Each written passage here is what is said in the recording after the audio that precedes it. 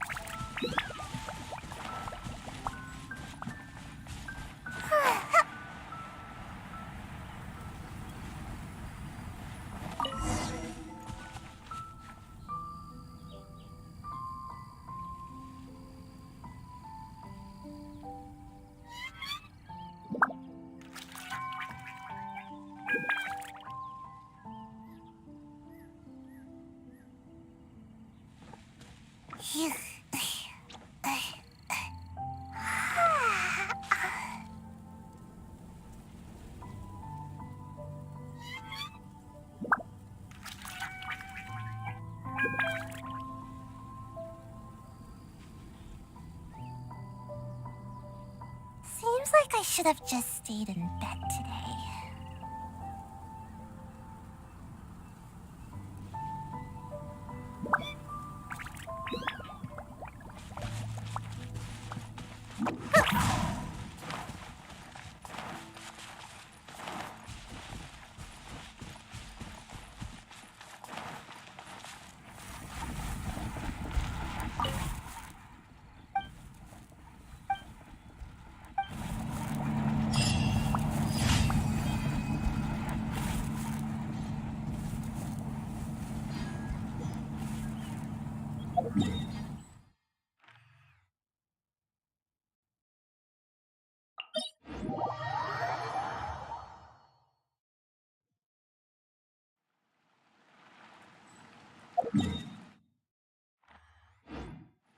Make my escape.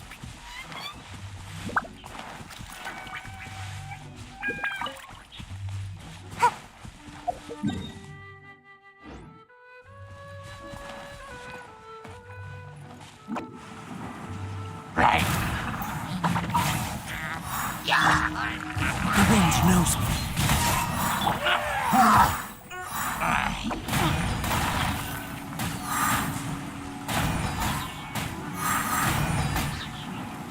Can't catch me!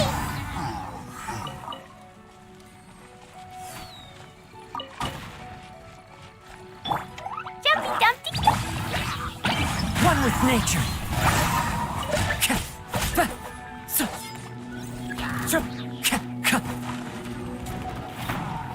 The wind knows me.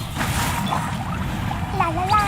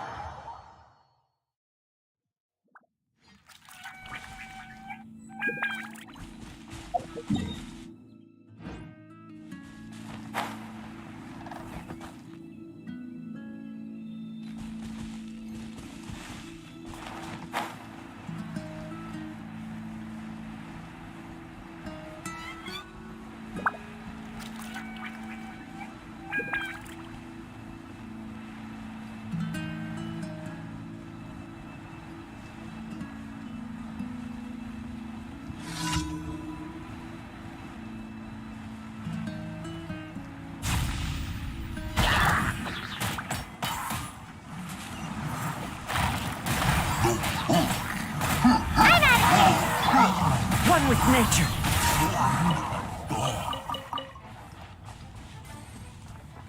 Quiver!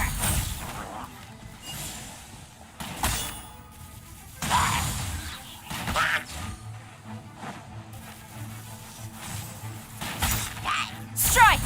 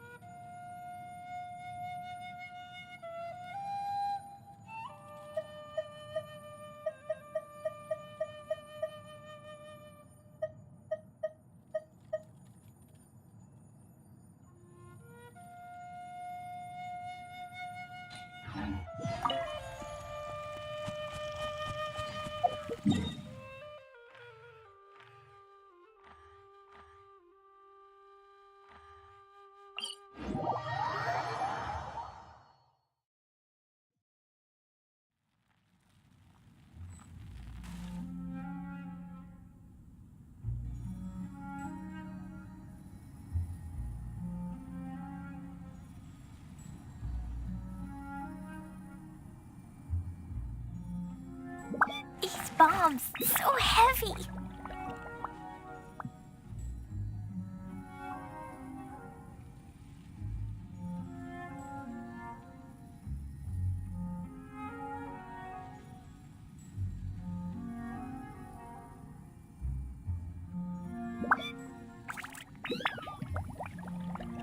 Dodoko?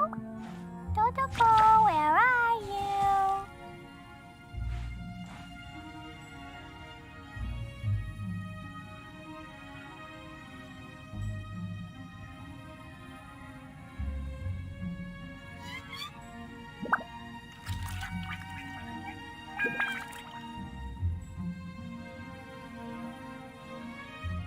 These bombs, so heavy.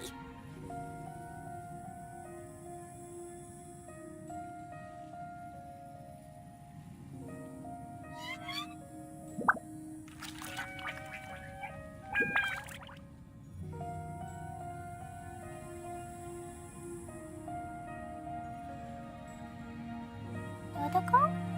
Dodoko, where are you?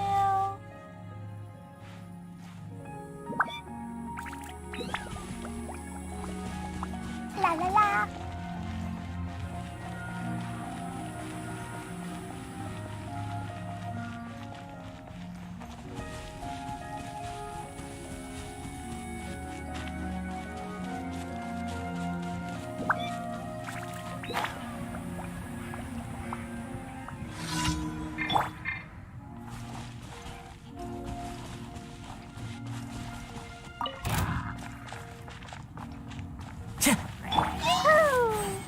Boing, boing, boing!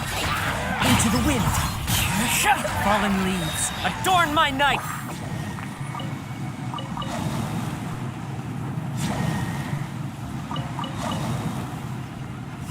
Can't touch me!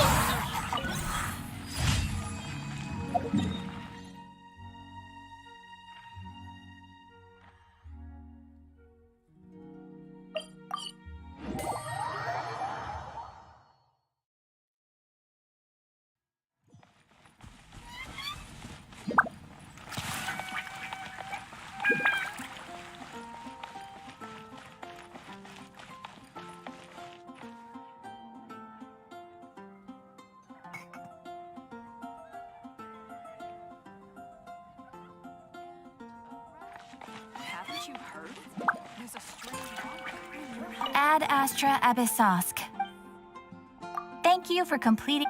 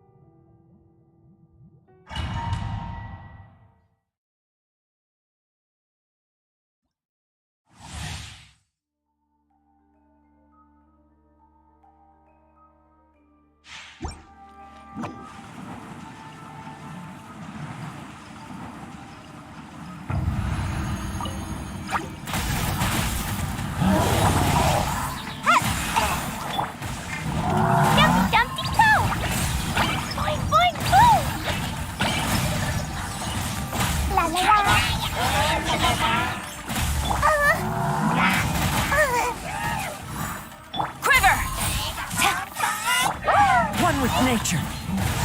Clouds high. I feel kind of woozy.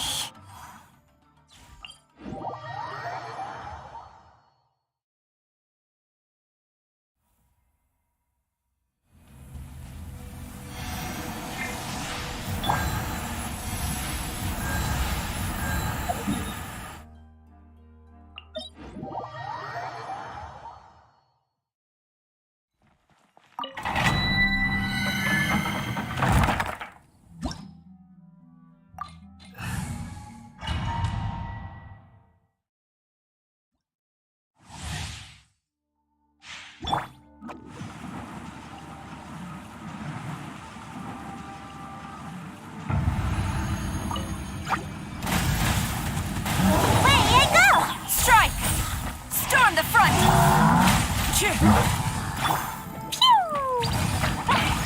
Jumpy Dumpty go!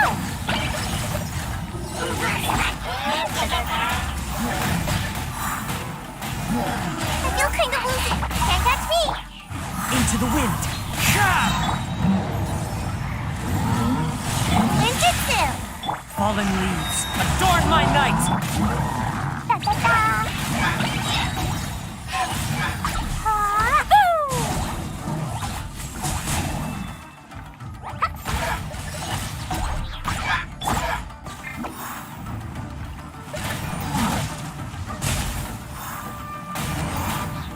And away I go.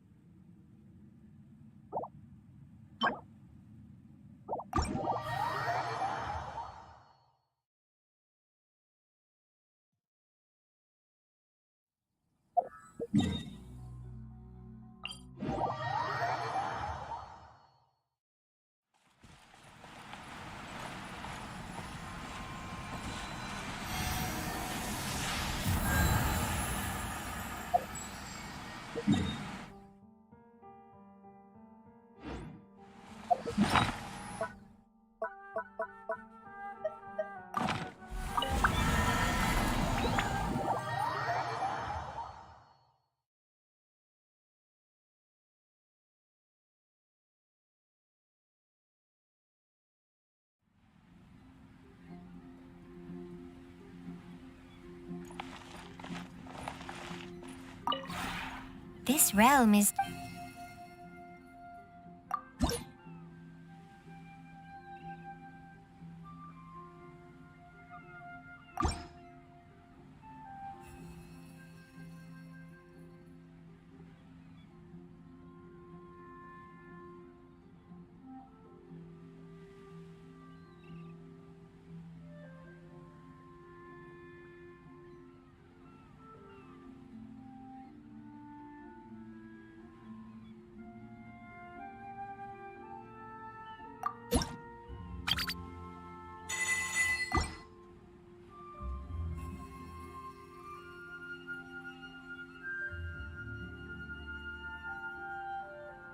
If you ever have any questions about the realm within,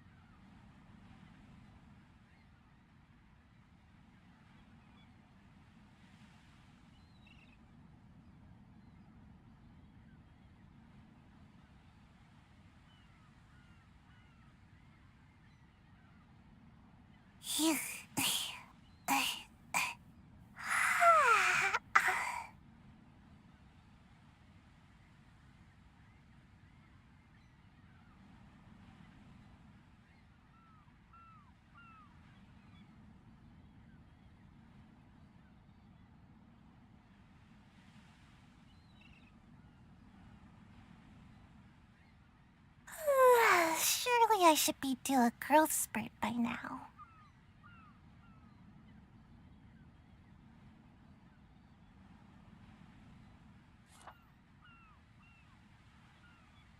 Yeah.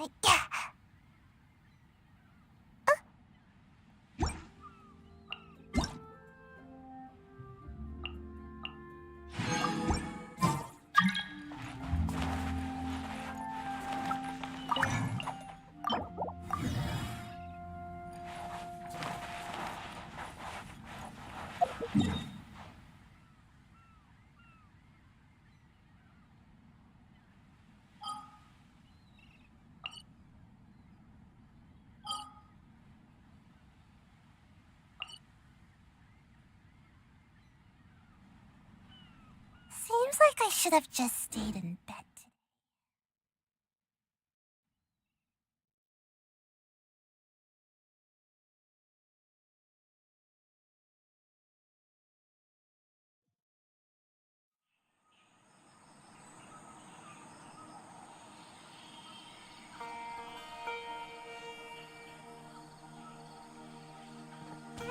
Phew.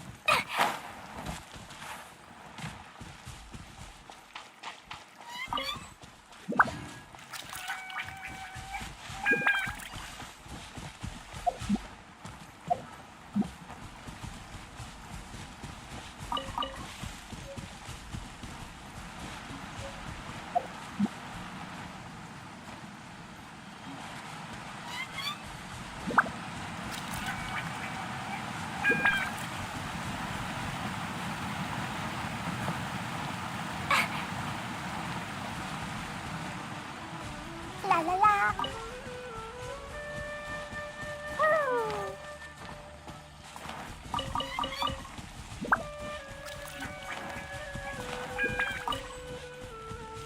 Da da da.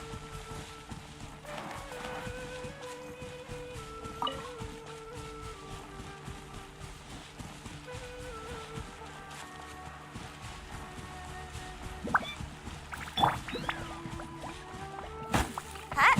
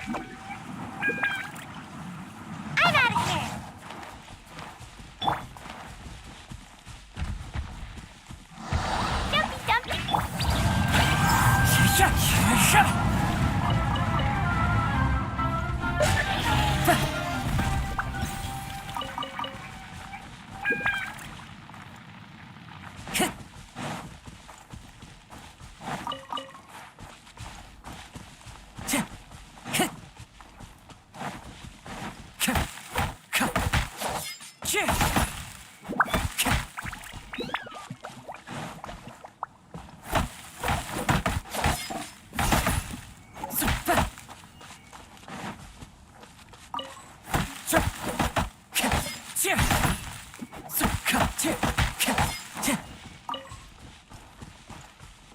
to go.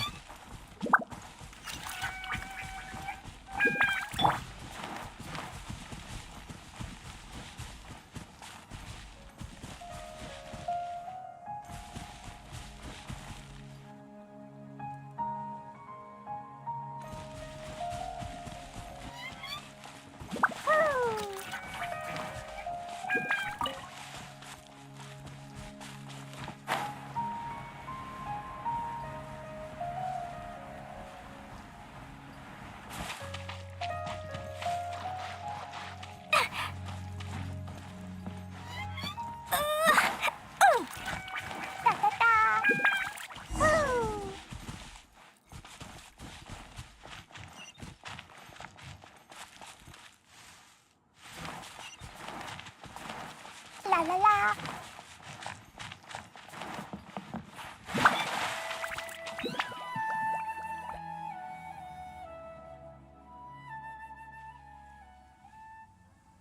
Now that we made it to Sumeru, our next objective should be to head to Sumeru City and find a way to meet with Lesser Lord Kusanali. And speaking of Lesser Lord Kusanali, even though we haven't heard too much about her, she doesn't seem to be the same deity who abducted your brother. But even so, people call Sumeru the Nation of Wisdom, you know. If we can get a chance to meet the God of Wisdom, maybe she can give us some useful information. But, Paimon doesn't know the way to Sumeru City. Maybe we can climb up to that spot with the statue of the Seven on it. That'll give us a way better view of things. Even if we can't see exactly where the city is, at least we'll be able to check for some smaller settlements nearby.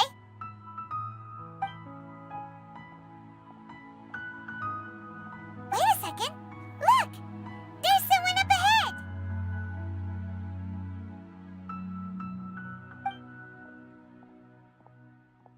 Perfect timing! Now we can just ask for directions rather than wander around like lost adventurers. Hey there! We're not from around here and seem to have gotten a little lost. We'd like to ask for some directions. Huh? Did they not hear Paimon? Hey! You over there! Could you give us some directions? Huh?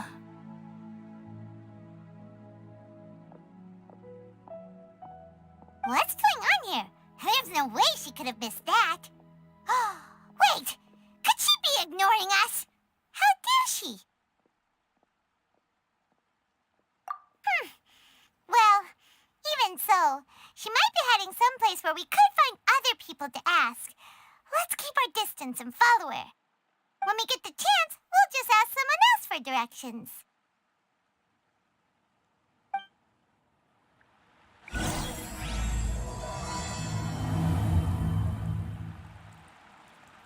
Come on, let's follow her. Just keep quiet. Make sure she doesn't notice us. Da-da-da. Huh? She just walked near that small waterfall and then suddenly vanished. Let's go take a closer look.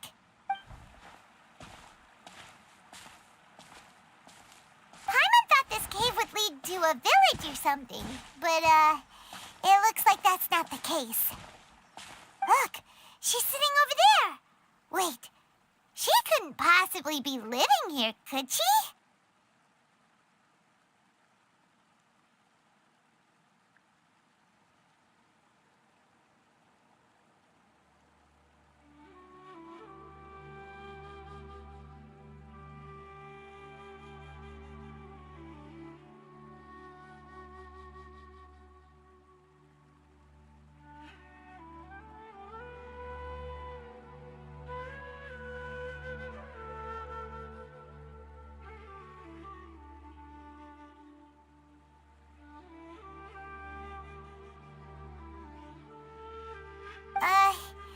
What should we do now?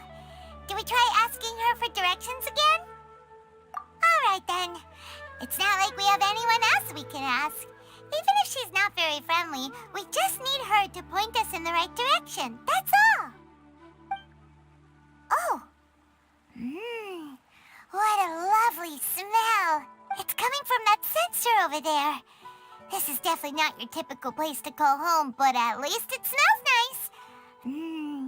Maybe living here wouldn't be too bad after all.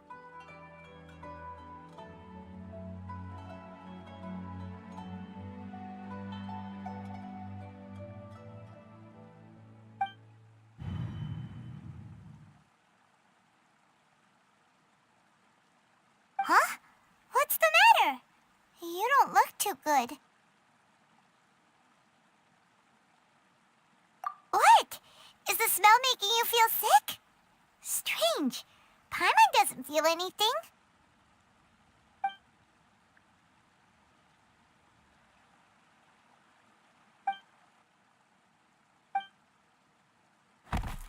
What's happening? Traveler? This is no time for a nap. Oh, come on, wake up.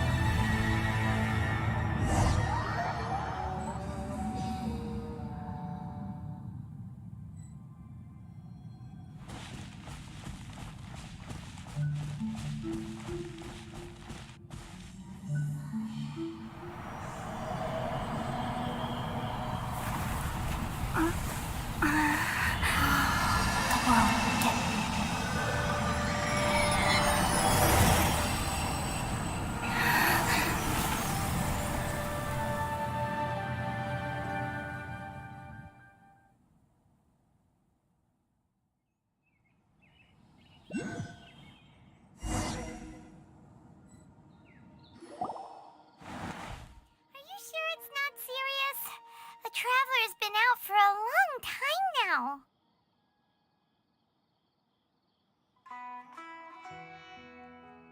Yes, you can relax.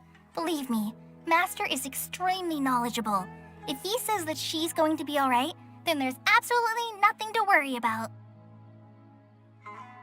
Oh, are you awake now? Oh, thank goodness! Traveler, you're finally awake! Well, we're at... good question. Where are we? Paimon was in such a panic when you passed out that she even forgot to ask what place this is. This is Gandharvaville. It was originally built by scholars from Sumeru as a place to rest in the rainforest. Now it's mainly used by the forest rangers as a base of operations. My name is Kale. I'm a trainee forest ranger. My master and I found you passed out during our patrol, so we brought you here. Oh, no things are necessary. I didn't do anything really. By the way, how are you feeling now? Any discomfort? Oh, that's Master's herbal medicine you're tasting. He gave you some while you were unconscious.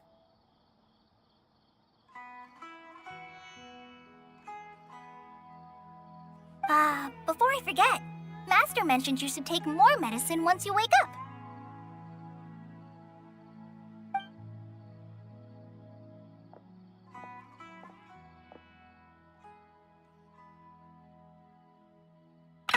Whoops!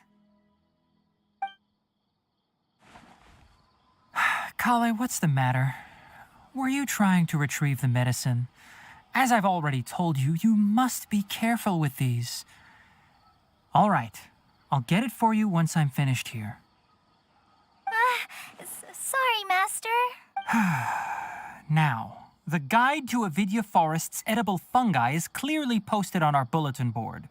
But if Farbode forgets which mushrooms to avoid one more time, I'll have no choice but to leave the guide somewhere a little more visible. Like right smack on his forehead so others can remind him to be careful.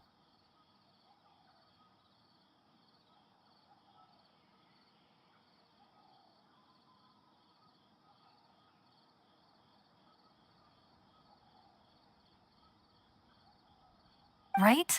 This is the second time he's come down with food poisoning this month. I'll be sure to give him a good talking to.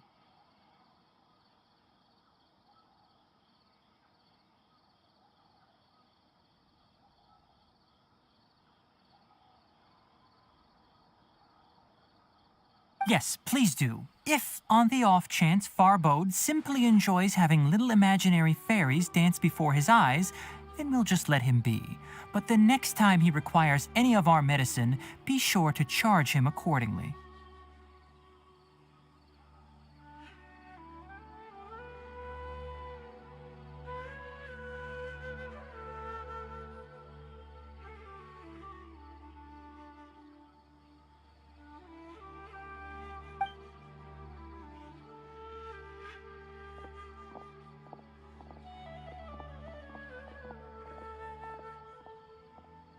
So, how are you doing? Feeling better?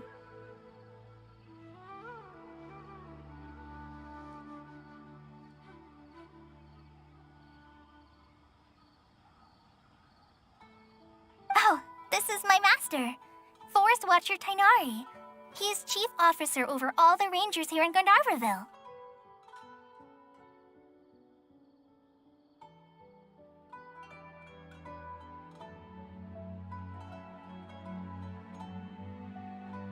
I already informed Paimon about the reason you fell unconscious earlier. But now that you're awake, let me explain it for you as well. It is common practice for Sumeru scholars of certain darshans to dedicate themselves to training and meditation in isolated areas, particularly the nearby forests. While meditating, they use a certain incense known as spirit borneol to help calm their minds as they enter a state of deep rumination.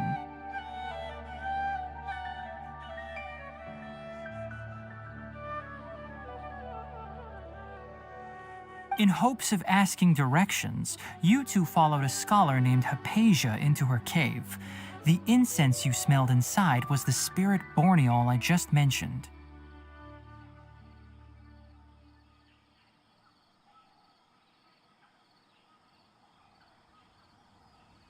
That incense typically has no effect on most people, but for a very select few, it can have profound effects on one's cognition, as you experienced firsthand.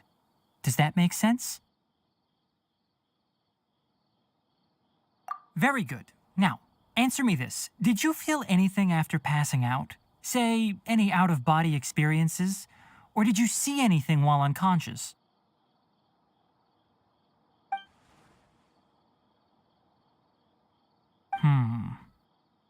Kale, let the others know to stop bringing their patrol logs here for now. Huh? Why? Because these two will be staying here for the next few days. They can have my room and I'll bunk with Amir. Now get a move on and be sure to do as I've said. Yes, Master Tainari.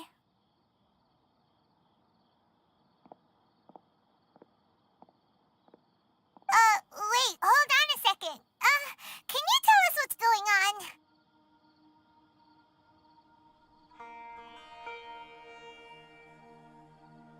Sure, let me fill you in. I originally planned to send you on your way once you finished your medicine. However, it appears now that you should stay a while longer in Gandharvaville for further observation while you recuperate.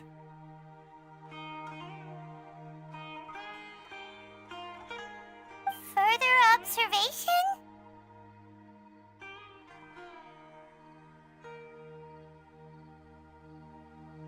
No need to be hasty. As long as you have the capacity to judge between right and wrong, I promise that you'll understand the gravity of the situation once I explain everything to you.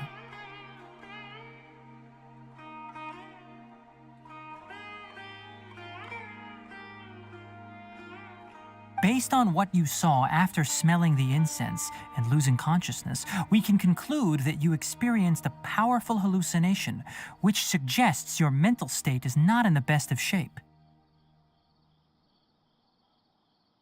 If you're skeptical, have a whiff of this. Whoa! Are you okay? You're experiencing a similar sensation as when you passed out, aren't you? So even though your condition is stable as of now, if I were to haphazardly let you leave, it's highly likely that you'd suddenly pass out again somewhere else. The rainforest is home to many fierce animals and hazardous areas. If something were to happen to you again, I'm afraid you might not be so lucky. For now, I suggest you continue taking your medicine each day and avoid wandering off on your own. At least until you stop having adverse reactions to this kind of smell, okay? Good. Now continue resting while I fire up another bowl of medicine for you.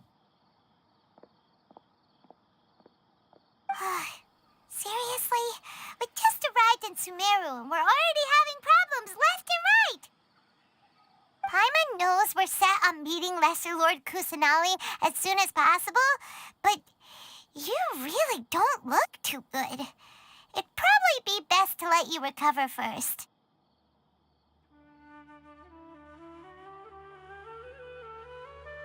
Hey! Are you even listening to Paimon? Paimon's over here worrying about you, you know. What's weird? You mean how you're feeling now? You mean the vision of tree roots and red skies you saw? But if those weren't hallucinations, what could they be?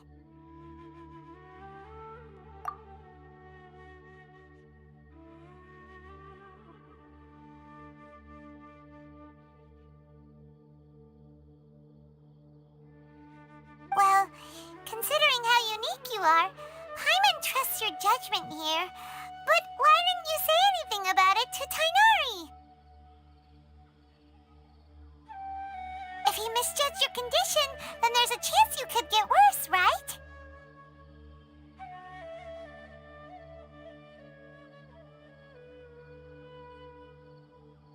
Huh? You mean that Tighnari already knows that what you saw weren't hallucinations? But if that's the case, why would he try to hide that from us? Oh, Paimon gets it now. That explains why you were so quiet earlier.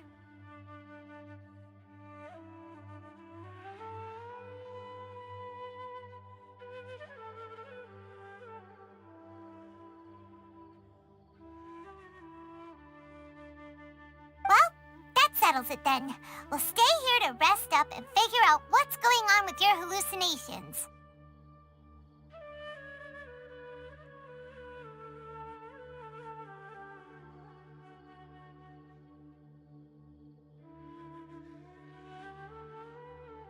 But it seems like asking Tighnari might not be an option anymore. What do you think we should do?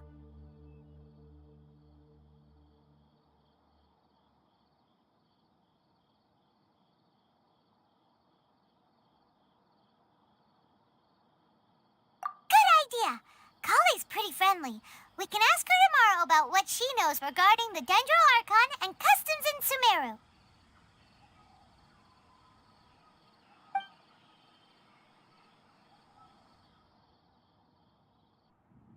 Rise and shine! Come on, it's time to go find Kali!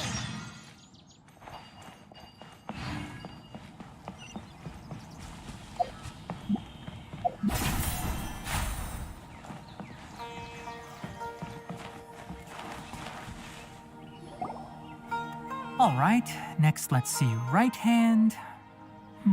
Yes, not bad. But please remember that you still need to be careful. Understand? Yes, I will. By the way, Master, I still haven't received the patrol route for today. Look, Kale, today's patrol will be a long one, so you won't be coming along this time. Besides, there's a chance we may encounter... well, you understand. But I have a vision too! Am I useless to everyone now?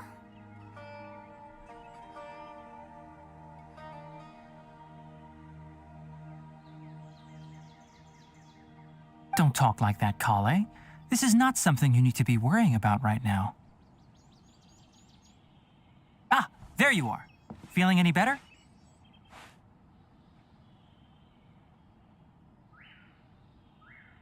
Yeah, since we'll be staying here for now, we thought we might as well try lending a hand around here. Seems you're not the type to sit back and take it easy for a while, huh? In that case, perhaps Kale could take you two for a patrol south of Gandharvaville for the day.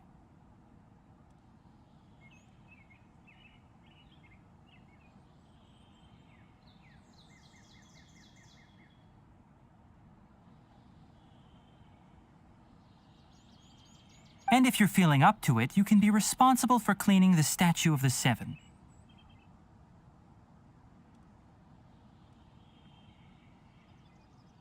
Tighnari, we're ready to head out.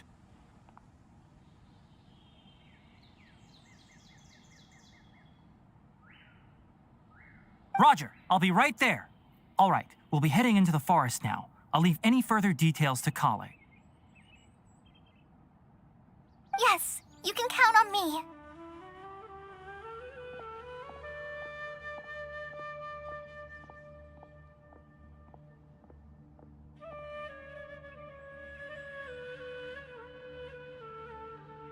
So, Kale, what exactly are we going to be doing today? Tighnari mentioned cleaning the statue just now, but, that doesn't really sound like the job for a ranger. Well, a forest ranger's responsibilities can be pretty diverse.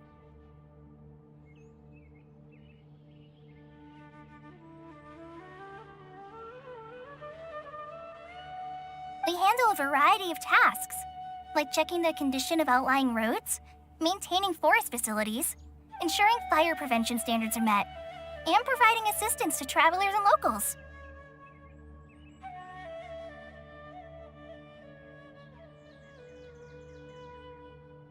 As for Master, well, he has to handle more dangerous areas of the rainforest.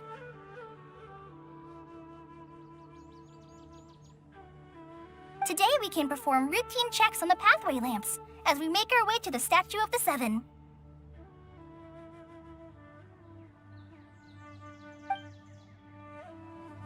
Paimon, traveler, this way! You can leave the task of checking the lamps to me. In the meantime, you two can keep an eye out for anything unusual.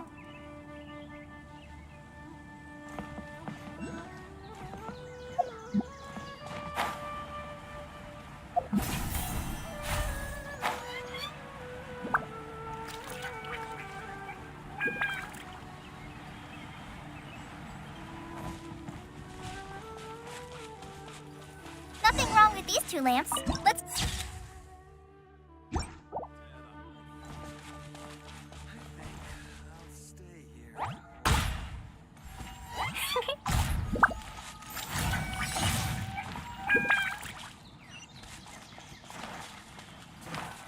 Oh, this lamp seems to be getting a little wobbly.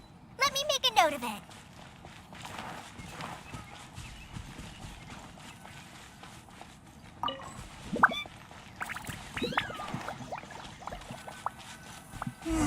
No problems with this lamp.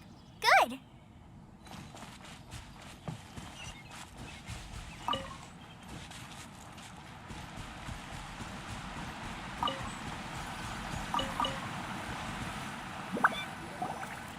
statue of the Seven is up on top of that large rock formation. You must have seen it when you came down this road before. It's pretty high up there, isn't it? Don't worry. If you're afraid you can't make it up there, I'm sure Master wouldn't mind if you don't clean the statue.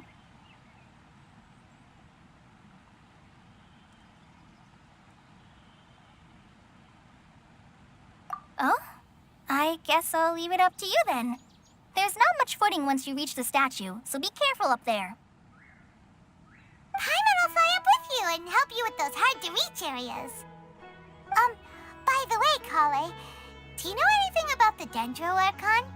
You know, what's she like? That depends.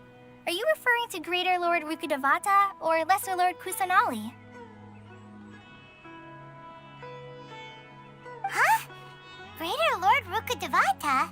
Oh, is that the name of the former Dendro Archon? Uh-huh. Greater Lord Rukkhadevata was Sumeru's first Dendro Archon. She created the rainforest as well as the wall of Samiel around the desert. Her works provided a means of peaceful living for everyone. To the people of Sumeru, she's not only a symbol of wisdom, but also of power and kindness. Unfortunately, she disappeared in a great calamity that occurred a few hundred years ago. According to what Masters told me, the sages later found the newly born Dendro Archon and whisked her back to Sumeru.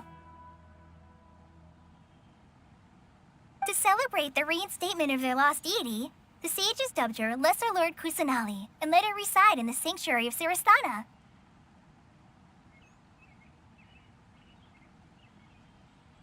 Uh-huh. Then what happened?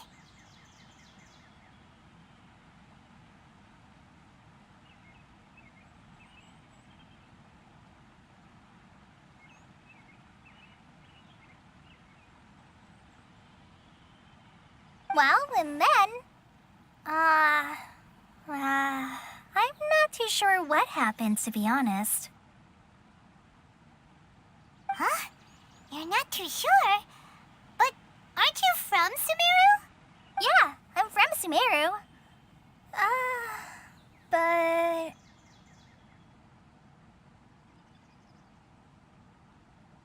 Maybe it's difficult to discuss this topic with strangers. If that's the case, then don't worry, we understand. No, it's not that. I'm not trying to hide something from you. Besides, I don't consider you two strangers.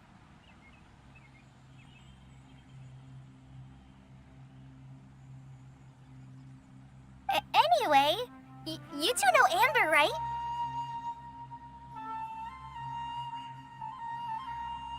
Wait, Amber? You mean...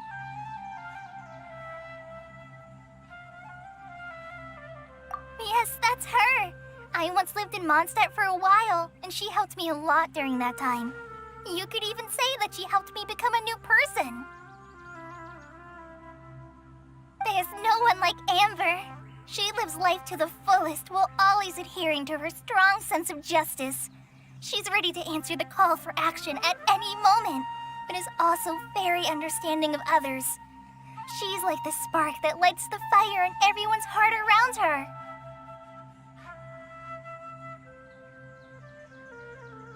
If you ask me, she's a prime example of a true outrider. She's the first person anyone coming to Mondstadt will meet. You can't help but be enthralled by her charm and enthusiasm, causing you to fall in love with the lands of Mondstadt and...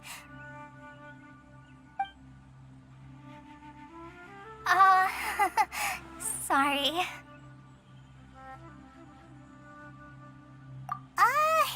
Paimon thought the work of Outriders was a little different from what you just described, but one thing's for sure, you really like Amber. Sorry. I was rambling on just now. It must have sounded kind of weird. It's alright, Kale. Knowing that you're a friend of Amber somehow makes Paimon suddenly feel a lot closer to you. So, how do you know that we've met Amber?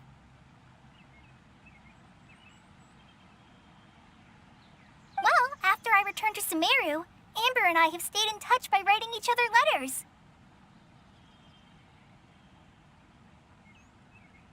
In one letter, she mentioned that Mondstadt was attacked by a fearsome dragon, but the city was saved by a mysterious blonde traveler and their floating companion.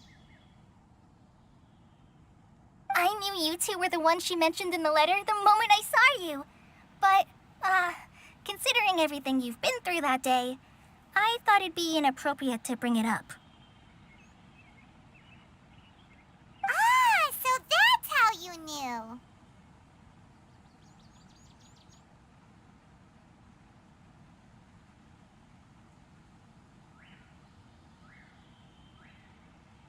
Yep, so please know that you two have my complete trust. Really.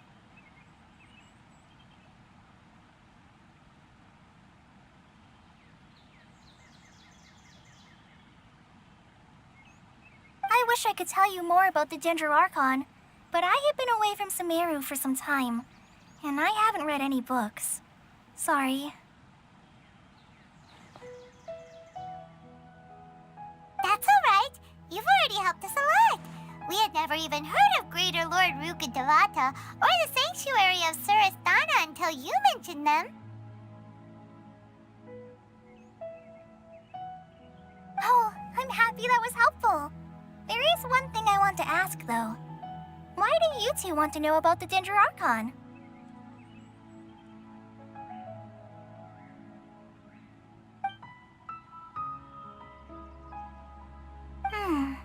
So that's why you're here. Thank you for telling me your story.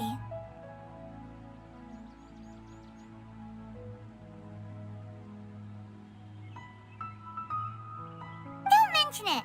We are friends after all, right?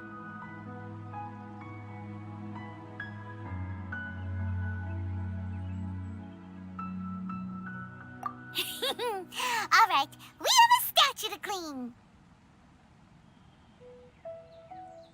You both have my thanks.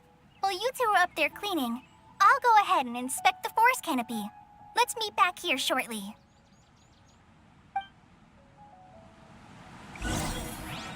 I'm not a very good climber, so I'll just let you handle the statue. I'll go check the facilities up ahead. By the way, once we're done with our work here, would you like to chat some more?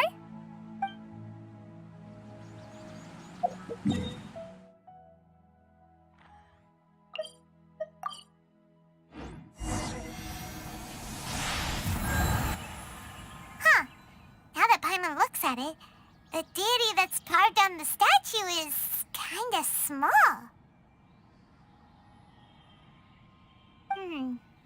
Do you think she's supposed to be Greater Lord Rukkhadevata or Lesser Lord Kusanali? The name does seem to fit the statue somehow. Well, anyway, we'll have to figure that out later.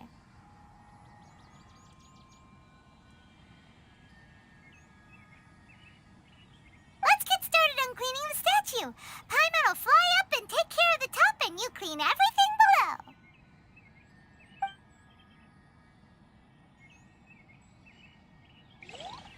Nice work. That's one clean statue. Let's head down and meet up with Kale.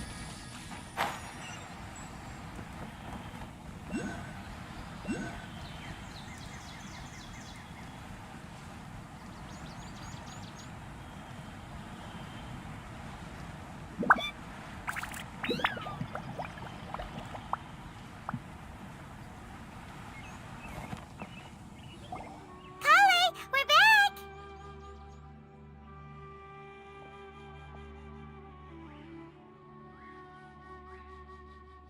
Welcome back! You must be tired after all that climbing. Let's take a little break. I brought some fruit and water for us.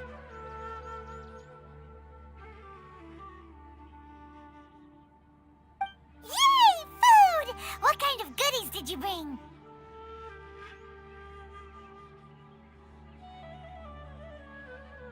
Hey, don't be a party pooper. It's not like Kale is a stranger or anything.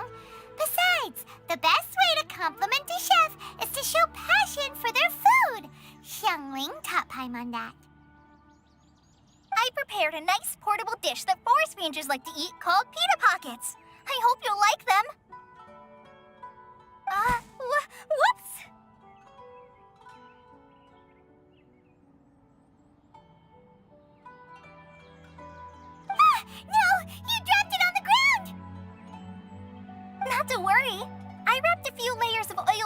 around each pita.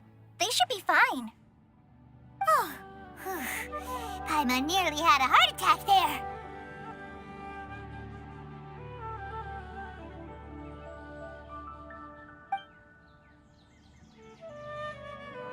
Those pitas are amazing! You're quite the cook, Kale. Thank goodness you wrapped them in paper. Paimon wouldn't have been able to sleep at night knowing something so tasty had been wasted. You really know how to compliment the chef, Paimon. Since you liked it so much, I'll be sure to give you a copy of the recipe sometime.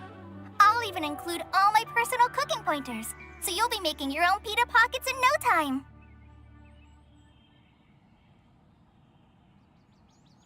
Yay! Thanks, Kale! It's hard to believe someone as diligent as you could have clumsy moments, too. Oh, I guess it happens from time to time.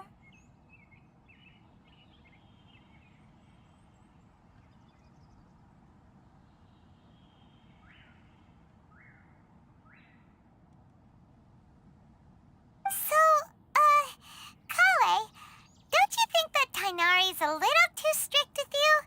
He won't let you touch anything without his permission.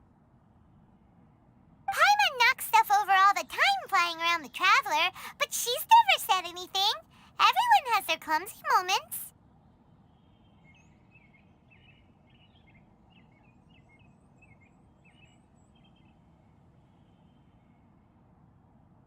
No, you've got the wrong idea about Master.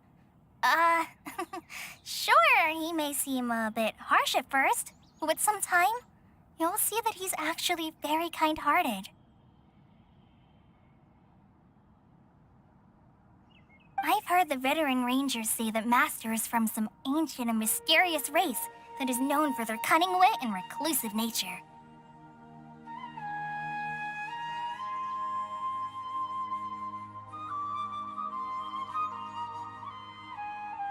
Oh, by the way, you've heard of the Academia, right?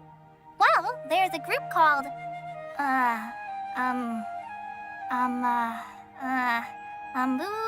something?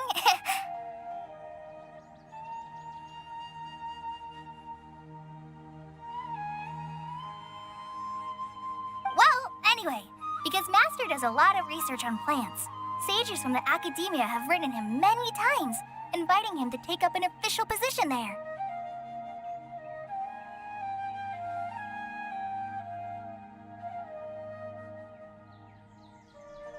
But Master declines their offers every time, saying, Sumeru City is too noisy. It'd be bad for my ears.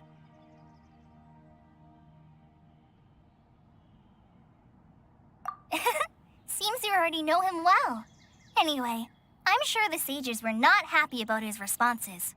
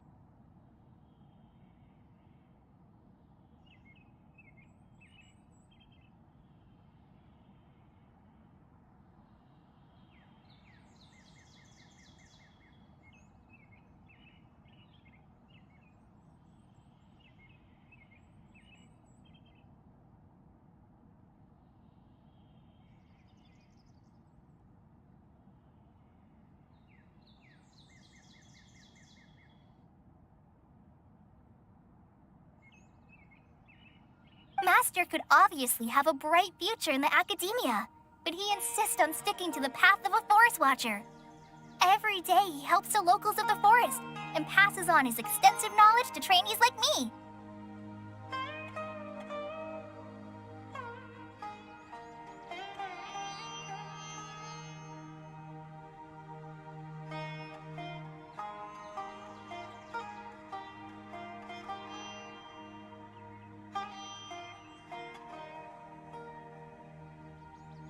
In fact, Master's the one who taught me how to make pita pockets.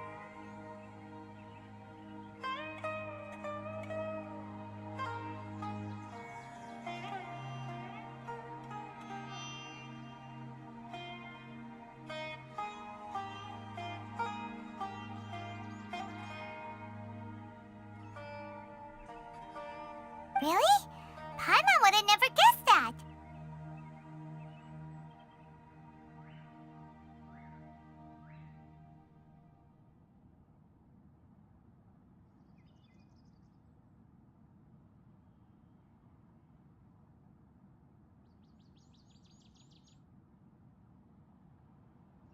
Oh, speaking of Tainari, he was the one who took care of you after finding you passed out yesterday. He even carried you all the way here.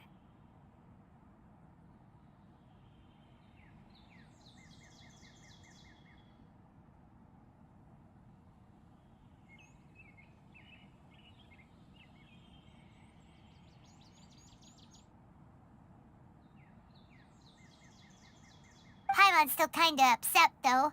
He kept scolding Paimon the entire way here.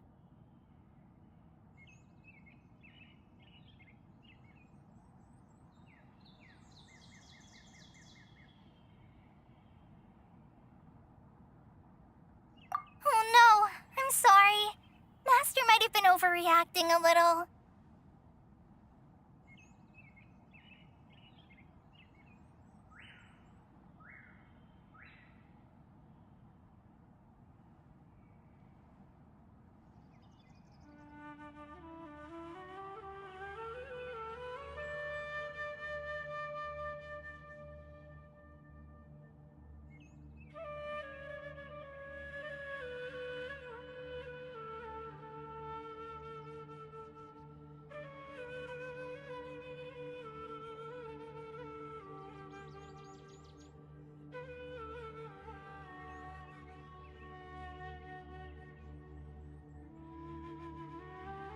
But, it's mostly because Paimon wouldn't stop yelling, "Why, oh why? Is she going to die?" It probably started to get under Master's skin after a while.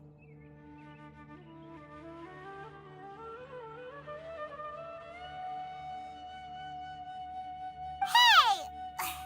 Don't laugh! Paimon was genuinely concerned about you.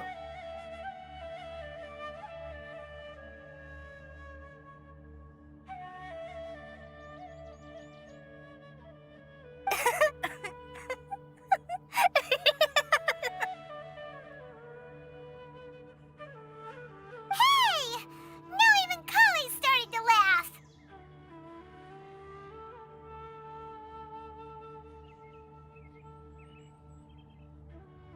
Ugh, that's it! Paimon won't forget this! It's time for some primordial wrath!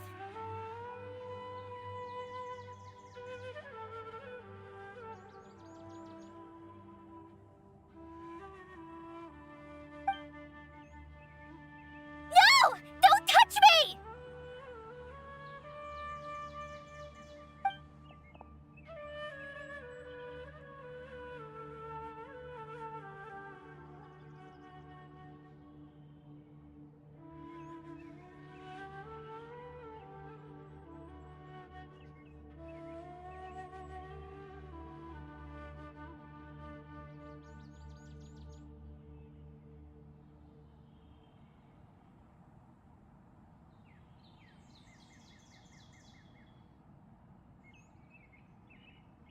Oh, sorry, Kale. Paimon didn't mean to scare you.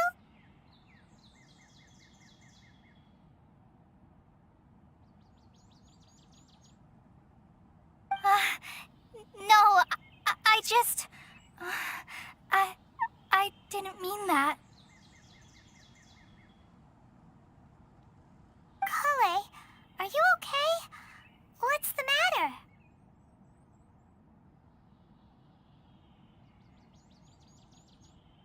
No, I'm fine. I'm sorry. I must have startled you both reacting like that. Oh, well, it's getting late now.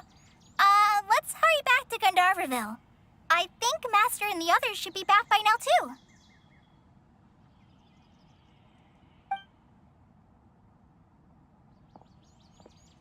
Huh? What was up with Kali just now? And why is she in such a hurry all of a sudden? Look, she's practically running back. Paimon can't even see her now.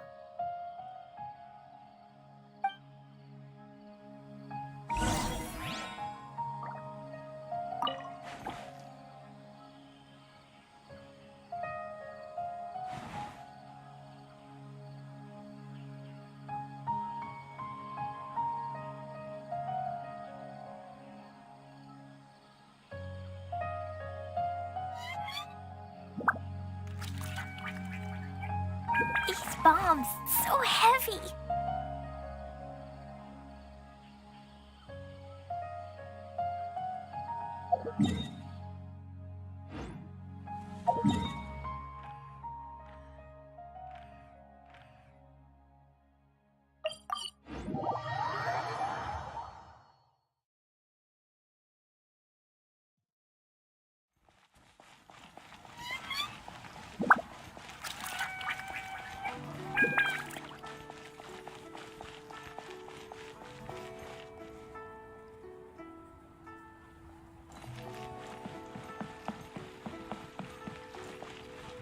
Ad Astra Abyssosk.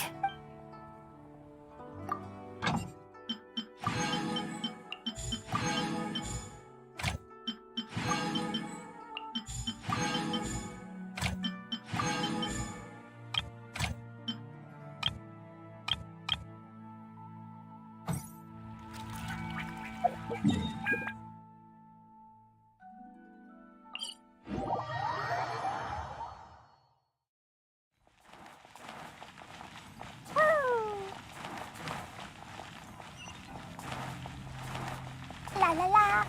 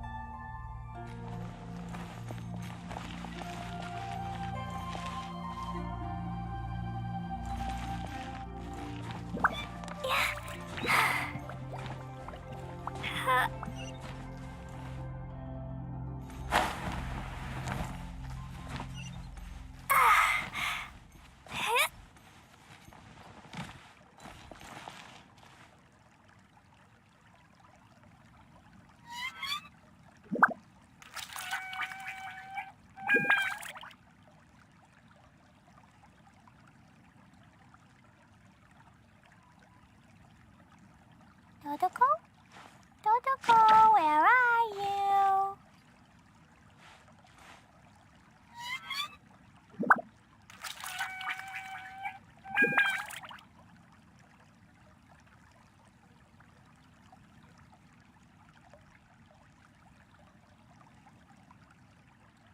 These bombs, so heavy.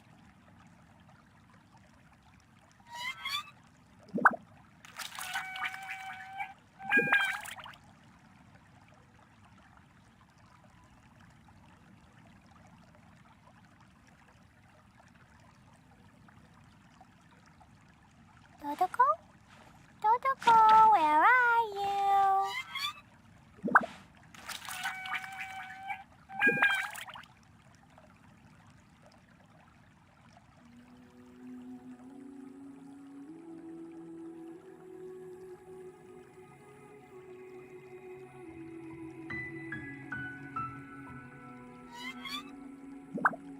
Explosion inside city wall?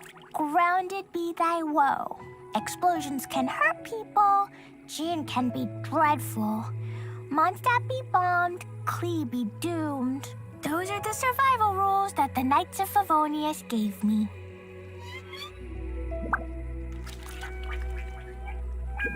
These bombs, so heavy.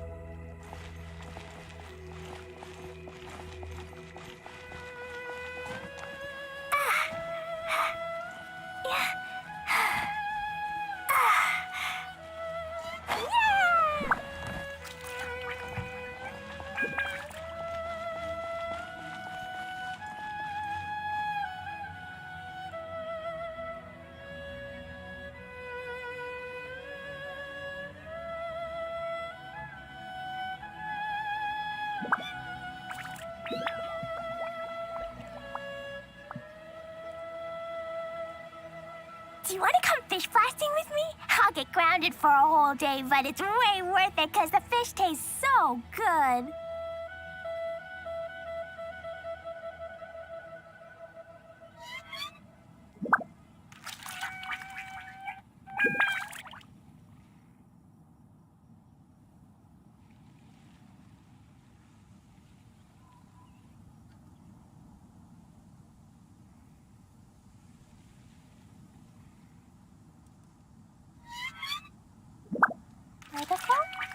Tentacle, where are you?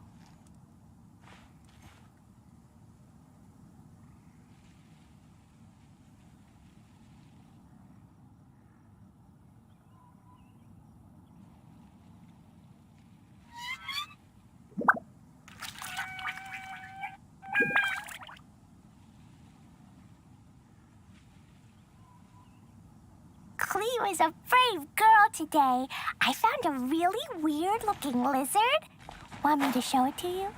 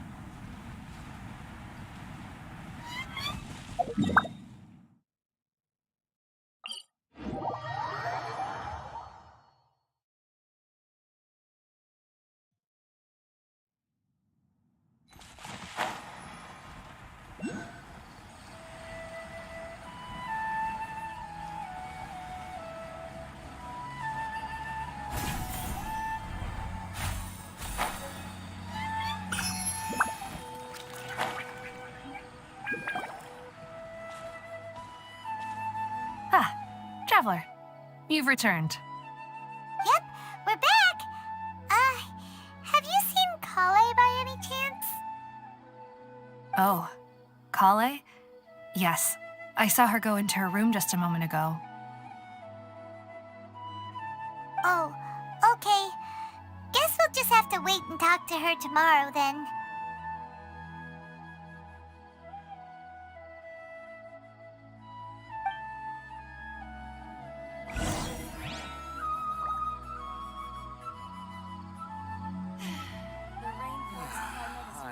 I'm dead on my feet. I think I'll stay here a while. Dodoko? Dodoko, where are you?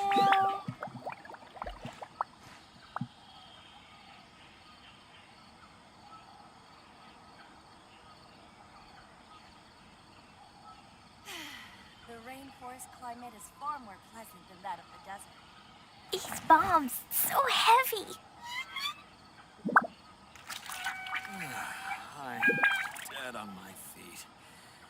I think I'll stay here a while.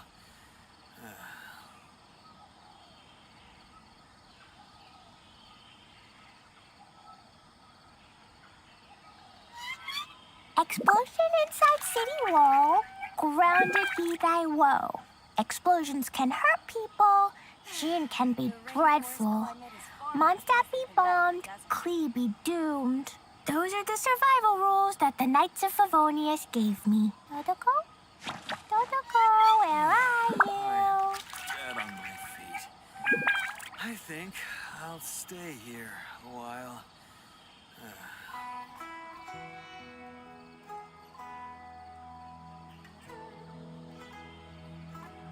These bombs.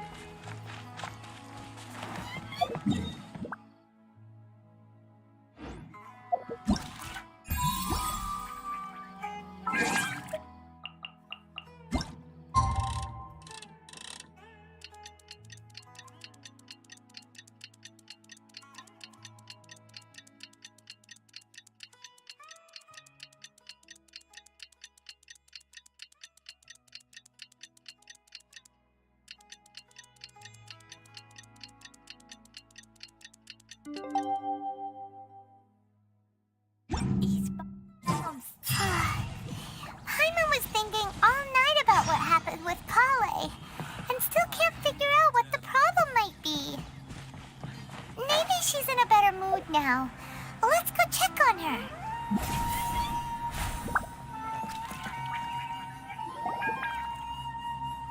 Ah, it's you two. I was just about to go look for you.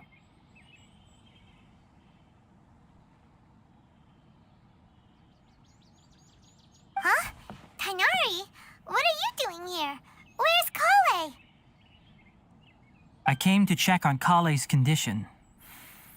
To put it simply, she's not well.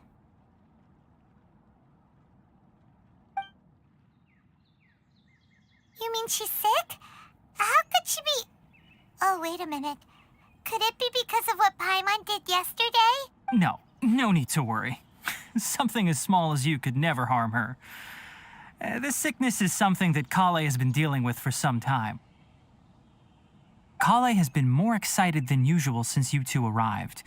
A little too much so, to be honest. She hasn't remembered to take care of herself. I suppose it's understandable, though. She hasn't been around anyone she considered a friend for some time now. It must have been refreshing for her to have you two here. So, Tainari, what's really wrong with Kale?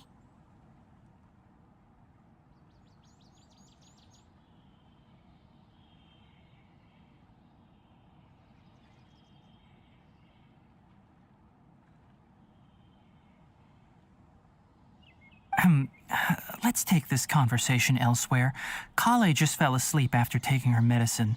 She needs some peace and quiet.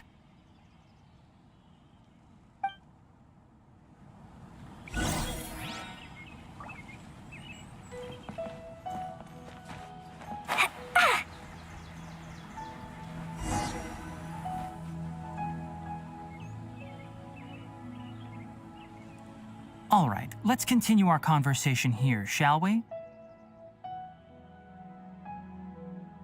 To be honest, I hadn't realized that you're that honorary knight from Mondstadt until Kale told me just now. I've also heard all about your deeds in Liyue and Inazuma. So, just to clarify, what I'm about to tell you about Kale is not because of who you are or your past feats. Instead, I am going to tell you because... well, because Kale asked me to. And honestly speaking, I was against Kale revealing her past to you.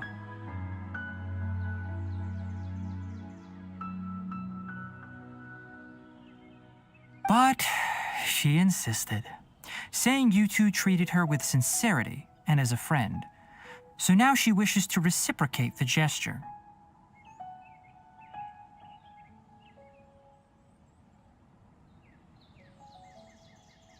So, Tainari, what exactly is wrong with Kale?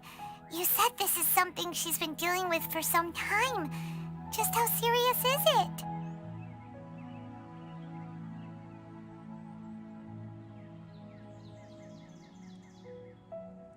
Right. Ever since she was a child, she's been afflicted with a disease called Elazar.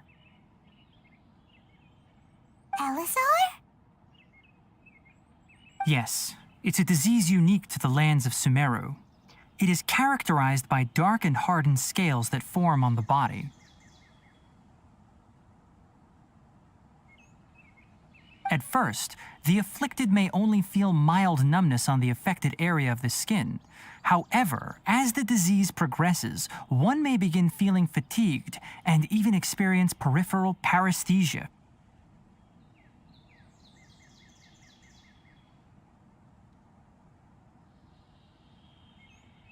In its final stages, the disease strips a person of the ability to control their own body, and they effectively become completely immobile.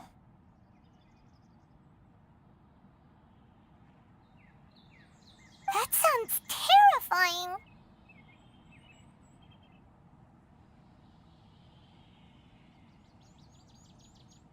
Wait, hold on. So when Kale seemed to be acting a little clumsy earlier, it was because... Correct. That would be the effects of Elazar, which is precisely why I do not want her carrying or holding anything, lest she ends up hurting herself. With appropriate treatment, the disease can be effectively controlled before it progresses to a more serious stage. However, there is unfortunately still no true cure for Elazar.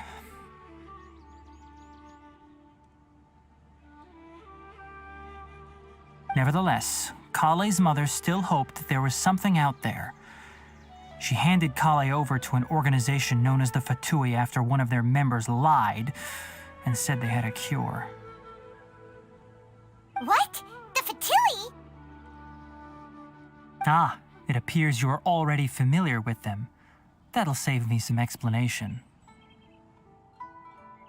Anyway, the person who eventually rescued Kale and brought her to me for care said that she had been given to a harbinger known as the Doctor.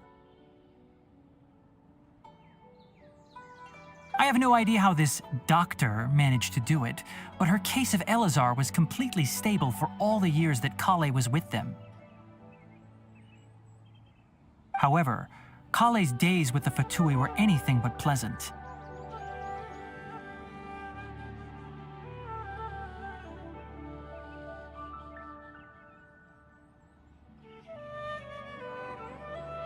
Kale is a resilient individual and always tries to appear cheerful, but her experience with the Fatui has left deep scars. Even now, she can still feel deathly afraid of someone touching her.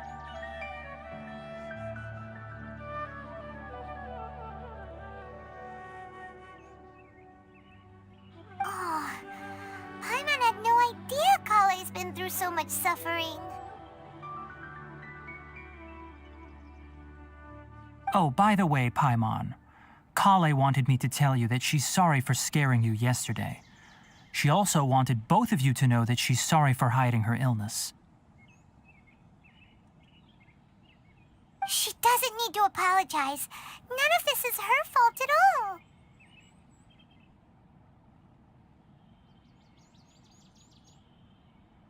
Well said. I hope you'll get a chance to tell her that in person the next time you see her. Kale once thought that it would be impossible for her to have any real friendships. I trust that you two will never let my trainee experience such emotional pain again. Don't worry, Tainari. We'll take good care of her.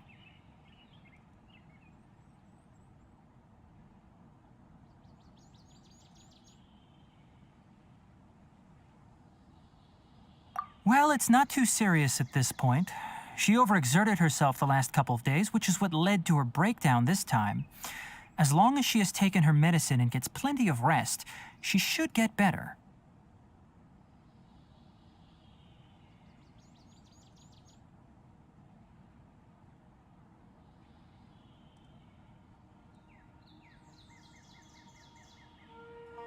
Though, I must admit that Kale's condition was much more stable when she first arrived here in Gandharvaville.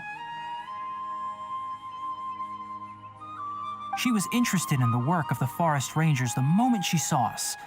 I could see that she was serious about learning, so I felt compelled to ask her to join us. Her stamina has gotten much worse recently. Though a moderate amount of physical exercise is always necessary, I'm afraid the long-distance patrols are a little too much for her now. All right. Now that I've told you about Kale's past, I think I'll head into the rainforest to find some ingredients needed for her medicine. I'll see you two later.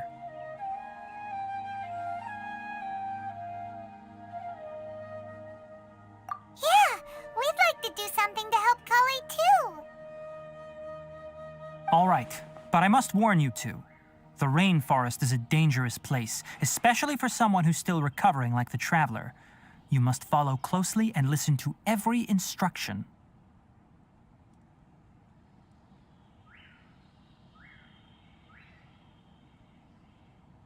No problemo.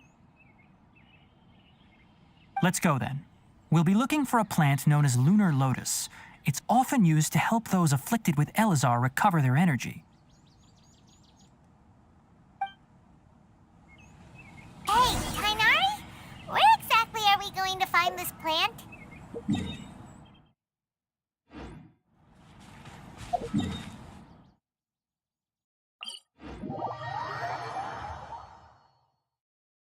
Lunar Lotus can be found all over the rainforest, but it often grows right here around Gandharvaville. Given the name, it sounds like we should be looking for it in the water. You are correct. Lunar Lotus grows in the water. When fully matured, they look like giant blue flowers floating on the water's surface. Quite an attractive species, if you ask me. The large petals are actually the plant's leaves and sepals, which surround a very small flower. You should note that many of the plants found in Sumeru have names that are contrary to their species. Take the Kalpalata, for example. The plant is not a lotus at all, but rather a vine. And then there's the Sumeru rose, which is not a rose, completely contrary to its name. Oh, huh. Okay then. Note to Paimon. Never bring up the topic of flowers with Tainari.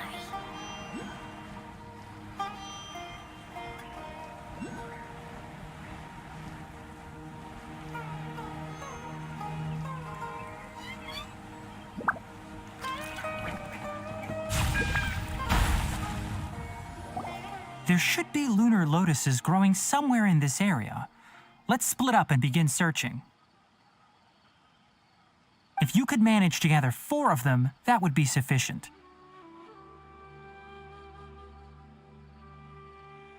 We'll rendezvous here once you've gathered the needed amount.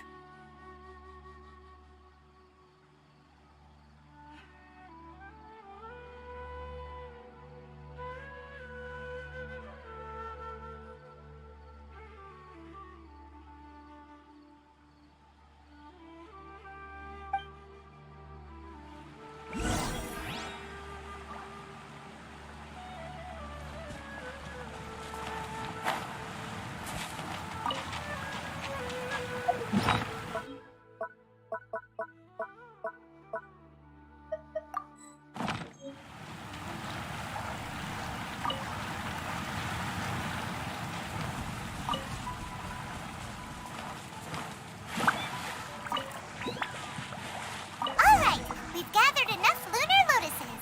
Let's head back to meet Tainari. La la la.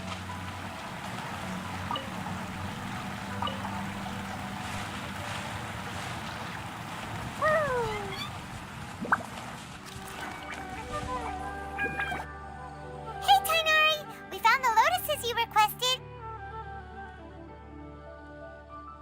Let me take a look. Good, very good. These are all excellent quality. I'm quite glad you two came along. Your exploration experience helped save me a lot of time here. It seems we even have enough time to stock up on some other things I need.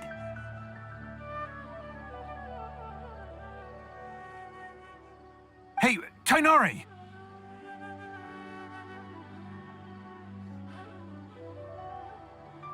Oh, Tainari, someone's calling your name.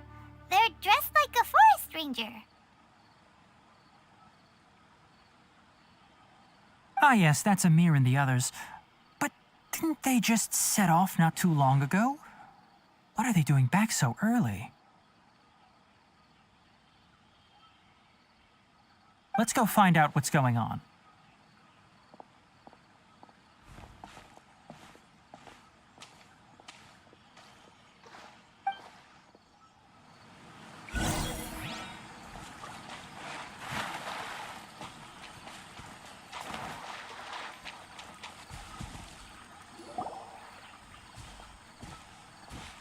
Tainari, thank goodness we found you here. We were just about to head back and find you at Gandharvaville.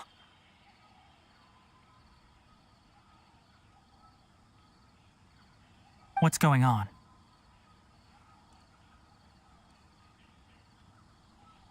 We just discovered a withering zone. The Withering is back? But the patrol route you were on should have been already clear just a week ago. It reappeared so quickly. Can you tell me the exact location?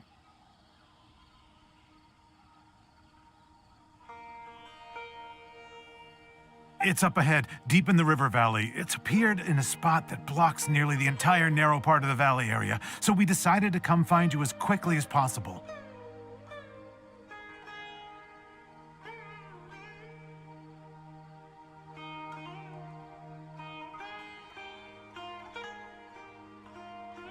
And the radius of the contamination? Sorry, I couldn't get a clear enough view to tell. No one in our patrol team had a vision, and it appeared to still be spreading, so we didn't risk getting any closer.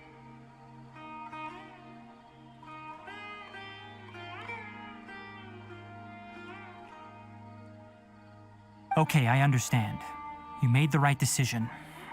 I'll go deal with it right away. In the meantime, please guide these two back to Gandharvaville.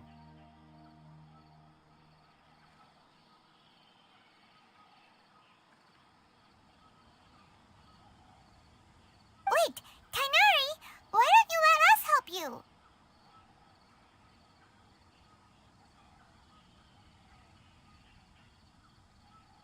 You two have only just arrived in Sumeru. You're still unfamiliar with many things in these lands.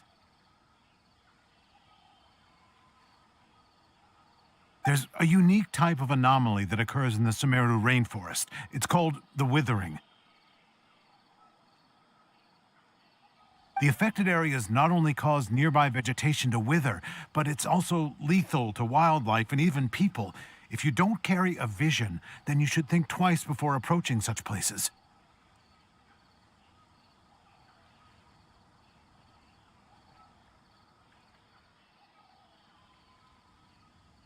Yes, Amir is absolutely right. I wasn't kidding when I said the rainforest is a dangerous place.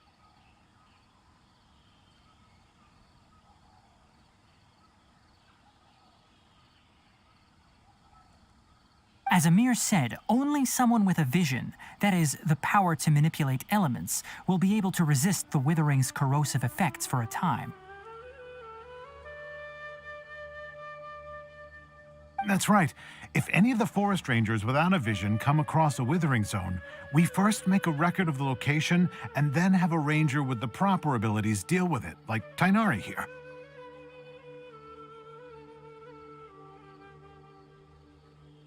Only someone with a vision can venture within a withering zone and find a way to deal with it.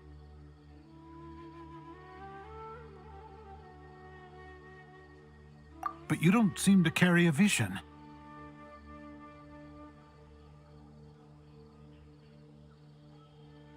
Don't worry, she may not have a vision, but she's a real pro at using the power of the elements.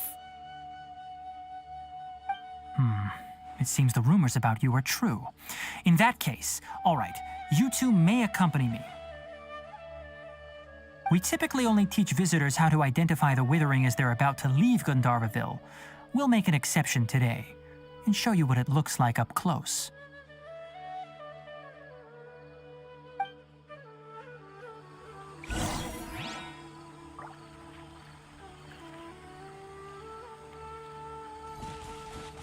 La la la.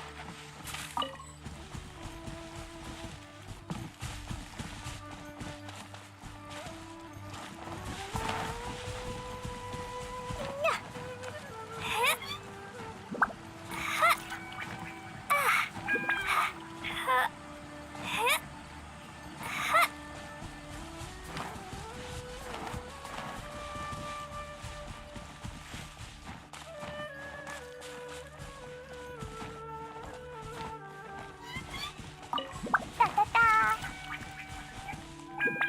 Pew! Jumpy dumpy go! Huh? Huh?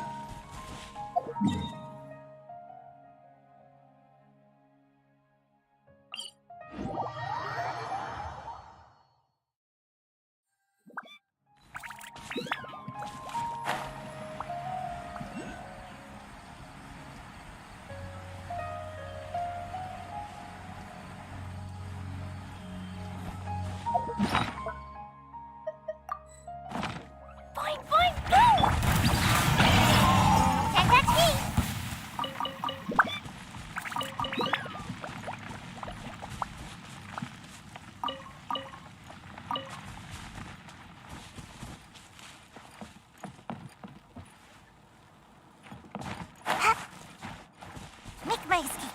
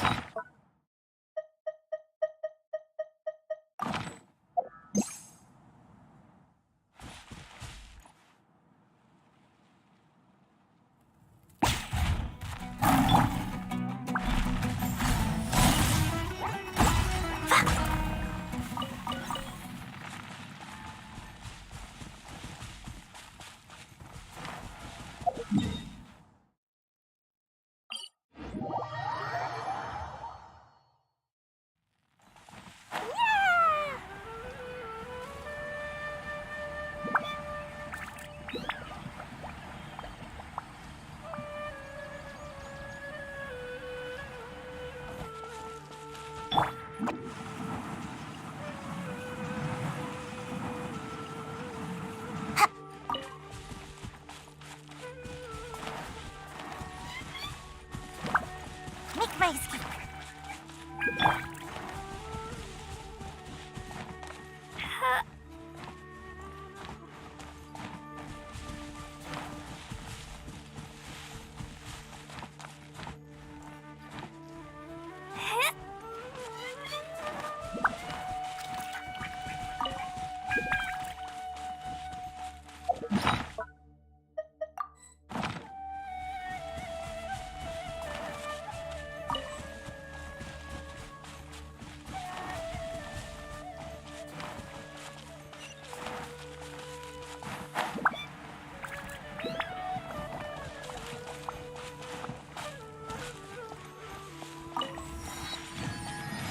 La la la.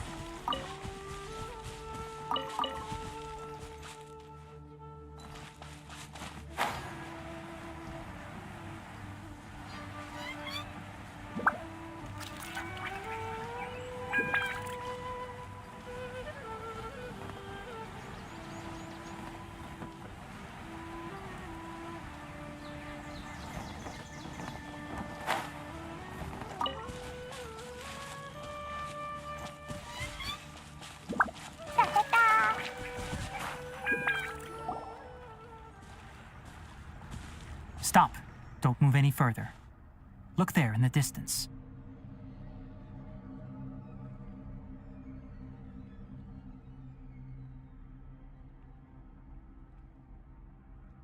Huh? Where? Oh, look! Those plants have withered. That whole area is kinda gloomy. Even the air looks like it's filled with ash.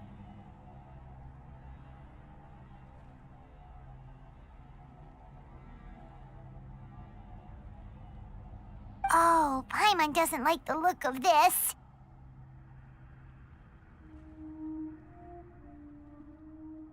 That is the Withering.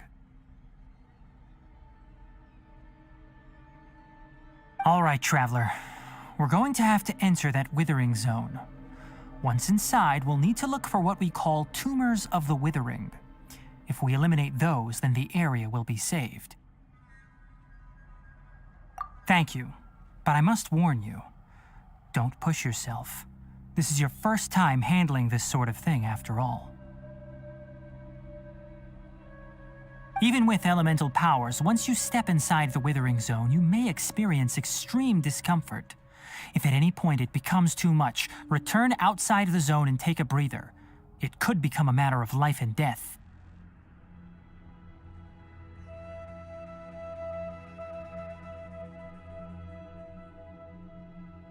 You ready then? Let's go.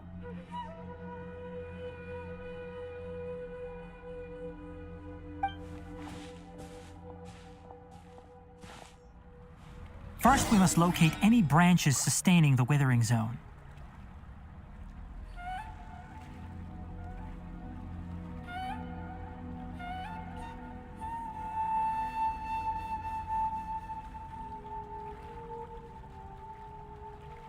Dodoko? Dodoko, where are you?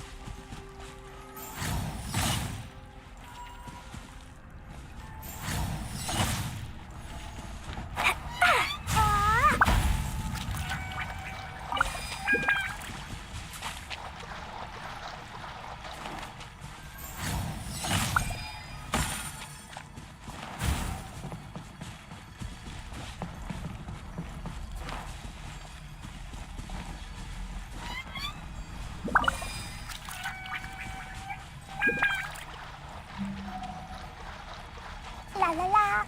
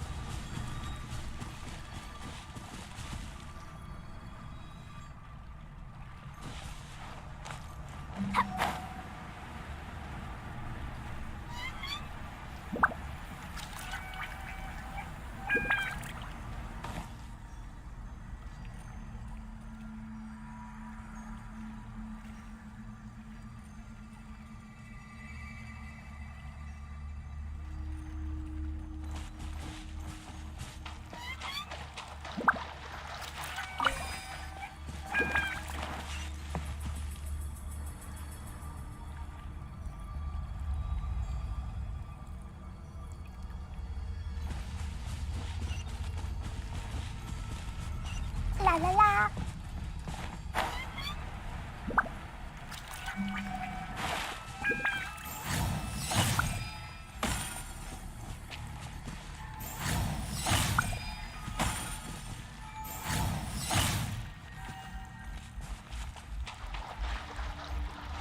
Da da da.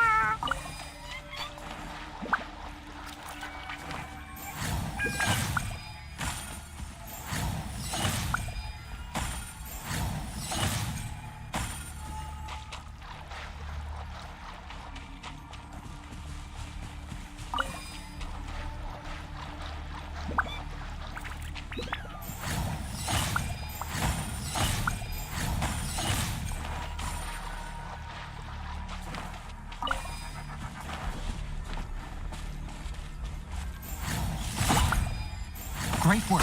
Now that all the branches have been cleared, we'll need to take care of the tumor. Fine, fine, go! Come on out! The wind knows it. Now, destroy the tumors of the Withering.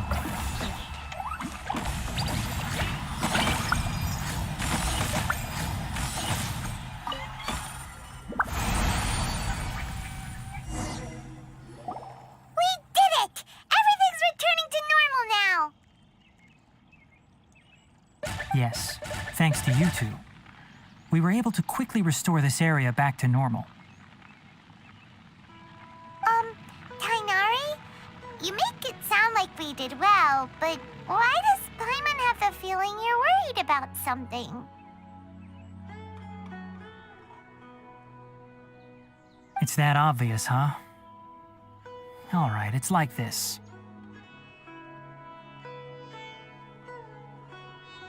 Recently, the rate at which the Withering Zone appears has been increasing. Even though we were able to quickly clear that Withering Zone, it won't be long before another one appears.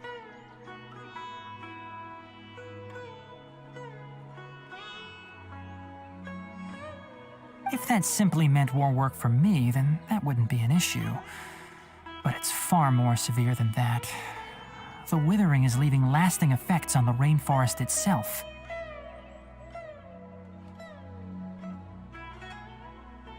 For instance, even though we cleared out the withering zone, many of the plants that were affected will not recover.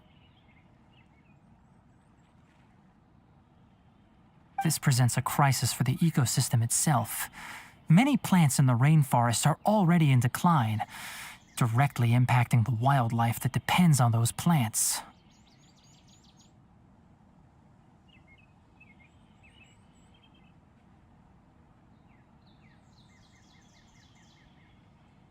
And most disturbingly, as the appearances of withering zones have started to increase, Kale's case of Elazar has also become more serious.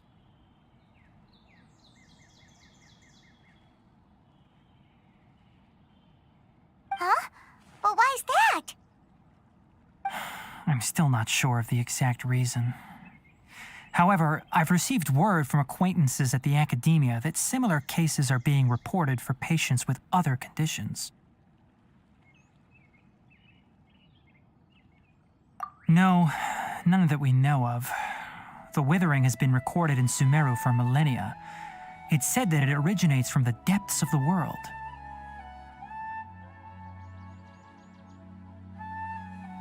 By the way, have you heard of Irminsul before? Irminsul is a tree located deep beneath the surface. Although it isn't like any tree we know in a biological sense, you can basically think of it as a large tree that grows downwards rather than upwards.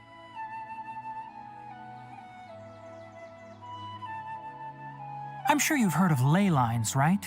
They're like the roots of Irminsul, spreading and extending from a massive cavern deep underground all the way up to the surface.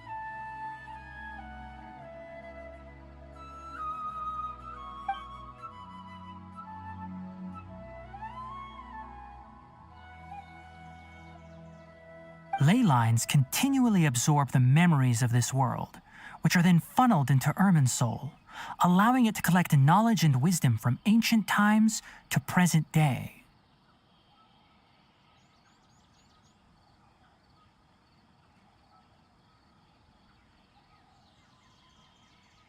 The Dendro Archon is known as the God of Wisdom because her consciousness is directly connected to it. It is also said that the Dendro Archon's power is a manifestation of Irminsul.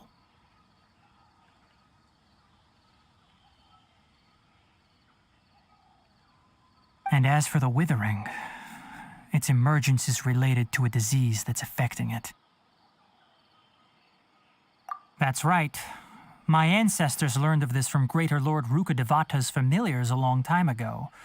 But even those mysterious creatures did not know of a cure for Irminsul.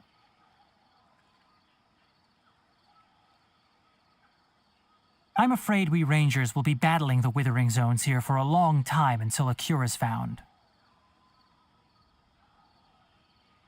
All right, that's enough on this topic for the time being. Now that we've taken care of things here, it's time for us to head back to Gandharvaville.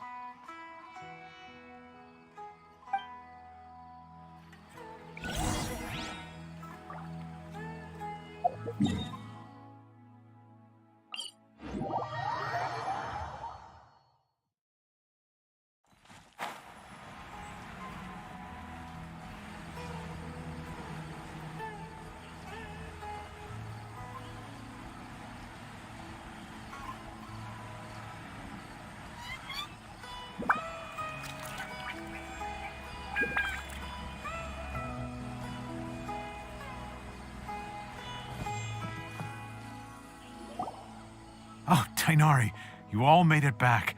How did it go? The Withering Zone you reported has been taken care of. No need to worry. Huh. Wait, is that? Oh no, Hypatia!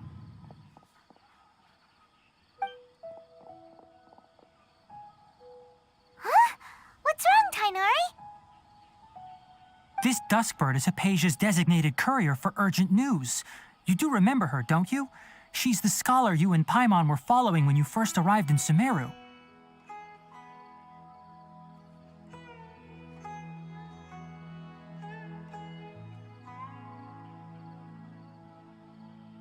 Oh, her? How could we forget? So did something happen? Let me see what's written in the letter first. Oh, So what's it say? And what's with that weird expression on your face? Just let Paimon read it.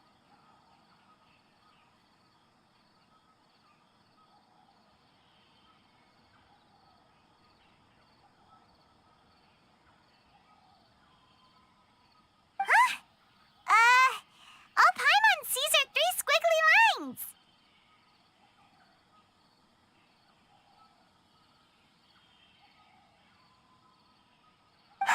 yes. Allow me to explain. After we brought you from Hypatia's cave to Gandharvaville, Hypatia resumed her meditation. She must have just finished. It's been nearly 3 days since she's had anything to eat, and it appears she's forgotten to prepare some rations. This letter is her asking us for help.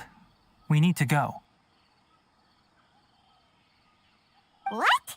You mean she's been sitting there for 3 days? Hey, wait, how did you know all that from just a few lines on the paper? Well, obviously because this has happened before. Last time she drew 5 lines, and by the time we found her... well, I'd prefer not to remember that.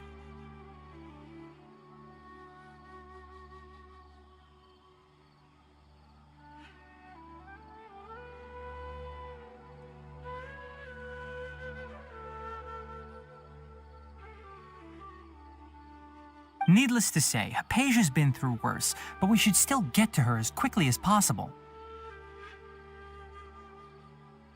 I've got some emergency rations set aside for times like these. Paimon, Traveler, could you two bring these to her? Wait, you want us to bring her the rations?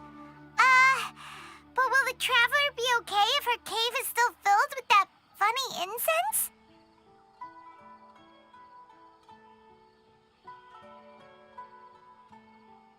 Let's find out. Here, Traveler, take a smell and see. So, how do you feel?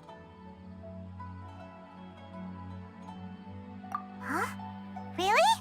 You're not feeling even a little drowsy? But wait, how'd you know that she'd be okay this time, Tainari? Back when we were clearing the Withering zone, I observed that she could adeptly manipulate the Dendro element. I knew then that she would be fine. And if I may ask, when I was telling you two about Irminsol's ley lines, was what I described similar at all to what you saw while you were unconscious?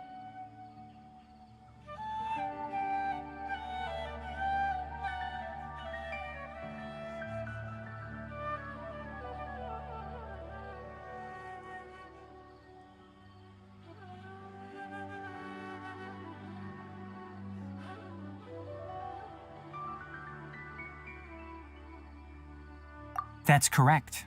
Those weren't hallucinations at all. Though I don't intend to apologize for deceiving you. Because what you saw is of significant importance. Not just for the nation of Sumeru, but the entire world of Tevat. My forefathers were shown much favor by Greater Lord Rukkhadevata.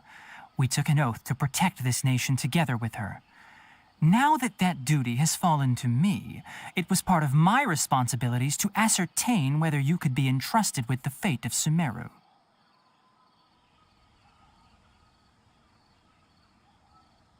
Now, after seeing you in action with my own eyes, you have earned my confidence, and I no longer feel the need to hide any secrets from you.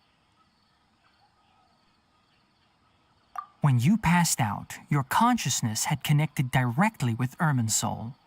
What you witnessed were actually real memories contained within Irminsol itself. I could try to tell you more, but it would be better if you went to ask Hypatia instead. Her focus on meditation and use of Spirit Borneol are aimed at establishing a connection with Irminsol, just as you did.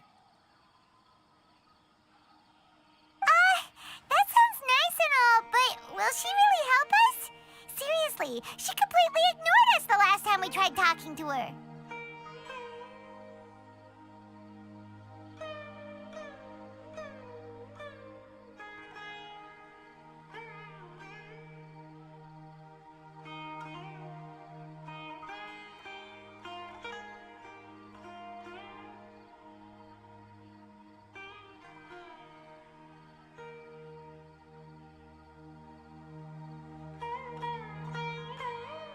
That was because when you ran into her, she was in a special phase of her training.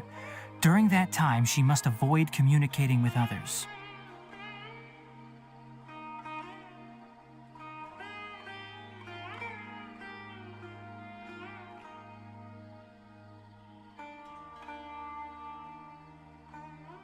Please, wait here for a moment.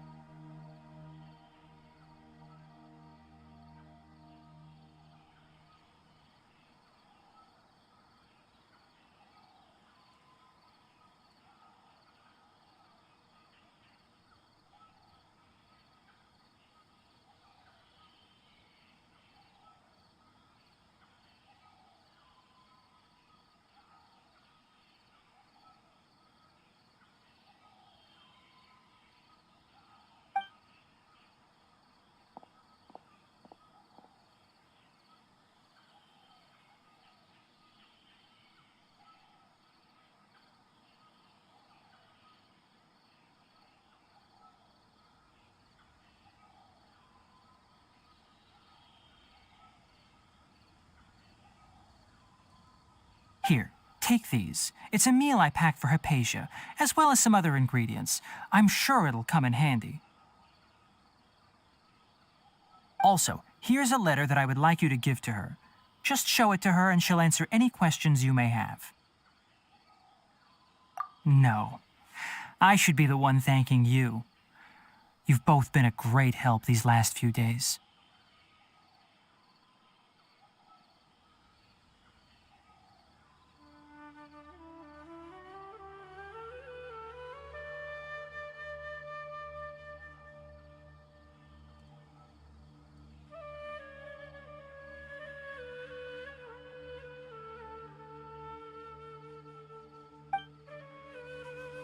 Hypatia should still be in the cave.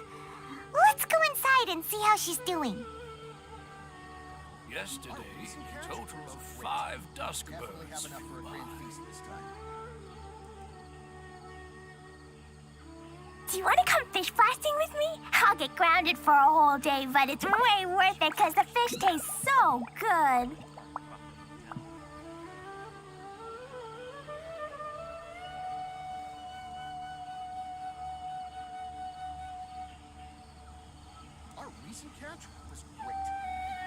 Yesterday, a total of 5 dusk birds flew by.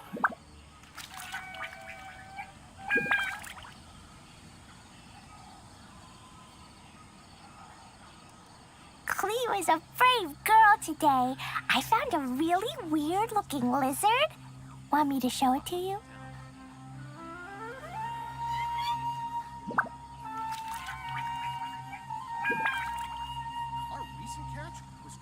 Yesterday, a total Totoko? of 5 dusk birds. Totoko, where are you?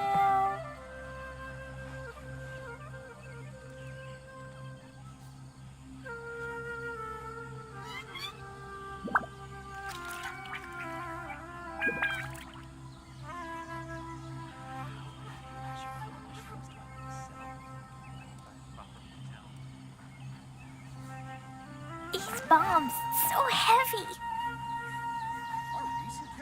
Yesterday, a total of 5 dusk birds flew by.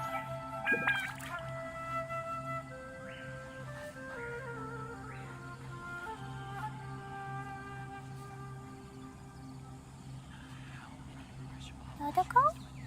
Totoko, where are you?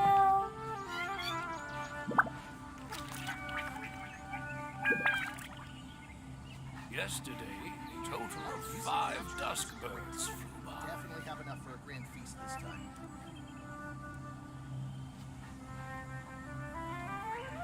Do you want to come fish blasting with me? I'll get grounded for a whole day, but it's way worth it because the fish taste so good.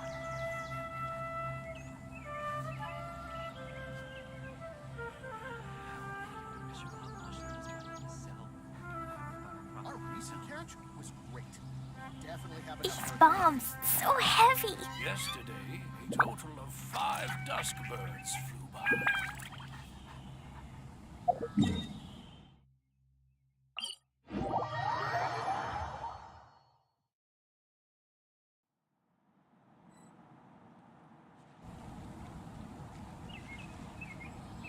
Dodoko? Dodoko, where are you?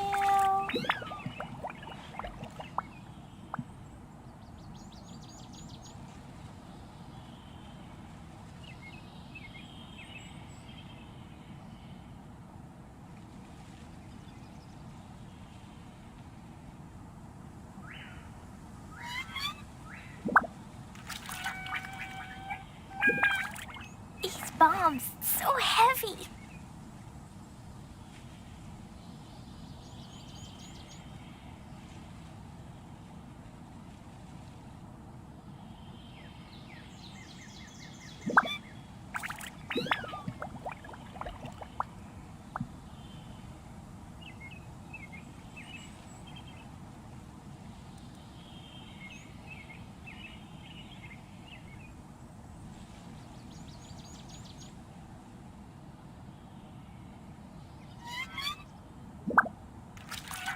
Clee was a brave girl today. I found a really weird-looking lizard. Want me to show it to you?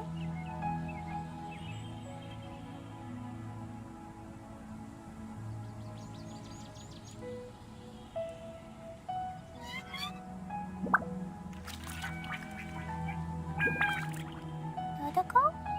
Dodoko, where are you?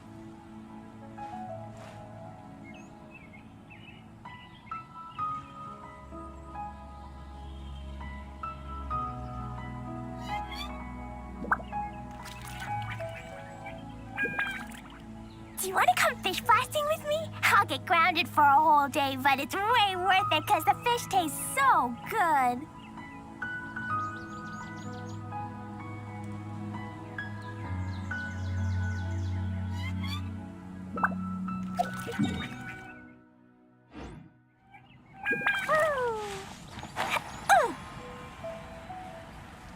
Acacia should still be in the cave. Let's go inside and see how she's doing.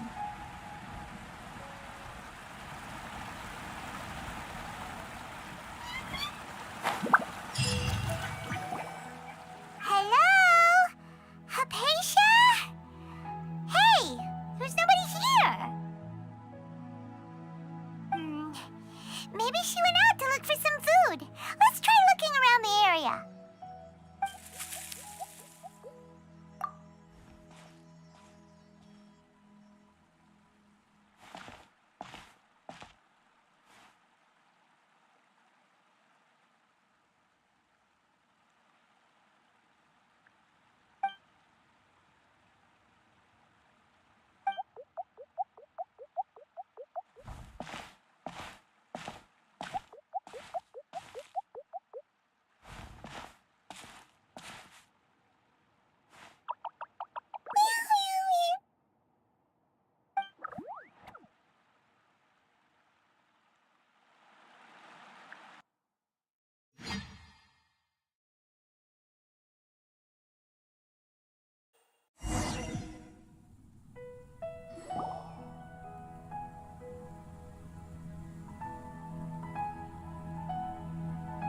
There you are!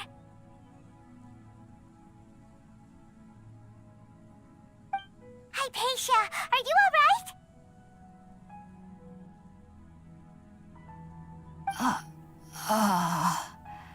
So hungry. Need water.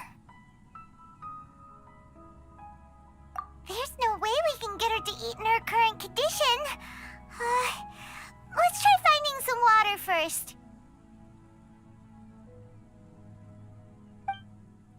Huh? Wait. Why does it look super foggy outside all of a sudden?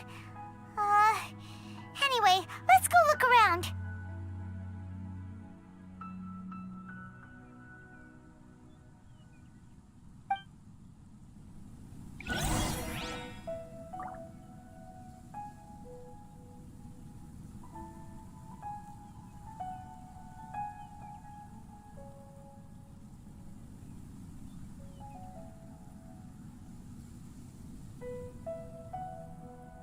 bombs, so heavy.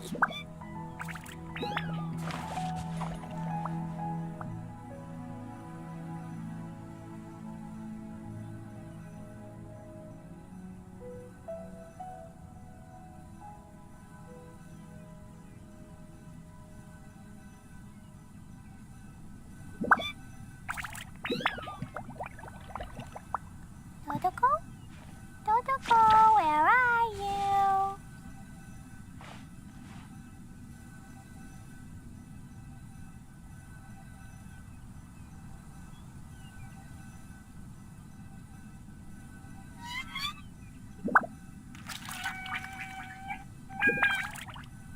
These bombs, so heavy.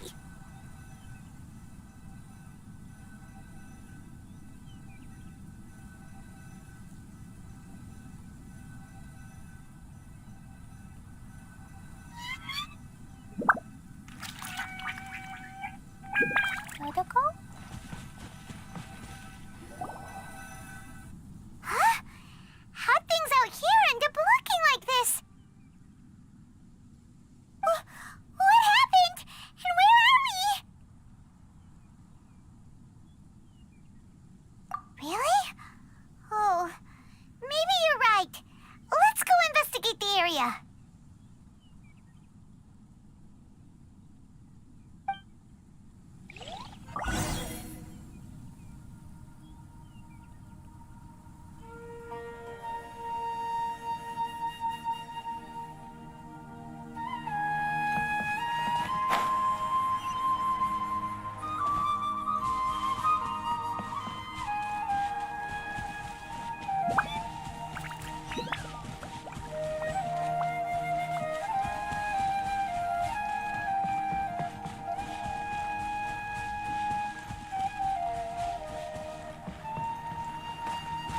Wow, this place is huge!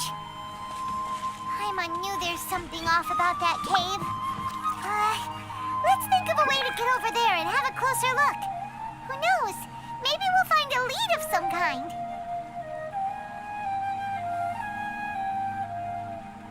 These bombs, so heavy.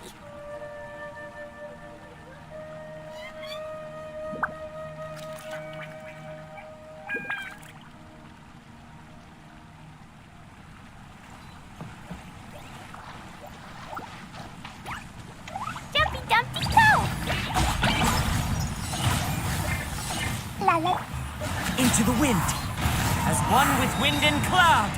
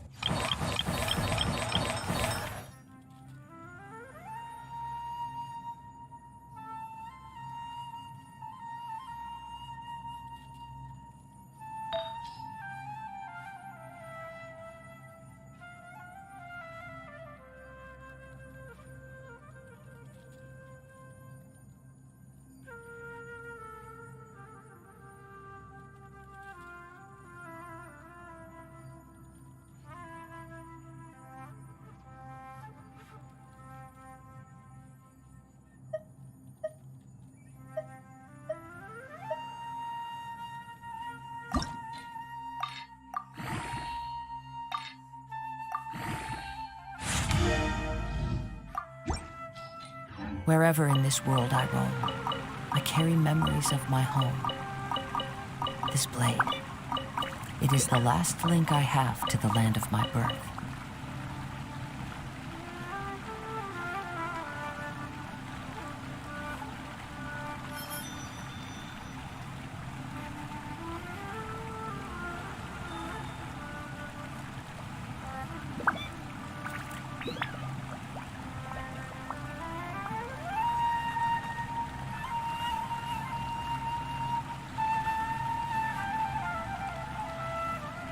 This scenery is wonderful. Surely enough to convince anyone to become a wanderer.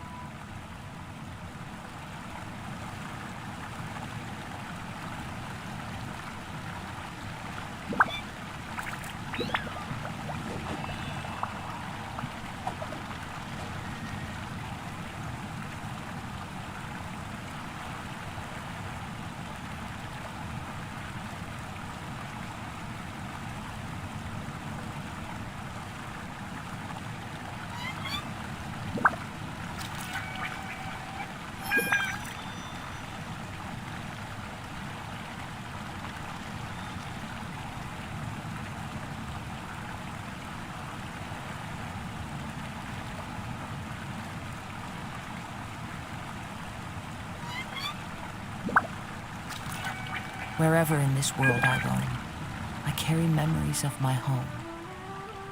This blade, it is the last link I have to the land of my birth.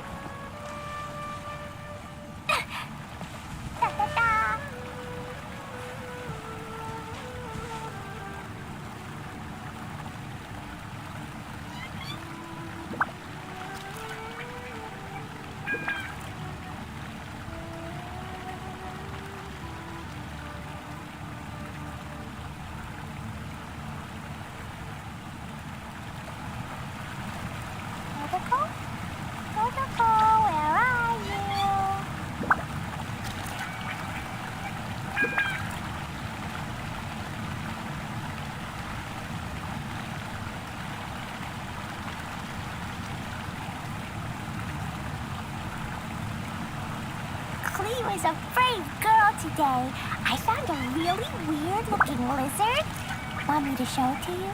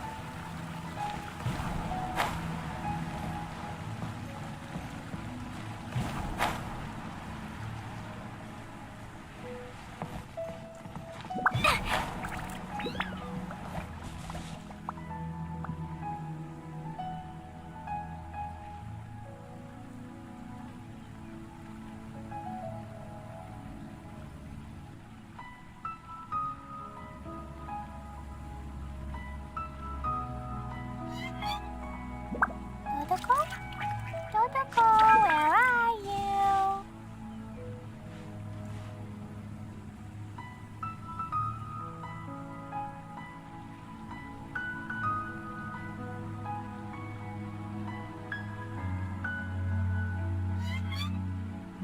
These bombs, so heavy.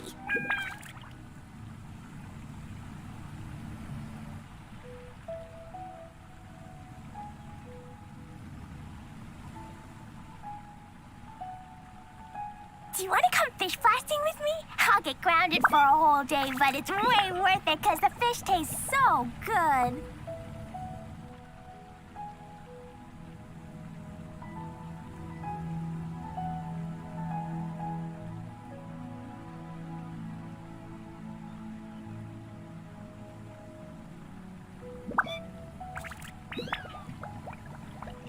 These bombs, so heavy.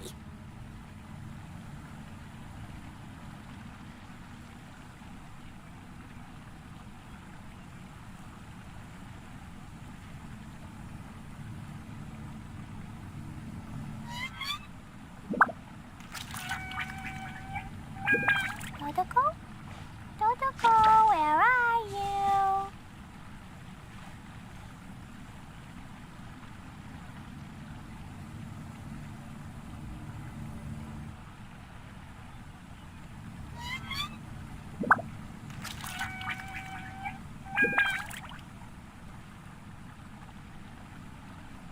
Clee was a brave girl today. I found a really weird-looking lizard. Want me to show it to you?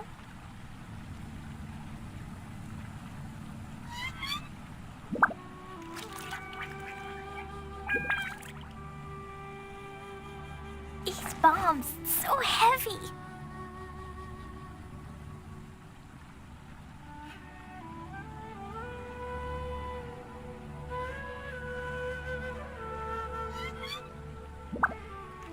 Do you want to come fish blasting with me? I'll get grounded for a whole day, but it's way worth it because the fish tastes so good.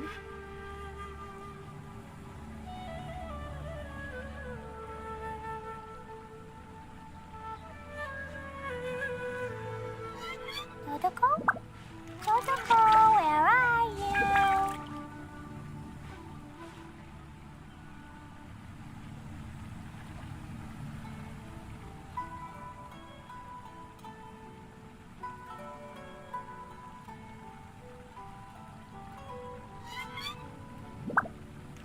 Explosion inside city wall, grounded be thy woe. Explosions can hurt people, Jin can be dreadful. Mondstadt be bombed, Klee be doomed. Those are the survival rules that the Knights of Favonius gave me.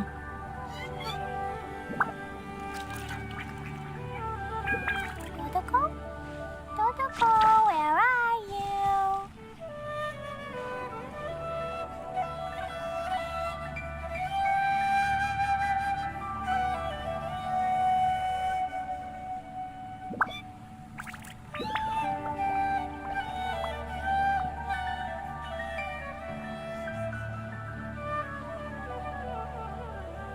Klee was a brave girl today. I found a really weird-looking lizard. Want me to show it to you?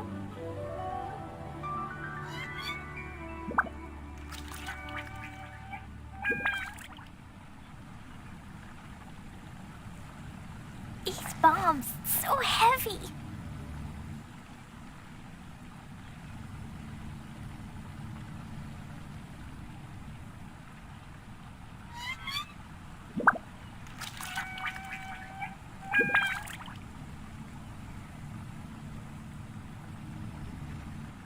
Dodoko? Dodoko, where are you?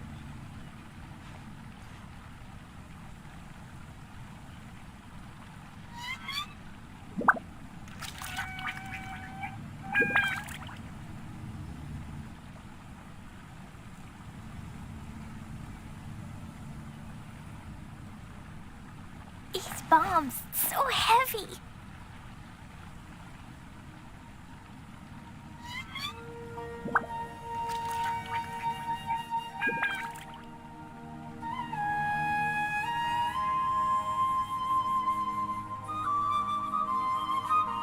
Do you want to come fish blasting with me? I'll get grounded for a whole day, but it's way worth it because the fish tastes so good.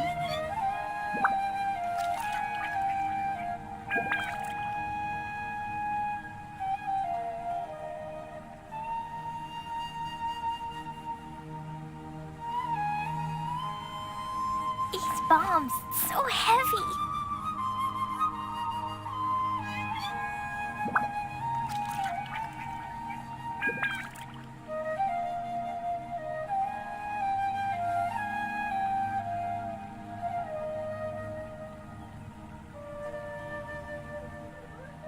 Dodoko?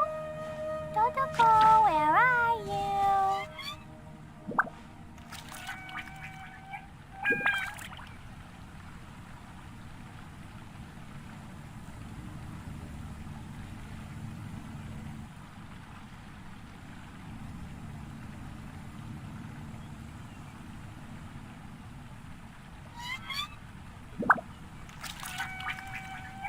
These bombs, so heavy.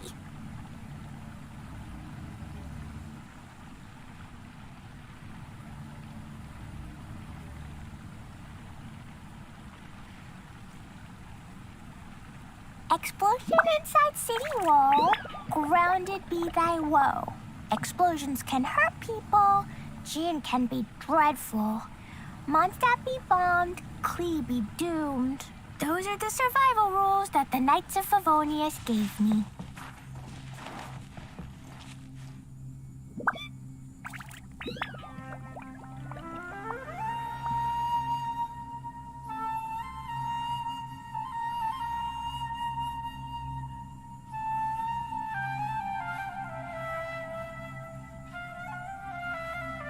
These bombs, so heavy.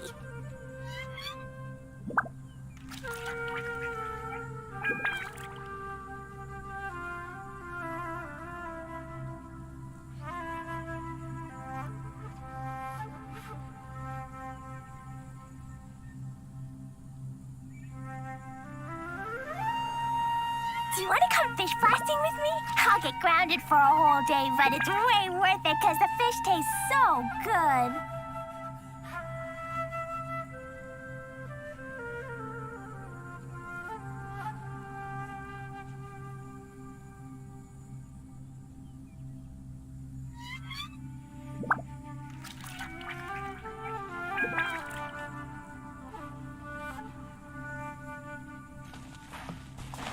La la la.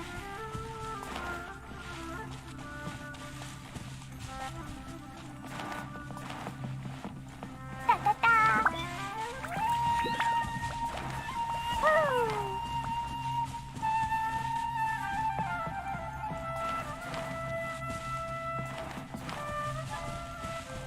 Da da da.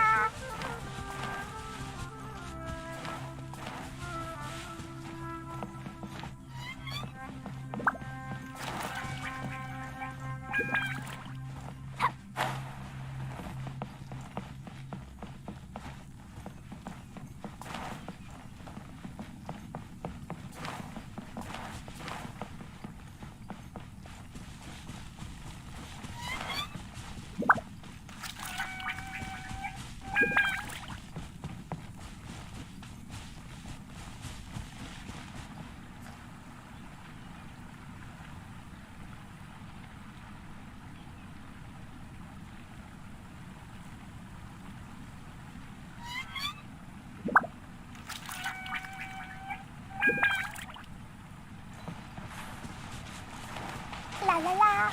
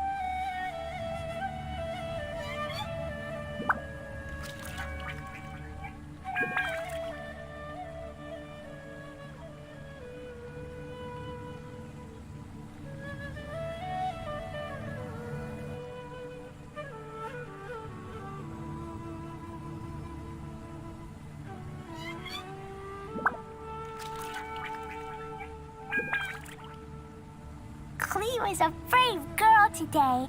I found a really weird-looking lizard. Want me to show it to you?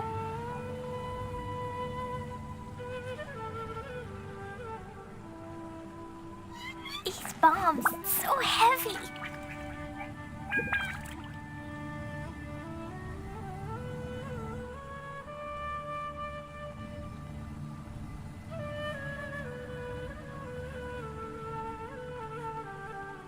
Dodoko? Dodoko, where are you? Ugh.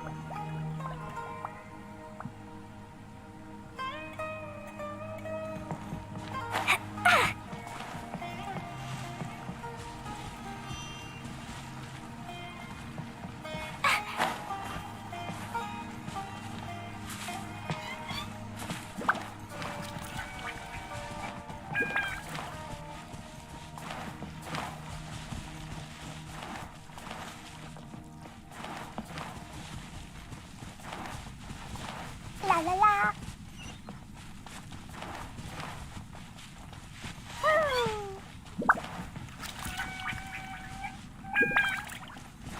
La la la.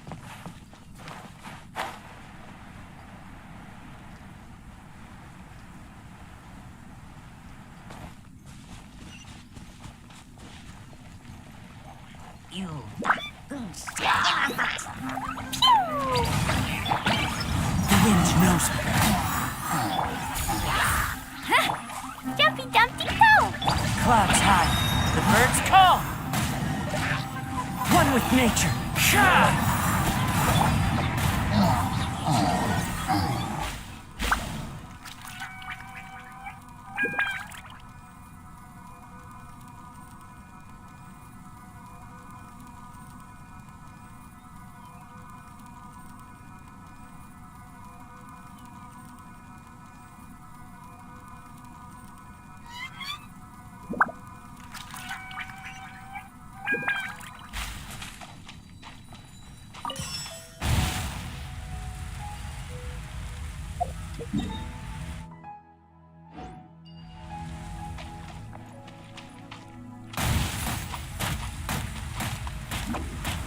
And away I go!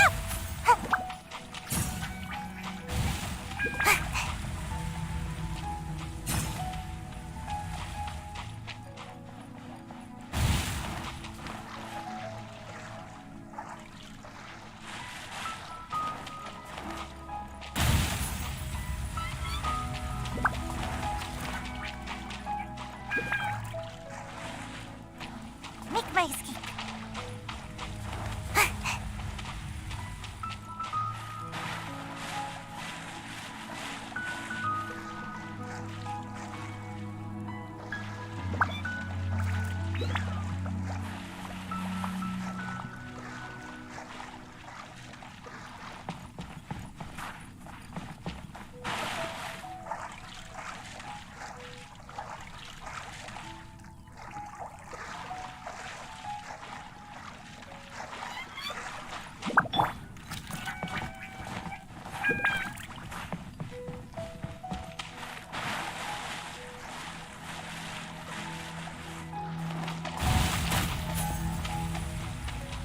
Boing, boing, boom!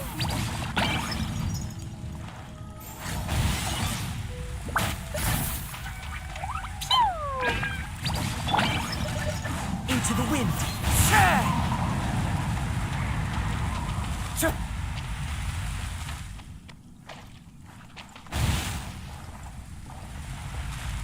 One with nature. Sha!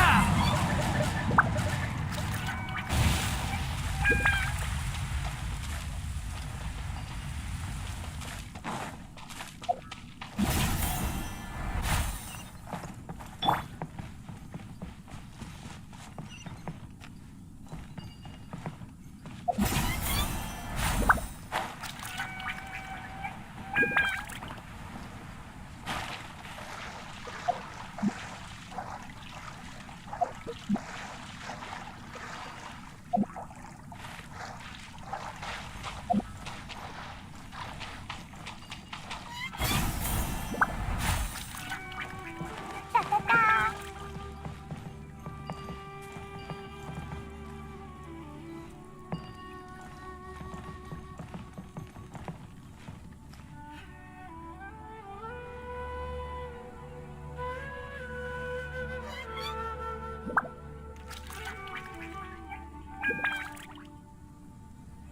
Dodoko?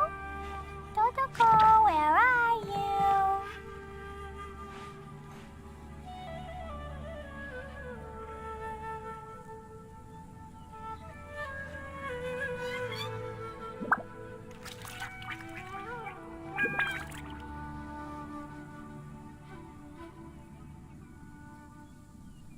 Explosion inside city wall.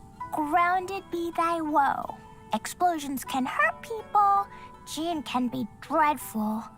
Mondstadt be bombed. Klee be doomed. Those are the survival rules that the Knights of Favonius gave me. Dodoko? Dodoko, where are you?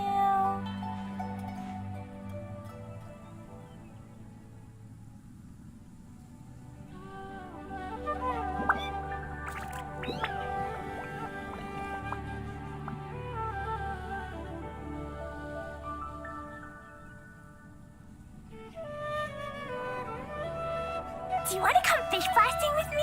I'll get grounded for a whole day, but it's way worth it because the fish taste so good. Yeah!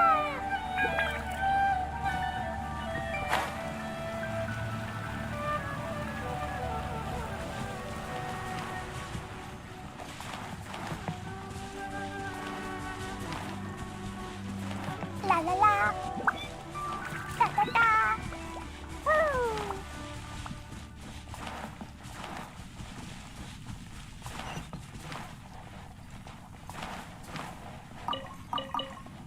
La la la!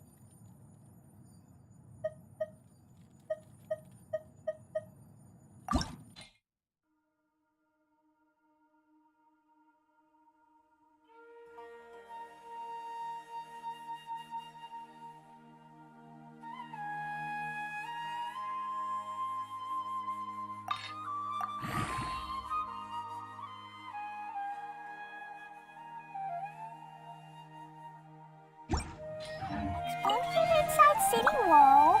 Grounded be thy woe. Explosions can hurt people. Gin can be dreadful. Mondstadt be bombed. Klee be doomed. Those are the survival rules that the Knights of Favonius gave me.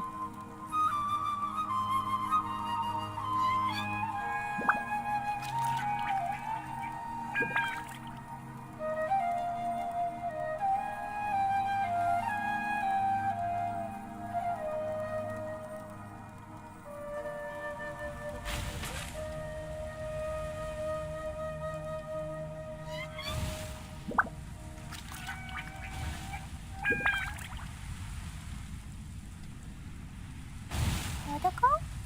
Dodoko, where are you?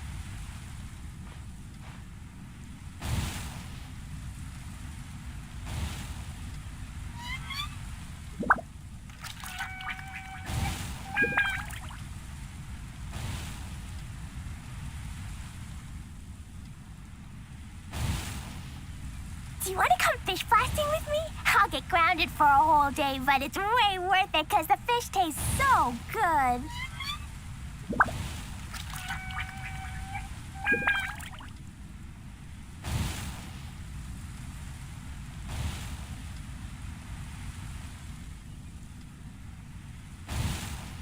These bombs, so heavy.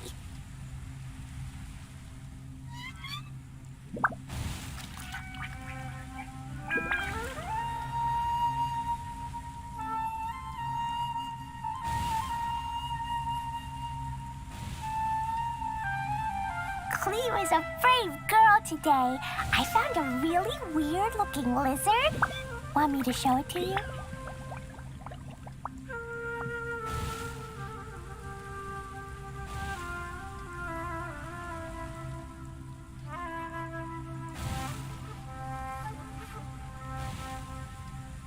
These bombs, so heavy.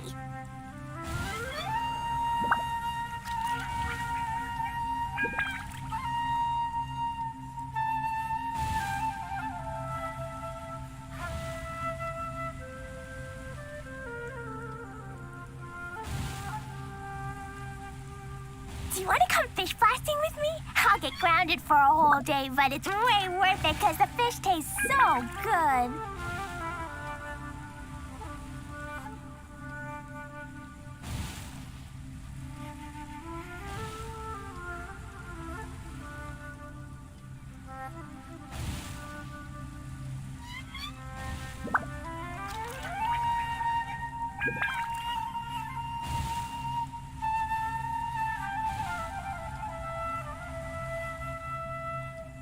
Explosion inside city wall. Grounded be thy woe. Explosions can hurt people. Gin can be dreadful. Mondstadt be bombed. Klee be doomed. Those are the survival rules that the Knights of Favonius gave me. Dodoko? Dodoko, where are you?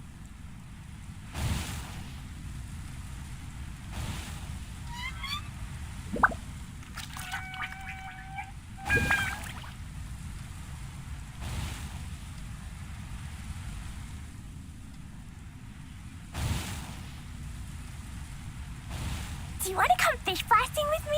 I'll get grounded for a whole day, but it's way worth it because the fish tastes so good.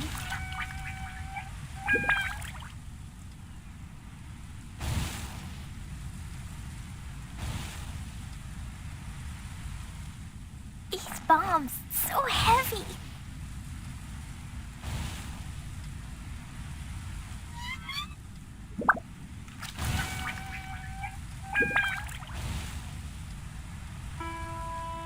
Dodoko? Dodoko, where are you?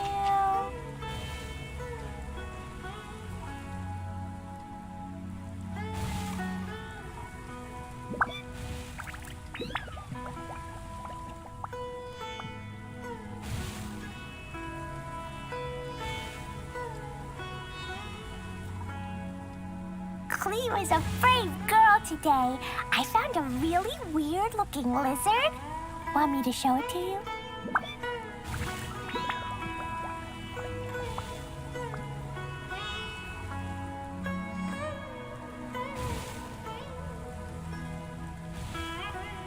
Dodoko? Dodoko, where are you?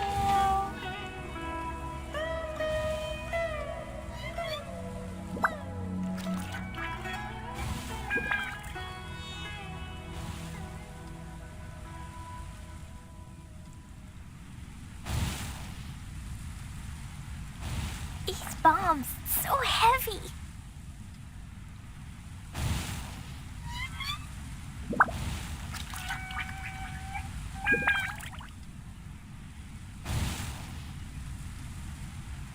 Explosion inside city wall. Grounded be thy woe. Explosions can hurt people. Jinn can be dreadful. Mondstadt be bombed. Klee be doomed. Those are the survival rules that the Knights of Favonius gave me. Dodoko? Dodoko, where are you?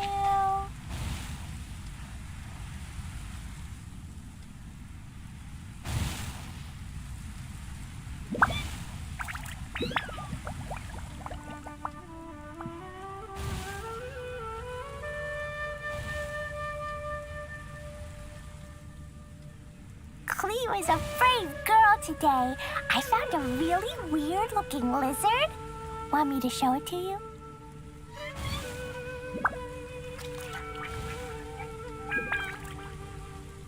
Dodoko? Dodoko, where are you?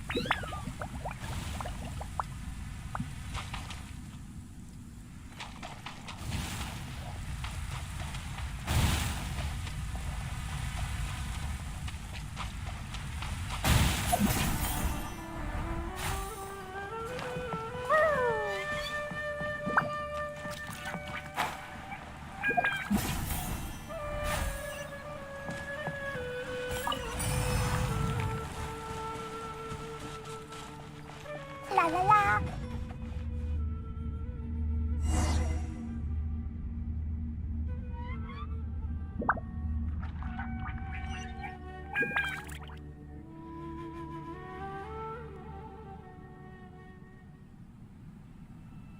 Dodoko? Dodoko, where are you?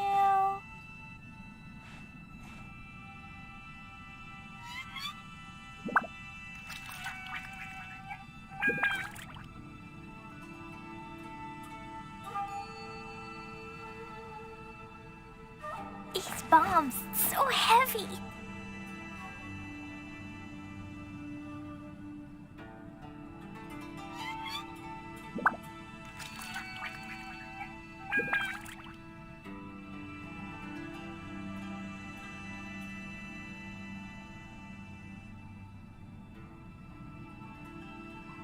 Explosion inside city wall, grounded be thy woe.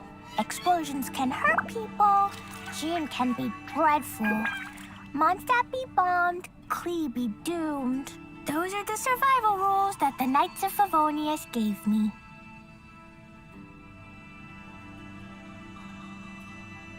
These bombs, so heavy.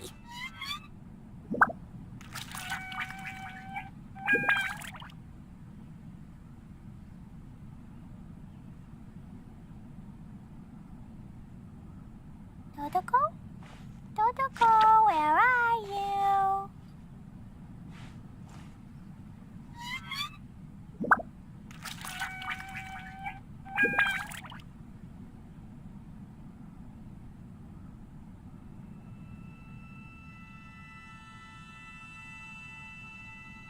These bombs, so heavy.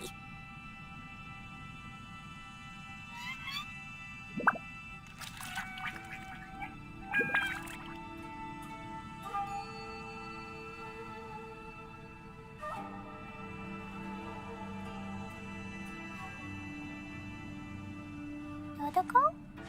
Dodoko, where are you?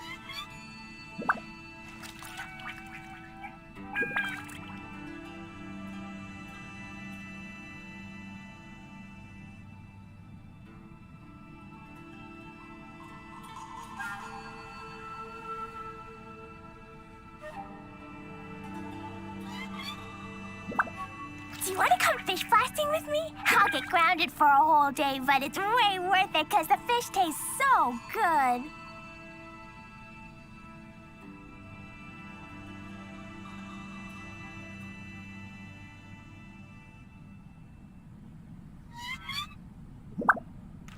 Dodoko? Dodoko, where are you?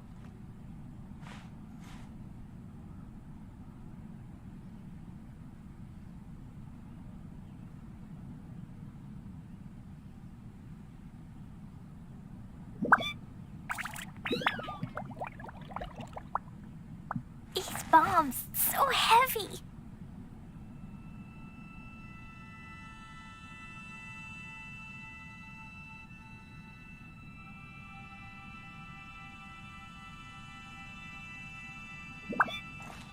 What in Tibet is going on here? This place is getting weirder by the minute. Hey, what's the matter? You don't look so good.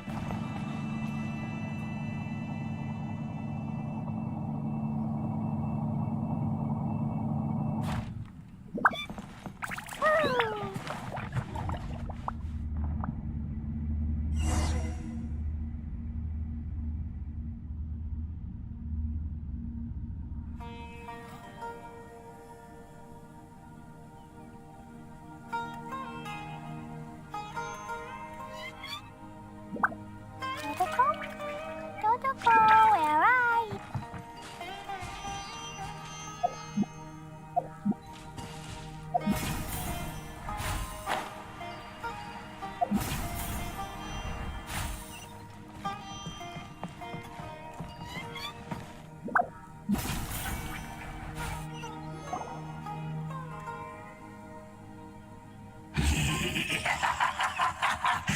Well. Looks like we meet again, traveler. The Abyss Herald! What are you planning to do in this strange place? Strange place. Plotting. You needn't worry about such things. They don't concern you.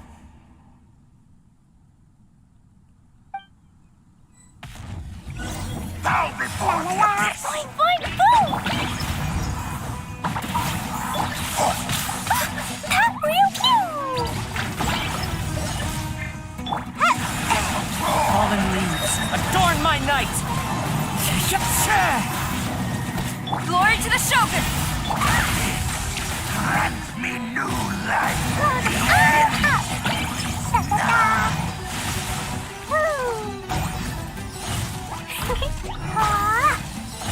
The end will come! Into the wind!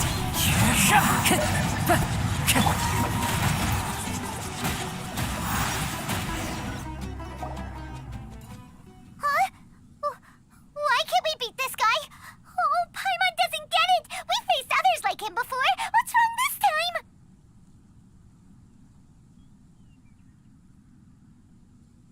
Traveler, though you may have managed to avert countless crises before, your good fortune was bound to end sooner or later. It's time you realize how weak and powerless you really are.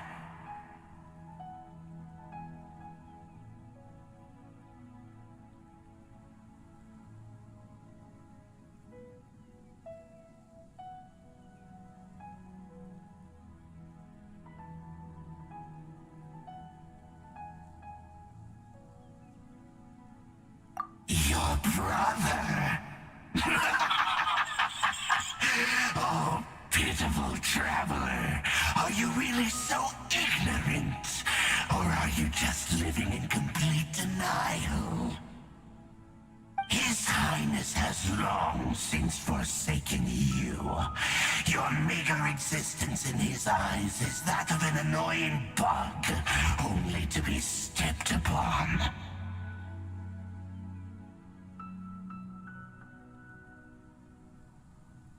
The bonds of love and family which drive you to find your sibling are utterly gone.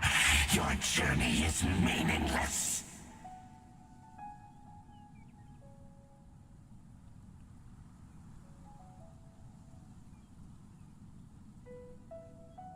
But don't you fret now. Today will be your last. Now die!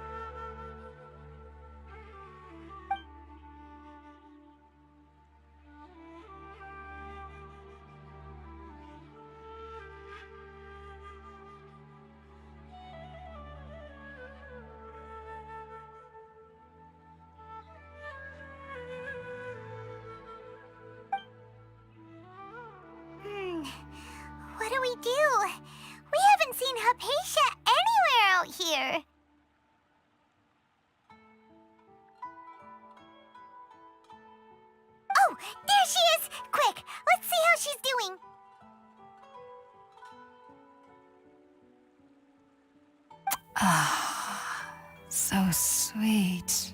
Mm.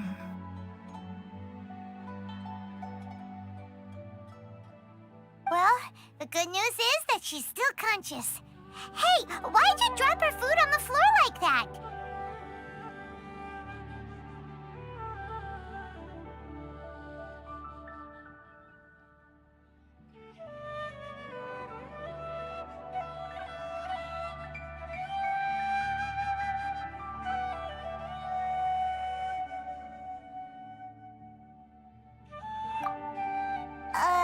Are you okay? That's really not like you. Anyways, we can talk about this later. We better make sure she's all right first.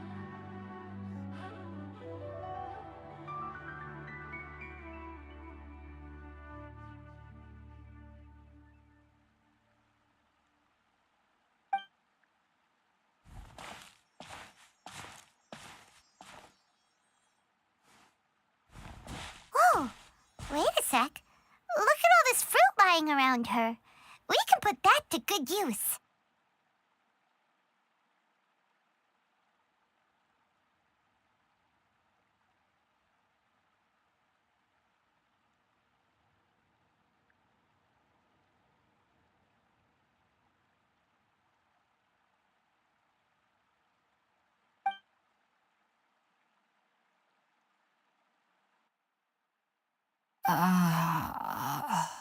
Who is there?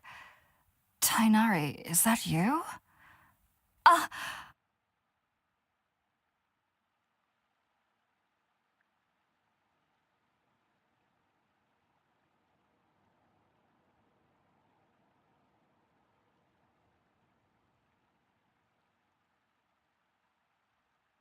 Huh?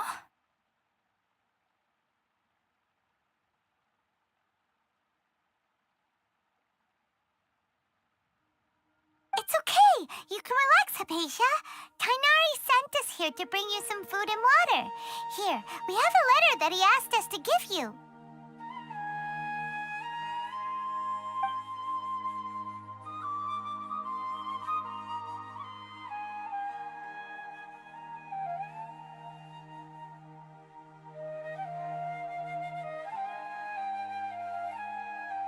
I see. So, you're friends of Tainari. I apologize for all the trouble I've caused you.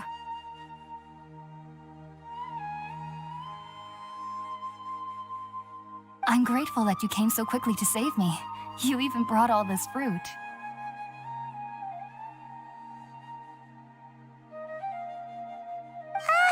Well, actually, we didn't bring the fruit. It was already here when we arrived.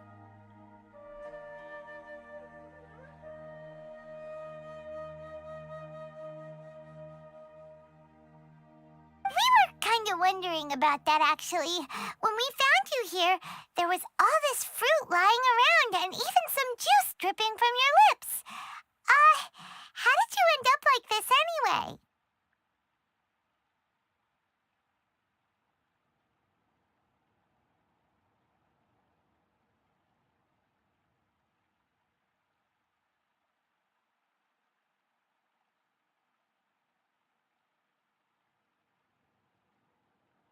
Oh, really?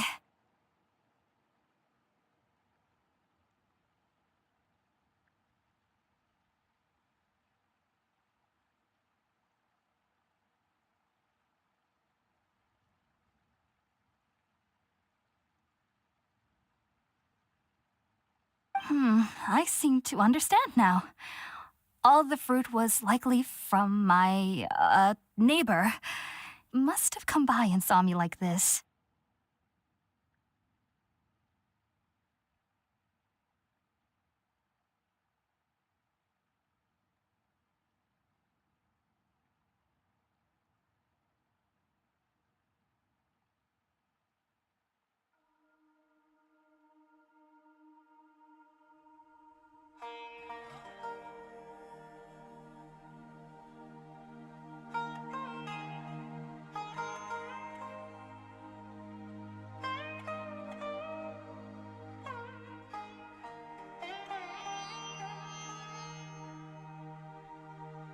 Your neighbor?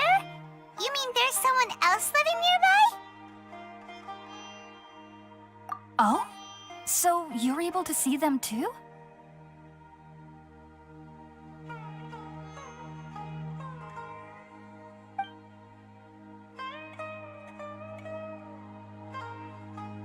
Wait, hold on a second, Traveler.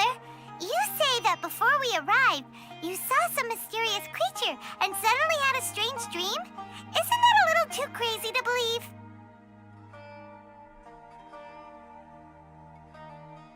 No, I actually do believe what the traveler is saying. I myself had a similar experience once before and ended up scaring my timid little neighbor here.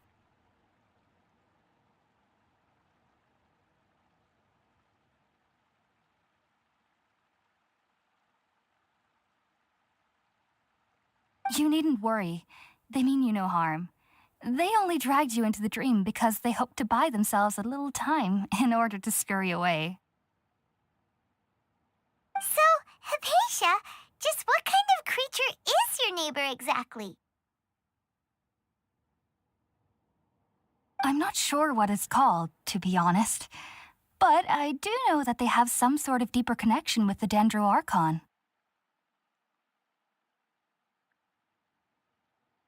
I know this because the first time I saw them was also the exact day my consciousness was able to form a connection with Irminsul.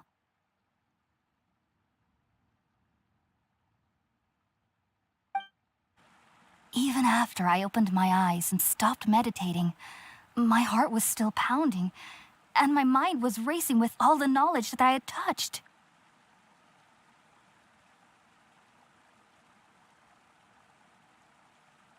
And at that very moment, I suddenly noticed a small figure at the opening of the cave.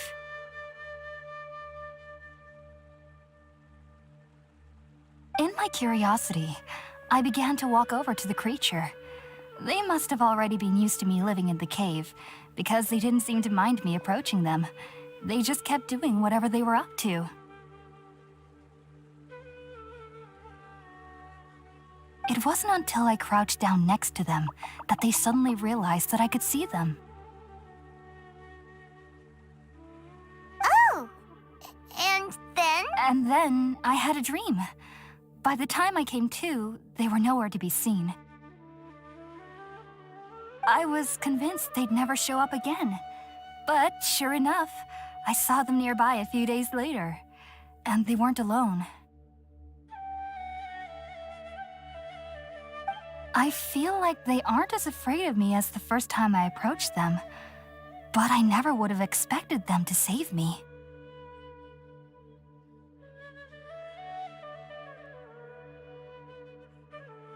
Yes, no doubt about that. By the way, Tighnari mentioned in his letter that you had questions for me regarding Irminsul.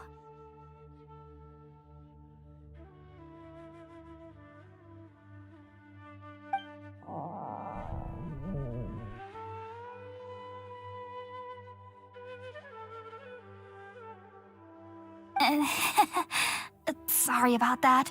Sounds like just drinking juice still isn't quite enough for my stomach.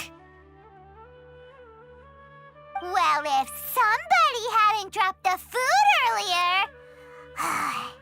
Anyway, looks like we'll need to prepare something ourselves. Besides, Paimon's getting hungry too. Let's eat first and talk about Irminsul later. Alright, we're up, Traveler. Today's menu will feature sweet madame and a radish veggie soup. You'll love them, Hypatia. They're our specialties after all.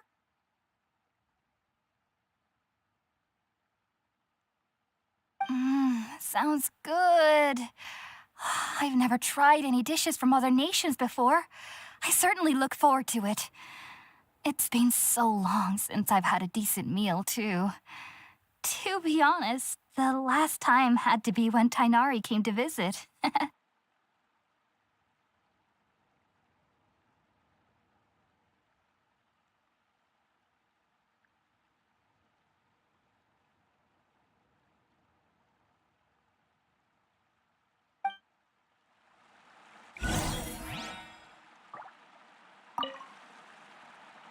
Are you already finished cooking?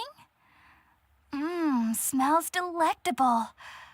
I'm truly thankful whenever I can enjoy a proper meal like this. Cooking really isn't my forte.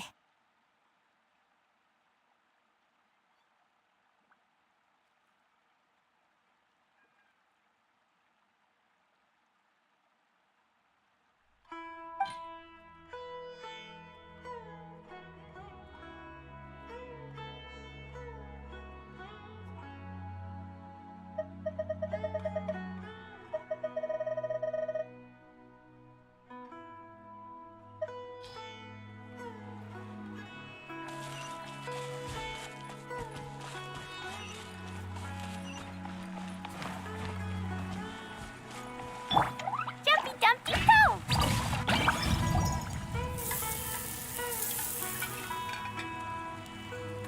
All done! Let's use the empty box that Tainari gave us since we already washed it. Oh, it smells amazing! And the box is a nice touch, too! Let's go serve this up and start eating with Hypatia!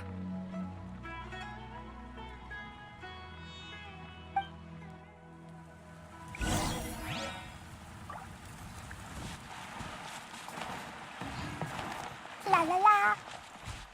Woo!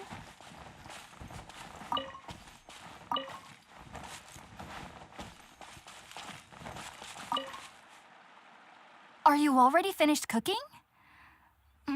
Smells delectable. I'm truly thankful whenever I can enjoy a proper meal like this. Cooking really isn't my forte.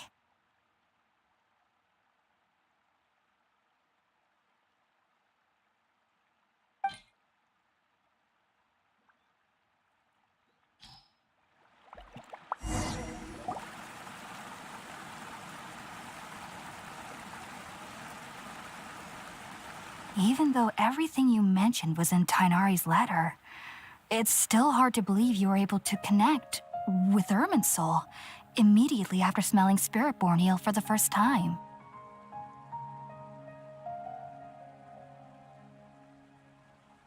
It took me nearly 3 years before I could do so, and everyone at the Academia even lauded me as a genius.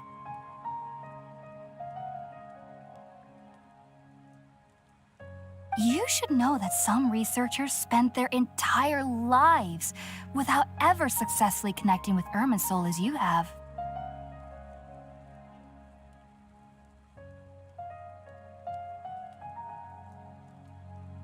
So why does this incense allow people to connect to Irminsul?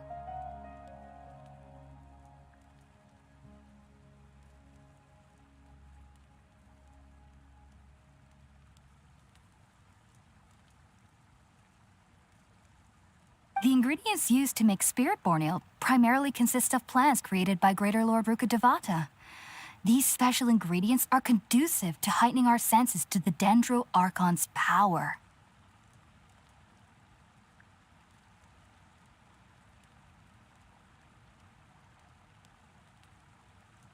Since the root of the Dendro Archon's power lies within Irminsul, we can occasionally tap into her powers to peer into the depths of the earth.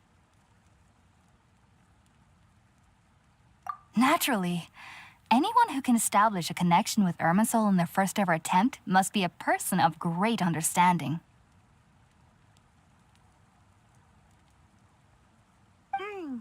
Makes sense. But Paimon's got a question. Why was she sensitive to the smell of those plants for such a long time? That was primarily due to her body's unique constitution.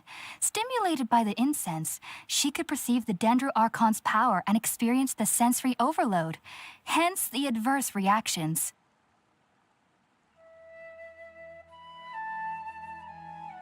Taking in any scent similar to the ingredients of Spirit-born eel would cause adverse effects. Not to worry, though. It appears you've already fully recovered.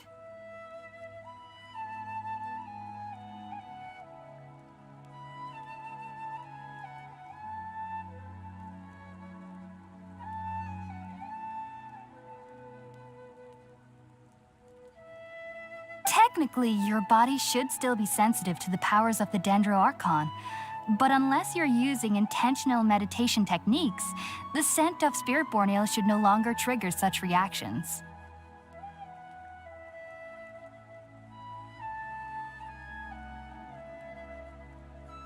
Whew. Well, that's a relief.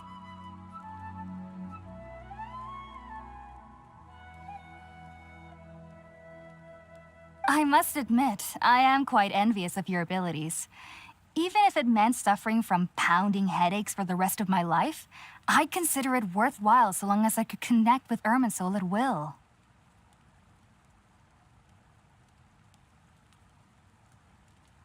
Whoa, you're really serious about this whole thing, aren't you?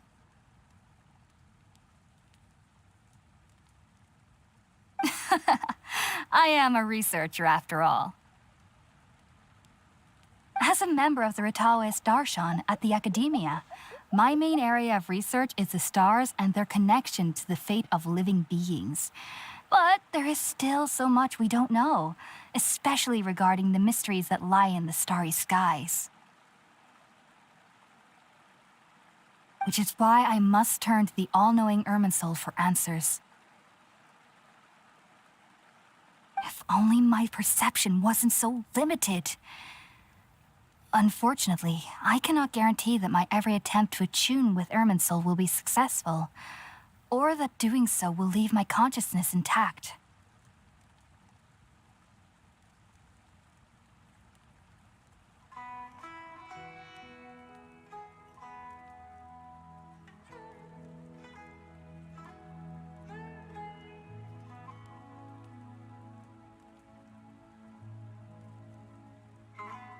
I am currently in the stage of training known as Satyavada life. Many researchers in Sumeru have lost their minds while seeking to attune with Irminsul during this stage.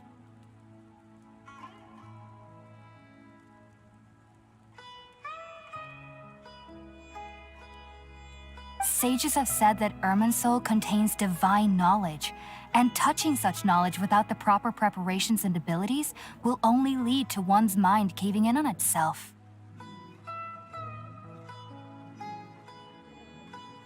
That's why we meditate alone. We need to ensure that our minds will be calm while minimizing the possibility of involving anyone else.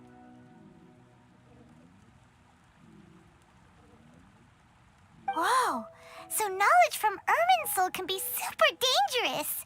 Aren't you afraid of the risks, Hypatia? Of course I do. Especially during nights that are pitch black with no moonlight, and dead silent without even the sound of insects.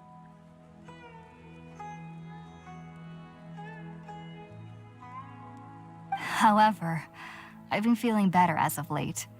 I don't get as scared anymore knowing that I have a little neighbor living nearby. I believe that being able to see them is a sort of blessing from the Dendro Archon. But what's strangest of all is that they're clearly an envoy of the god of wisdom herself, and they have the curious power to make people dream. What's so strange about that? It doesn't sound so out of place for a divine being, does it? Well, it's strange because nearly nobody in Sumeru can ever dream.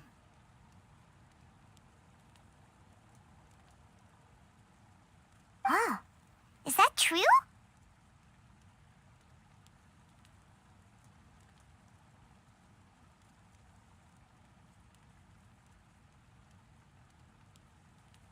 Yes, well, to an extent. Only children can dream in Sumeru. Adults, however, never do. The sages say that wisdom implies rationality, but that which occurs in dreams is often neither rational nor logical.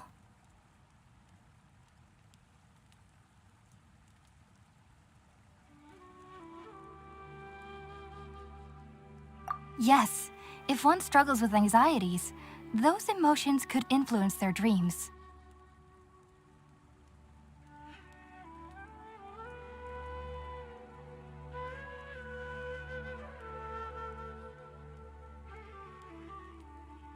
The fact that the people of Sumeru do not have dreams is seen as a blessing by the sages. They believe that Greater Lord Rukkhadevata, the god of wisdom, is keeping us away from the foolish delusions you encounter in your sleep. I was born into a family of scholars in Sumeru City. Ever since I was a child, my parents would always tell me that I'll know I've grown up once I stop dreaming.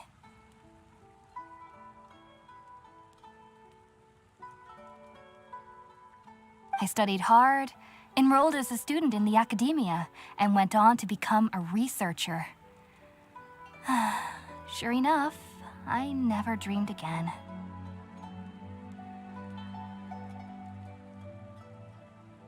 But then, on the day I scared the little Aranara, I suddenly saw a dream again.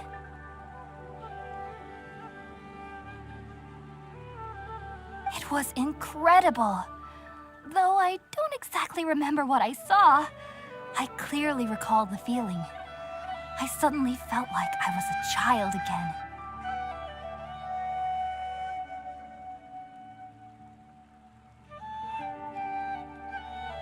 Back then, I was foolish and ignorant as any youth would be, but I was free of fear. Maybe dreaming isn't as bad as we've made it out to be. Just be sure not to speak of this if you travel to Sumeru City. They'll look at you as if you've lost your mind. So, do you have any thoughts about the things she saw when she connected with Irminsul? Sorry. I'm afraid I don't have any answers as of now. All I can say is that what you saw is a memory contained within Irminsul itself. World forget me. What could that possibly mean?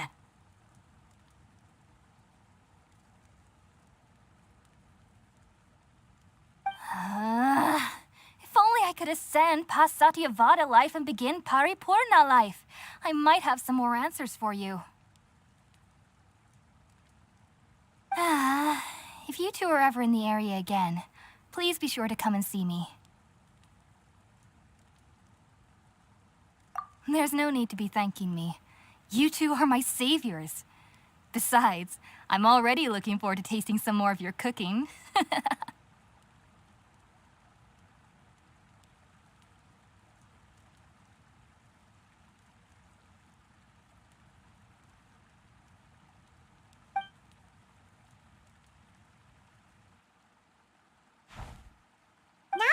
Hypatia is all right and had the chance to ask her some questions, Paimon thinks it's about time to head back to Gandharvaville.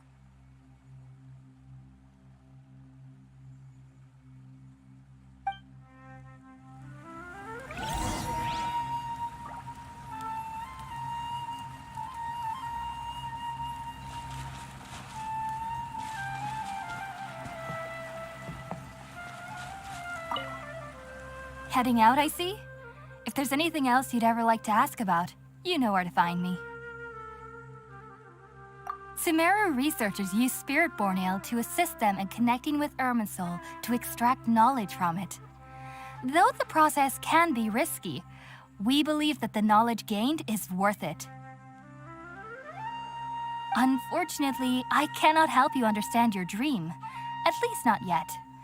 I'm still learning how to attune to the depths of Irminsul myself. I hope that I'll be able to ascend past Satyavada life and gain deeper insights. Heading out, I see?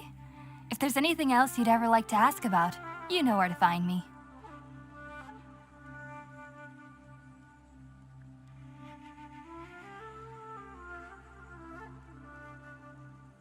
Take care.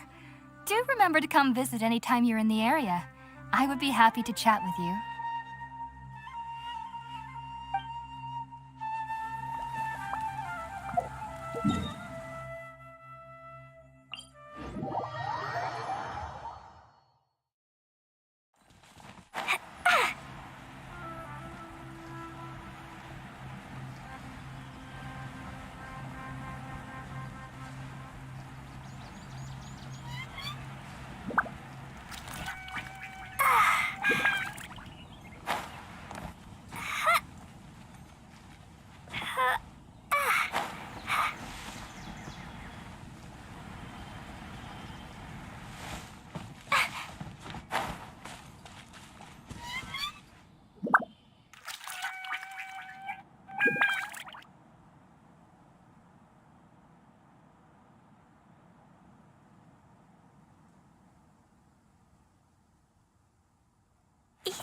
bombs, so heavy.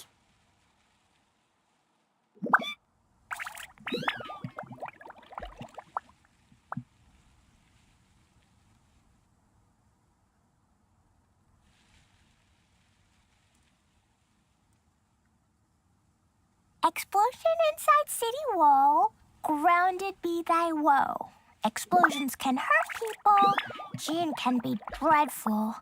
Mondstadt be bombed, Klee be doomed.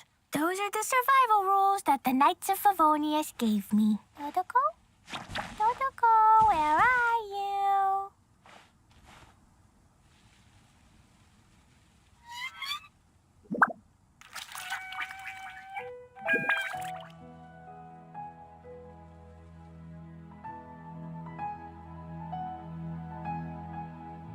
Do you want to come fish blasting with me? I'll get grounded for a whole day, but it's way worth it because the fish tastes so good.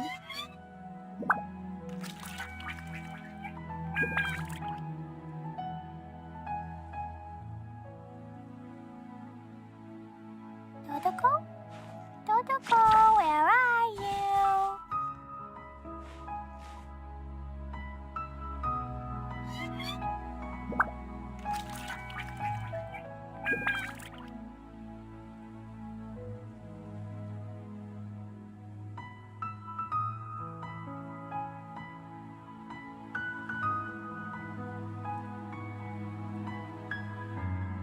Klee was a brave girl today.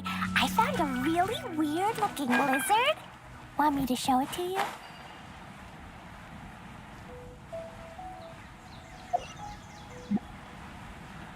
Yesterday, a total of 4 dusk birds.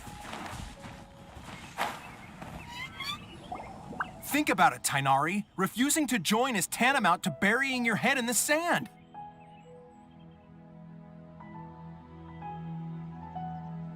I understand that you're a forest watcher and that it's your duty to combat the effects of withering zones. But isn't it evident that such work is not a lasting solution to the problem?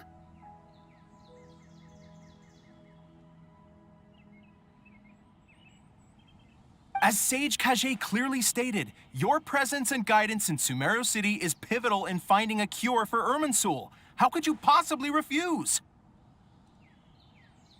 Keep your emotions in check, Gulam.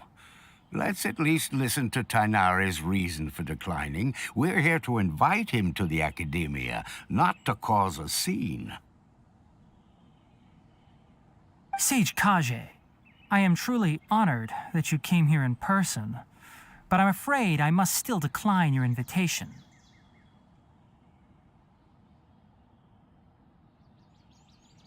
I am merely a forest watcher. How could the great minds of the Haravatat have any need of someone like me?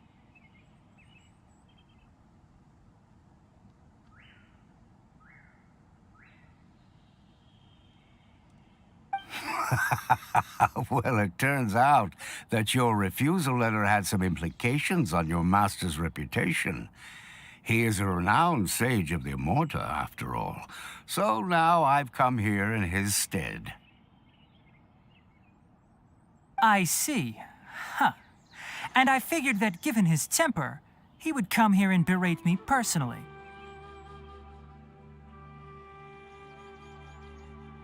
Tainari, your master is an integral part of this effort, and now he requires your assistance.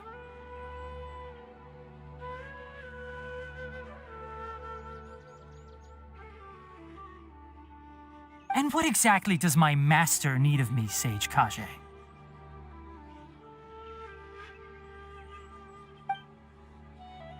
You'll know once you've arrived in Sumeru City, that is. And how long will I be required to stay?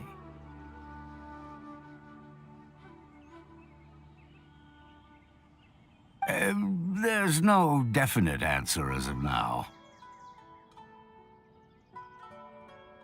Do you mean to tell me that despite coming all the way here to Gandharvaville, you still can't answer the questions I laid out in the letter to my master? If that's the case, then I'm afraid I cannot give you a definite answer either.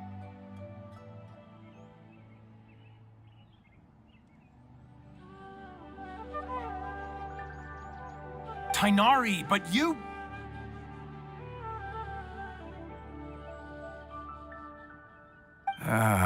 So be it. Come, Gulam, we're leaving.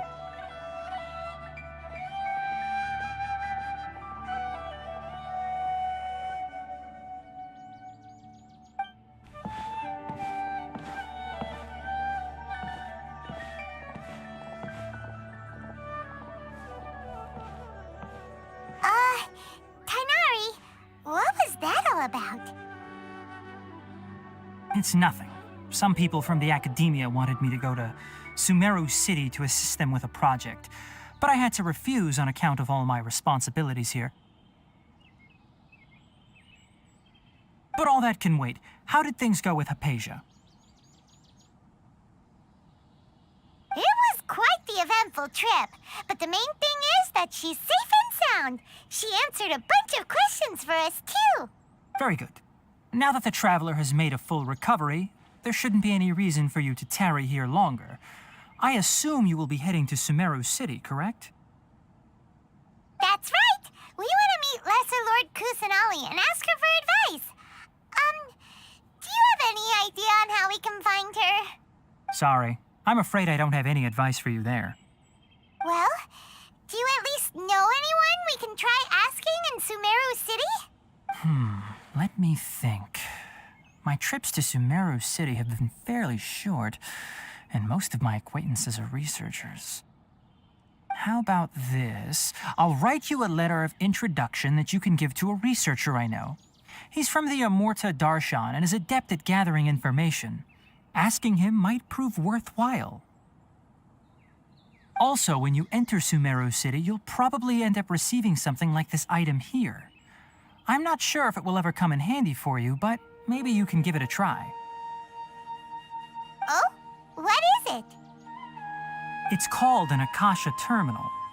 It's a tool produced by the Academia that utilizes the legacy of Greater Lord Rukadevata. Some say that this very item is the basis of Sumeru's reputation as the City of Wisdom.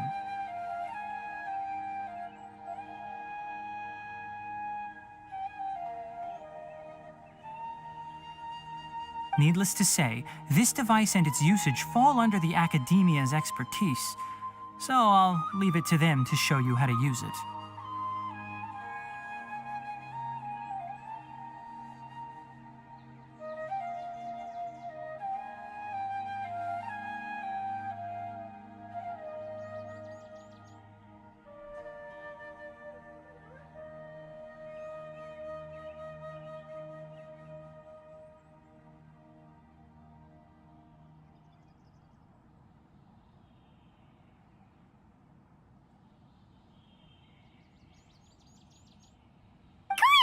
Next up, Sumeru City!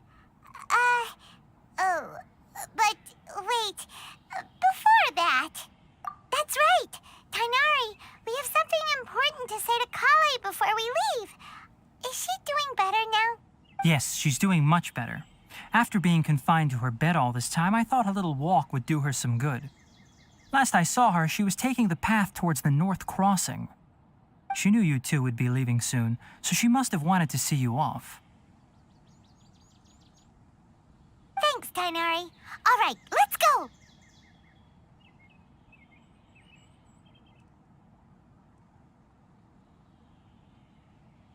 Farewell, and good luck to you both.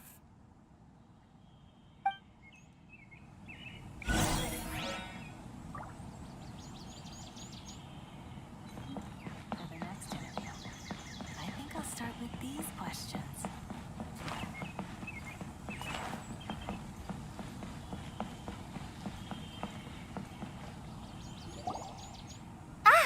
I've been waiting for you two.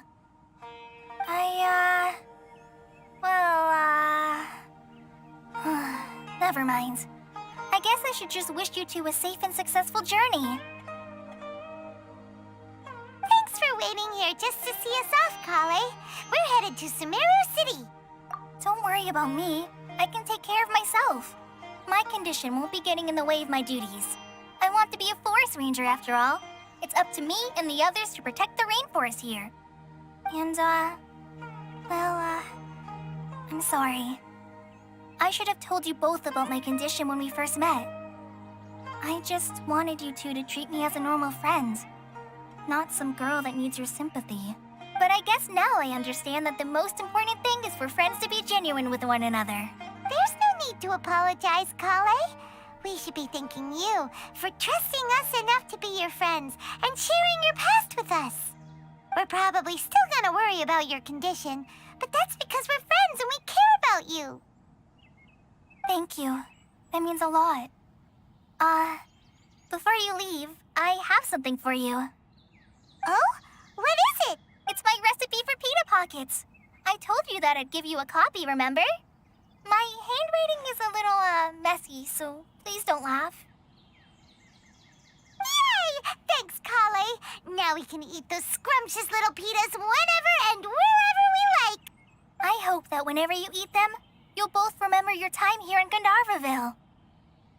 Well then, I, trainee Forest Ranger Kale, bid you both farewell. Please visit Gandharvaville again. The Rangers will always be ready to assist you here.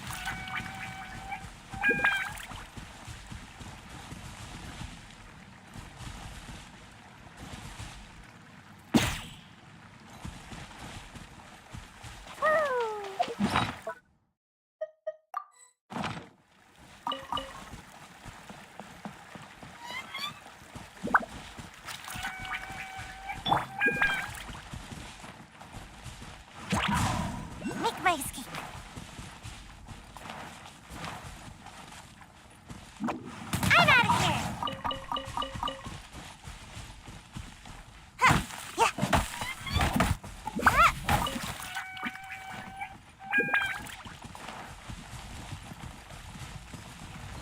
Right.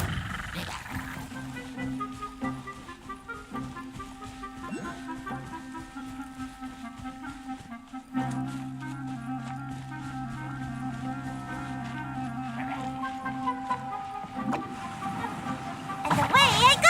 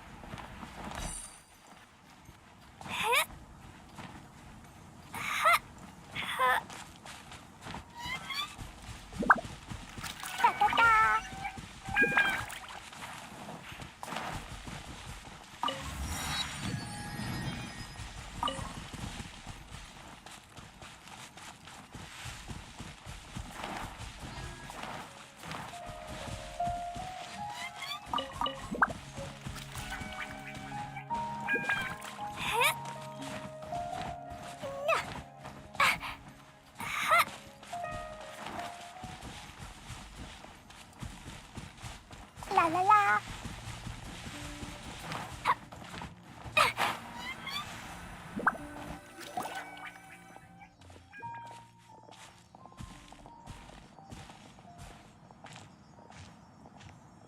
Sumeru City! We finally made it!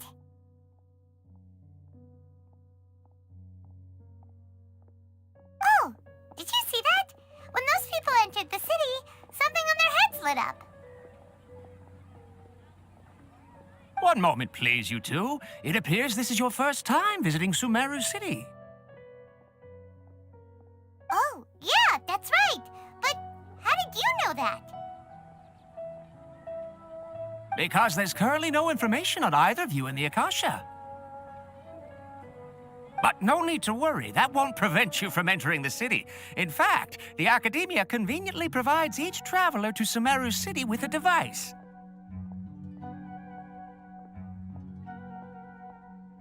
Perhaps you two have heard of the Akasha before.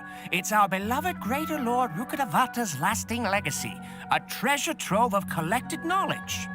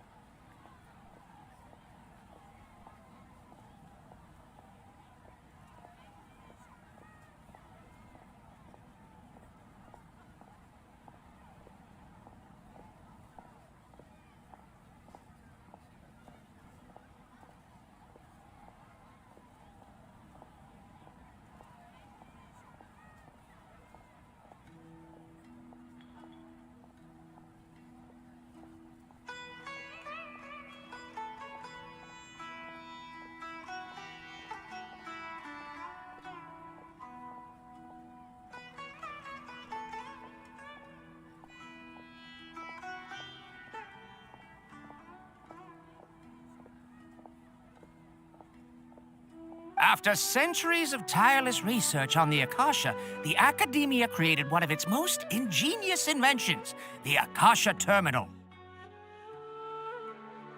As long as you are within Sumeru's borders, you may use an Akasha Terminal to connect directly to the Akasha and access any knowledge you need. I should mention that due to technical limitations, the operation of Akasha Terminals will be much smoother and more effective in large cities such as Sumeru City and Port Ormos. Oh, so this is the thing that Tainari was telling us about. It sounds pretty amazing. You two are quite fortunate. Until recently, it was standard practice to only issue Akasha Terminals to outlanders who spent an extended amount of time in Sumeru. However, this policy was recently changed, and now all travelers are issued one upon arrival. Here are your Akasha Terminals. Please handle them with care. It kind of looks like a leaf. To activate it, simply hold it in your hand and say the following phrase to yourself. May the mighty God bless us with their voice of wisdom. Oh, says this little doodad lets you access knowledge. Maybe we can use it to find a way to meet Lesser Lord Kusanali. Let's give it a try. May the mighty God bless us with their voice.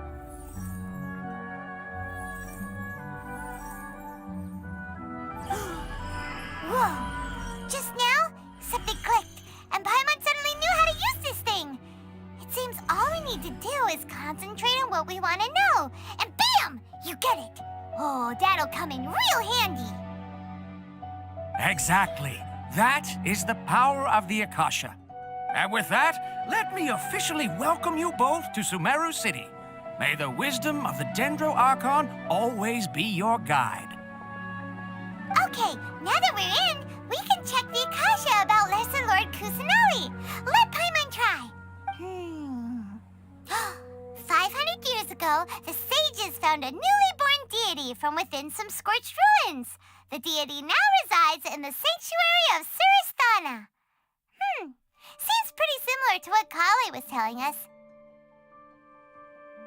Okay, next, let's concentrate on asking how to meet her. Huh? Oh, come on! Ugh. Focusing on this question feels like when you have something you're trying to remember and it's on the tip of your tongue, but you just can't think of it.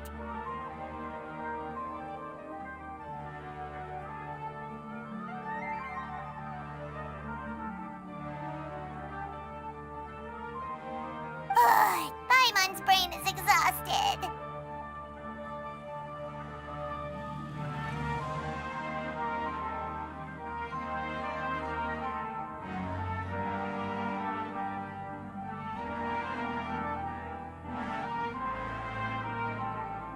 Oh, smart idea. But what are you going to ask it?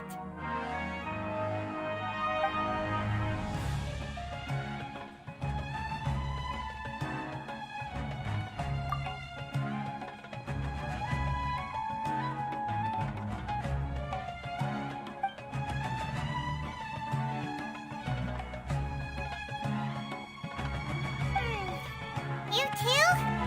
Well, glad it's not just Paimon.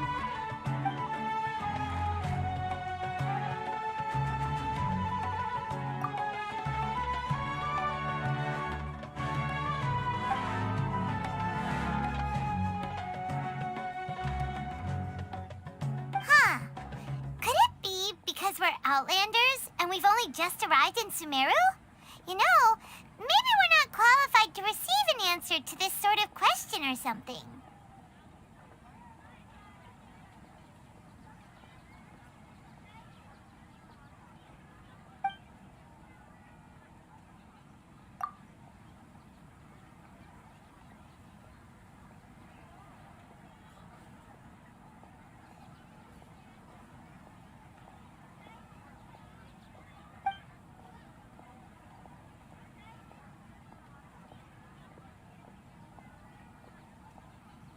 Uh-oh. Paimon's getting all teary-eyed all of a sudden. It feels like the people of Sumeru really miss their Archon. Well, seems no matter which way we try, we can't find anything that'll lead us to Lesser Lord Kusanali. Guess our only choice now is to try meeting with the researcher that Tainari recommended. He's from Sumeru and even has a position in the academia. Maybe he'll be able to access more info from the Akasha.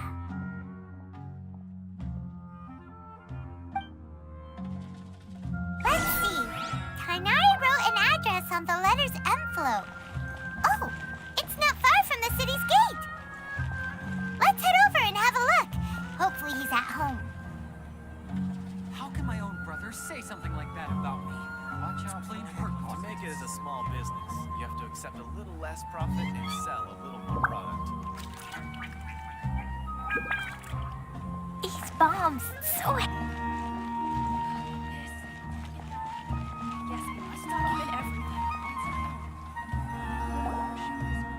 Hello, are you Rohawi?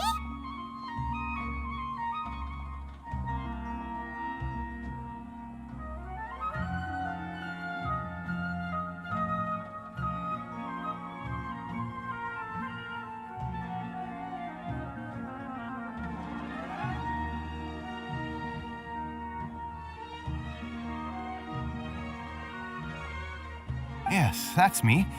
Can I help you?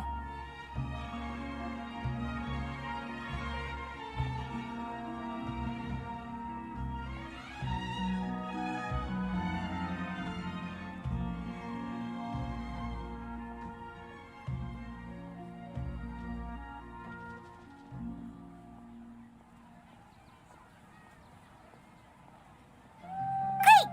You see, Tainari sent us here and...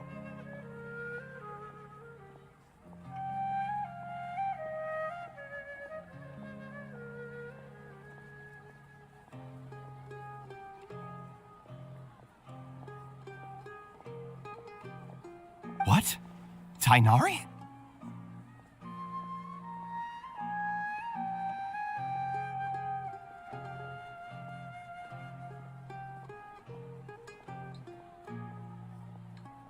Please, there's no need to say anything, really. Sure, I admit that the article I published last month wasn't my best work, and maybe the data didn't produce the most convincing results, but...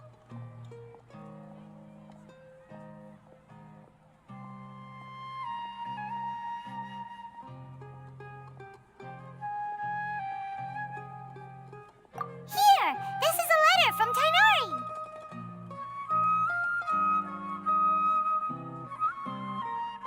Oh, let me see. Oh! Ooh, what a relief. You two nearly scared the life out of me. So you two just have some questions for me? Seems even Tainari acknowledges my innate ability for procuring information. So, what is it you two would like to know?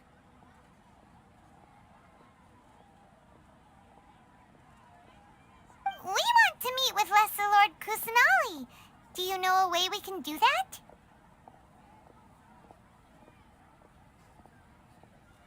You mean you want to meet the Dendro Archon herself? This isn't exactly my area of expertise, but let me see what I can find in the Akasha.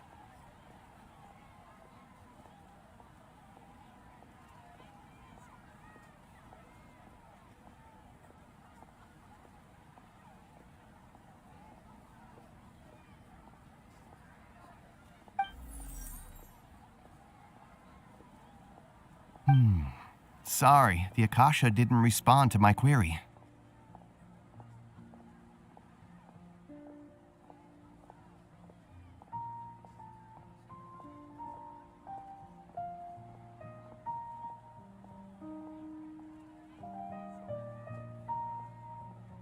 What?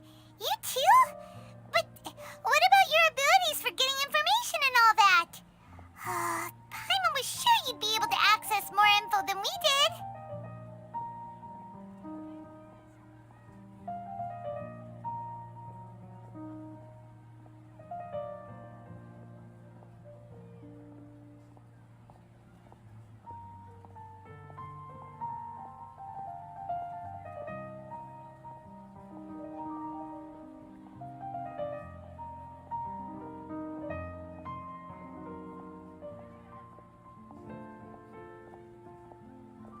Well, as I said, this isn't my area of expertise. I am but a lowly researcher, so the Akasha doesn't see a need for me to know more about the Dendro-Archon.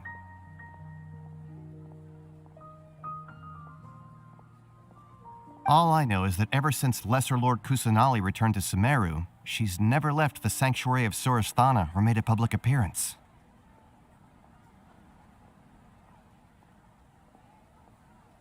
Huh. Didn't expect her to be such a mysterious figure.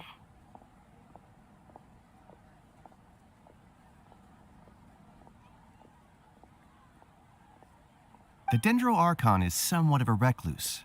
Perhaps she just doesn't want to entertain visitors, which would explain the lack of information in the Akasha.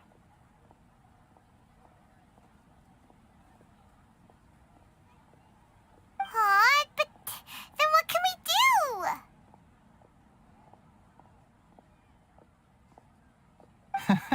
No need to worry just yet. I'm only hypothesizing here. You could certainly try asking around and see if anyone else has ideas.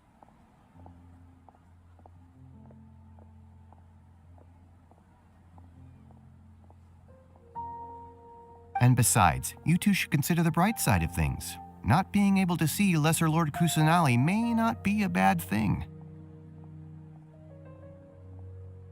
In this world, there will always be information you cannot obtain from the Akasha and things you can never accomplish.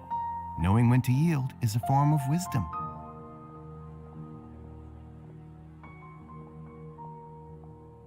Take me, for example.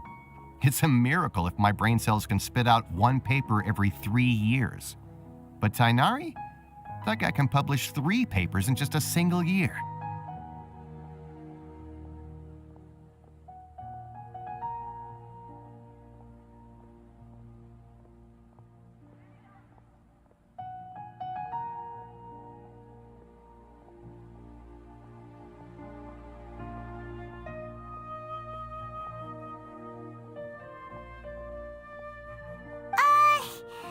Okay. Thanks for your advice.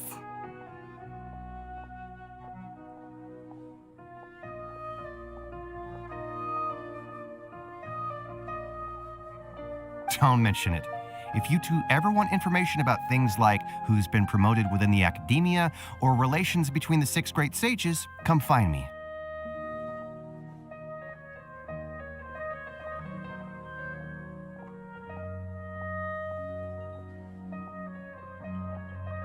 In the dirt. Ugh.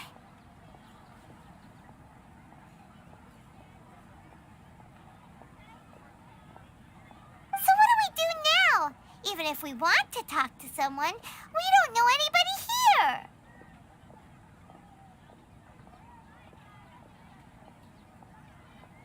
Huh? Like who?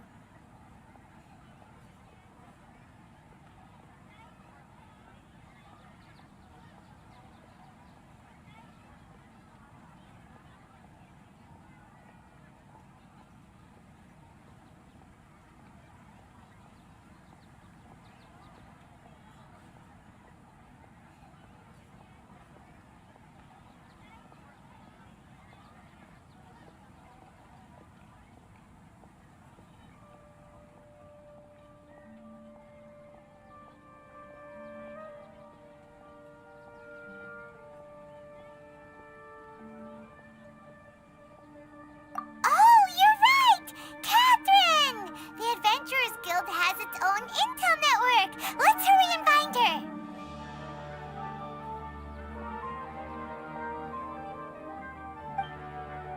I've been handed all the numbers and texts again.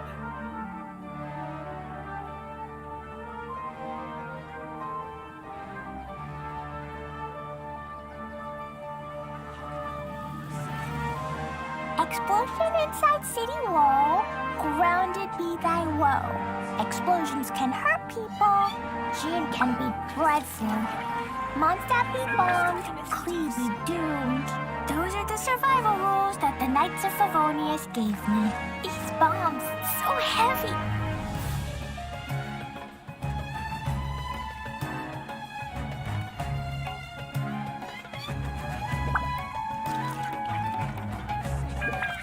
Do you want to come fish blasting with me? I'll I'll get grounded for a whole day, but it's way worth it because the fish tastes so good.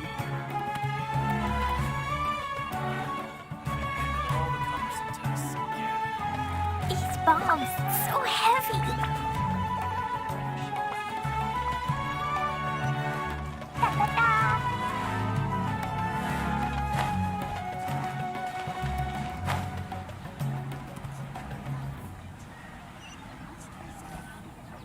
Ad Astra Abyssosk. Hello, Traveler and Paimon.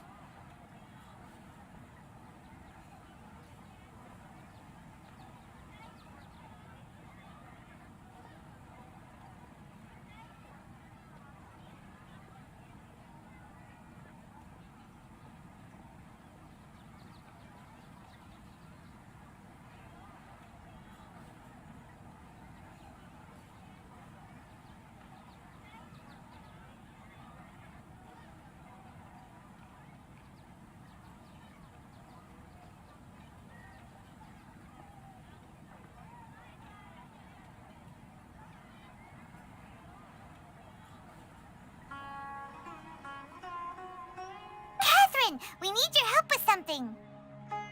Understood. The Adventurers Guild is always ready to serve you. With what do you require assistance?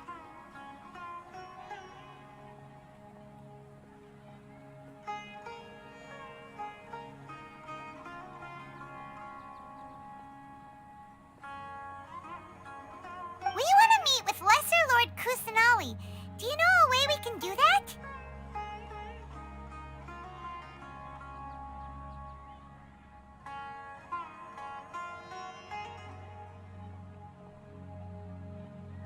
You two wish to meet with Sumeru's Archon. Understood. Please wait.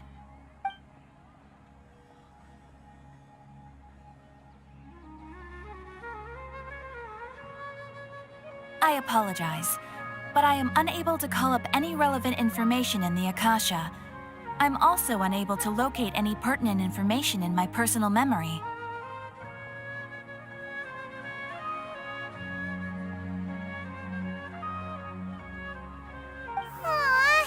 Another dead end.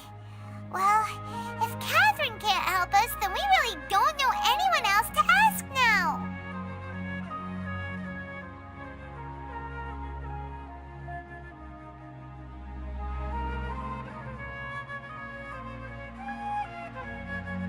Please do not worry. I may know of someone who can help you two.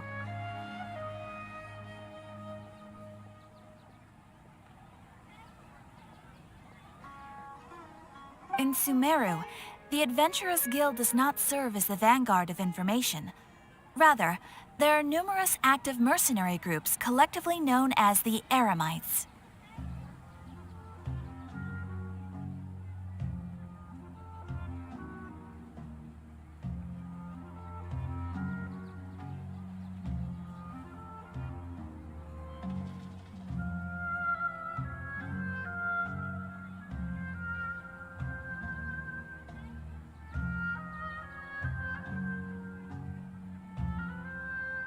They take on various contracts and work all across Sumeru, so they naturally accrue intelligence.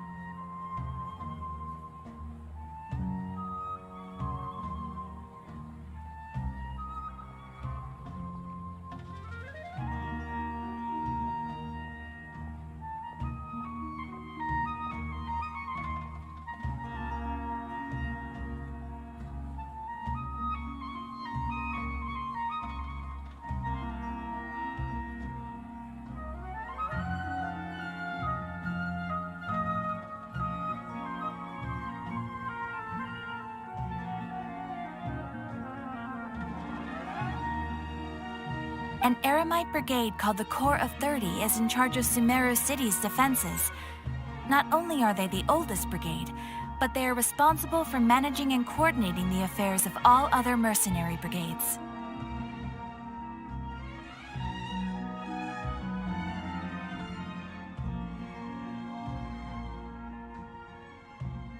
Corps of 30?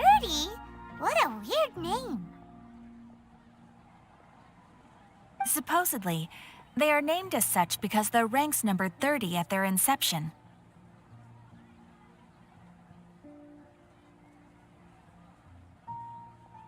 Asfand, an advisor with the Corps of 30, maintains good relations with the Adventurers Guild. Though he's already retired, he and his words carry great weight within mercenary circles. If you'd like to get in contact with him, you can find him at the Corps of 30's headquarters, the Citadel of Regzar. You're welcome. I wish you two the best of luck. We look forward to your exploits in Sumeru. All right, off to the Citadel of Regzar we go!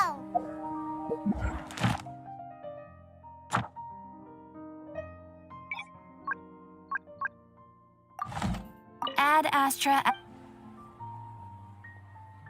You have already claimed.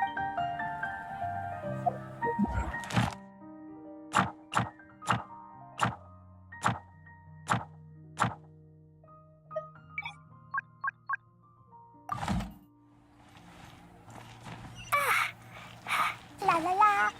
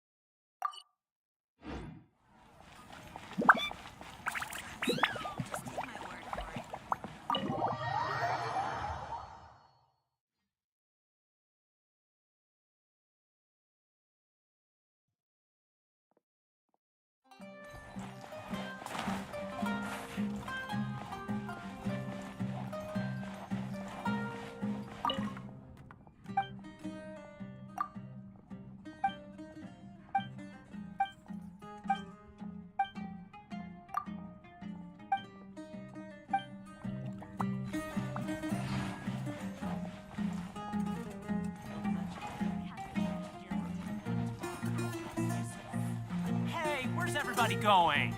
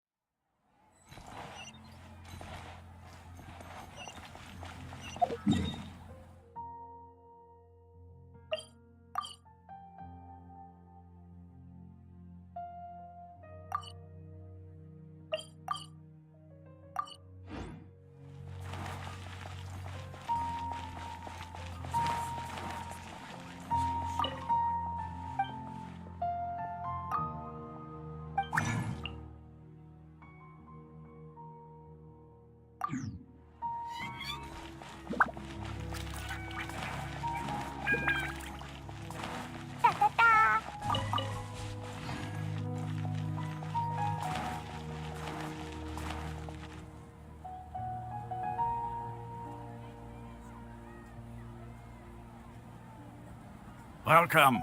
The Adventurers Guild told me to expect you two. It's nice to meet you, Asfand. We'd like to ask you about something.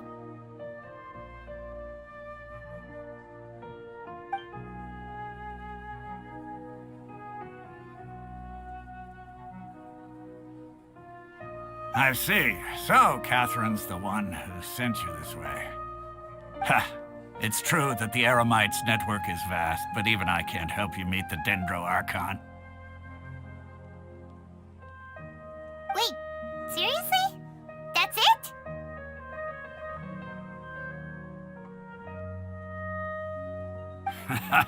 Afraid so. The Eremites aren't terribly religious, so we don't know much about divinities. As far as the Akasha goes, we can access even less than you. We originally came from the desert. The gods there died off long ago. Since those days, we've used our own two hands to carve out a living. We don't beg gods for their aid. It isn't just us, though. If you ask me, I think most in Sumeru aren't interested in Lesser Lord Kusanali. Oh? Why's that?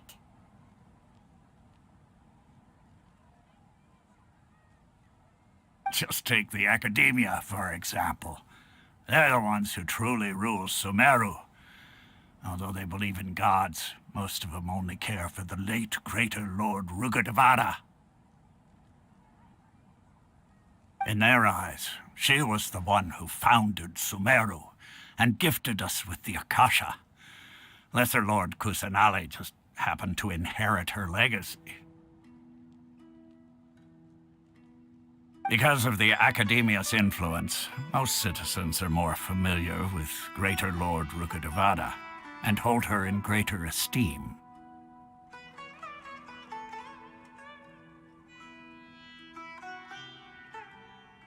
Not to mention that Lesser Lord Kusanali never makes an appearance, and the Academia never announces anything about her.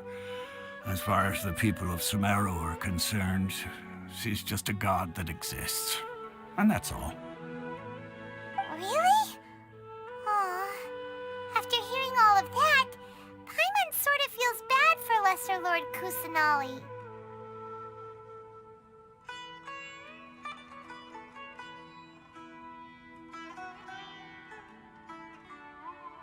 Ha! But who knows? We're all just guessing when it comes down to it. Besides, I'm sure the God of Wisdom doesn't worry about her reputation among people like us.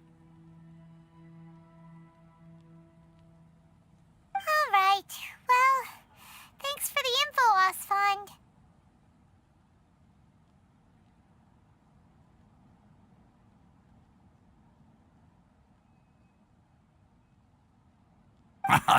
No problem. Always happy to help out the Adventurers Guild.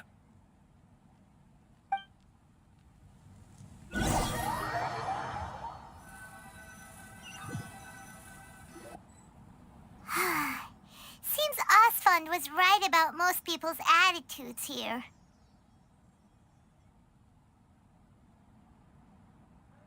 Not only are they not interested in the Dendro Archon, they even say stuff like, if the Akasha doesn't think I should know, then I don't need to know about it. We've been asking for information non-stop ever since we got to Sumeru. But the harder we try, the more helpless everything seems. Isn't there at least one person in this entire city who cares about Lesser Lord Kusanali?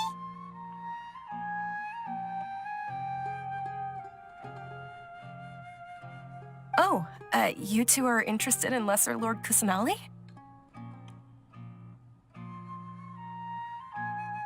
Huh? Who are you? From the sound of it, you two are Outlanders who recently arrived here. You've been asking around for information on Lesser Lord Kusanali, right?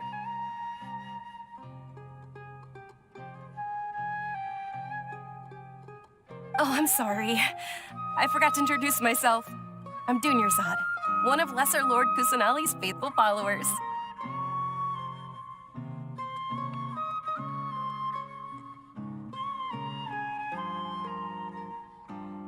Whoa, really? Then do you know how we can meet with her?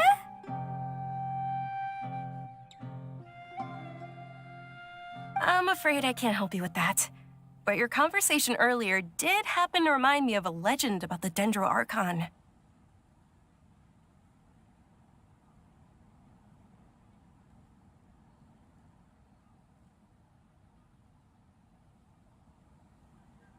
Sure. It goes like this. Long, long ago, there was a man who heard a prophecy. It predicted that a great calamity was about to befall him.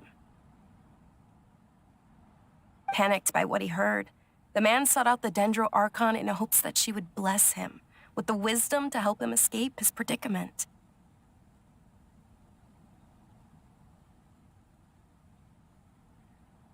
The man journeyed across deserts and through rainforests and experienced tribulations of every kind. However, he still couldn't find any trace of the Dendro Archon.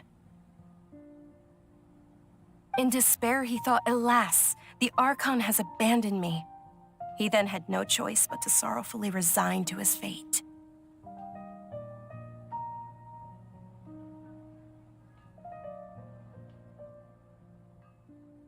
Okay, and then what happened? And then, the calamity came. But to his own surprise, the man felt somehow emboldened by the trials of his journey.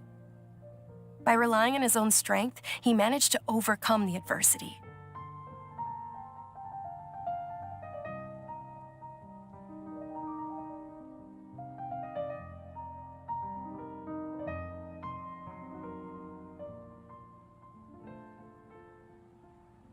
At that moment, a bird perched upon his shoulder.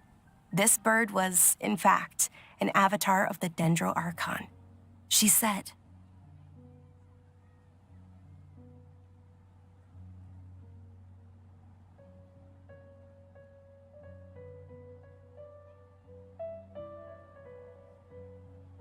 "O Archon Seeker, do you now understand? She and her wisdom have long been found by you.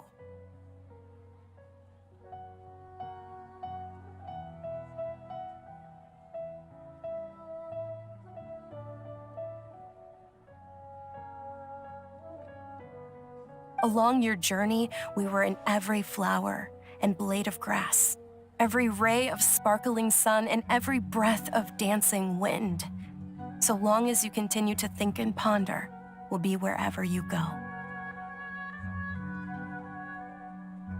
Yeah, thanks for the story! Paimon feels all warm and fuzzy inside after that.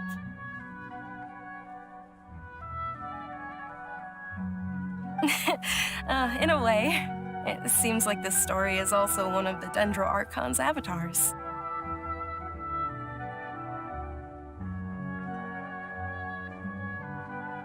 Dunyarzad, since you worship Lesser Lord Kusanali, can you tell us anything else about her?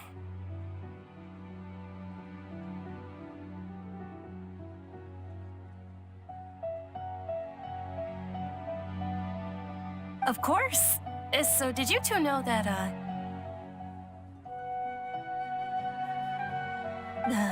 I'm terribly sorry, but it seems something's come up now.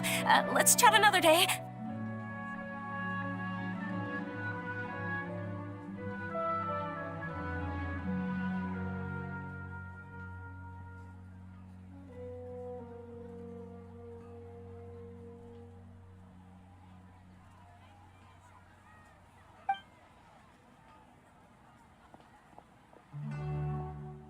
Hey, wait! What the heck just happened?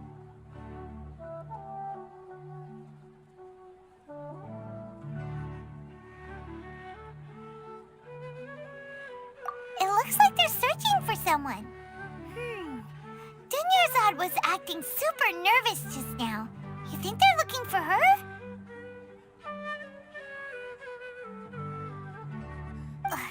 This stinks! We finally managed to find a lead about Lesser Lord Kusanali! We can't let them get in the way now!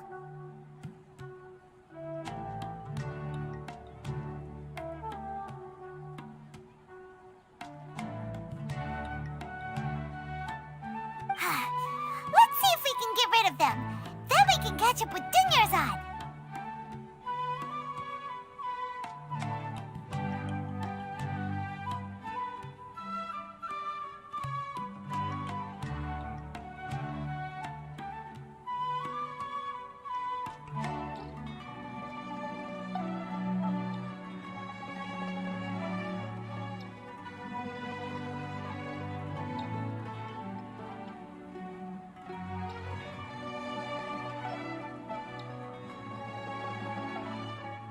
Hey, Have you two seen a brown-haired girl wearing a purple top and a long blue dress?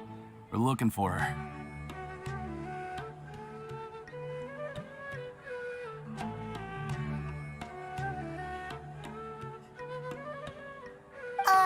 Did she have bandages wrapped around her wrists?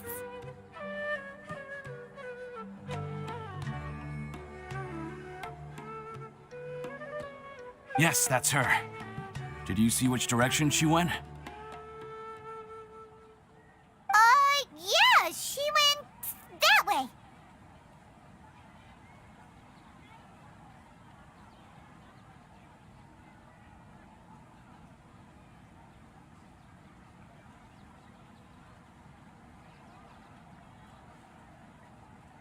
Quick, after her!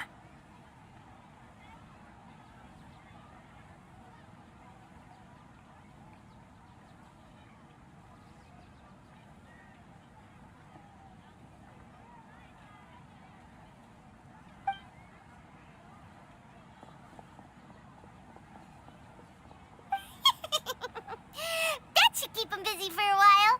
Let's hurry and find Dunyarzad.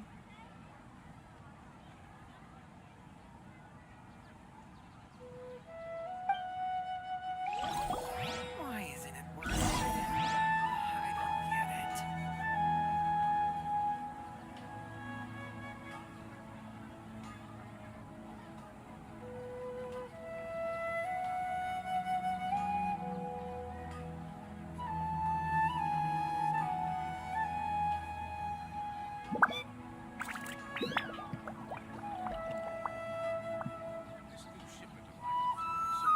Why isn't it working? These bombs, so heavy.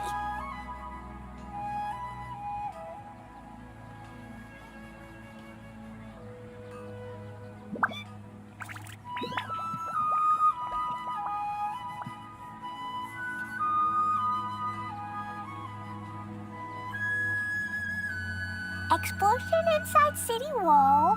Grounded be thy woe. Explosions can hurt people. Gin can be dreadful. Mondstadt be bombed. Klee be doomed. Those are the survival rules that the Knights of Favonius gave me. Dodoko? Dodoko, where are you?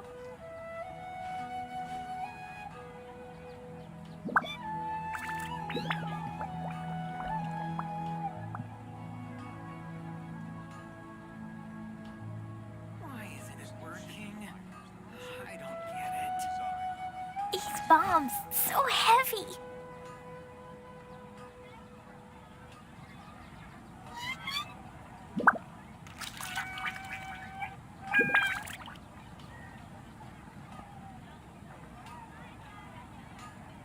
Klee was a brave girl today. I found a real weird-looking lizard. Want me to show it to you? There you are, Dunyarzad. We thought you might have been long gone by now.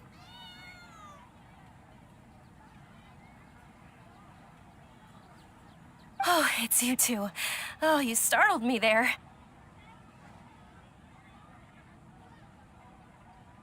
You can relax now. We threw those people looking for you off the trail.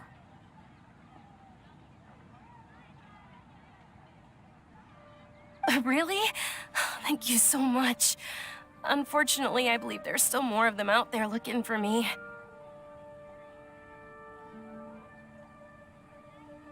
Uh-oh, looks like there's some coming this way.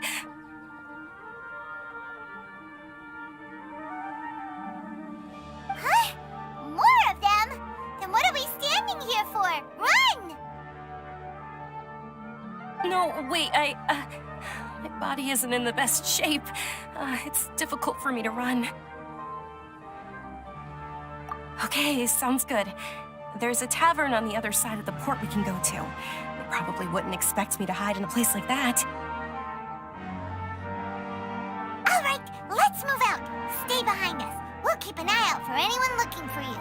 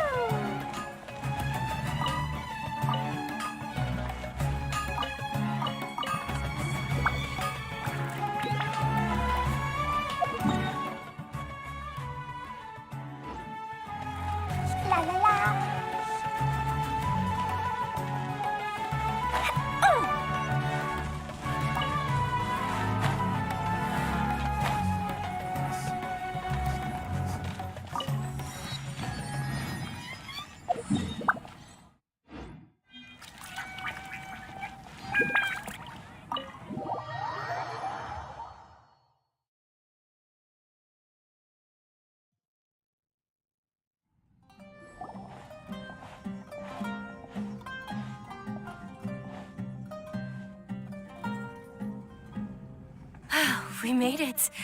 Oh, they shouldn't be able to find us now. Wait! Stand down, Dia!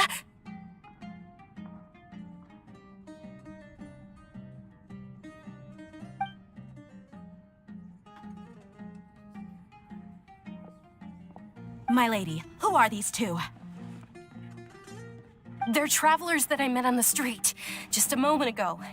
They happened to notice that you were all searching for me, so they helped me hide. I see. In that case, you two should scram. There's nothing here for you.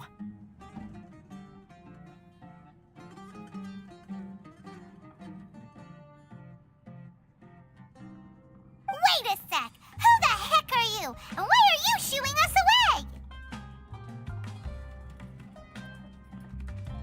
I'm Miss Dunyarzad's bodyguard, here to see that she returns home safe and sound. My lady, let's get going. You've been gone for so long that your parents are worrying themselves sick. And if I refuse to go with you?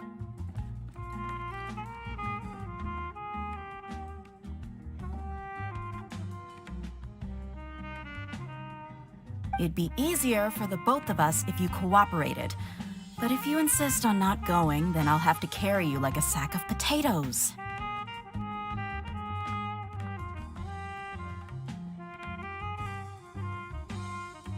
Hey!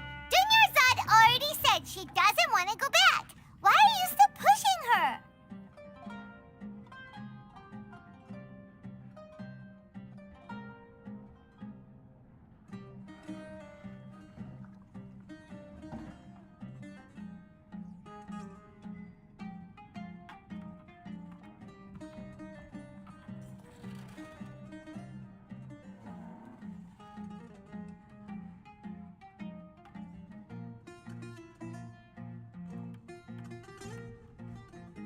Stay out of this. You don't understand the situation. Sorry, my lady. Even though I'm your bodyguard, your parents are my employers. I have to answer to them.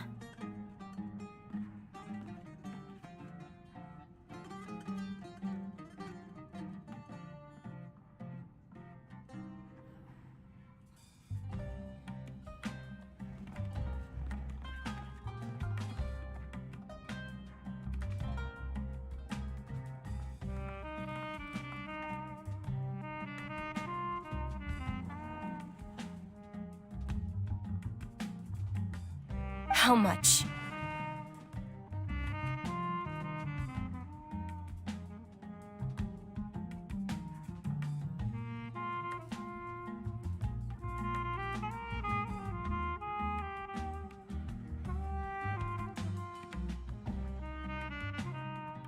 Wait, what? How much more do I have to pay you to become your employer? So you never listen to my parents ever again. Double? A triple? Give me some time and I'll get that much. My lady, this isn't about Mora. I don't know what you think of us Eremites, but let me say this. I like Mora, but I'll never go against my principles.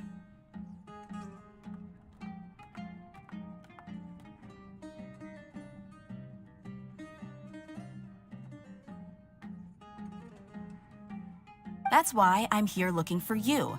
Sure, it's an order from my employer, but my conscience was also telling me it's the right thing to do. And knowing your health, carelessly running around like this is gonna hurt ya. For the sake of those who love you, don't be stubborn.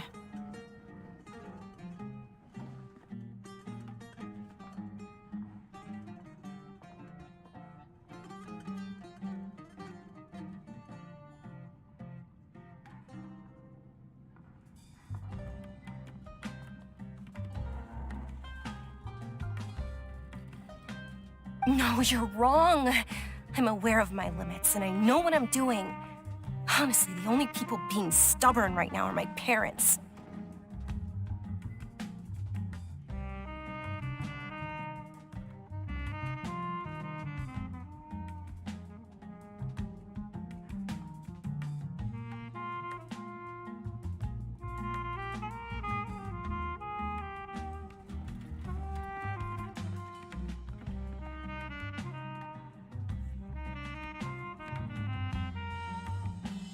And I know perfectly well that it makes no difference if I'm at home or not. I still won't accept reality.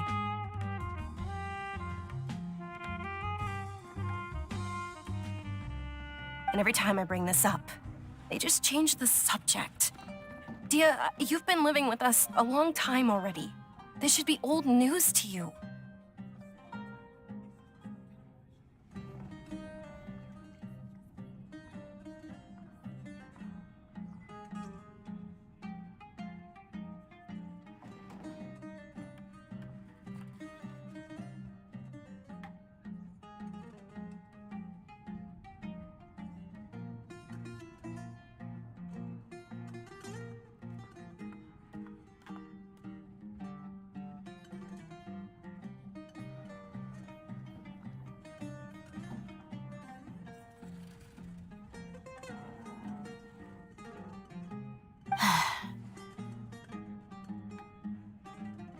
Dia, I know it hasn't been easy for Mother and Father, and I'm grateful for everything they've done for me. But there's someone else in this world I'm also grateful to.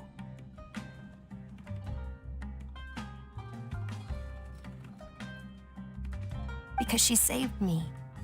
The love I have for her is the same I have for my parents.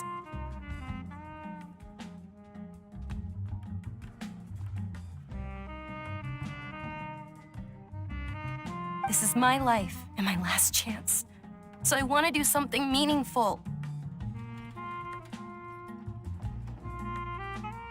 My lady, are you sure what you're doing now is meaningful? Yes, I'm sure. At least, it is to me. Fine. I won't ask you to return home anymore.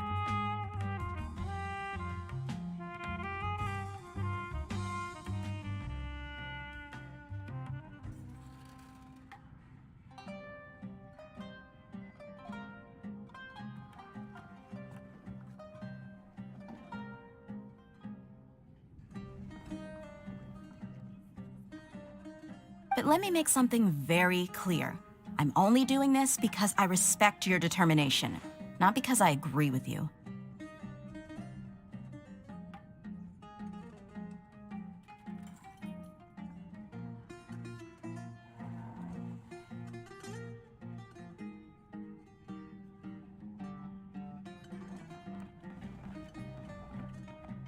Thank you, Dia.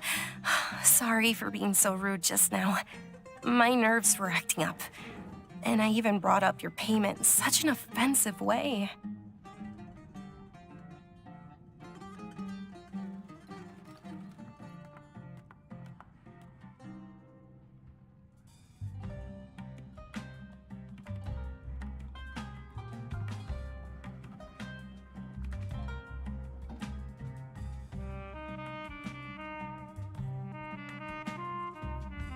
Don't worry about it, my lady. I did say that I like Mora. Besides, that's our next topic of conversation.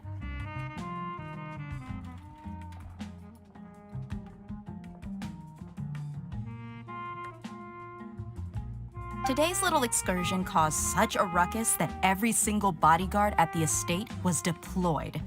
It wouldn't be easy to hide things from your old man. Since this definitely won't be your last escapade, here's a little tip. You should at least make it look like your room and things are still in order when you leave. Also, you'll need someone to cover you for when you're out and about.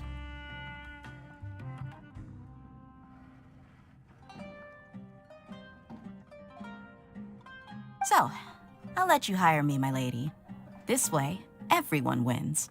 As for the pay, let's say half of what your father pays me.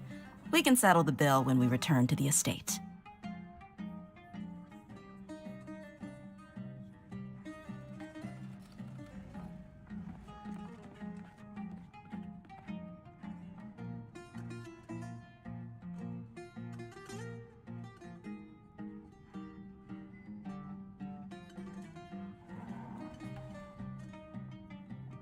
Okay, deal.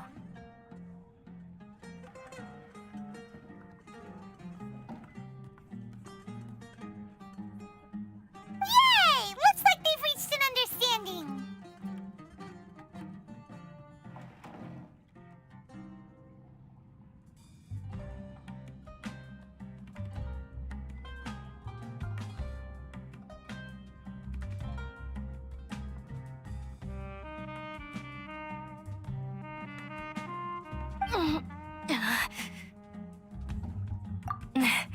I'm fine, really. I just feel a little tired now that things have calmed down.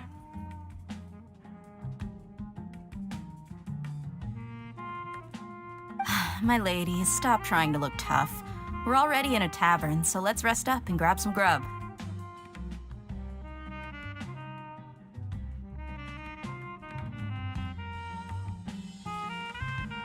I'm sorry for worrying you two. If you don't mind, I'd like for you to join us.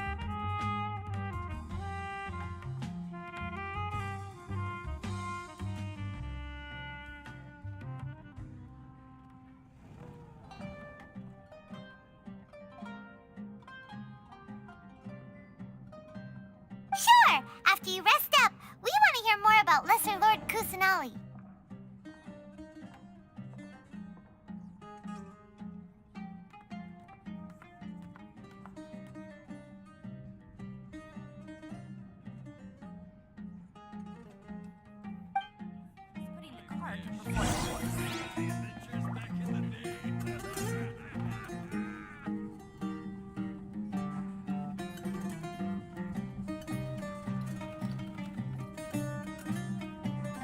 Well, your perspective is just tunnel visioning. Don't you remember your adventure plans, my lady? Your theory is just putting the cart before the horse.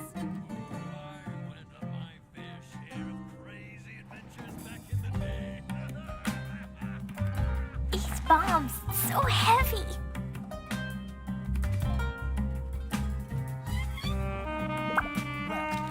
Your perspective is just tunnel visioning. Don't you remember Your theory is just putting the cart before the horse.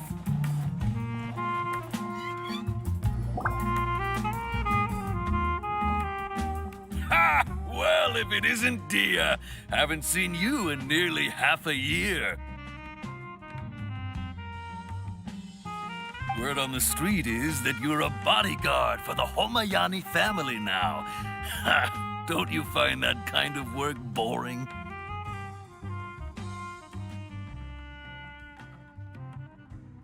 Nah, you get used to it. How about a menu over here? You got it, huh? Isn't this little Miss Homayani herself? We don't get to serve personages like you very often. We'll be sure to prepare our very best.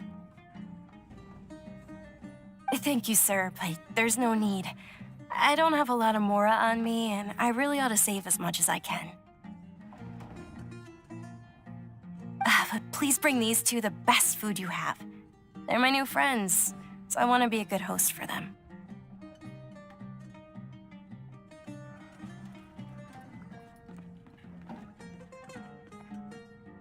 Yeah, we're already super grateful for everything you told us about Lesser Lord Kusanali. How about our coconut charcoal cakes? They're our signature snack, and they run cheap. Look, other customers over there are eating some now.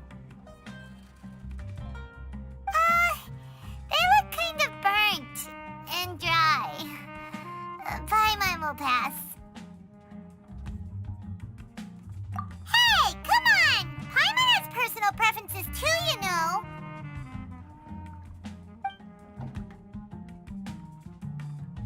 Dunyarzad, we asked a lot of people when we first arrived, and almost nobody was interested in Lesser Lord Kusanali. So, what made you want to follow her?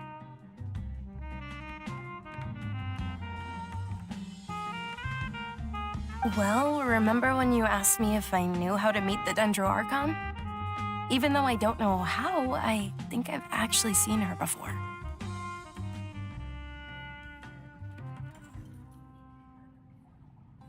Huh? Really?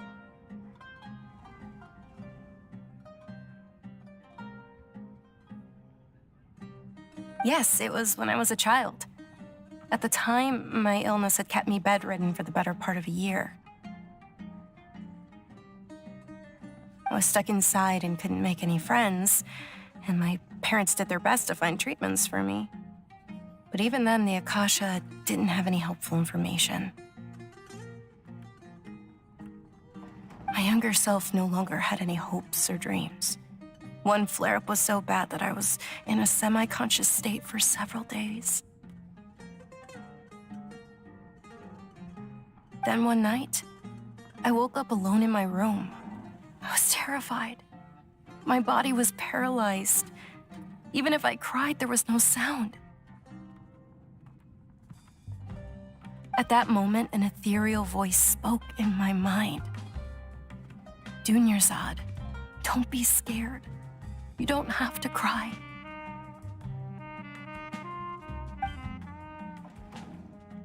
Dunyarzad, don't be scared. You don't have to cry. Huh? Who are you? How do you know my name?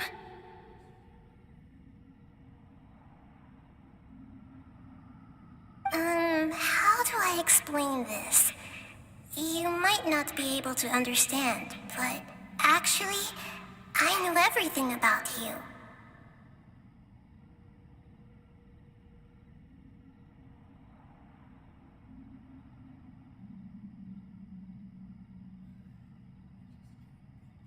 Really?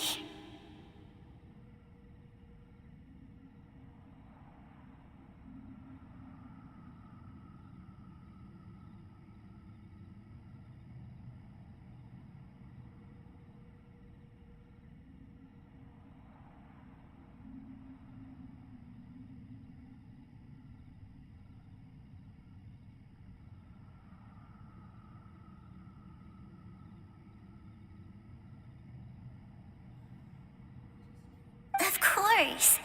I know that you're scared of thunder, that you hate taking medicine every morning, and that you love counting the petals on your mom's skirt.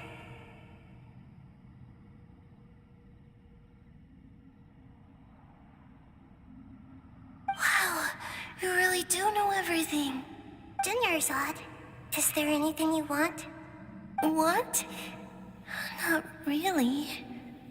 I can't go anywhere or do anything.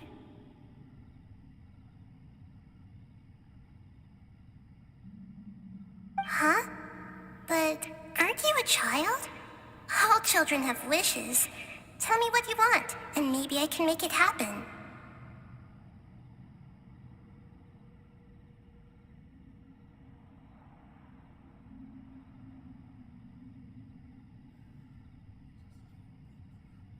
And can you make my illness go away?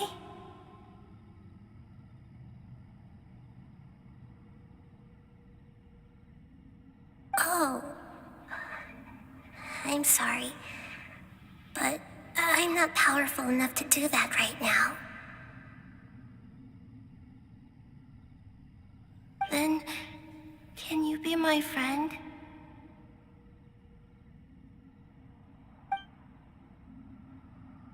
After that, the voice said, "Okay, I'll be your friend."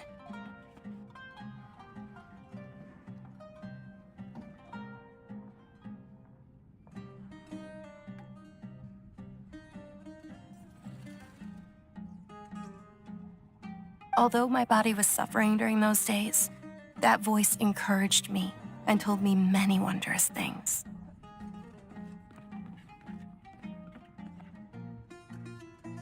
Beyond my window was the flourishing Sumeru city. Beyond the city was a lush rainforest. And beyond that was the wall of Samiel, deserts, and all of Tevat.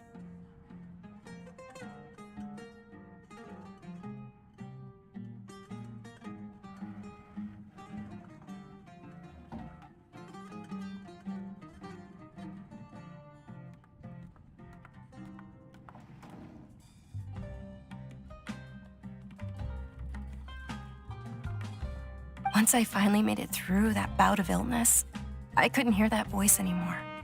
I told my mother about it, but she said that I must have been dreaming.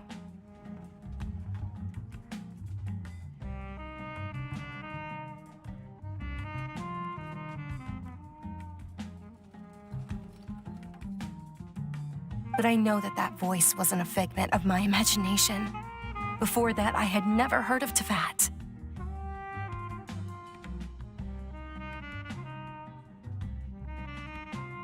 Yes, for sure.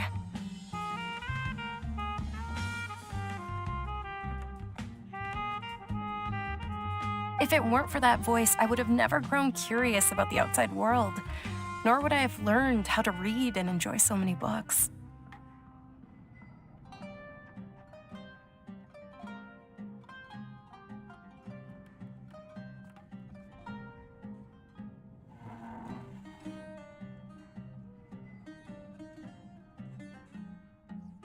That voice sparked a desire for wisdom. It had to have been the Dendro Archon.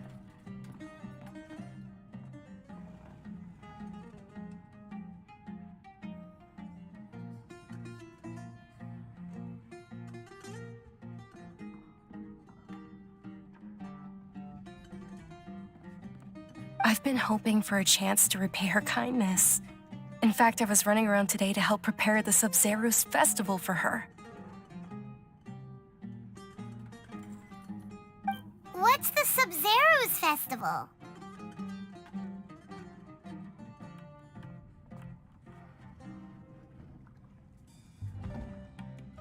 It's Lesser Lord Kusanali's birthday, which was the day that she was found by the sages.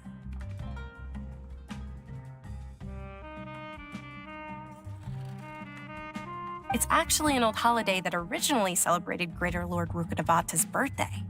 When she passed away, the holiday eventually became a celebration of the Lesser Lord's birthday.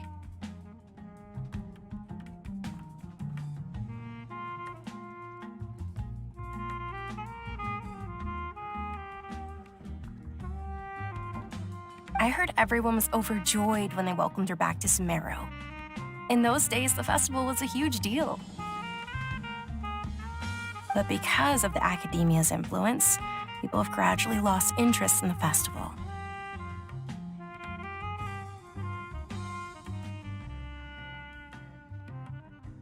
The academia actively participates in Sumeru's many holidays dedicated to Greater Lord Rukkhadevata.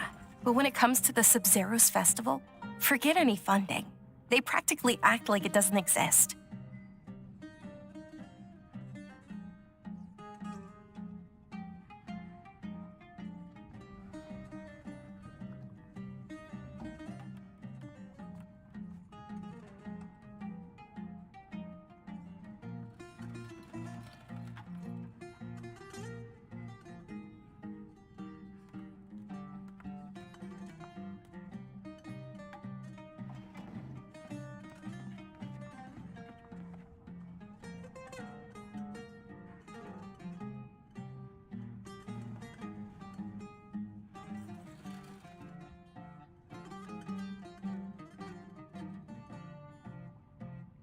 Maybe they see Lesser Lord Kusanali's birth as confirmation of Greater Lord Rukkhadevata's death, so they're reluctant to celebrate it.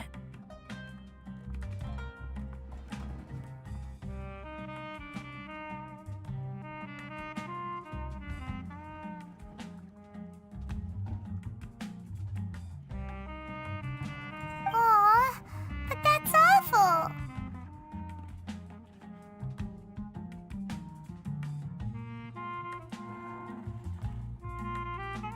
It is. It's absolutely terrible. Sure, the Greater Lord founded Sumeru, but hasn't Lesser Lord Kusanali been the one quietly protecting us for the past few hundred years?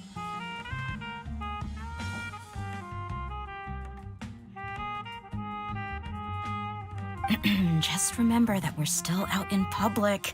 Don't get too carried away now.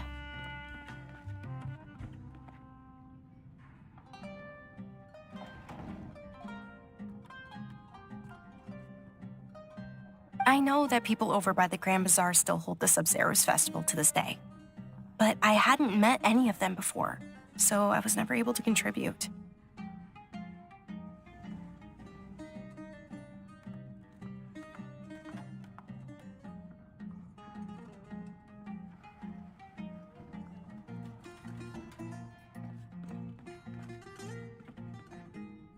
But recently, I made a friend there who also follows Lesser Lord Kusanali.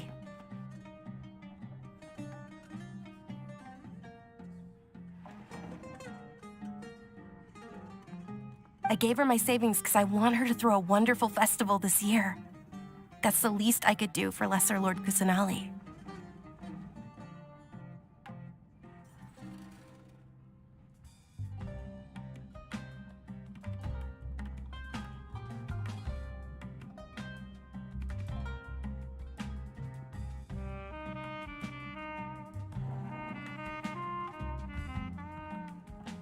Hold on, my lady. Does this friend happen to be Nilu, the one who sends flowers to the estate?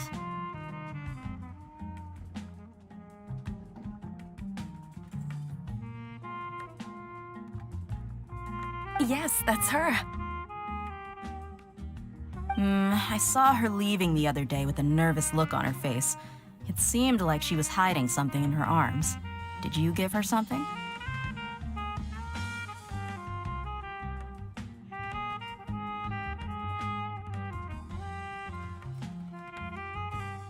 Yes. Initially, I didn't have much more prepared, so I had Nilu sell one of my skirts.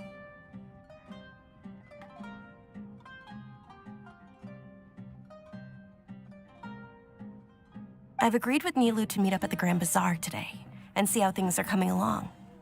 Dia, would you accompany me?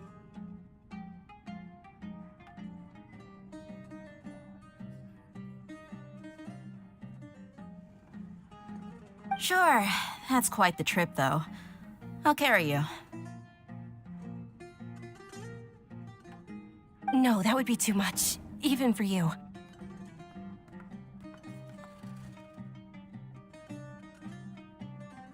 You might as well just accept the lift. If I let you walk, who knows how long it'll take us. And if anything happens to you, then I'd really never hear the end of it from your father.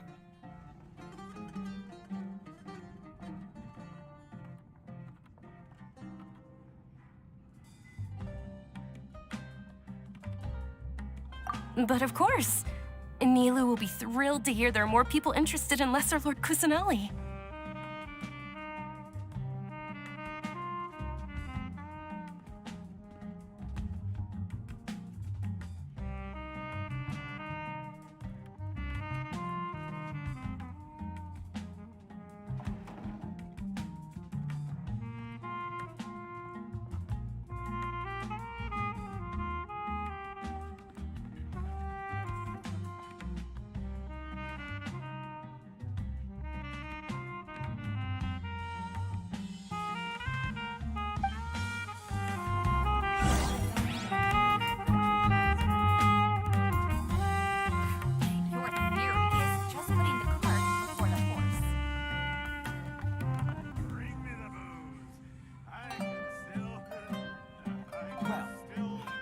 Perspective is just tunnel visioning.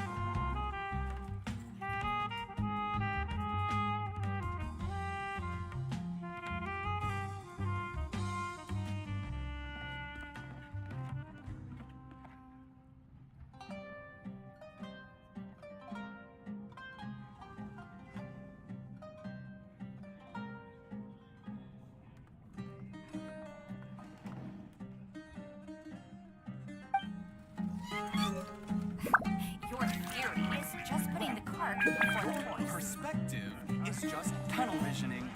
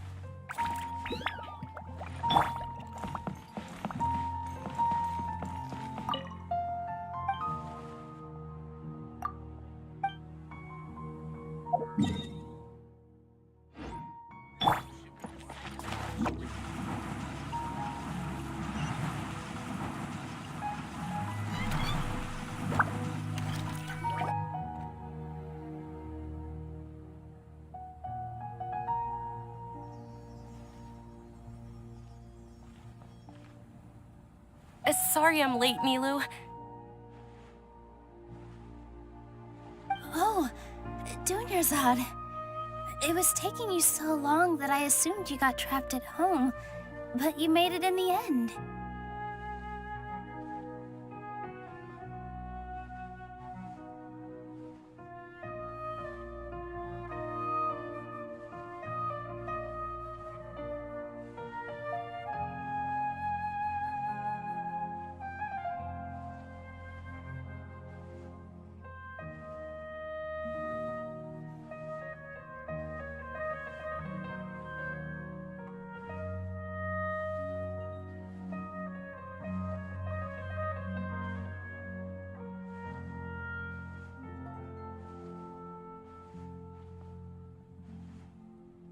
Uh-oh. But if Dia's here, that means you got caught, right?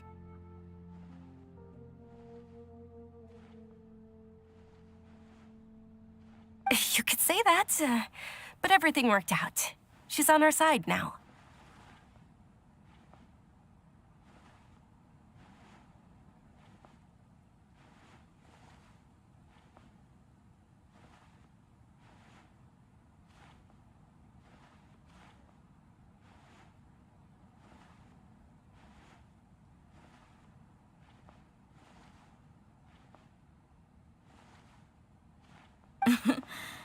Not completely.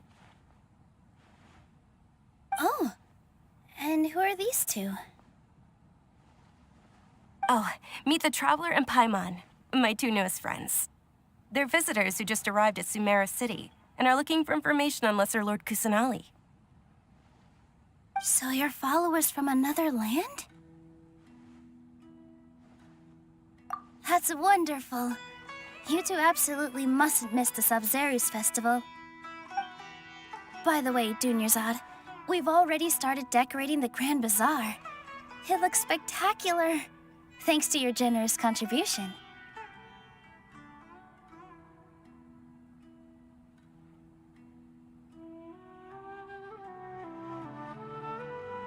You're very welcome. It's the only thing I could do. Do you still have enough Mora?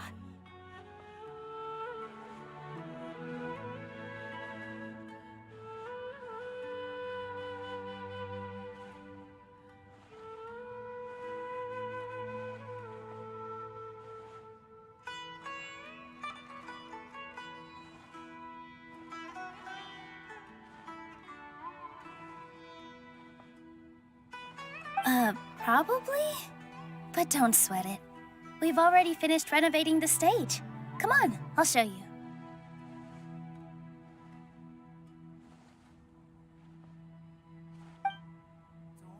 Fascinating. In my opinion, Shoots is the best stall in the whole bazaar. What's so great about Snezhnaya toys anyway? Wow! This place is amazing!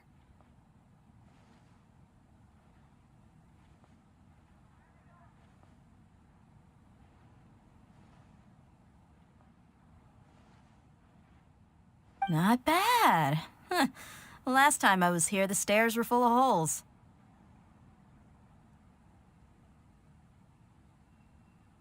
The stairs were nothing. A little while ago, we discovered that the tree above the stage had a huge chunk of bark ready to fall off. Mr. Zubair was worried sick.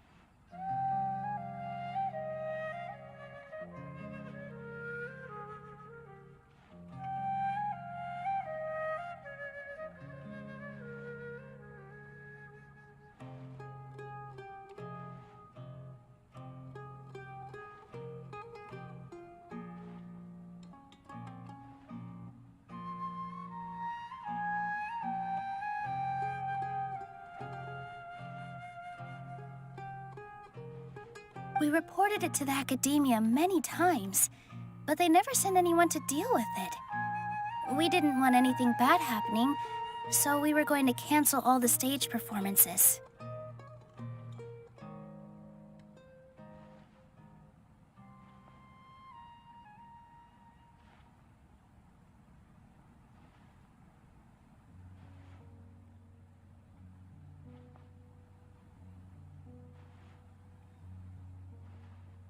Oh, probably because it was the theater asking. The academia looks down on performers like us. They probably think it would be best if the theater closed down completely.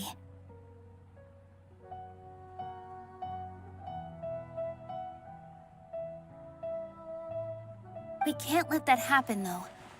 Not only would everyone involved in the theater go hungry, but then we wouldn't be able to hold the Sub-Zero's festival anymore.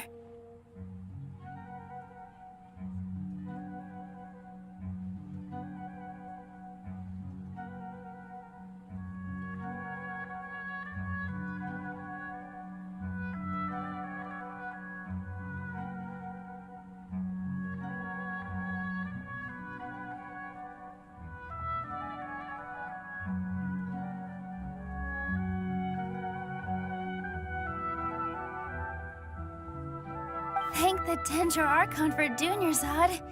But the more she gave us, we hired someone to patch up the tree, and we also gave the stage a much-needed makeover.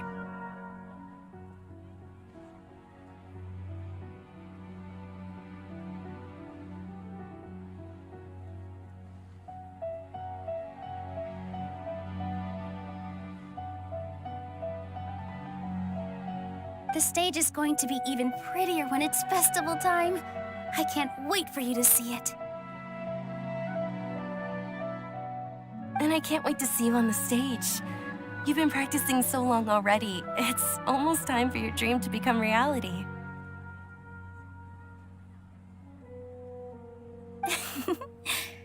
It's our dream. I'll do my best for the two of us.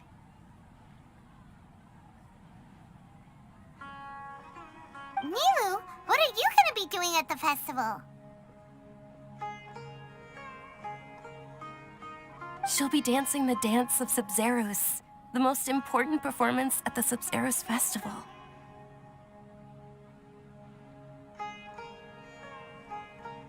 Dunyazad, have you told him the origin of this holiday? I only told them about the Greater Lord and Lesser Lord so far.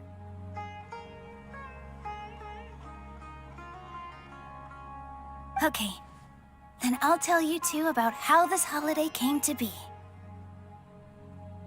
According to legend, the Sub-Zeros festival was originally the Goddess of Flowers' birthday celebration for the Greater Lord.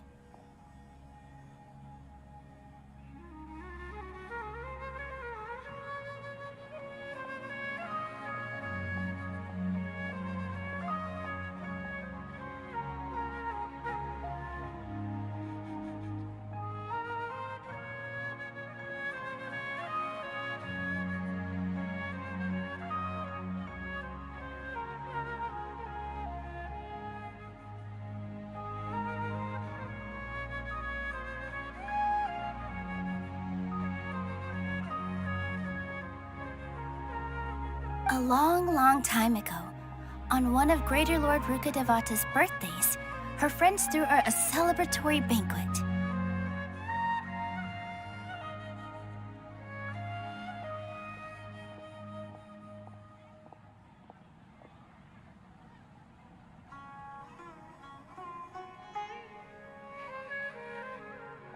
Some of the gods got drunk. One started playing music, and the Greater Lord started singing, so the goddess of flowers began to dance.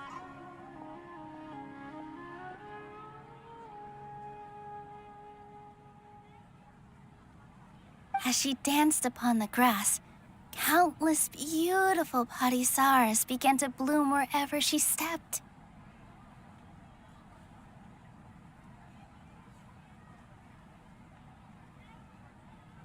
Those brilliant purple flowers became her dazzling stage. All the gods clamored, "Oh, if only time could stop at this very moment."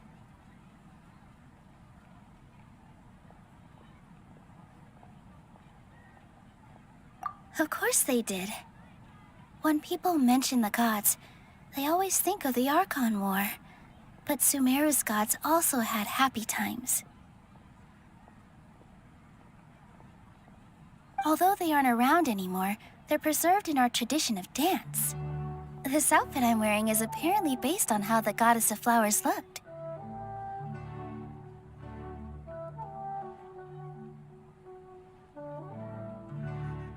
Though we're just tiny people compared to the divine, we still have to do our best to make sure that the birthday girl feels loved on her special day.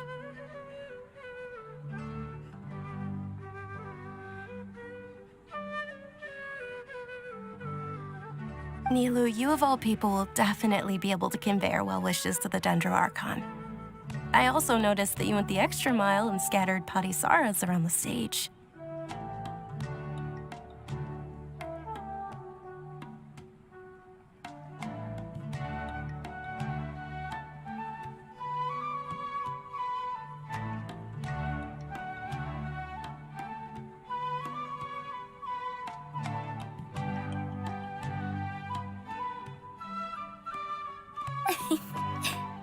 They symbolize the goddess of flowers, after all. It's just a shame that all the real parisaras went extinct after her death.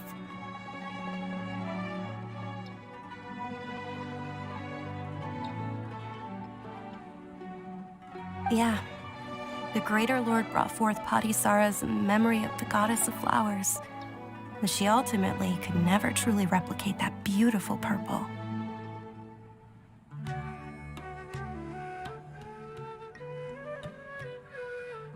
Thinking about the goddess of flowers dance makes me wish I could have seen it.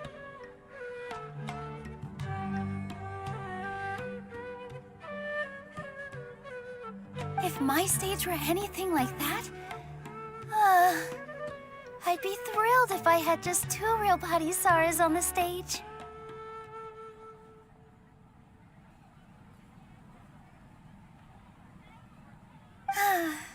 So, Traveler and Paimon, what do you think? Interested in the Sabzeruz festival? Will you two be coming?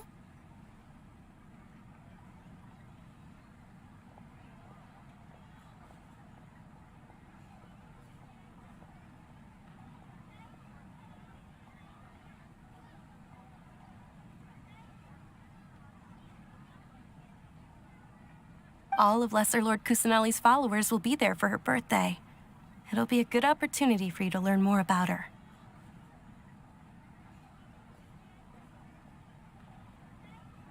Ooh, Paimon thinks that's a great idea!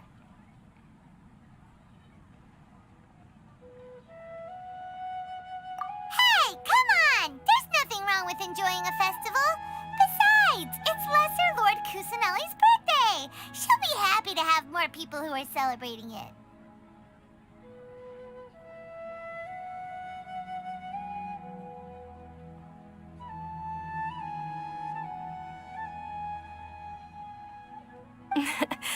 So how about we all attend the Sabzeruz festival together?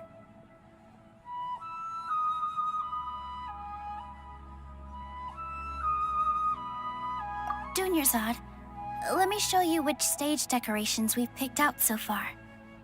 Traveler and Paimon, if everyone at the Grand Bazaar loves Lesser Lord Kusanali, and we're all looking forward to the Sabzeruz festival.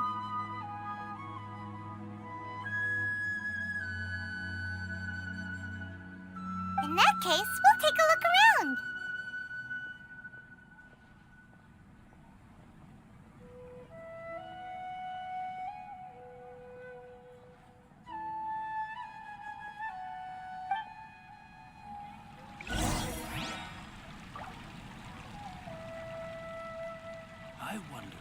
treasures I discovered in my youth might have been left by greater Lord Ukadivata.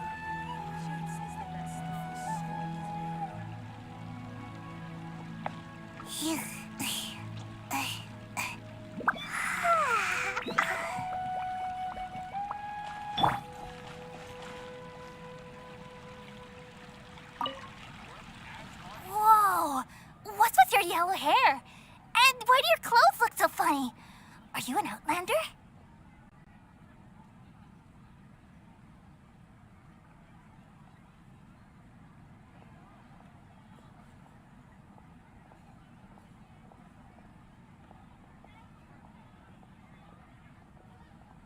Did you know that the Sabzeruz festival is about to happen? There'll be loads of fun things to do at the festival. But the best part is when Ferris, the Knight of Flowers, passes out candy to everyone.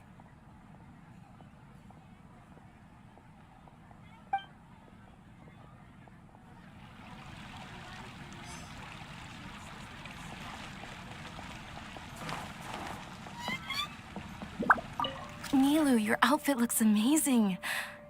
There's also something different about you from when we first met up.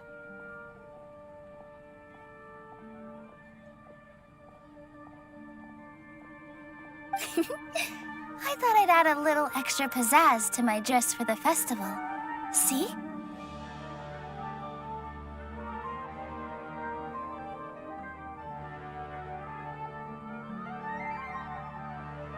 Wow, did you sew all that yourself? Uh-huh. Sewing is a fundamental skill for everyone in the theater company because we make all our own costumes. Did you know that Mr. Zubair not only can make costumes, but props too?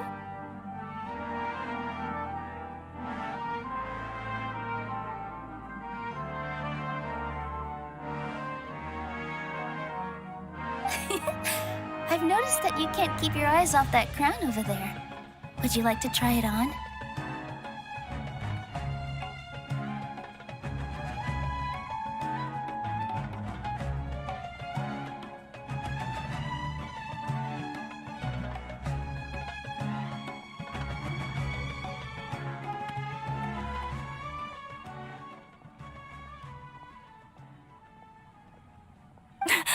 May I?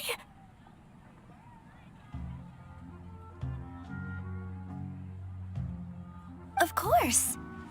The legends say that the goddess of flowers had beautiful horns on her head, so this crown was made to reflect that.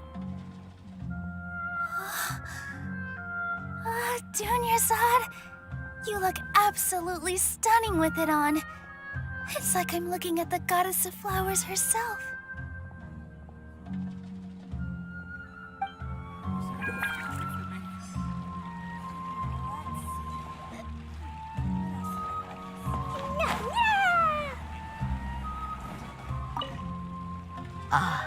Dancing at the Sabzeruz festival. You know, I also danced when I was younger. As a child, I even asked my grandmother why we performed the dance for the Lesser Lord when it was originally done to honor the Greater Lord.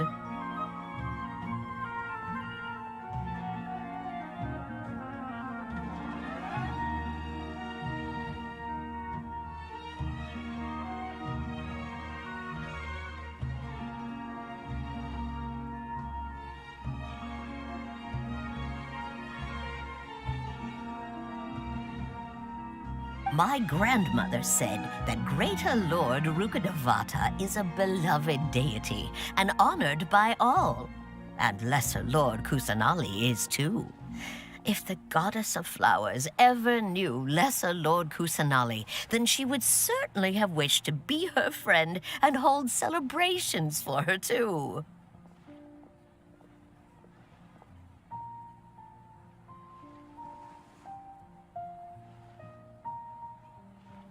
The Sabzeruz festival has been losing its appeal over the years.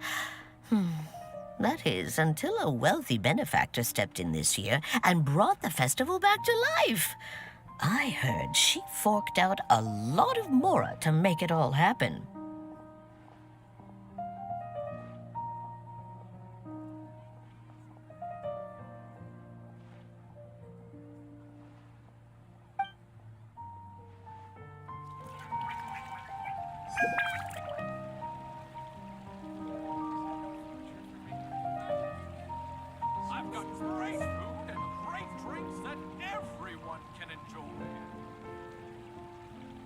bombs, so heavy.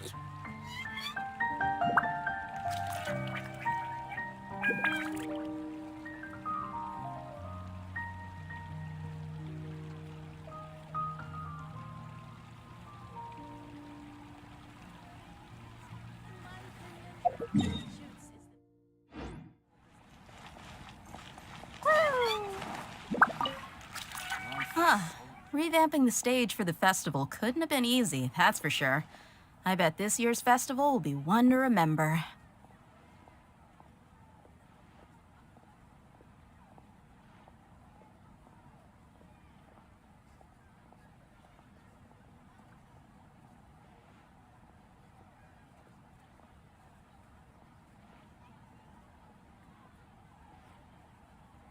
I don't know much about the Grand Bazaar, but I do know that the residents here have a penchant for song and dance. Two things that the academia doesn't particularly approve of.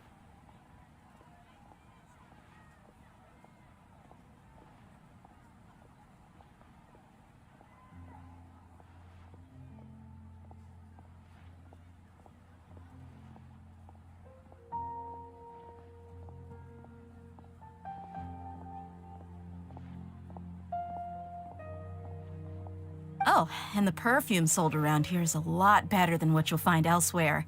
The fragrances are longer lasting and they're gentler on your skin and...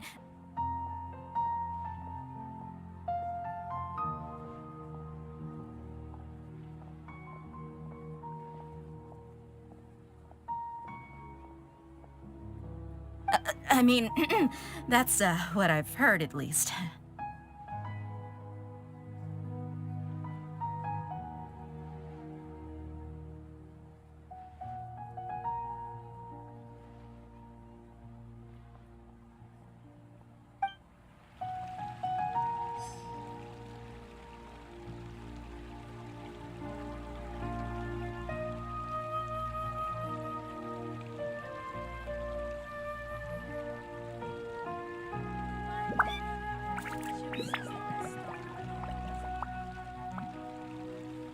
These bombs, so heavy.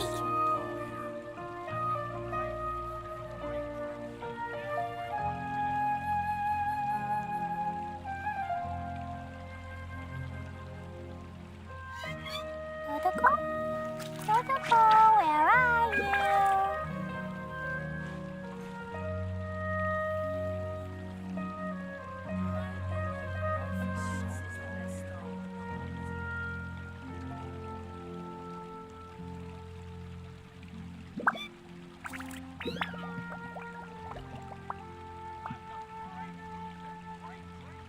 Explosion inside city wall, grounded be thy woe.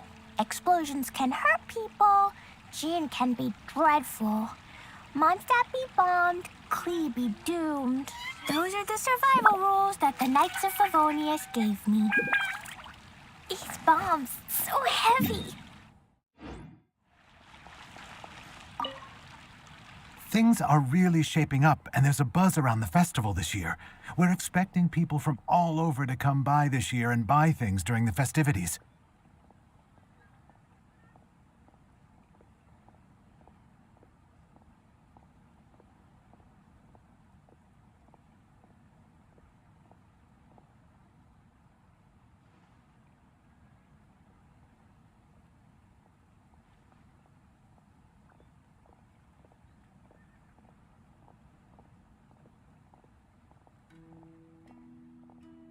Don't be fooled into thinking that Sumeru City has the best of everything.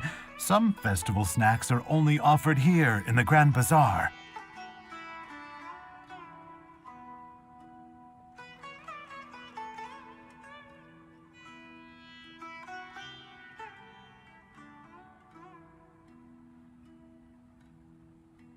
And when it comes to musicians, dancers, or singers, the Grand Bazaar's got the best of the best.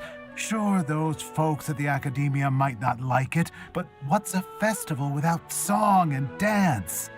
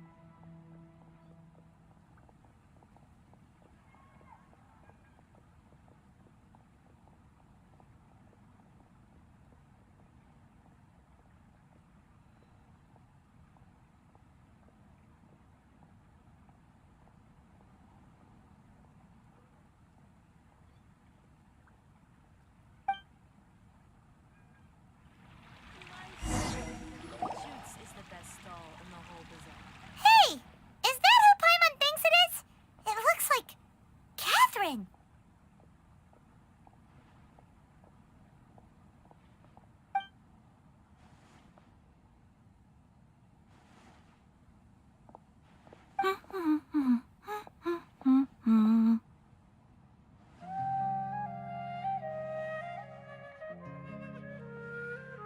Huh. Come to think of it, Paimon's only ever seen her behind the counter at the Adventurers Guild. This is the first time we've ever seen her taking a break. Hey, Catherine! Huh? Oh, hey! It's the Traveler and Paimon! What's shaken?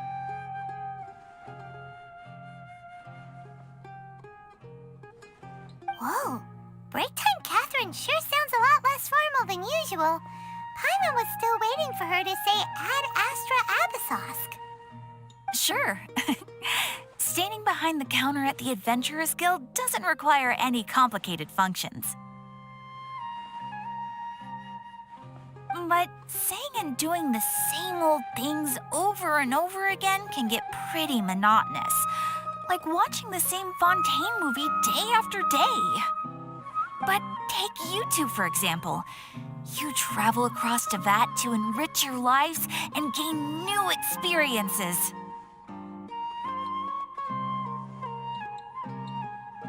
Well, we enjoy traveling across Teyvat and all that, but we're mainly looking for clues about her brother. Yes, you should keep searching.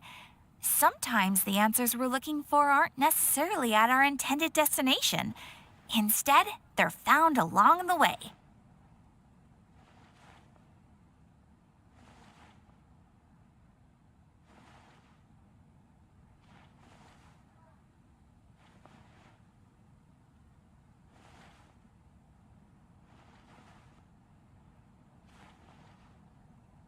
Huh.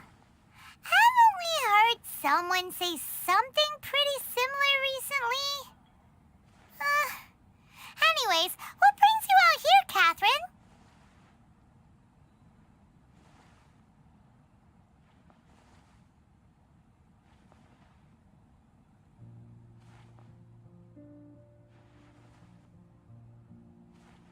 No, not particularly. I guess you could say that I'm loving the recent atmosphere here. If festivals bring happiness to everyone, then that's where their true value lies.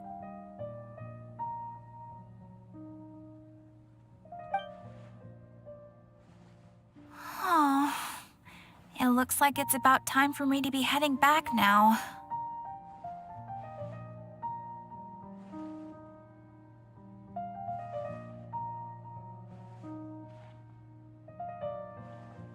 Alright, we'll see you next time at the Adventurers Guild. Oh, by the way, thanks for connecting us with the Eremites. We've already made some great friends in Sumeru City thanks to you.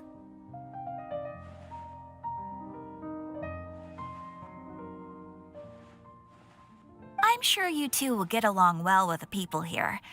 You've already been blessed by the element of Dendro, after all. See you around.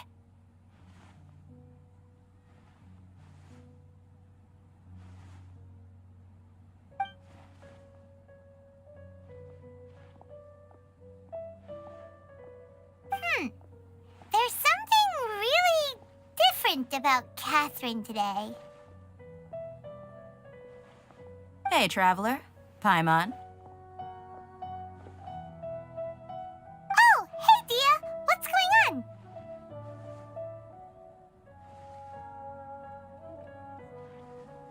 I've got something to tell ya.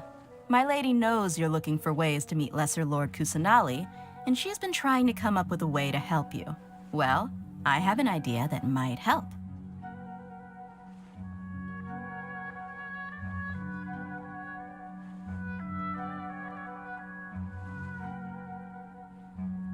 Are you serious? We'd love that! It might not necessarily pan out, so don't get your hopes up too much. I'll need to take you two somewhere and ask someone some questions. My lady is feeling a little worn out at the moment. Nilu's found a place for her to rest. After I take my lady home, let's meet in front of the Citadel of Regzar.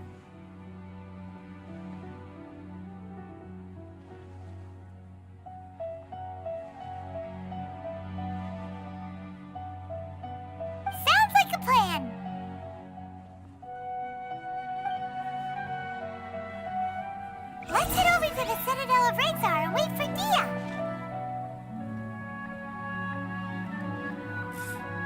What's so great about Slash?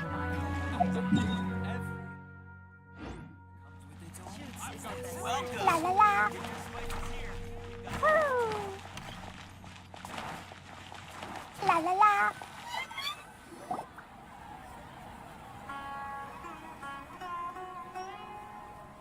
Sorry, I'm late. It took some convincing for the master and mistress to believe that Miss Dunyarzad was only sitting in the port for a while because she was in a bad mood.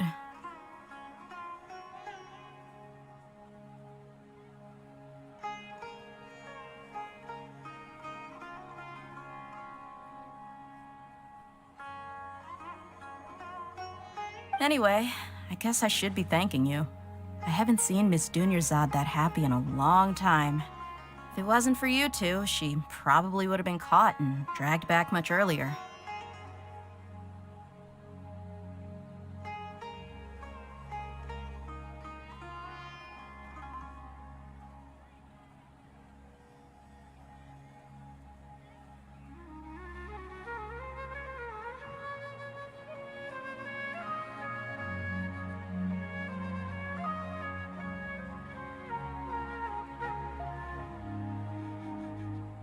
You sure sound a whole lot nicer than when we first met, Dia.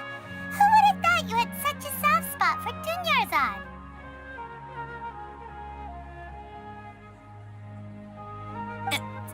It's called being a professional. I'm a bodyguard, and I work for whoever's paying. Look, Dia's blushing.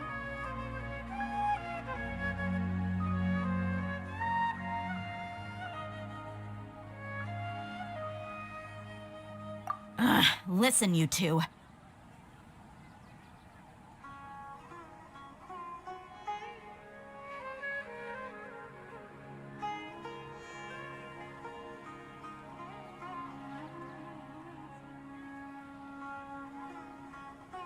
I don't expect to be working for Miss Dunyarzad very long, but I hope to finish things on a positive note if possible. Let's cut the chit-chat and head into the Citadel. We'll see if the person I know has a way for you two to meet with the Lesser Lord.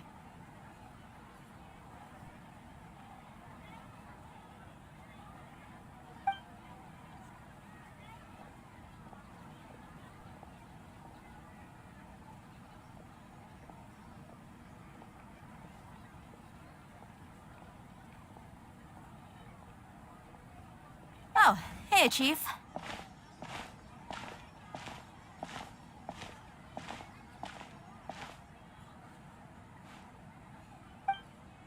Ha, Dia! What are you doing here? And well, didn't expect to see you three together.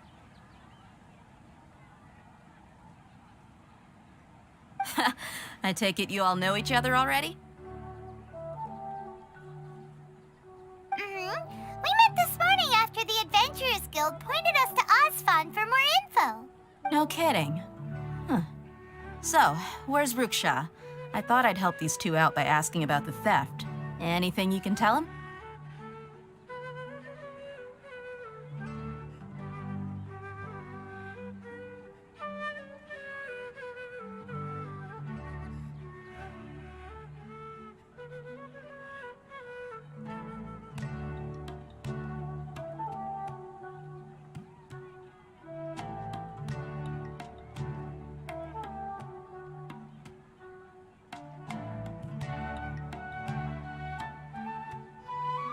Ruksha's gone over to the Academia.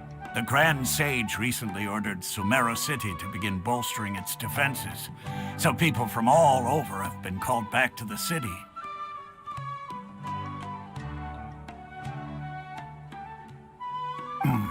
Since you've already mentioned the theft, I suppose I might as well tell them what we know.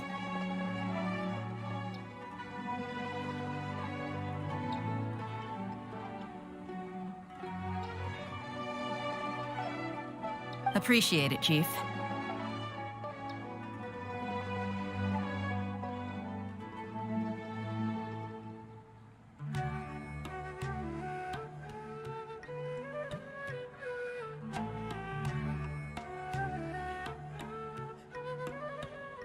Theft? Sorry, what the heck are you guys talking about?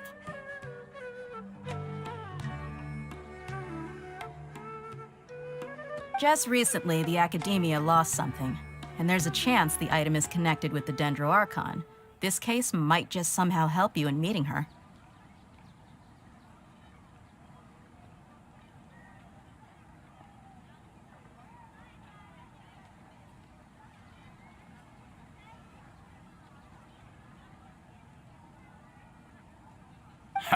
I suppose that's one way to look at it.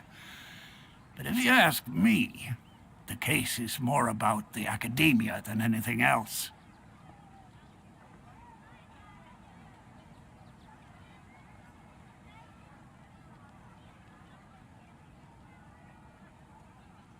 Let me fill you in. The Academia recently sent a convoy to pick up an important package from Aru village. Word got out, and the convoy was robbed on its way back.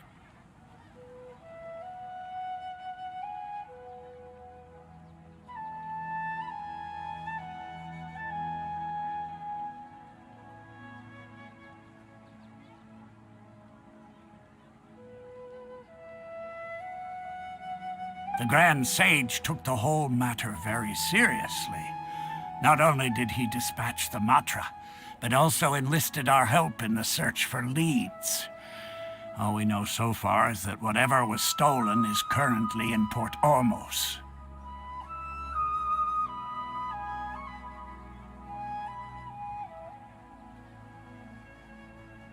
You two have heard of Port Ormos, haven't you? It's the largest commercial port in all of Sumeru. You can travel there by leaving Sumeru City and heading south along the river.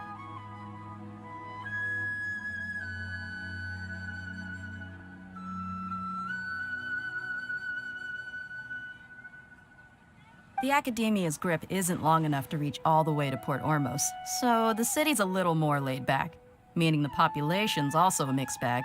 You never know who you'll meet there.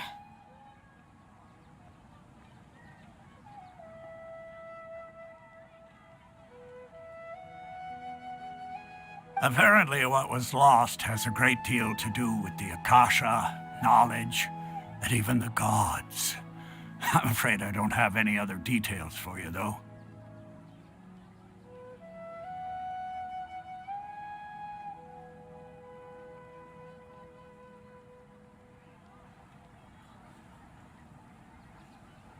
If you're interested, maybe you could head to Port Ormos and ask around yourselves. If you want my advice, try introducing yourselves as students of the Academia once you're there. Are you serious, Chief? All the Academia students are in Sumeru City, you know. Why should they pretend to be students in Port Ormos?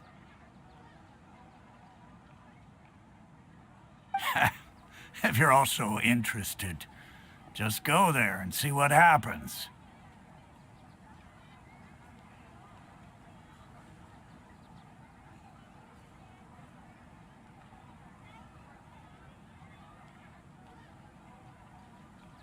Count me out. I've got plenty of work to do here for the Homayani family.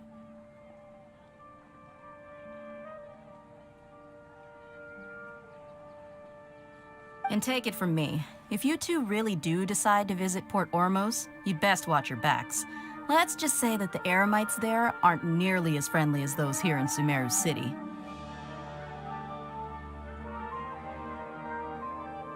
There are even some extremists who go around shouting slogans like, "Retake Sumeru for the Scarlet King." Word is that more and more are joining their movement. They're becoming a real headache for Chief and the others.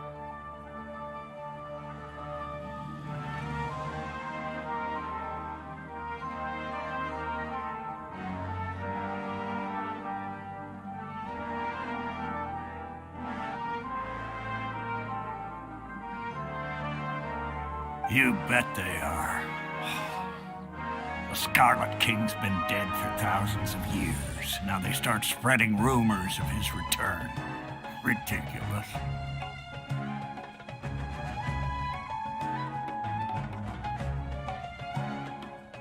Not everyone's like you, Chief.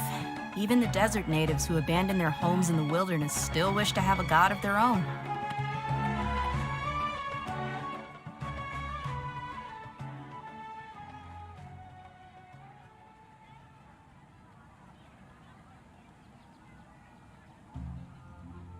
Well, traveler, that's about all the information we have for you.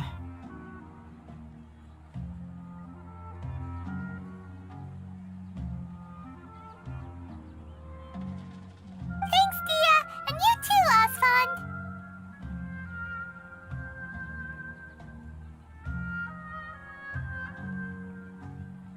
Since we've gathered all we could for the moment in Sumeru City, let's head to Port Ormos and see what we can find next.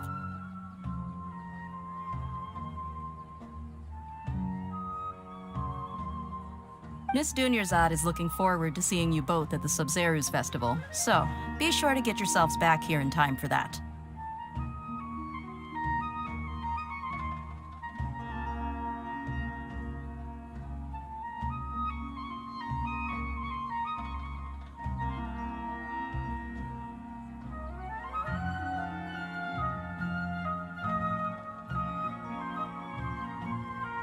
Good. Then we'll see you both at the Sub-Zerus Festival.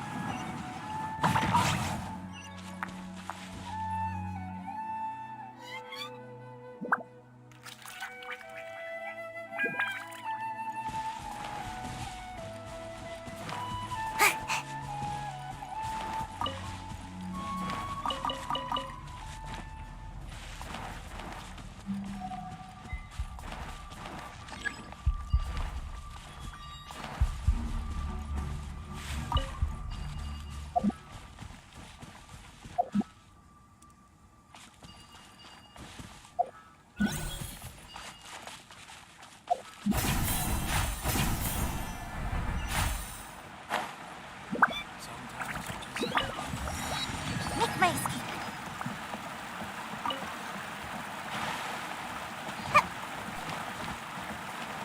Make my escape.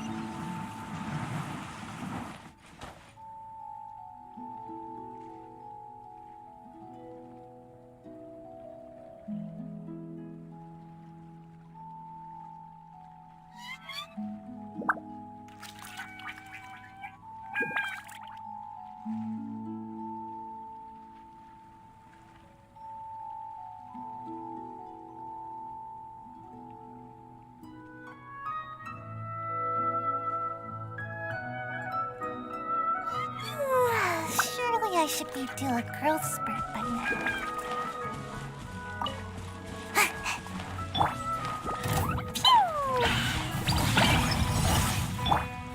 One with nature.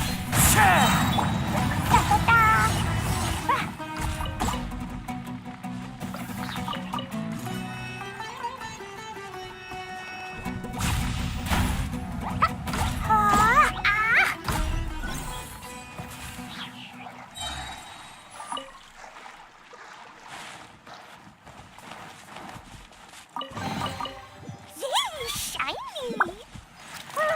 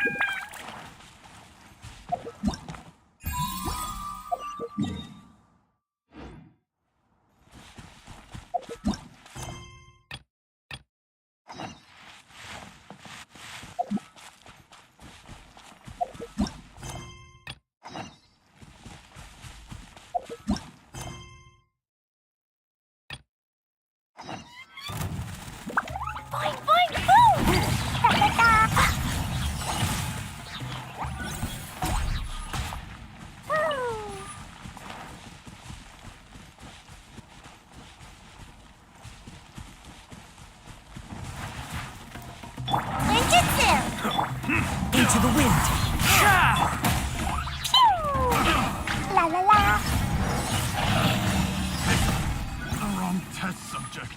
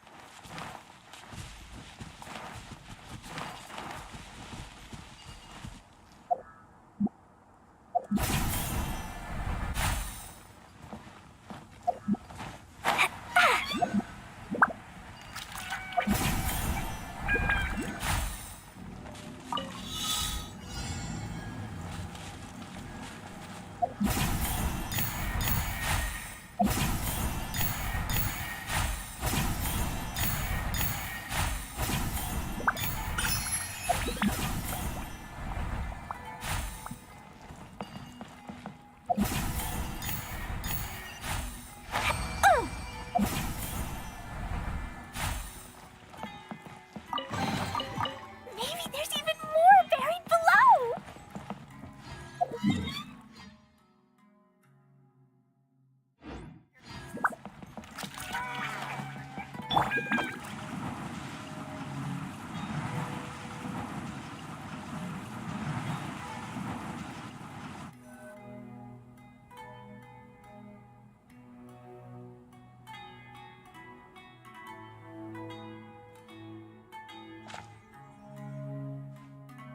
Come and have a good look yourself. Traditional spices of the highest quality, made with pride and experience.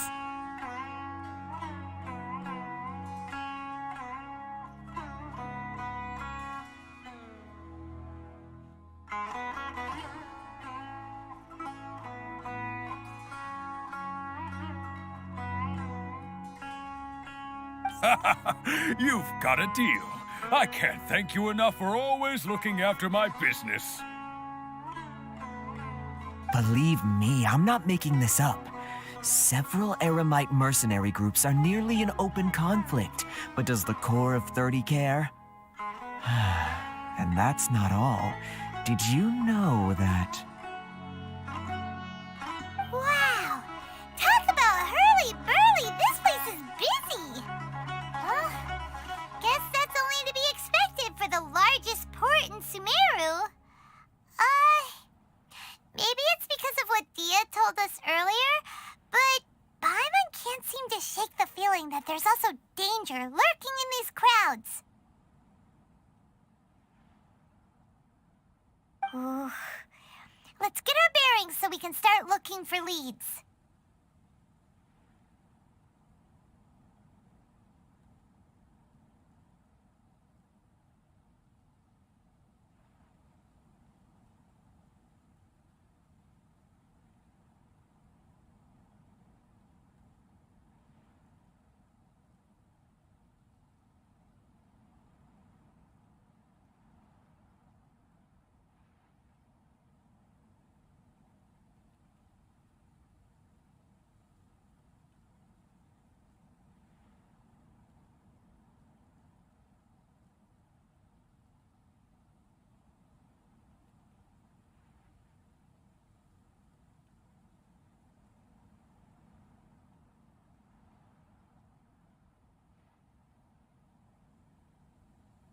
We know that whatever the Academia lost is related to the gods.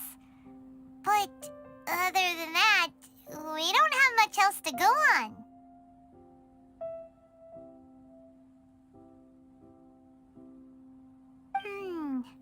Osfun told us to try posing as Academia students while asking around. Paimon checked the Akasha on the way here, and the Academia doesn't seem to have any research facilities in Port Ormos.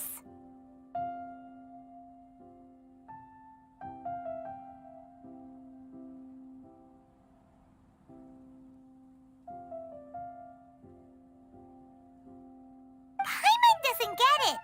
Won't we look even more suspicious going around saying we're Academia students and asking about the stolen item? Well, given all the people that come through here every day, if there's any information to be found, Paimon bets we could find it in the market. Let's ask around and see what we come up with.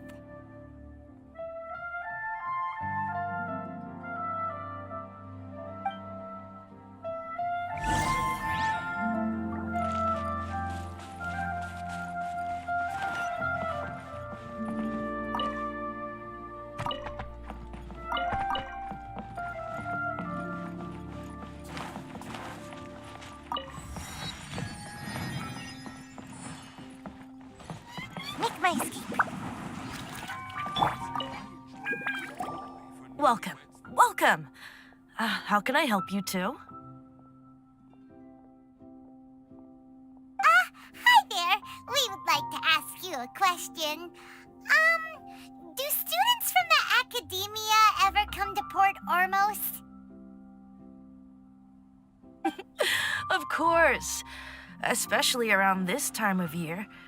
Students from Sumeru City that are about to graduate often come to Port Ormos to cut loose a little.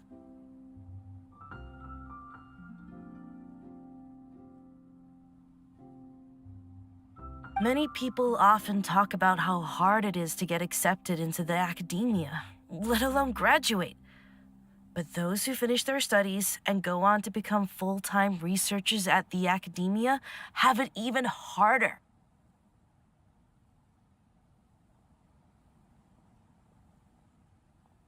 Sure, we may not be Sumeru City, but Port Ormos offers beautiful scenery and a stress-free environment.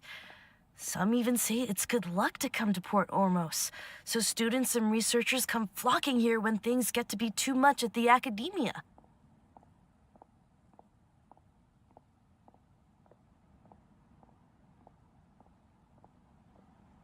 Ah, you see over there? Those are students from the academia.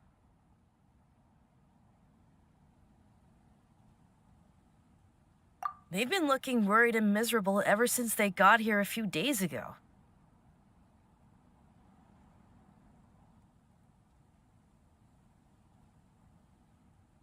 If you ask me, the life of a merchant is better. So long as the Akasha teaches us what we need, then life is good.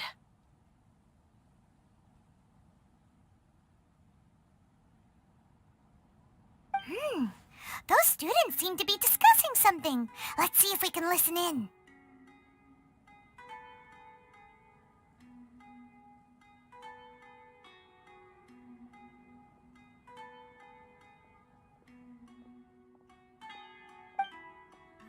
Does nothing but sweet talk all day.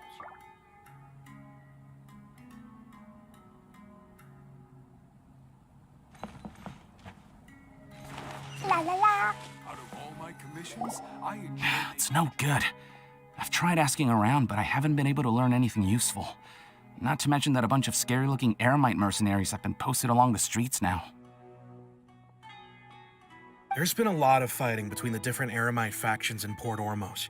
If we choose to move on our own, then it would be wise to steer clear of them.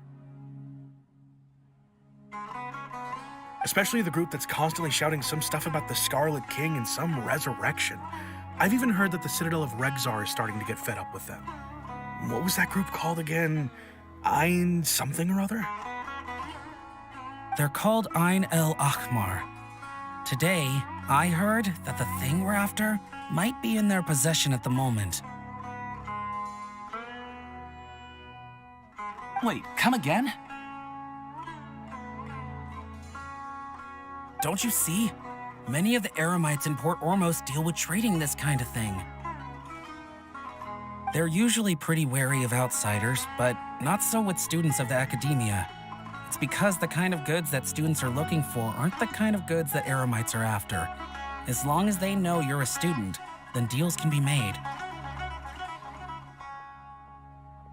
I've heard that Ein al-Hakmar likes to set up shop at the Jafar Tavern. Supposedly, if you're willing to part with 500,000 Mora, they'll give you info on anything. Wait, did you say 500,000? If information alone costs that much, then how could we ever afford to buy what we're looking for? I guess we might as well give up on trying to graduate this way.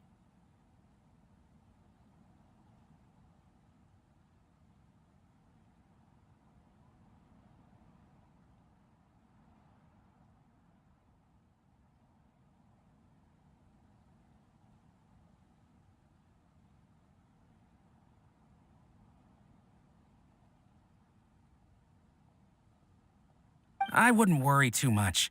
Our field of research is very niche. Who else could possibly be after that kind of shady knowledge? I bet it's practically worthless to anyone aside from us.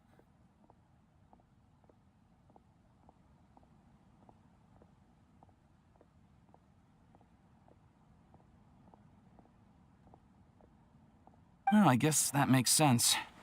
Then the only thing left for us now is to find a way in. Why don't we all just pool our money together and pay for the information?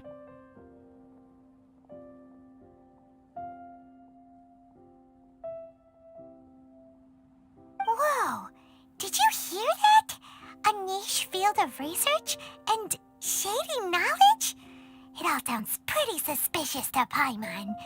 Is knowledge something people just buy and sell like that? So, what's our plan? Wait, didn't you hear what they just said? Buying information is going to cost us 500,000 mora! Have you lost your mind? Oh, all right. Paimon never thought she'd agree to parting with that kind of mora. But if you know what you're doing, then we should give it a shot.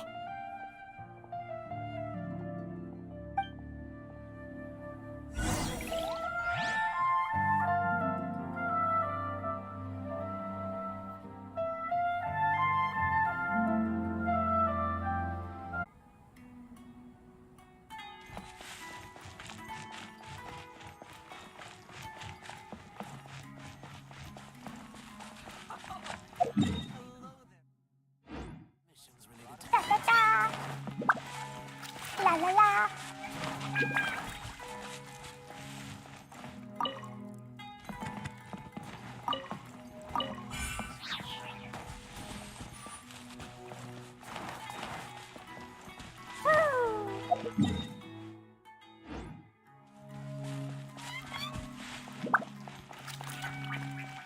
This is the place we heard those students talking about. Let's find a seat somewhere and see if we can spot the group they mentioned.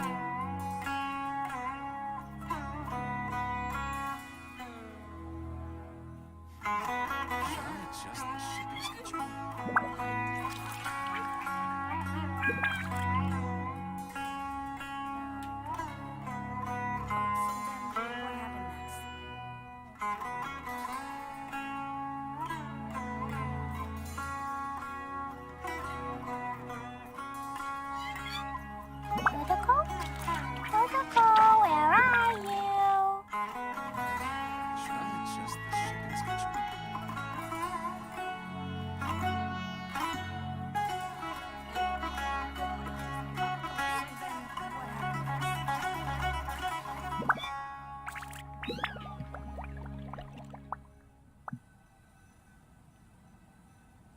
These bombs, so heavy.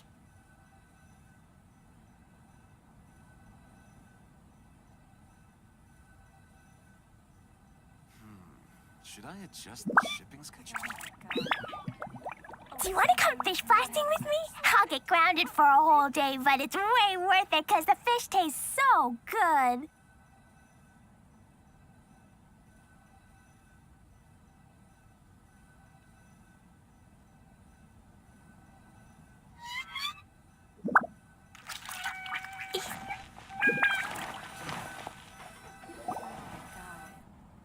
Oh, so then what happened? Oh, you've arrived. Please, take a seat.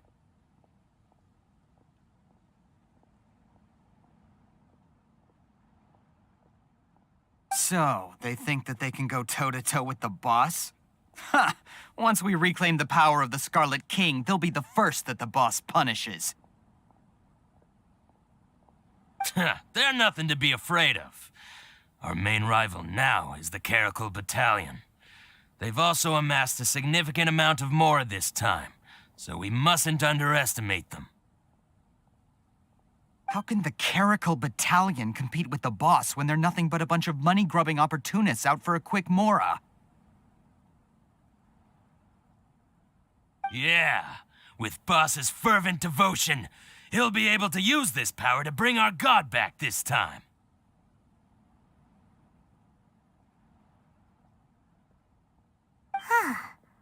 these guys talk about is the Scarlet King, so they're probably the ones we're looking for.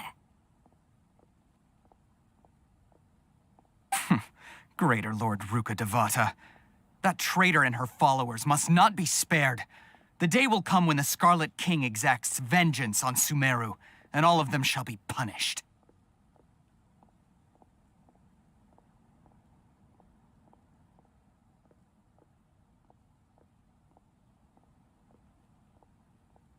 Yeah, Paimon was wondering what they meant too. We should ask about that if we get the chance later.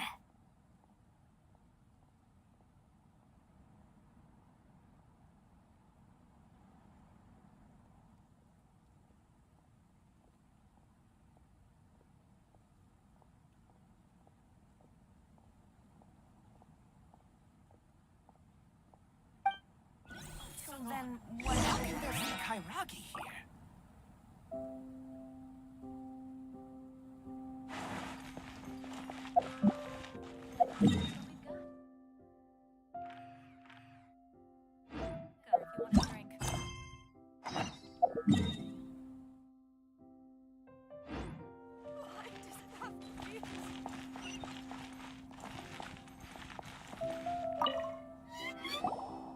Huh? Who are you? What do you want?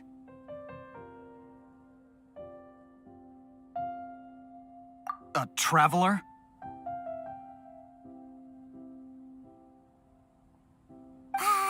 Now's probably not the time to talk about that.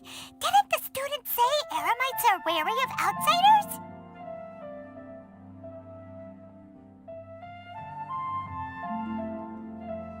A student? Huh. What's a student from Sumeru City doing in Port Ormos?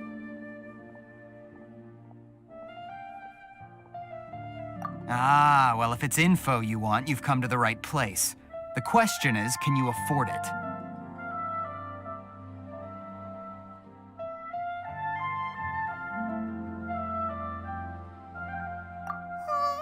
Paimon can't stand to see so much more go. But there's no other choice right now. Here, this is the merchant's address. Whatever you're looking for, you'll find it there. Hmm? Well, what are you waiting for? Oh, that's right. We heard you mention the Scarlet King just now. We're actually interested to know more because we're, archaeology students. Fine. Since you've already handed over the Mora, I guess I can throw in a little extra info.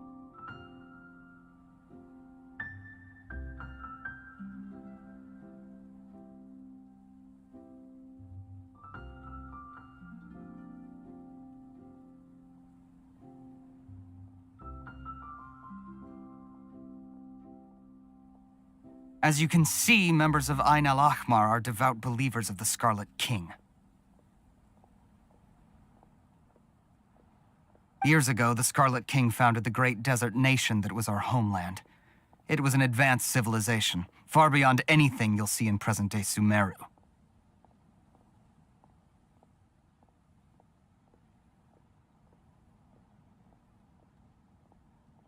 The Scarlet King was the rightful god of wisdom, but he was betrayed by a companion he trusted. She even stripped him of his title, God of Wisdom. So, you mean the traitor was...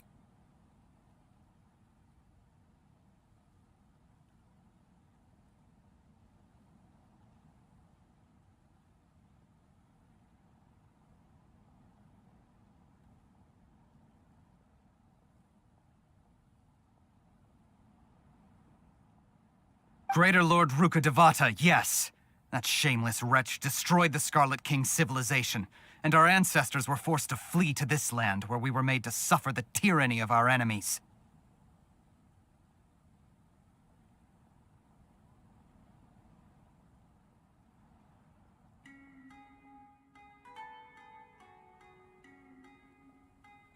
Furthermore, she conspired with the Academia to cover up the truth of her actions, and create the merciful and benevolent facade for which she is now known. Ugh, just thinking about it sickens me.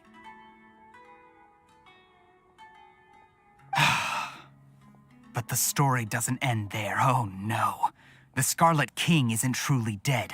The voice of the Oracle has been heard in the desert, prophesying his resurrection.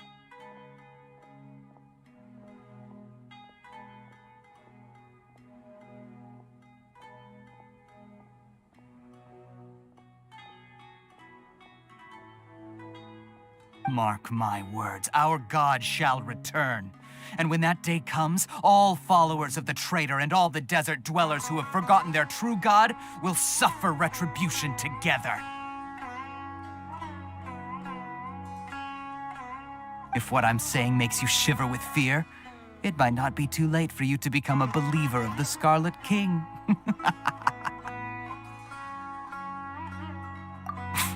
I don't have anything to say to you academia people about that. I think this conversation has reached its end. Not just yet.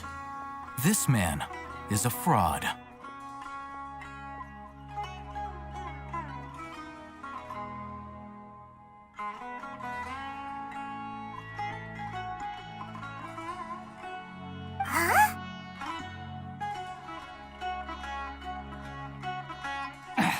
You again?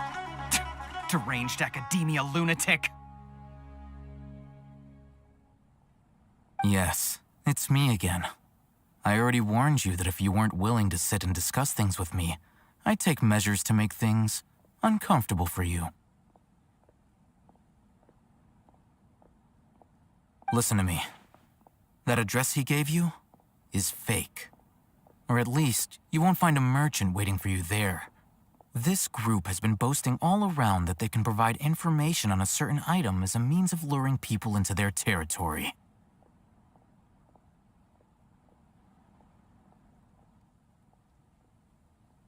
Once you show up, they keep up the act until they have hard evidence that you want to purchase said item. Then they use that to squeeze you for all the more you're worth.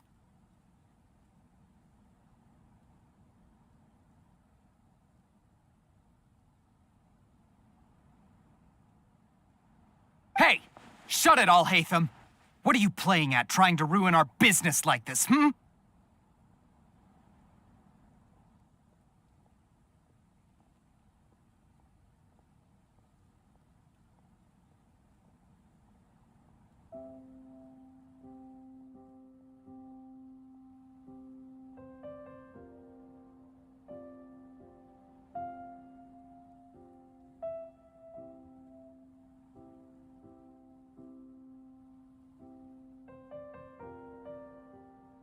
I told you the other day, I wish to discuss my terms with your boss.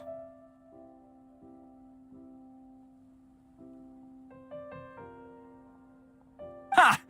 The boss made it perfectly clear that he won't negotiate with you.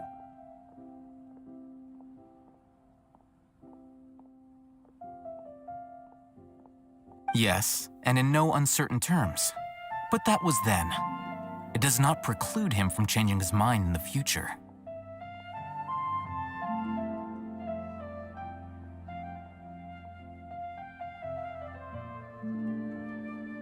I'm warning you, don't push us, or this could get ugly. We don't usually get rough with people from the academia because it just complicates things. For a lunatic like you, though, we might just have to make an exception. If you're suggesting that we escalate this from a verbal exchange to a physical one, I accept. After all, even the Archons used war to negotiate the ownership of Tevat.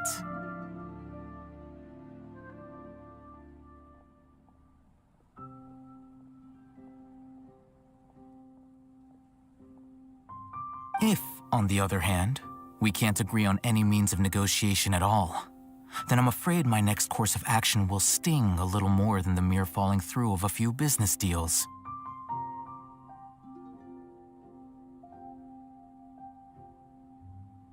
I will jeopardize the Eremite's reputation, which I know you value above all else.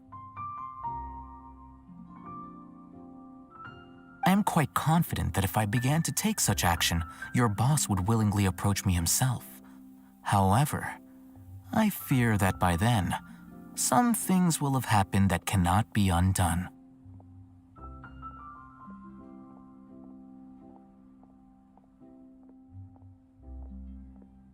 Also, a word of advice. I suggest you tell your boss exactly what happened here today. Otherwise, he might blame you for not telling him in the future.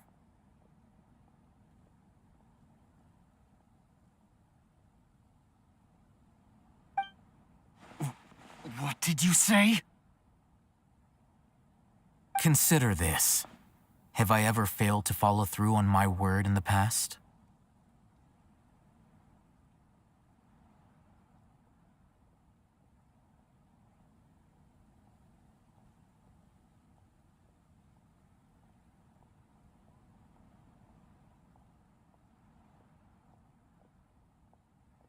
This guy is really out of his mind.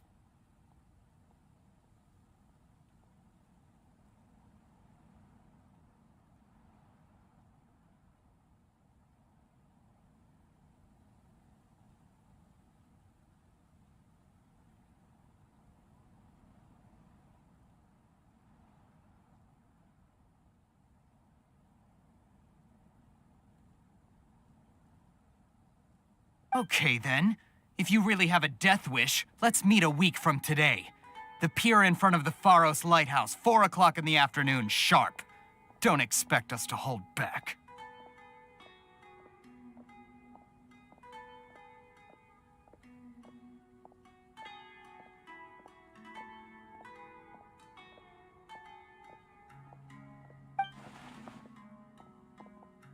Not so fast.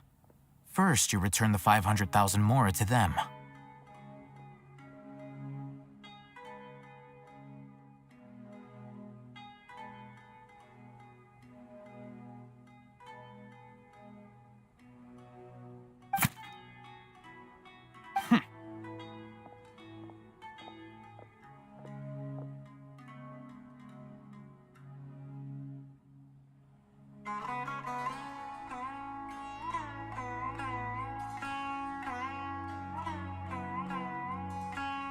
Please, I beg you, don't provoke them. We can't afford any trouble with this crowd. They haven't even paid for their food yet.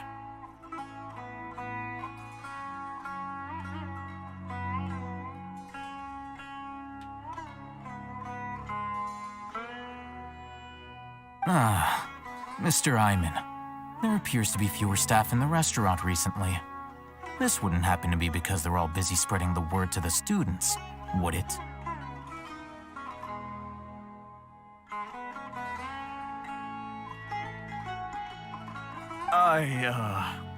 Well...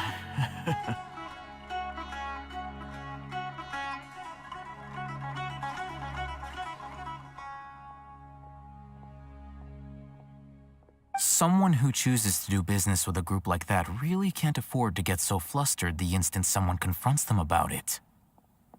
Consider the meal compensation for our silence. I'd say you're getting an excellent deal.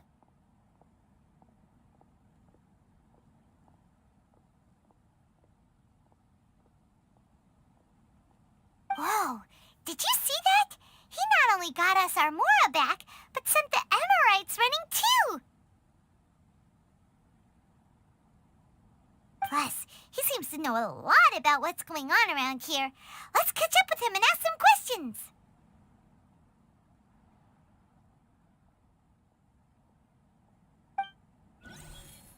He went that way! After him! Should I adjust the shipping schedule?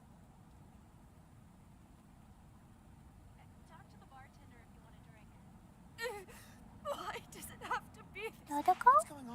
Dodoko, where are you? Got it. Oh, so then what happened next?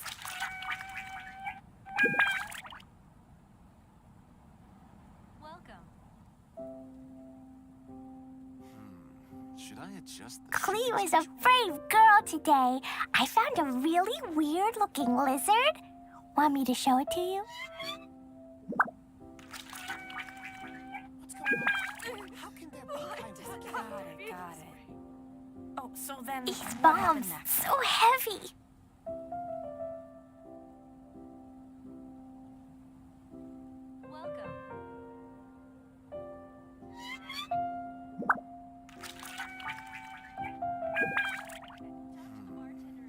adjust the shipping schedule? What's going on? Dodoko? Dodoko, where are you? What happened next? Why does it have to be this way?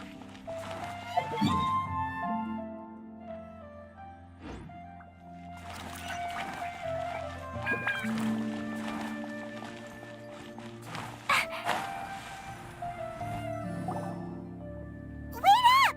It's Alhaitham, right? What do you want? No need for thanks. My goal was to get to them, and you two gave me just the opportunity I needed. We're even.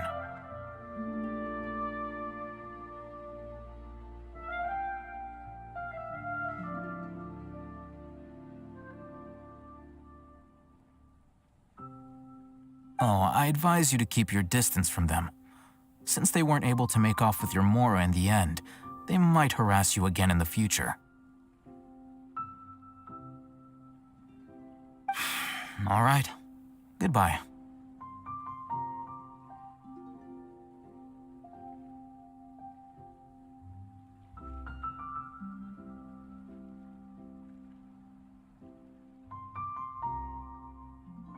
Hold your horses! We still have something to ask you about!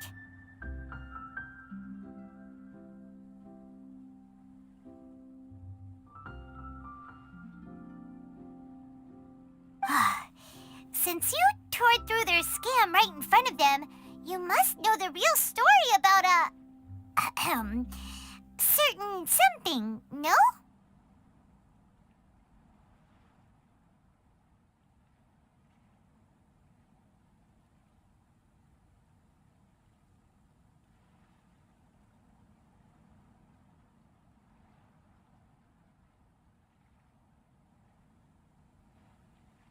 Who exactly are you two? And why are you inquiring about that? A student. Right. Look, you should know that those thugs conducting business with you had nothing to do with your lie.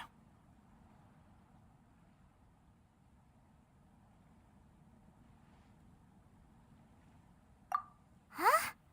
Oh, yeah! She's really strong! Weren't you saying something about a physical exchange? We can help with that.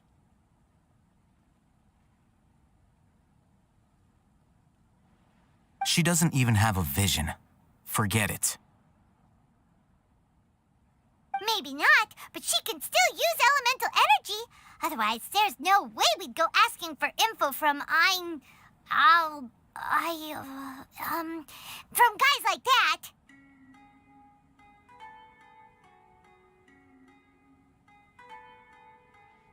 Those hot-headed thugs are definitely gonna bring a lot of backup for your next meeting.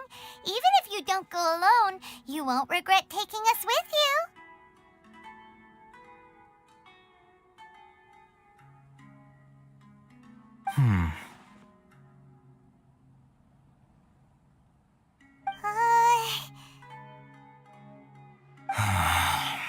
All right, I accept.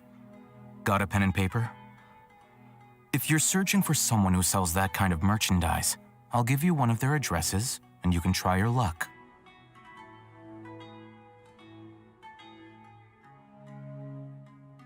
We'll reconvene at the appointed time by the pier. It doesn't matter if you show up or not.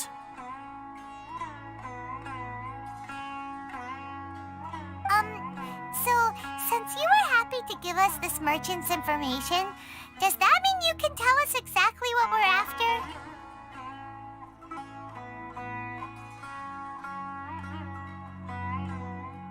You were willing to part with 500,000 Mora for something and you didn't even know what it was?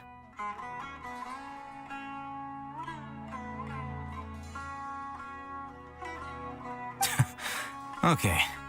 Well, if you truly are as skilled as you claim, then you can beat the answer out of them when they become hostile. Look, if you've been making inquiries, then you have to know something by now. Tell me what you know so far, so I don't waste time repeating information.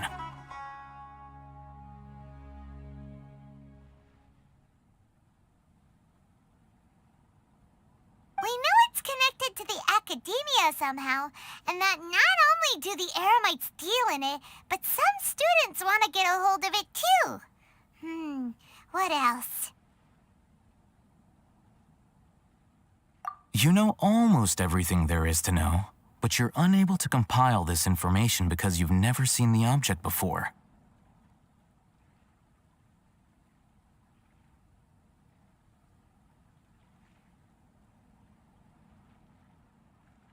This is what you've been looking for. Huh? Paimon can't tell what it is. It looks like some kind of ornament. This is a knowledge capsule. To put it simply, it's a vessel that can store a fixed quantity of canned knowledge. It's like a miniature Akasha. Anyone who links it to their personal Akasha Terminal instantly becomes privy to its contents.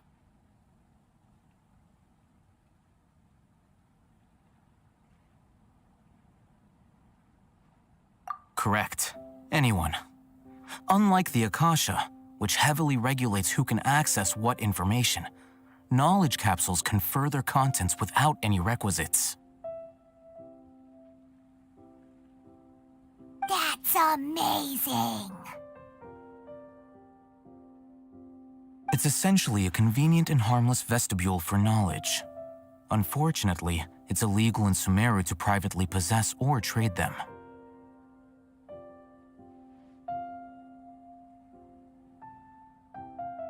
They were created as a means for scholars to transfer knowledge gained from Irminsul into the Akasha, and are intended to be destroyed immediately after use.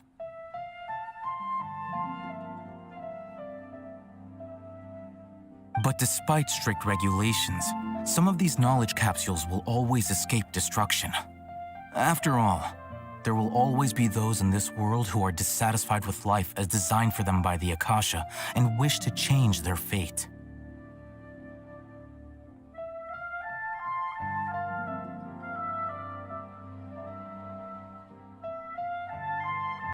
Over the past century, a wide variety of canned knowledge has been leaked from the academia. Now, in Port Ormos, the valuable ones are a means to Mora for the Eremites.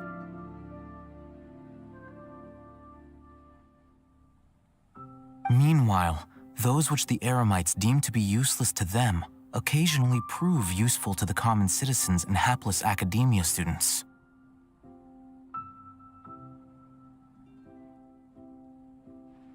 Well, I think that about sums it up.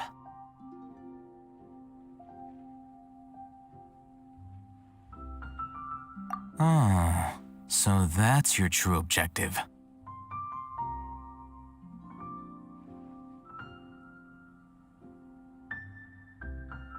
With our current arrangement, I don't believe I can offer an answer. You're still resolved. Fine. Let's talk somewhere with fewer people.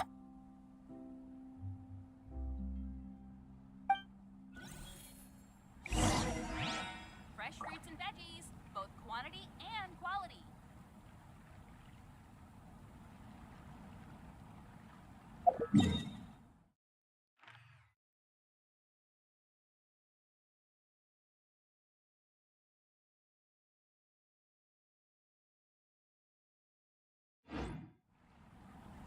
Explosion inside city wall, grounded be thy woe.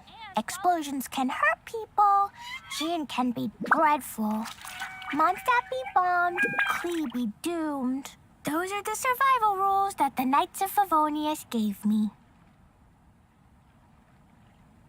These bombs, so heavy.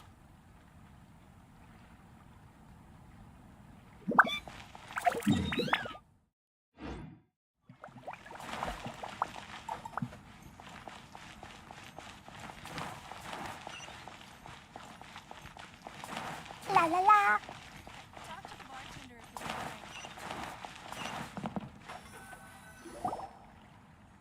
Let's continue our conversation here. If you wish to learn more about the knowledge capsule that the Academia lost, then you must help me with something.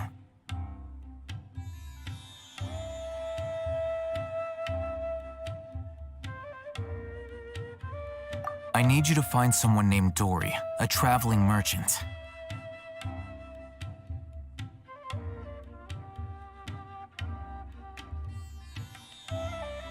Unlike the peddlers who hawk inferior knowledge capsules, she often has quality goods in stock. Some say that as long as there is profit to be made, there is nothing she won't dare to sell.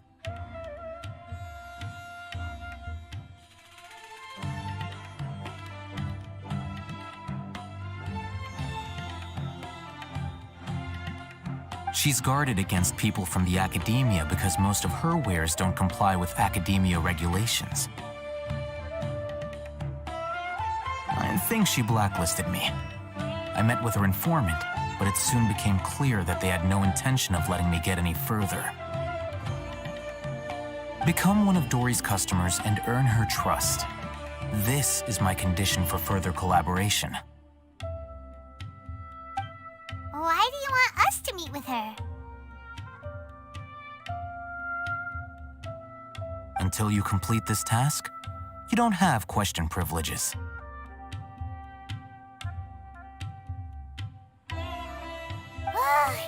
Fine. So how do we go about doing this? You two are outlanders who haven't been here for long, so Dory should view you as safe clients. I'll give you the informant's address and their contact password. Beyond the password, though, I have no way of knowing what other tricks she might have up her sleeve. You'll have to improvise.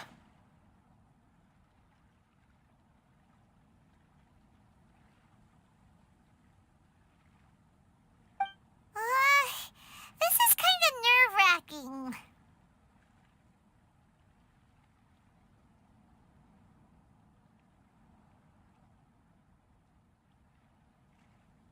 The true challenge begins after you meet her. She has a keen nose for Mora and a shrewd eye for wares, and she only likes customers who she deems to have good taste.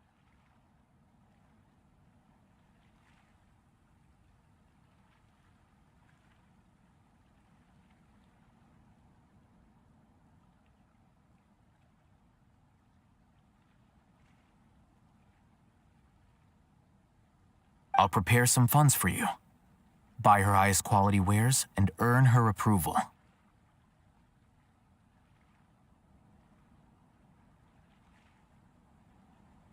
But we only just saw a knowledge capsule for the first time. We don't know how to tell which ones are good and which ones are bad.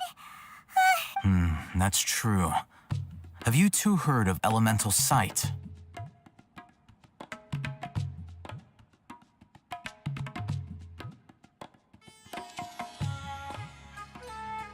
Oh, that's a surprise. Guess I'll have to hold you in higher regard. Anyway, that ability should resolve your issue.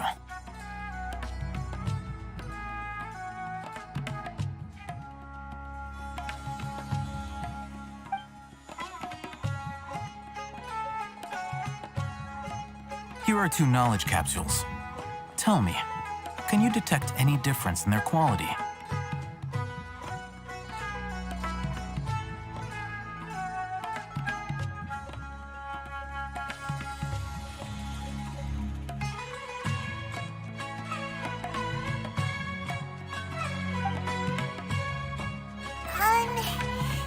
They look the same to Paimon.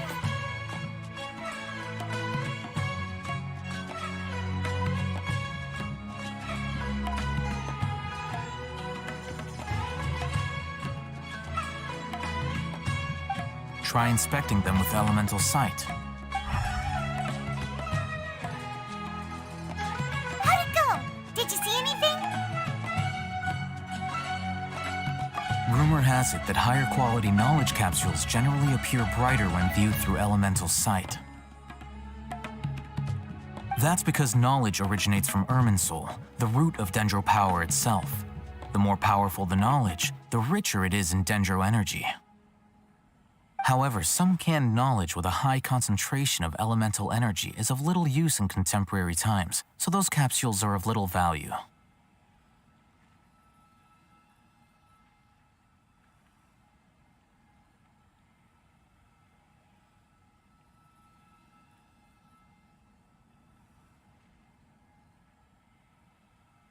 Using Elemental Sight is merely a stopgap measure, but it should suffice for earning Dory's trust.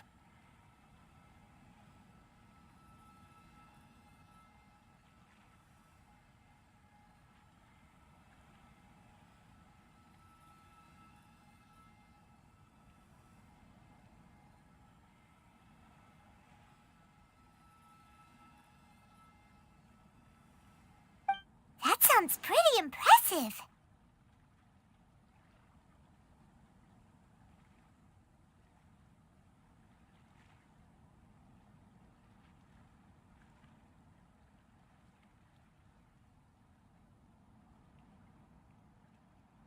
Here's a sheet with the informant's location and contact password, and here is the mora for purchasing canned knowledge.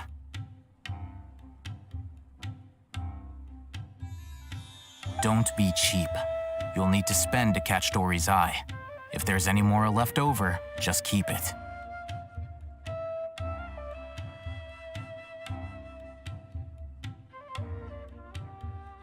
Oh, and be sure to exercise some caution. There have been Matra present in Port Ormos lately. Your efforts will be for naught if they catch you.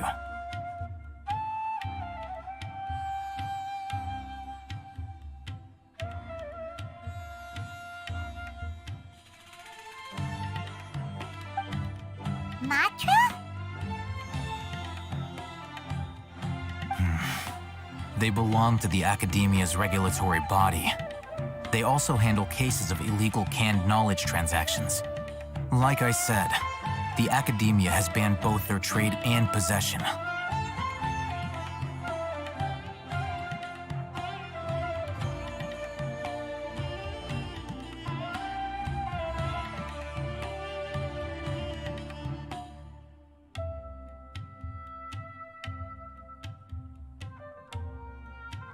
The Matra are razor sharp. You're in for nothing good if they lock their sights onto you. If you two want to back out, now's the time.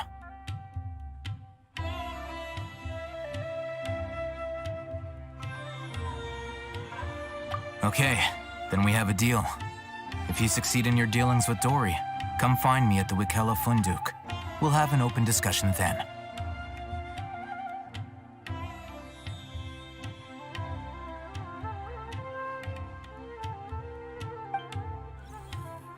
Looking at what Al-Haytham wrote, Dory's informant is a trader near Old Ormos.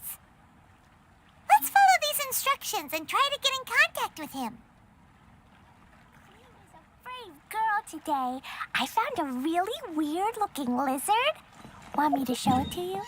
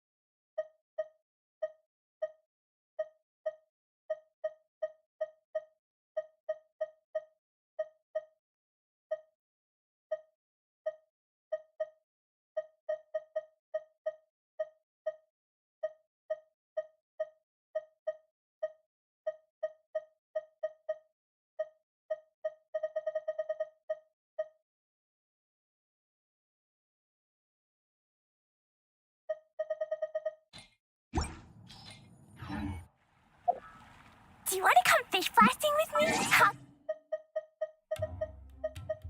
Grounded for...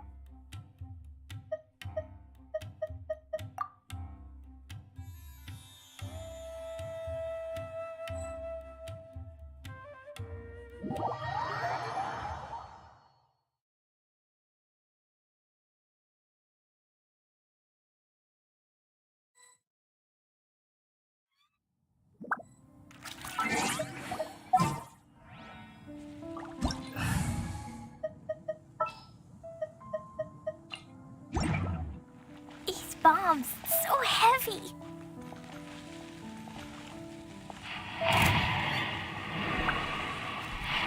Da-da-da! Boing, boing, boom! Shake and hand stir! Dumpty, dumpty, boom!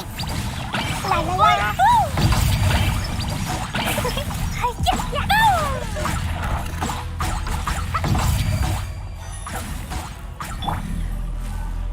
Think you can bully me?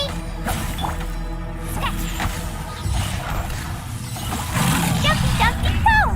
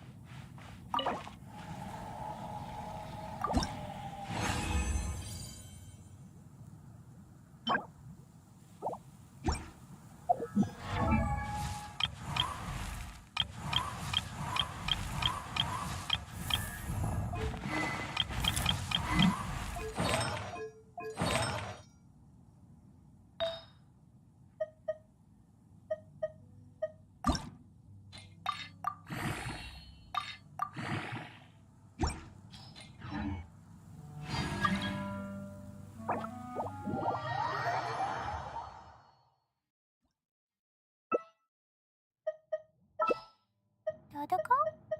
Dodoko, where are you?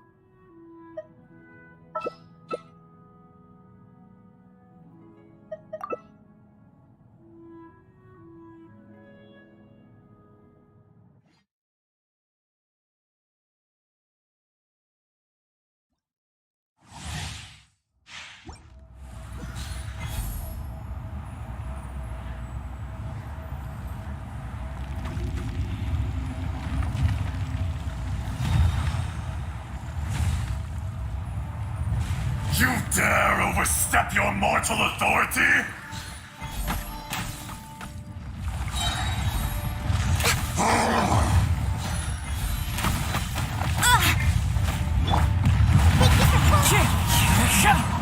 Time to go.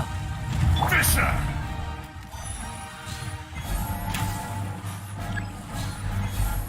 The enraged Earth will not absolve you!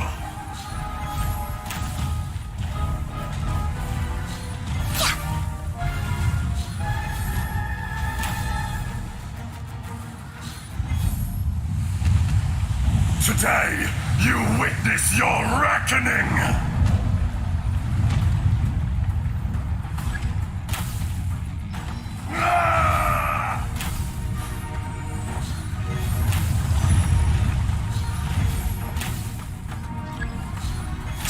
There is no atonement One for with nature. opposing your reign!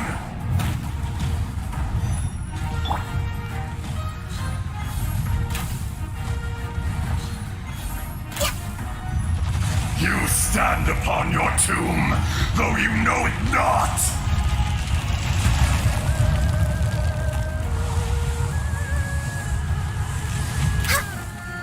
Come, experience an eon of suffering.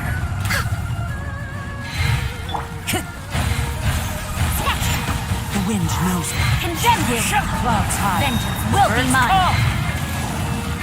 All hail! Rack and ruin!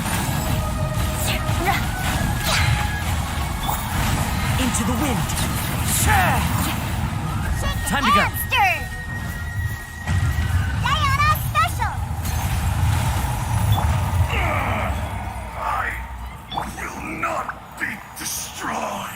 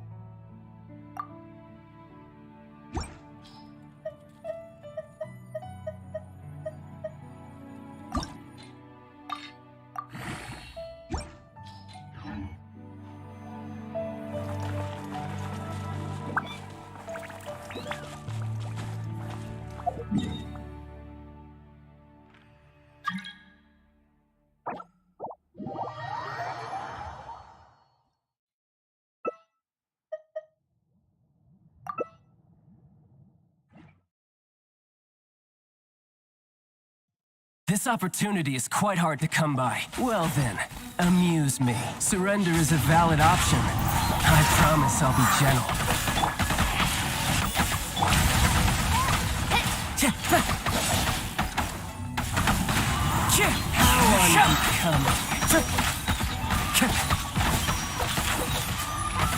Not bad, not bad, not bad.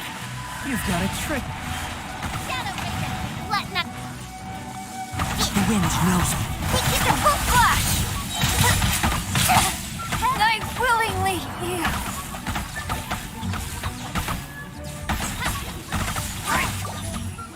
Time to go. One with nature. No use hiding back there.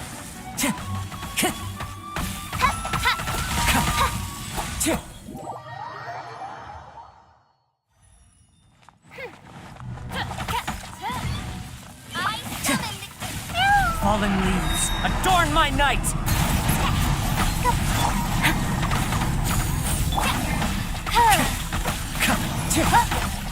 Wings of the... No rest for the wicked.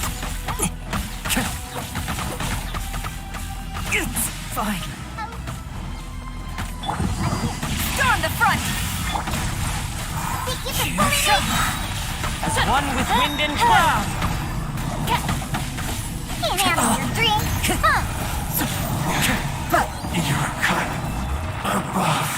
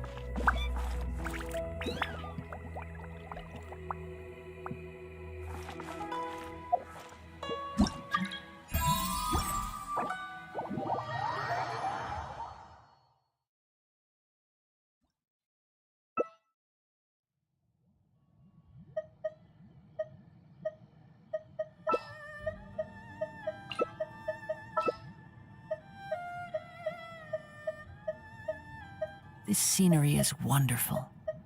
Surely enough to convince anyone to become a wanderer.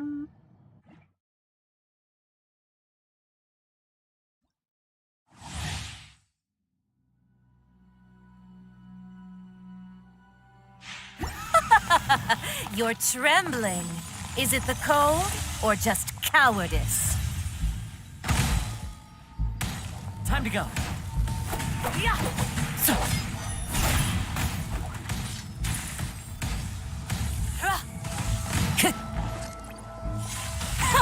Detestable. Time to go. Look at you!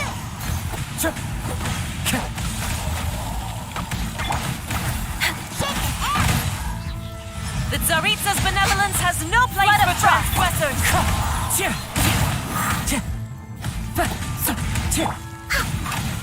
More. Next on the agenda. Detestable.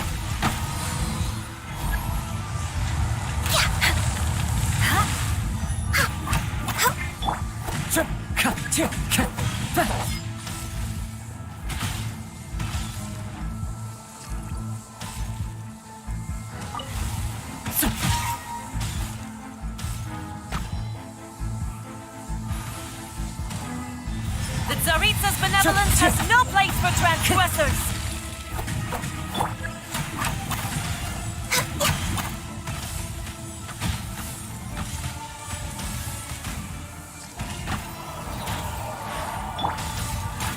The wind knows me.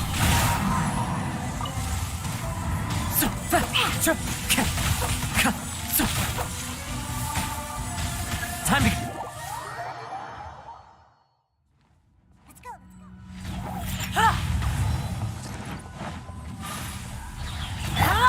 No touching. This is long overdue. Clouds high. The birds call. Vengeance will be mine. Eye for an eye.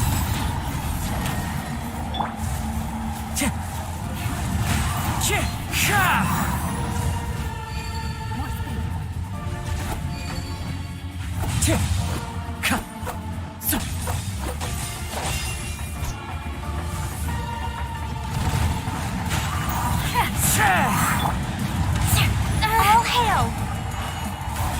Think you can bully me? Who dares? Fallen leaves, adorn my night!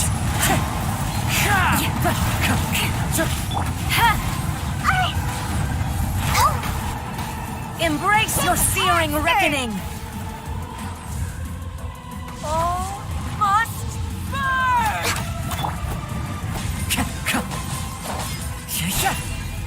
Time to go.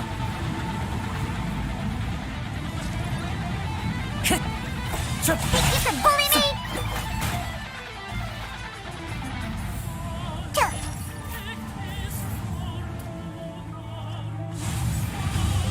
Rack and ruin! Embrace your searing reckoning! No touching!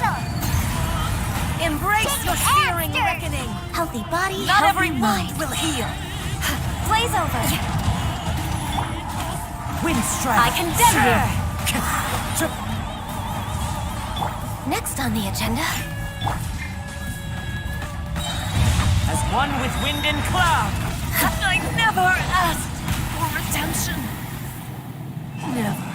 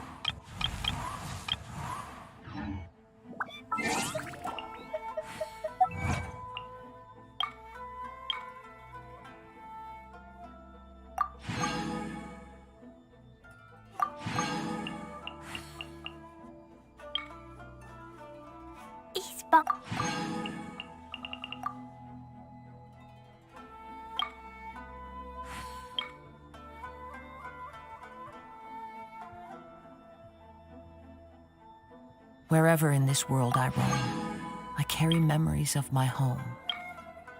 This blade, it is the last link I have to the land of my birth.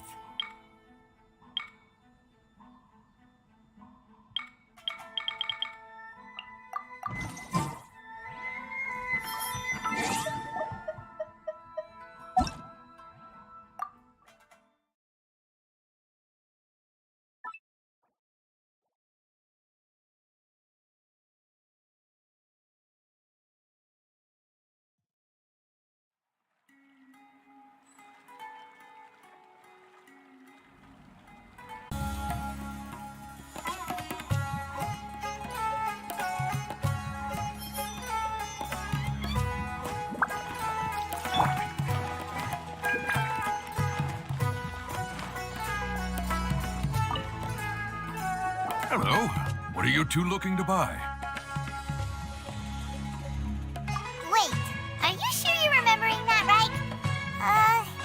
Hyman doesn't think it was that on the paper.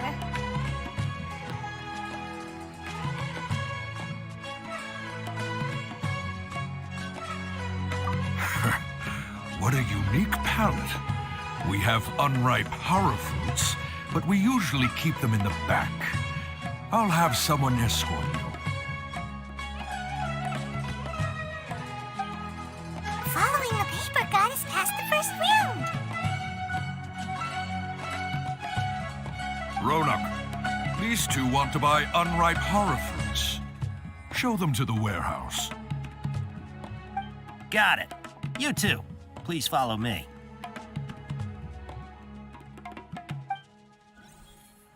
You two have a fascinating fashion sense. We haven't seen a customer wearing a Sumeru rose for quite some time. Hold on. Let me think. Sumeru rose means common merch. No, look again. We're obviously wearing morning flowers.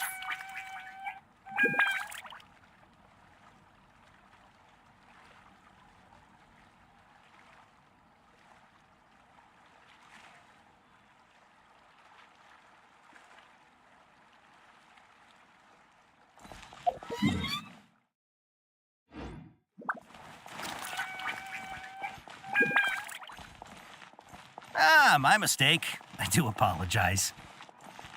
Whew. That pop quiz sure was scary. Ah, the warehouse is up ahead. Please follow me.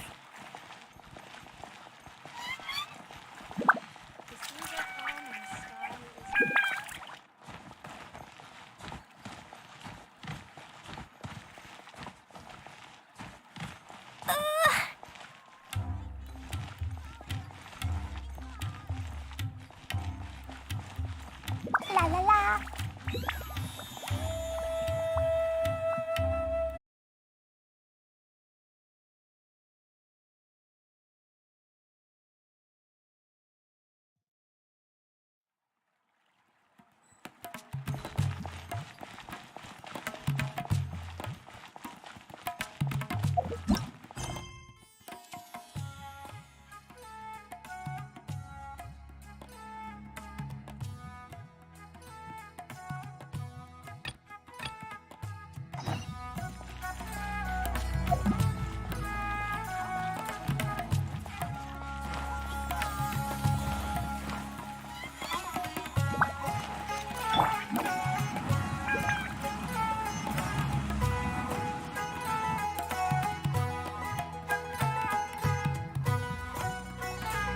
Port Ormos is pretty great. There's so many new and interesting things.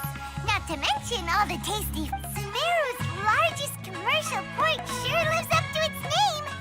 Look at all the merchants. And everyone seems excited just to be here.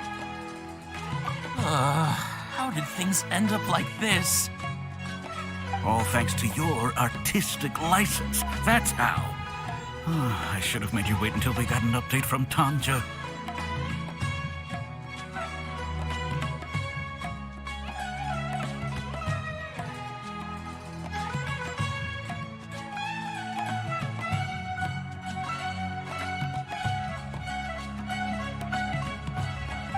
But when I I finished the prototype Aranara yesterday, you agreed that the kids would like it. That's why we tried bringing it out for a test run today. Well, I never thought they'd dislike it so much. Oh, what should we do?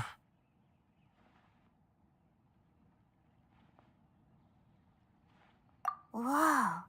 Yeah. Compared to everyone else, they seem really down in the dumps. Let's go find out what's going on. Hey there! Paimon's name is Paimon, and she's a traveler who was just passing by.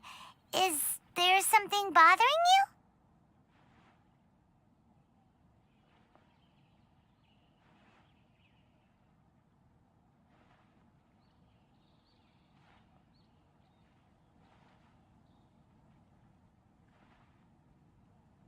Oh, I noticed you two a moment ago. Welcome to Akara Crafts, the best toy store in Port Ormos. At least for now.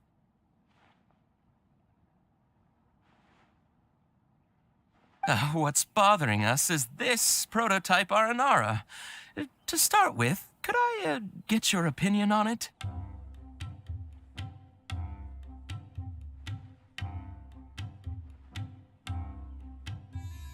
Prototype Aranara? You mean this wood carving here? Looks like a mushroom monster to Paimon.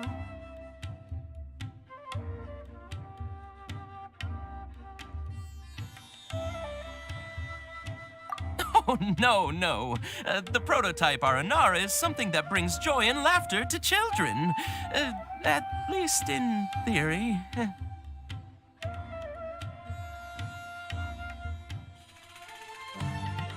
Not the first negative feedback we've had.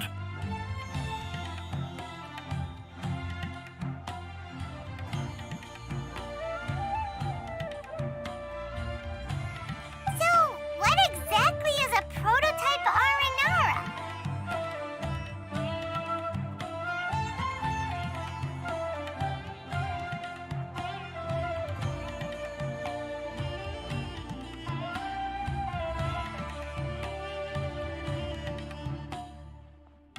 So for context, Aranara are magical creatures in Sumeru fairy tales that live in the forest. For the store's 20th anniversary, we plan to release a series of hand-carved toys based on the Aranara stories that kids know and love.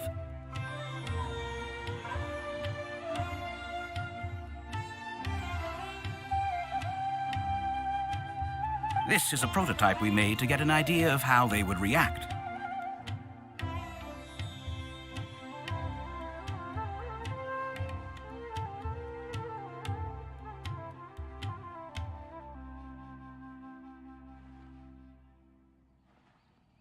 But when we put it out there, the reaction was not quite what we'd anticipated.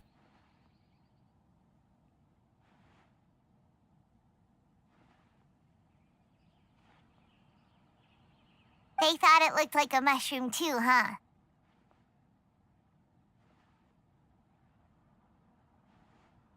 No, worse than that, actually.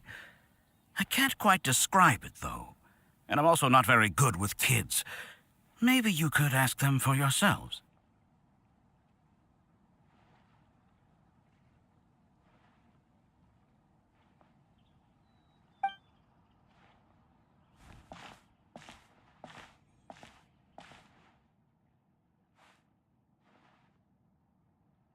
This is not an Aranara.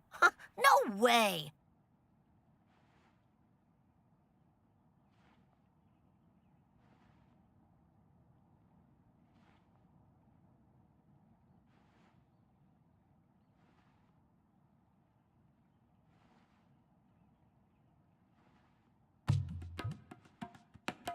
I've read Uncle Tanja's Aranara and the Ill Little Fungus. It says that Aranara are supposed to be chubby and squishy.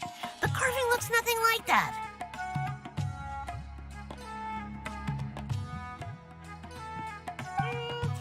Toys do look better when they're round and chubby.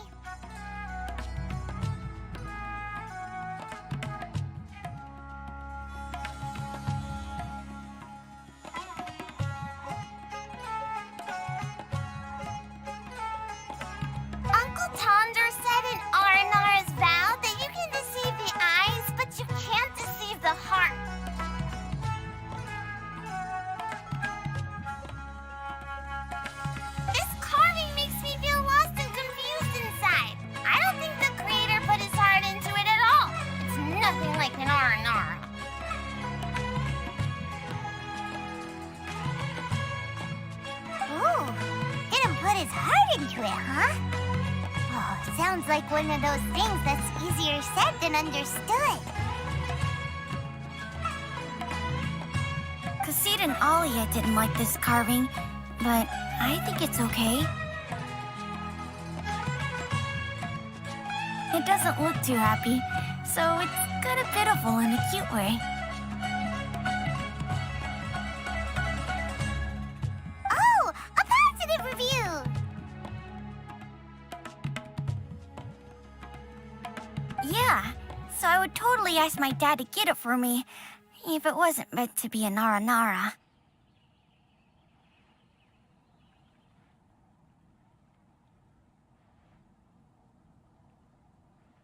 Oh, well, that took a sudden turn for the worse.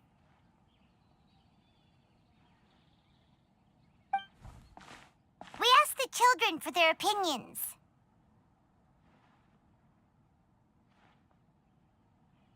Oh, how did it go? Has it maybe, grown on them at all?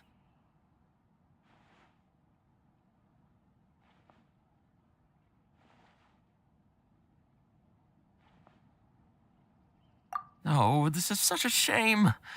Why isn't Tanger back from Gandharvaville yet?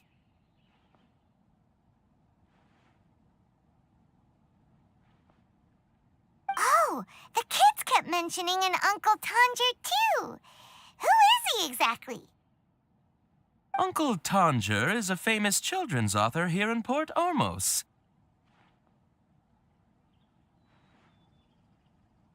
He wrote quite a few stories in the past, but none of them were popular among children. Just like our prototype Aranara.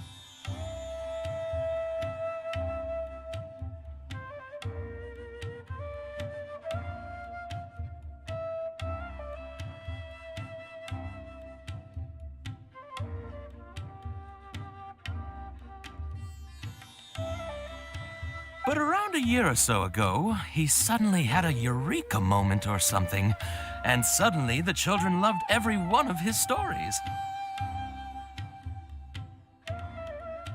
That's right. My little Ghaffari loves his stories too.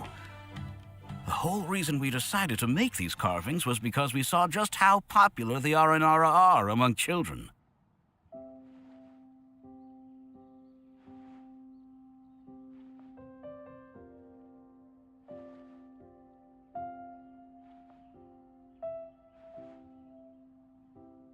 We asked Tanja for guidance, but right after he agreed, he went off to Gandharvaville with his son to look for inspiration. They haven't returned yet.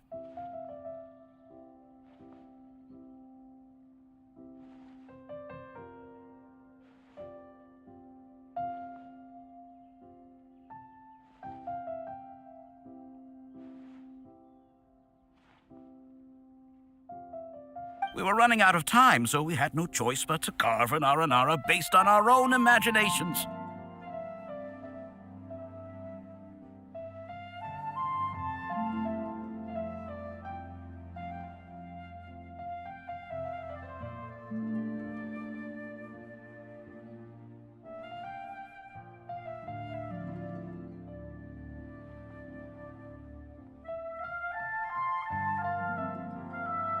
As you can see, this was the result.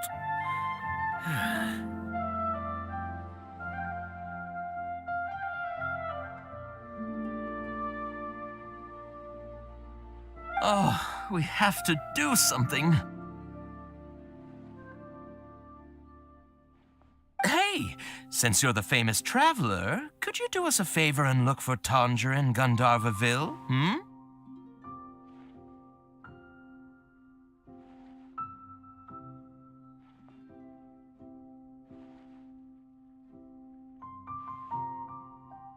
He doesn't have to come in person if he's too busy. Just ask him to write down his suggestions and bring his notes back to us, if you could.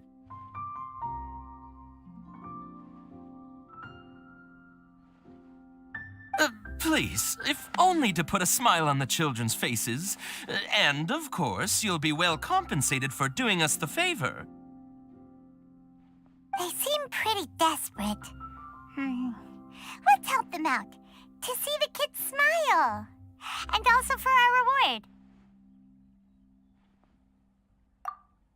Yep, let's do it!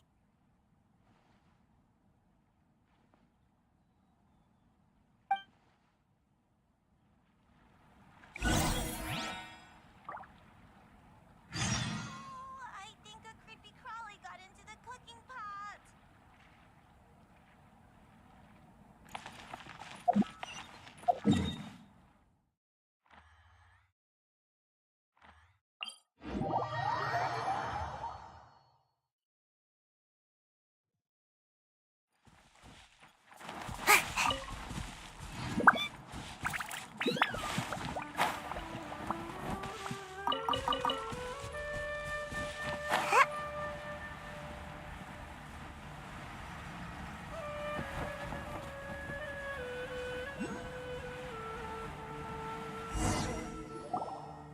So Tandra's supposed to be here in Gandharvaville looking for inspiration.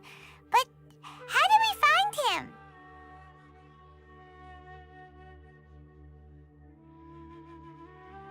Should we yell his name at the top of our lungs? Hey, buddy. What's your name? What are you doing here all alone? Do you live in Gandharvaville?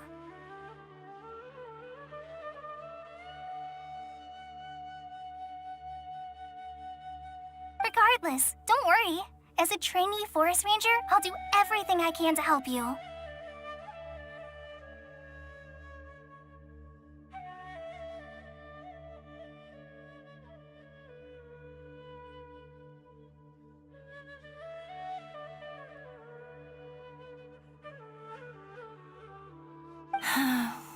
Hi, Miss Forest Ranger. I'm Rosie. Don't mind me. I know the way back to Gandharvaville.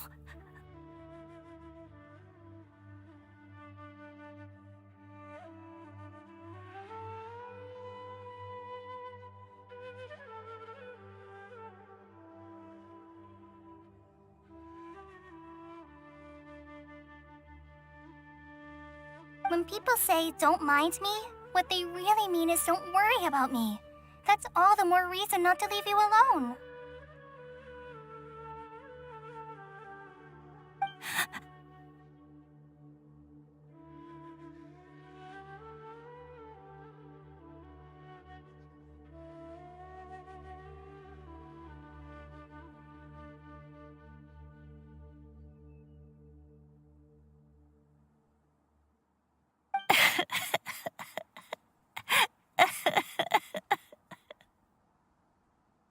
Hey, don't cry.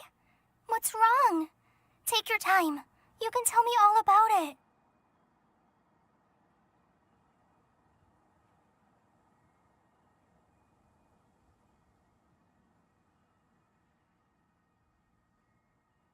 Huh, that voice sounds familiar.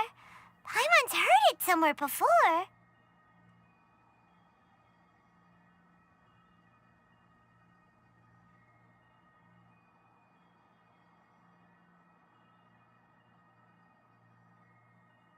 Oh, it's Kale! And a child who seems to be upset. Oh, let's go say hi.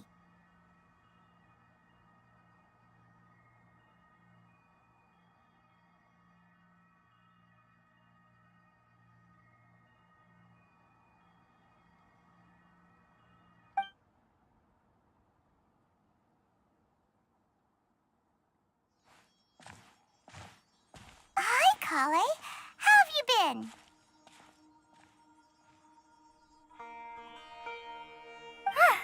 I'm on a traveler. I've been doing pretty well. Thanks for asking. I'm helping Master Tainari patrol the forest. What brings you here?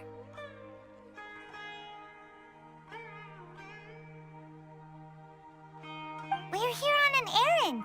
We heard your voice, so we thought we'd come ask you for help.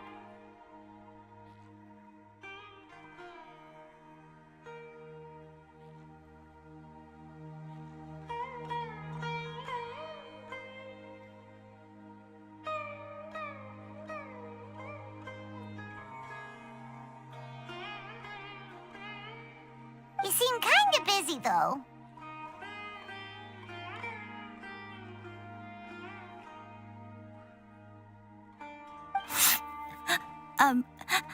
I'll be fine. You go help them first, Miss Forest Ranger. I'm okay, really. The sand got into my eyes, that's all.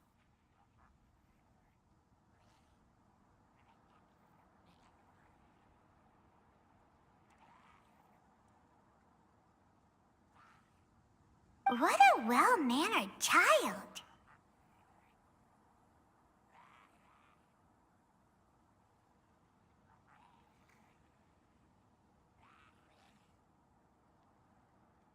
Sand? There is not a lot of sand in a forest. You keep saying you're okay because you don't want us to know what you're upset about, right?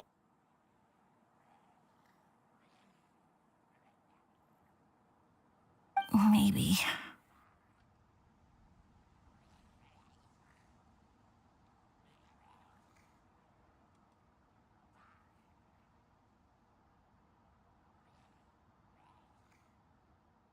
That's exactly why you have to get it off your chest. Here's a trick. If you're keeping a secret that bothers you, you can try telling it all to a tree hollow.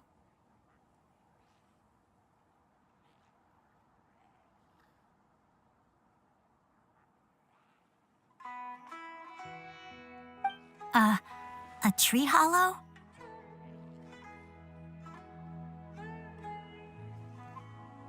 Yeah, a tree hollow. Do you know Tanja's stories? The Aranara living in the forest will patiently listen to every word children say.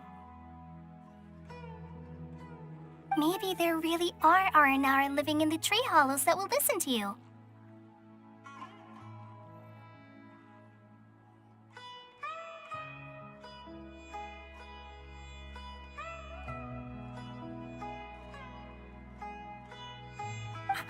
You like the R&R stories too?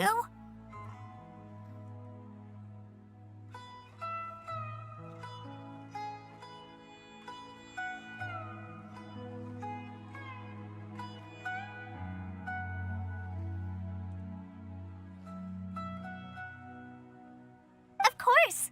I love them!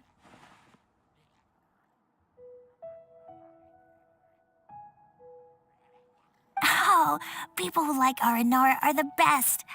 Okay, I'll try telling my secrets to a tree hollow. Thanks, Miss Forest Ranger. You know everything.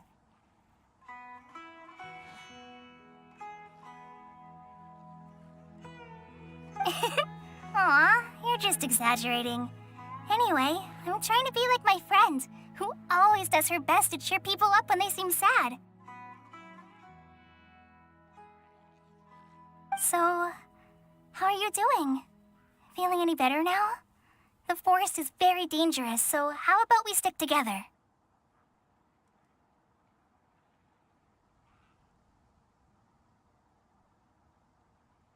Sure.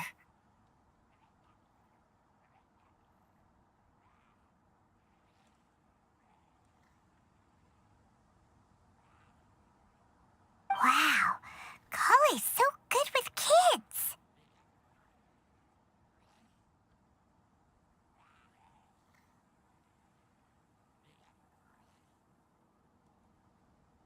Well, helping children who are lost in the rainforest is all part of our forest ranger's duty.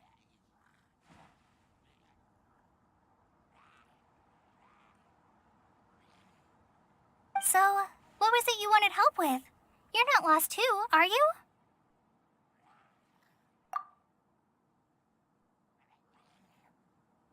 Okay, so you're looking for a children's author from Port Olmos called Tanja. And he's here in Gandharvaville, looking for inspiration.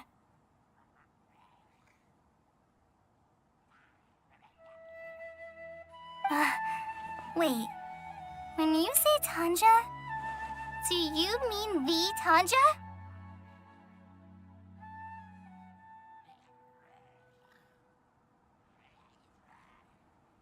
That's right, Uncle Tanja.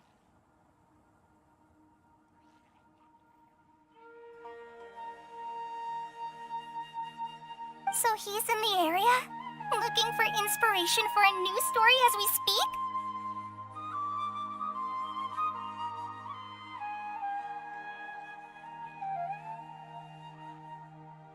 This is amazing.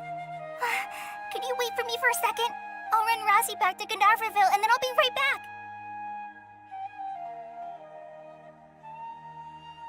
I've always been curious what the man behind those incredible stories is like in person.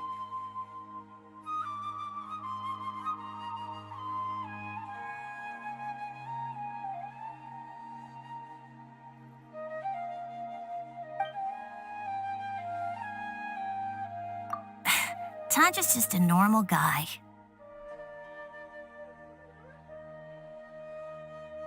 Even so, he must be more creative than most people.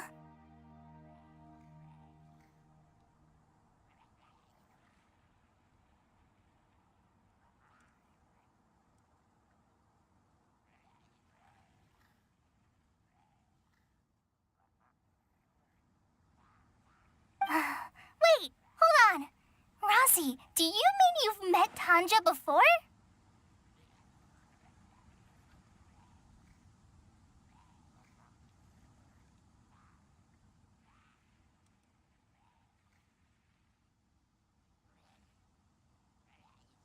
Mm-hmm. He's my dad.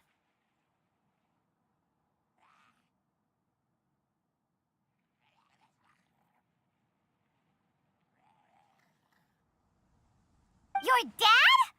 Tanja's your dad? As in you're Tanja's son?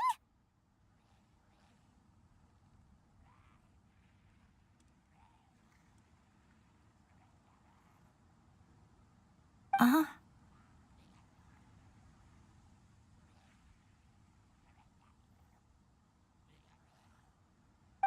Paimonsees! That guy at Akara Craft told us that Tanja brought his son along with him. So he meant Razzie.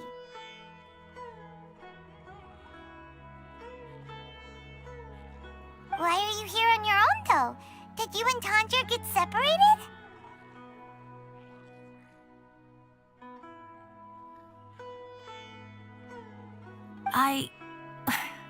We had an argument. I was upset, so I ran off here by myself.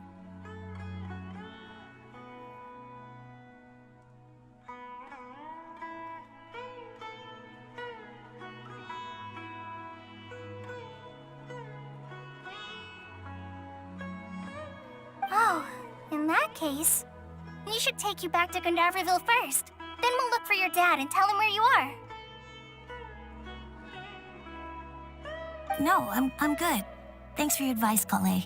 I'm not so upset anymore.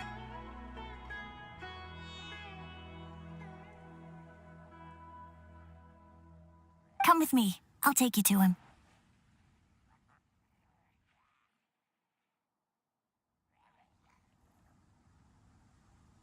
Yay! Thanks, Razzie! Paimon thought we'd be spending the whole day looking for him. Oh my gosh! I can't believe I'm actually gonna meet the Tanja! Oh.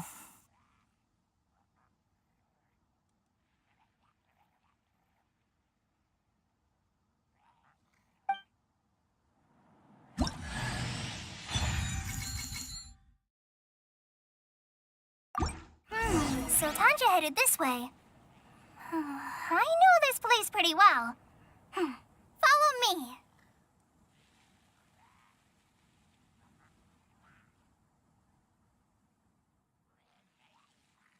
Seems like I should have just stayed in bed today.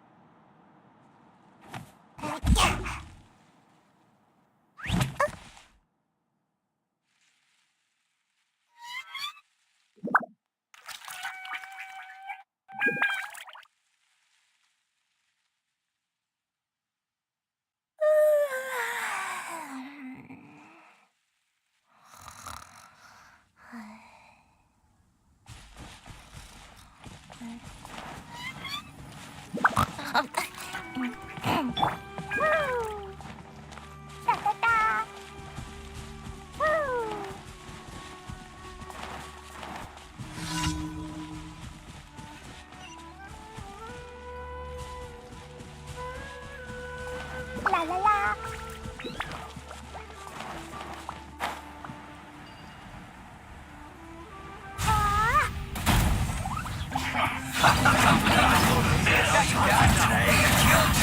We've only just begun. I'm out of here.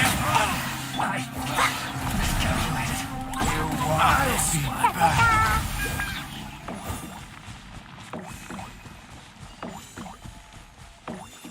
La la la.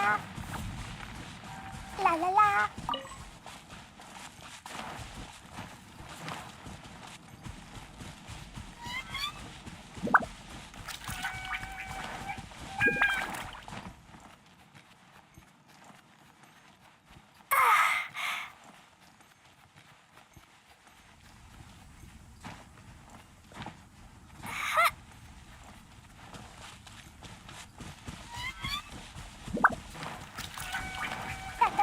Rosie!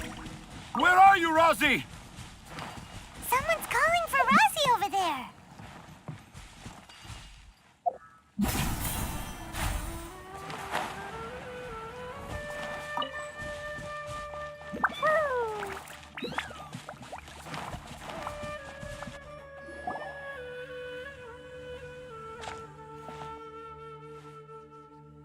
Oh, Rosie!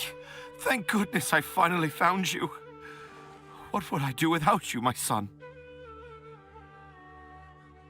Were you in danger? Did the wild beasts scare you? Did the stars guide your way?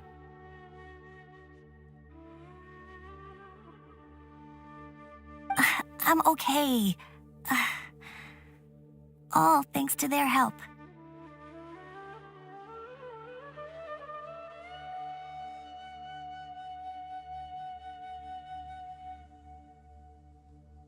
Thank you. Thank you all. I dare say that even the most cold-hearted Spino crocodile would be moved to tears by your kindness.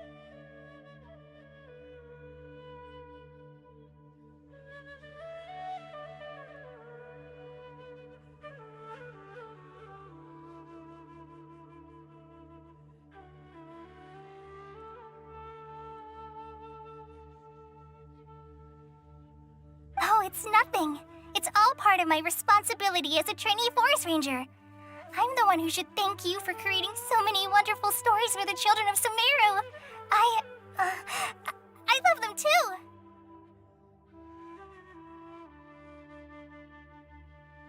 Really? I didn't know anyone read my stories apart from young children. That must mean you're still in touch with your inner child.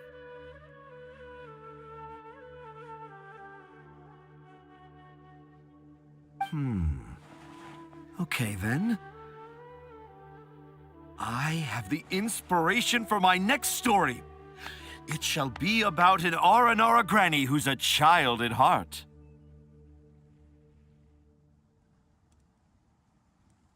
Huh?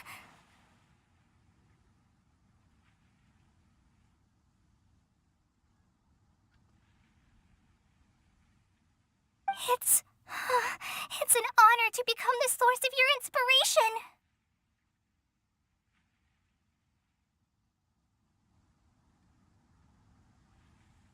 Whoa. Kale looks like she's about to pass out. Hey, Kale, are you okay? I'm okay. Sorry. I just got a little too excited. Are you two story lovers as well? Yes, yes! The moment I saw you, the image of an aura giant and an aura finch traveling together popped into my mind.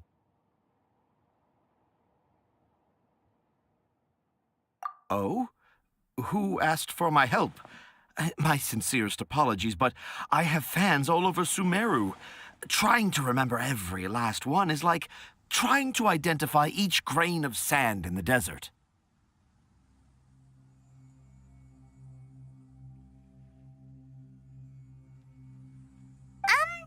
Seems like Tanja has a slightly exaggerated view of what it means to be a children's author.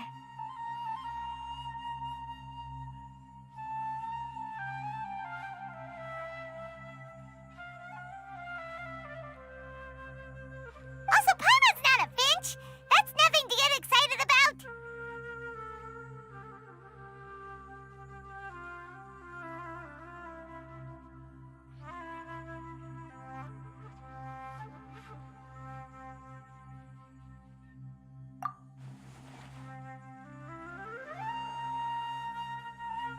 Akara Crafts. Akara Crafts. Oh! Oh, right. I remember now. That small boat once sailed into the sea of my memory, but before long it floated away over the horizon, never to be seen again.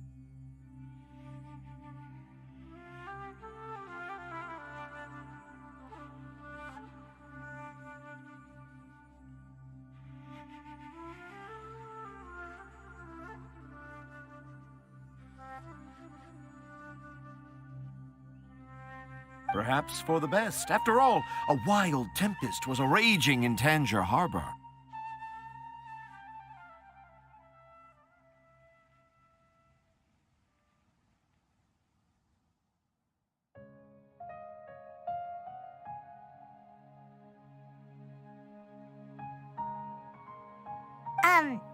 What? Paimon has no idea what he's saying. What should we do? Do you think we should get Tainari to take a look at him?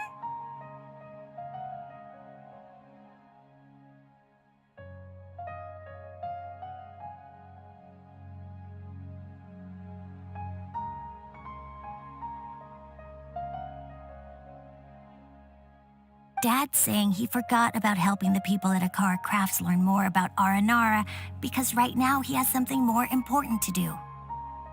Oh, that's what he meant! Well, there it is! All the proof you needed that this kid is definitely Tanjir's son.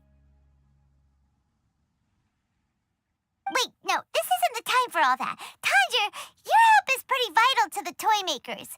You gotta do something.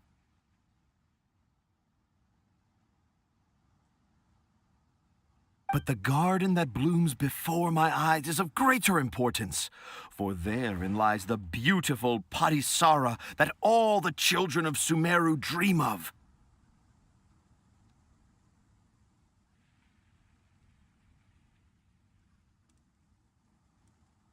I, Tanjir, have found evidence of Aranara activity right here in the Avidia Forest, conclusively proving that Aranara not only exists in stories, but in real life, too.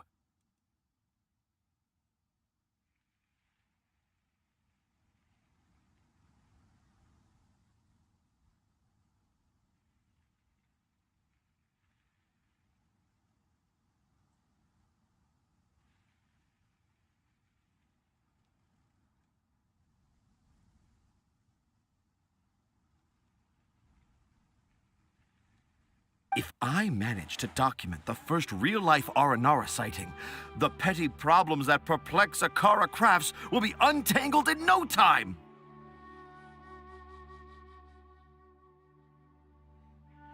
Meanwhile, I may well be able to leverage this to assume leadership of the academia. Then all across Sumeru will know of the great Tanjir living in humble Port Ormos!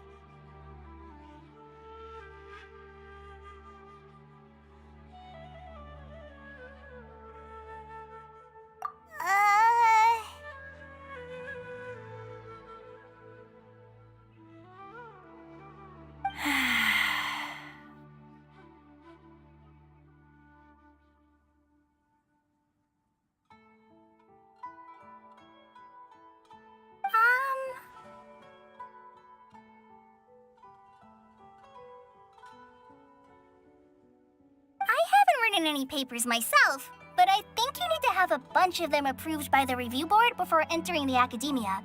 You also need a detailed and objective experiment record.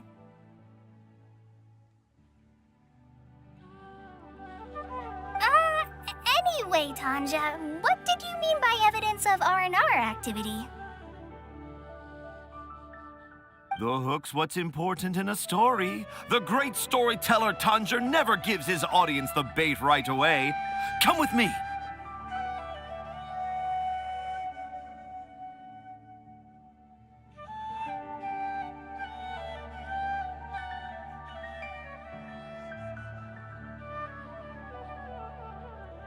Wait, not that way.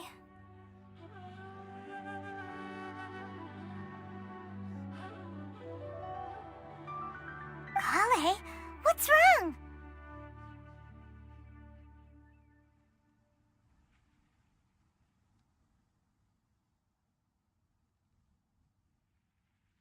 Nothing. But that way leads us deeper into the Avidia forest. I'm just concerned for Tanja's safety.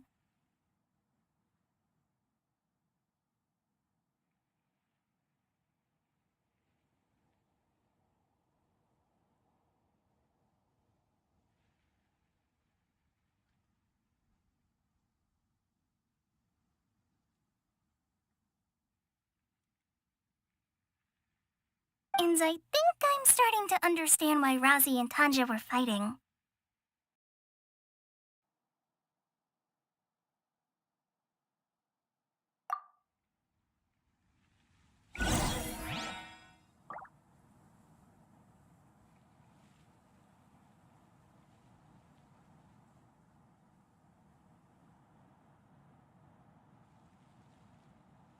These bombs, so heavy.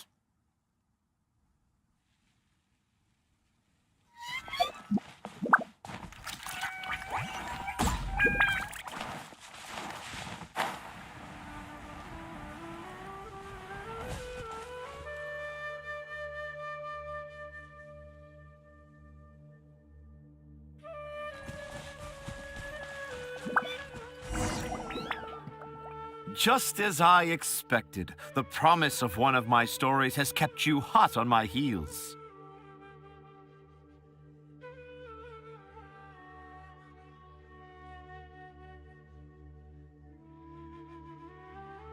But this is just an ordinary tree hollow. Paimon's not seeing any evidence of Aranara. You can deceive the eyes, but you can't deceive the heart. Look with your heart and you too will understand.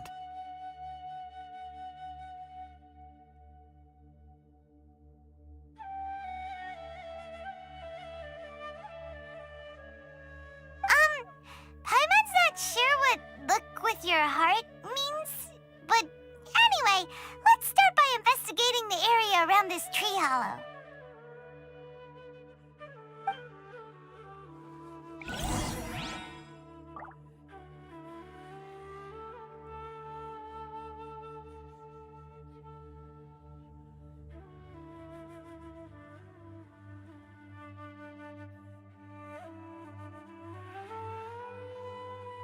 Dodoko?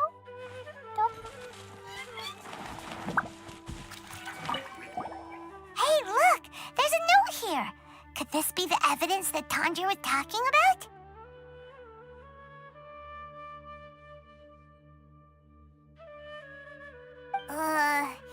The handwriting's so hard to read. It's too hard. I can't remember the names of all these mushrooms.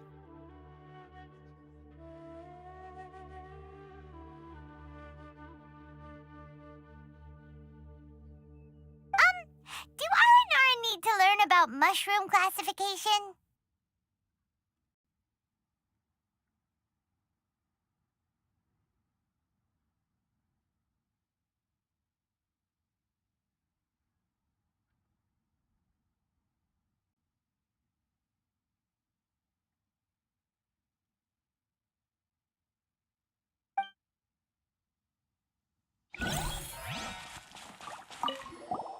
Here's another note that says, "This tree Sumeru is my castle. That sounds more like something an R&R from the stories would say.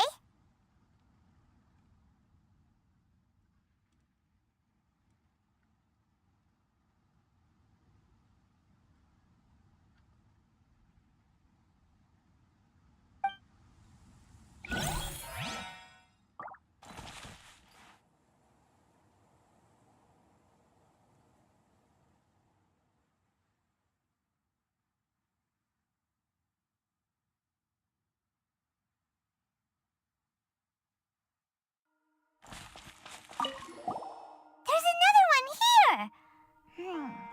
If only I were a clever Aranara.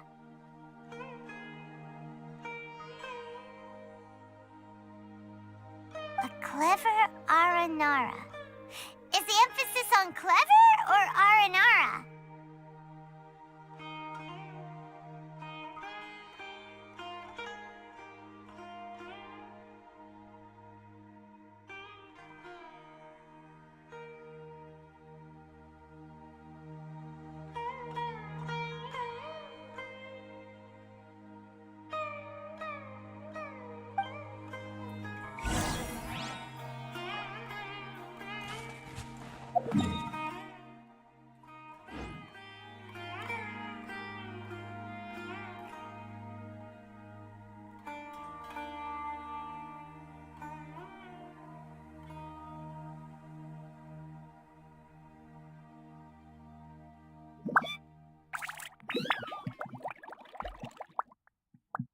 Clee was a brave girl today. I found a really weird-looking lizard. Want me to show it to you?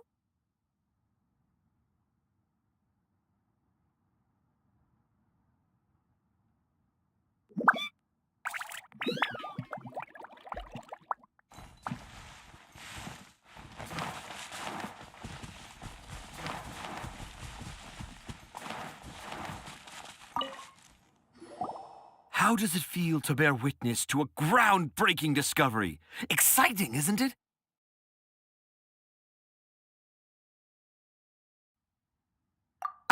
The crude handwriting may look like a child's, but don't forget, we're in the middle of a rainforest.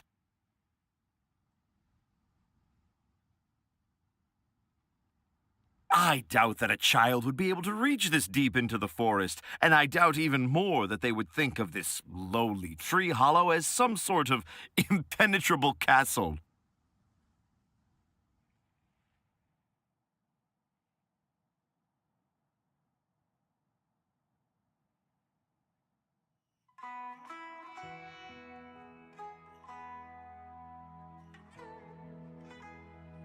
I boldly hypothesize that this tree hollow is, in fact, the Aranara's academia.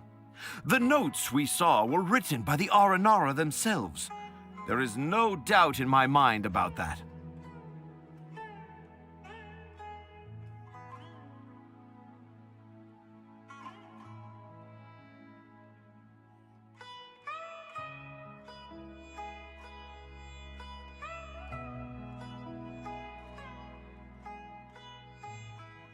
An Aranara that wasn't so bright left a note here wishing to become a clever Aranara.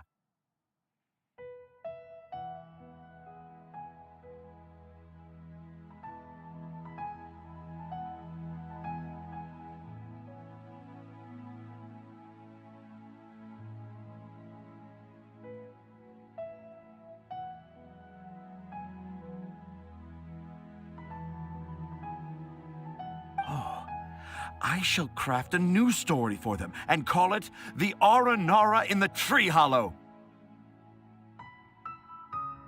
How's that?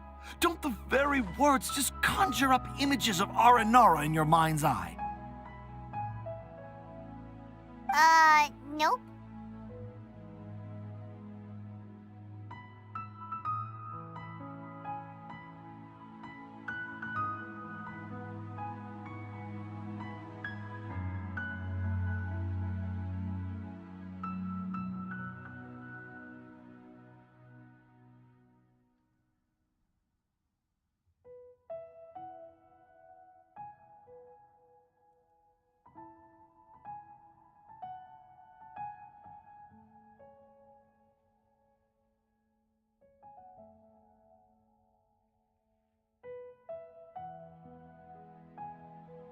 Well, many an adventurer knows how to take to the skies with their easily visible wind gliders, yet they do not possess the invisible wings of imagination, making it hard for them to keep up with my train of thought.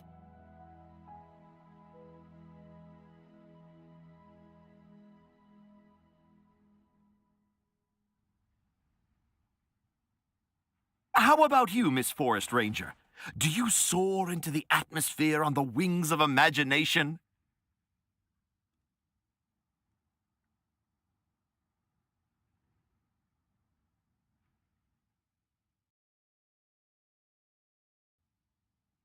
Huh? Me? I don't know. Maybe I do, but maybe not. Anyway, it has nothing to do with me, so...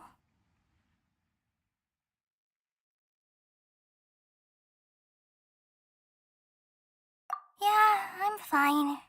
It's just that witnessing Tanja's creative process is a little...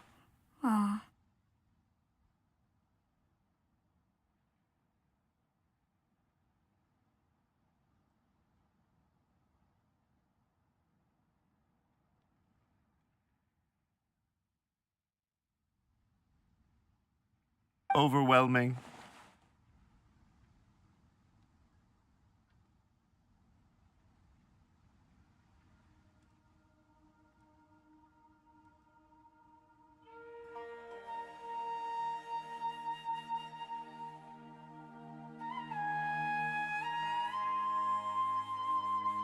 Oh, yes. Yes. Overwhelming.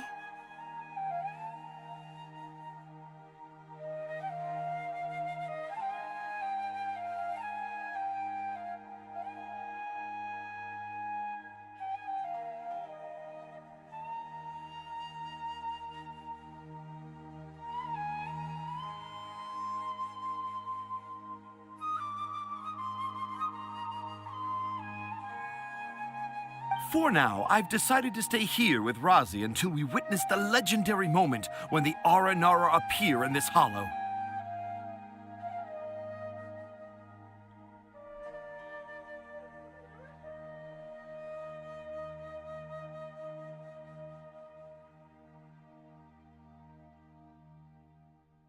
Don't worry, I won't let the Akara Crafts toymakers down.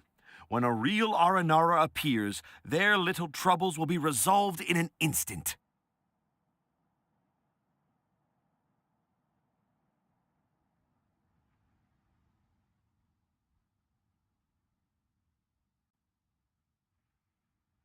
He seems pretty stubborn.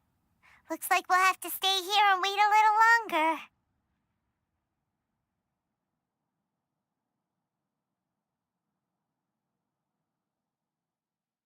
No, I think we should return to our camp first.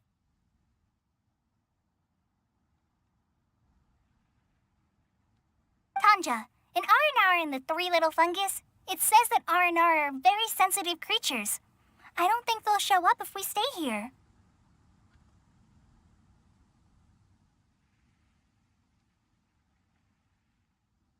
Oh? Was that in the story? Ah, yes, I remember now. Miss Forest Ranger, you sure know your stuff.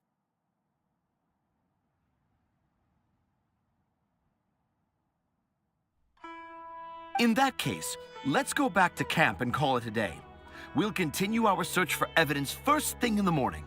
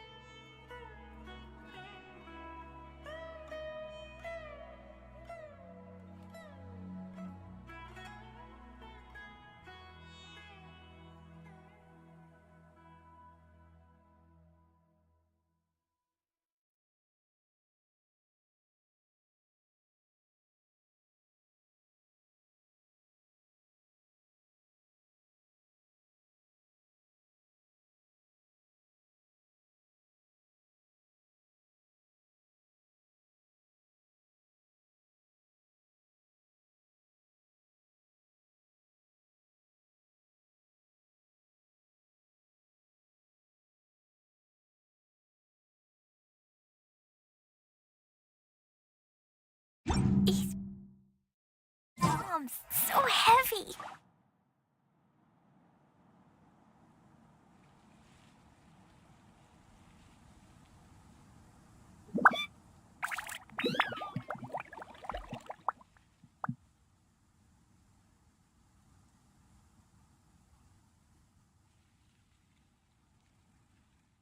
Explosion inside city wall. Grounded be thy woe.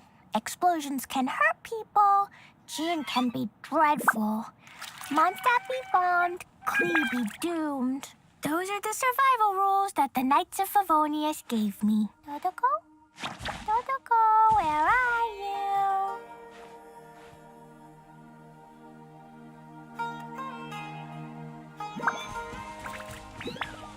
La la la.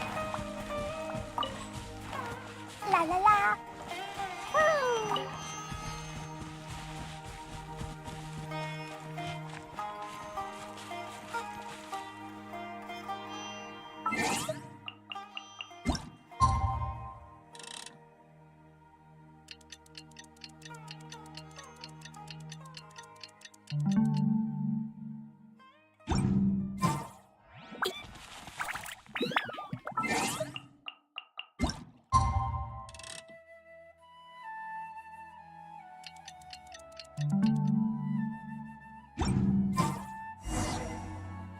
Traveler! Traveler! Wake up! It's not the Aranara. It's Kale. She's gone! Oh, Paimon's been worried about Kale since last night. Even though she kept telling us she was okay after we saw the evidence of Aranara activity, she's been acting kinda strange.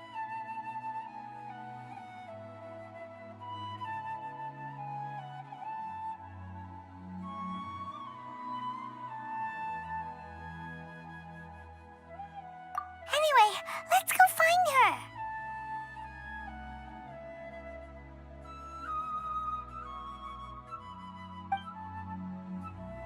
Hey, look! Aren't these Kale's footprints? But why are they headed towards the tree hollow?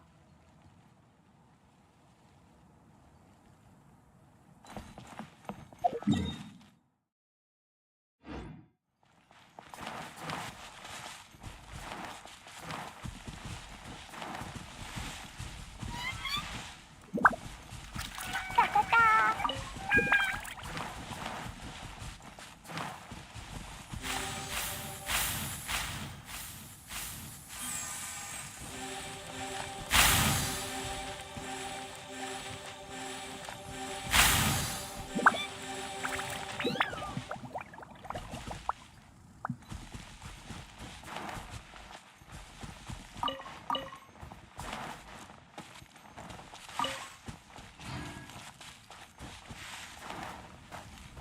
Da, da, da.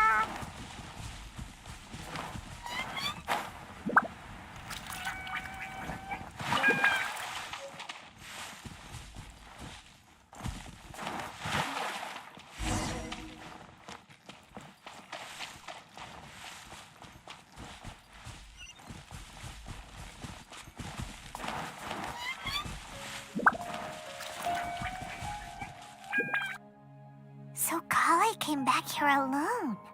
Is she waiting for the R&R to show up?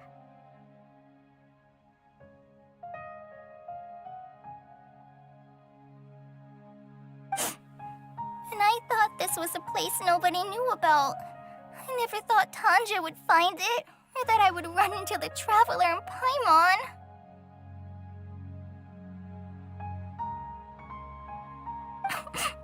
If I'd known, I would have just told the tree hollow instead of writing it down. There must be another way to practice my handwriting.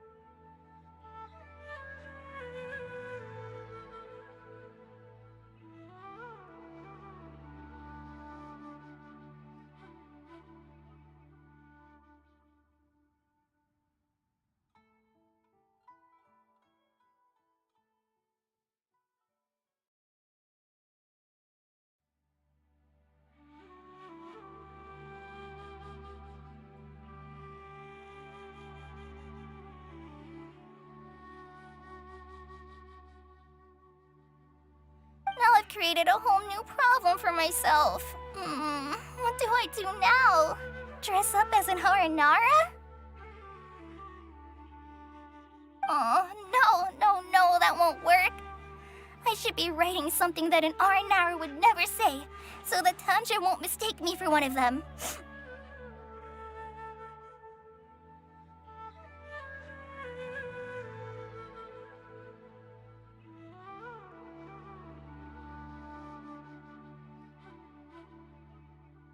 But what should I write? What should I write? Oh, I've got it! There's no way Tantra could see this as the work of an Aranara.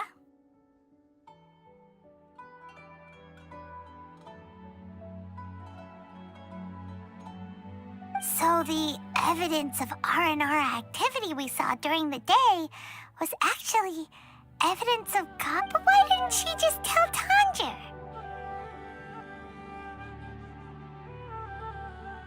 Oh, right. Kale told Razi that he could tell any secret to a tree hollow. Must be because that's what she does. And now she even writes it down. Yeah, you're right. We'll keep her secret for her. Oh, looks like she's almost done writing. Let's head back.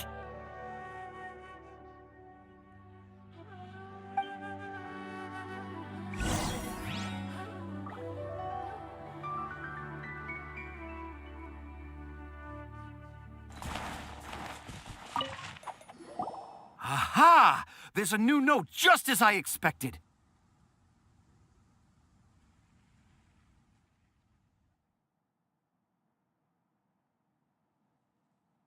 Yes! It's the same handwriting, which means it must have been written by the same Aranara. Let's see what it says.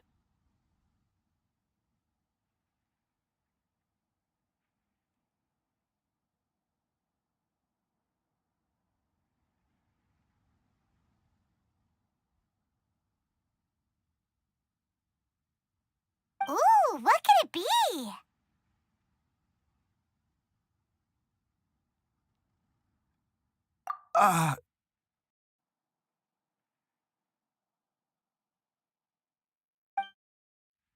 I want to visit Mondstadt during the Ludi Harpastum again?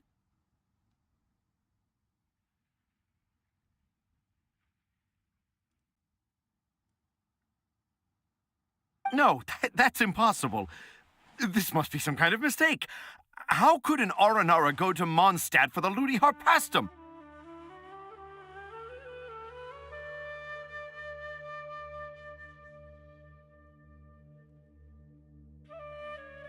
Even I would never write that into a fairy tale.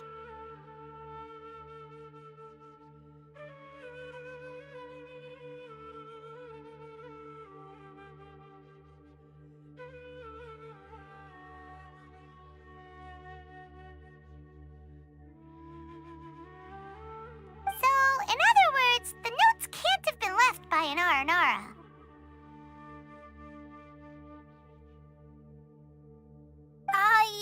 Yeah. If you ask me, they were probably left by a passing merchant from Mondstadt or something. Definitely not an Aranara.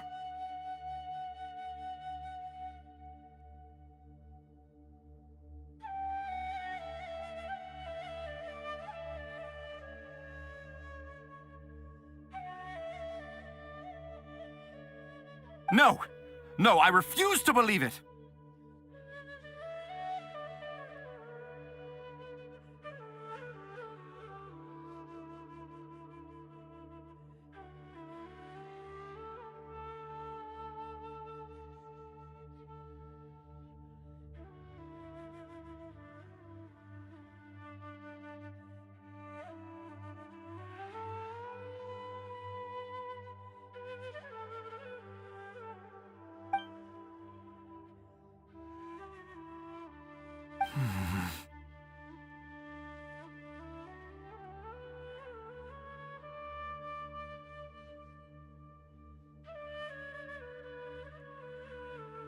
I can't.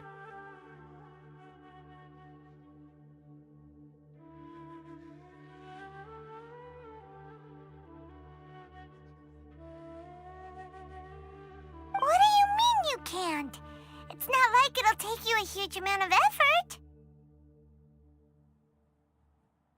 You've written so many stories beloved by the children. I'm sure you can help create carvings that are just as successful.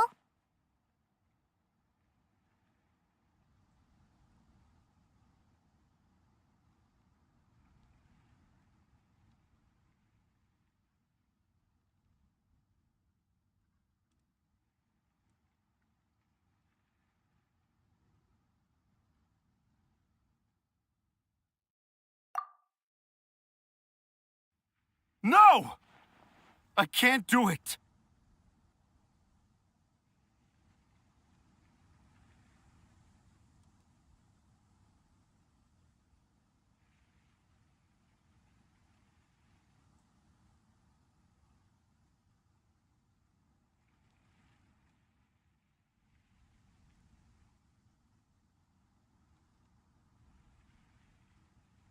I thought that if I could find an R&R, I'd be able to help Akara Crafts.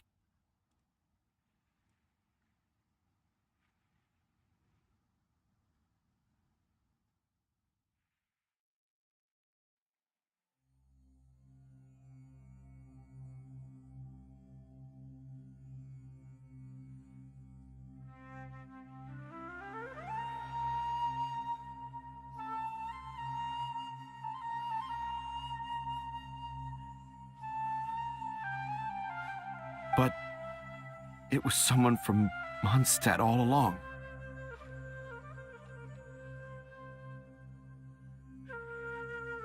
You've managed to write all those stories without ever having seen a real R&R, right?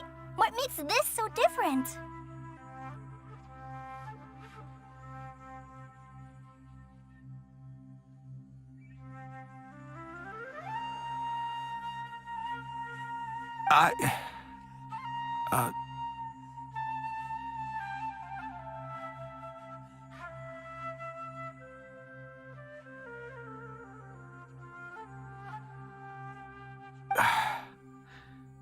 Rosie, you tell them.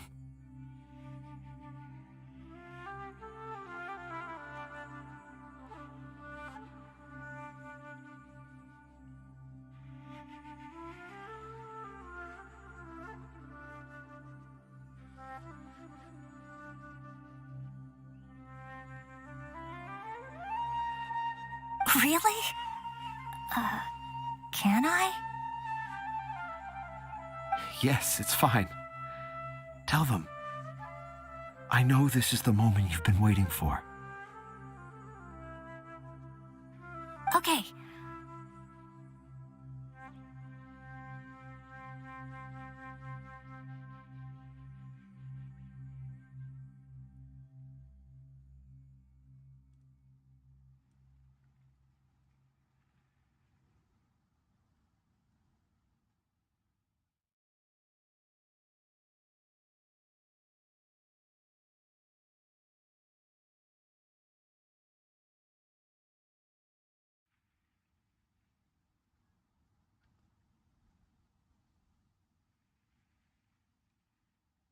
Kale, Traveler, Paimon, do you remember when I said that there was a secret I didn't want to tell anyone?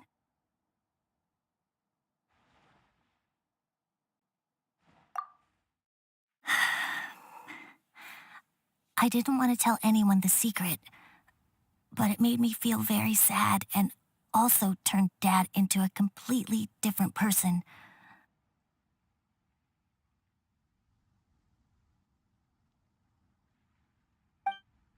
So, I think I should tell you.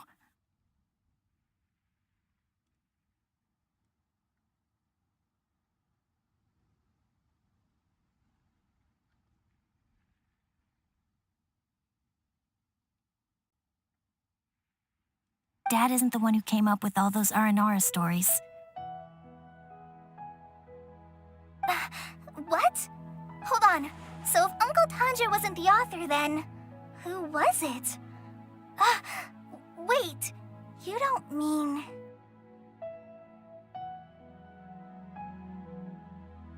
It was me.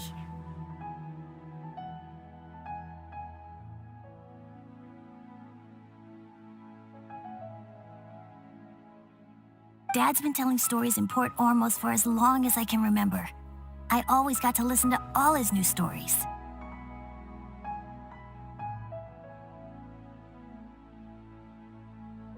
Every night, Dad would give me a Zaytun peach for dinner, and I'd eat it while he told his stories.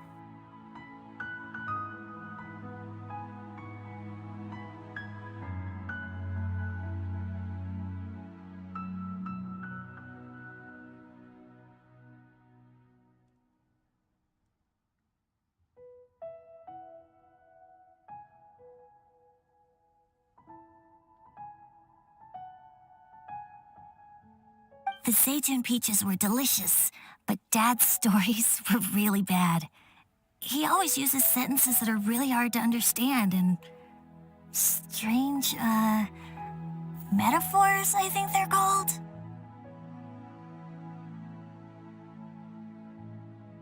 But Dad kept on going, telling his stories again and again. Oh, one time, he even borrowed a camera from Lord Sangema Bey's shop and got me to take pictures of him in action.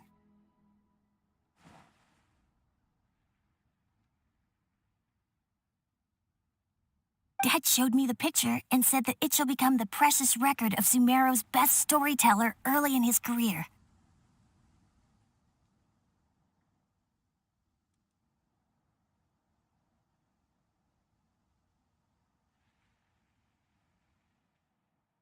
Even though I only had Zaytun peaches to eat and not so great stories to listen to, I was happy.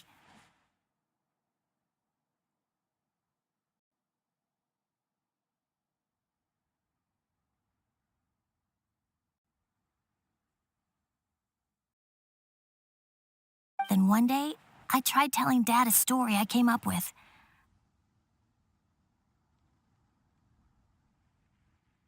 Dad seemed really excited from the very beginning.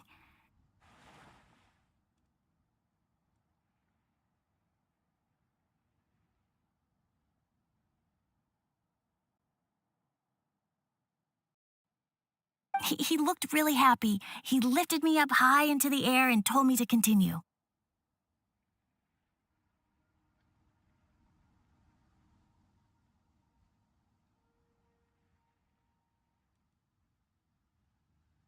He lifted me up so high that I was looking down at him.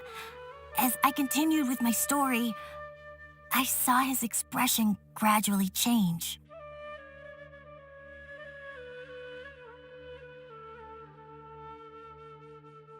And when I got to my favorite part, Dad started crying. I guess he must have been moved by my story.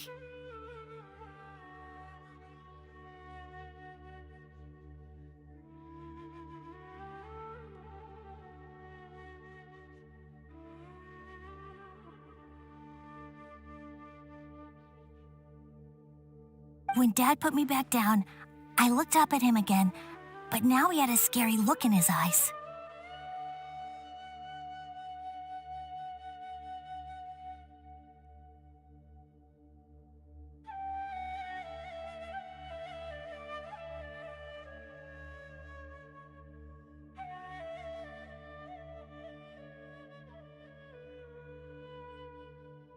You remember it so vividly.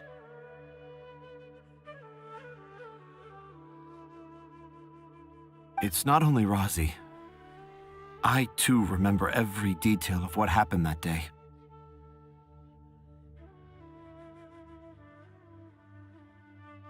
After that, I gradually grew in fame and started making money. I became Sumeru's best storyteller, just as I always dreamed.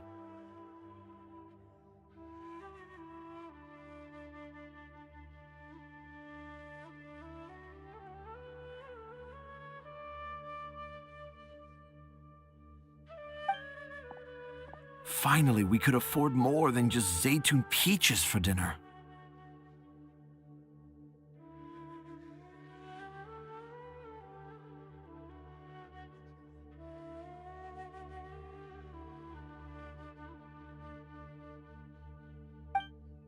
I thought it would make Razi happy.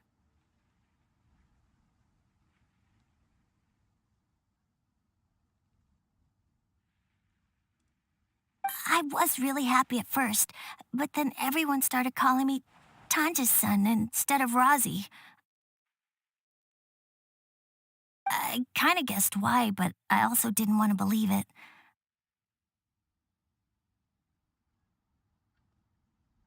Dad got busier with things that had nothing to do with storytelling, like that request from Akara Crafts.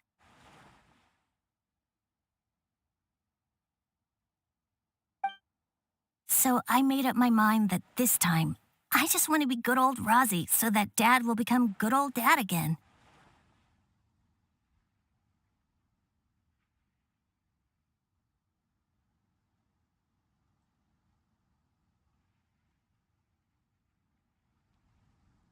Instead of Dad the way he is now, starting every story with, "Dedicated to my dearest Razi."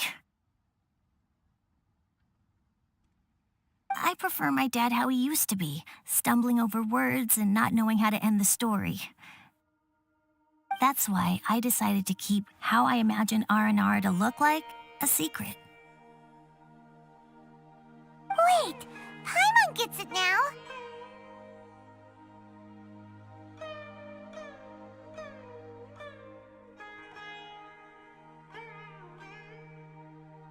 To sum up, all of Uncle Tandra's fairy tales were actually stories written by Razi.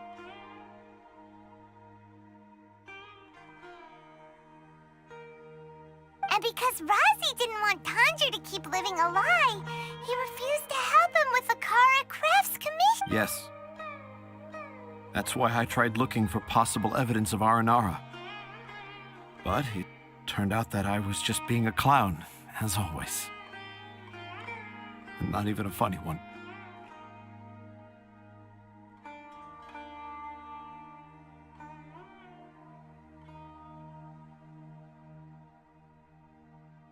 I'm a terrible father.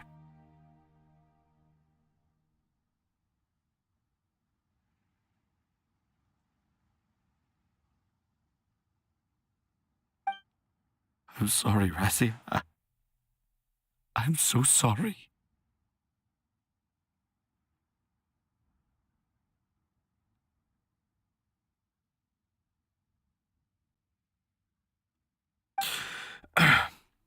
And I owe you all an apology, too, for wasting your time.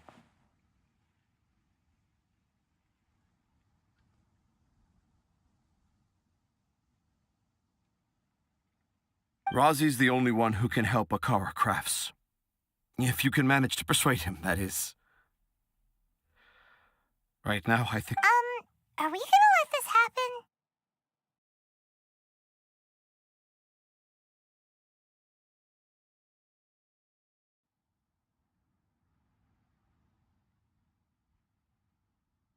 You want me to help Akara Crafts with their carving?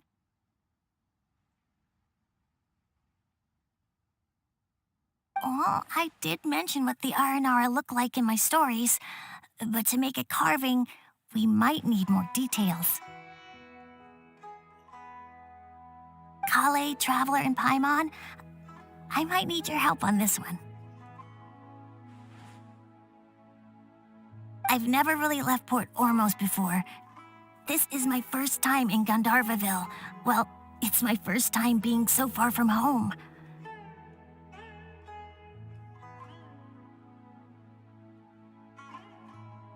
Sumeru is so much bigger than I thought. Seeing new places has given me loads of new ideas for my Aranara stories.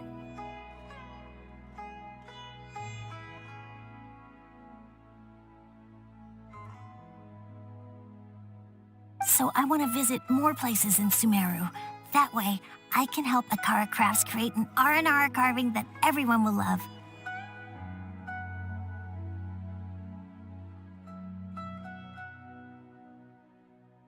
And I also want to take pictures of Dad everywhere that we travel to.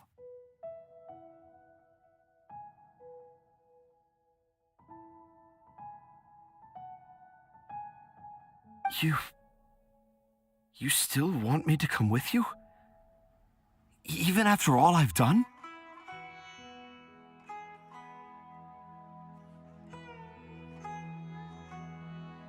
Yeah, of course. Come on, you're the best dad ever.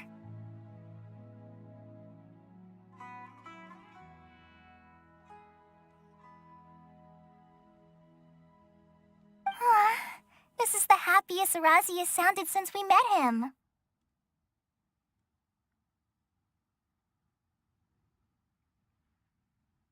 I want to thank you, Kale. Huh? Me? I didn't do anything to help. You told me about telling my secrets to a tree hollow.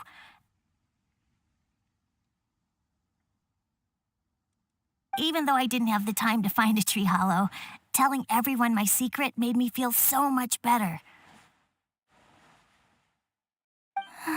Yeah. It's hard to keep too many secrets. And there's no need to hide our mistakes from others all the time. I made a lot of mistakes back in Mondstadt, but when I look back on them, it all feels more like a new beginning.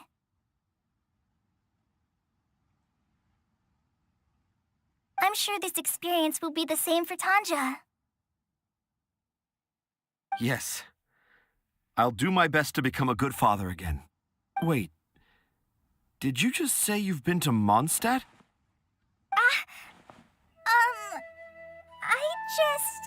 I just passed by once. Never mind. Let's go, Razi. Grab that camera and see what hidden inspiration you can discover along the way. Okay, let's go. Come on, Dad. Razi, slow down and watch your step. Yeah!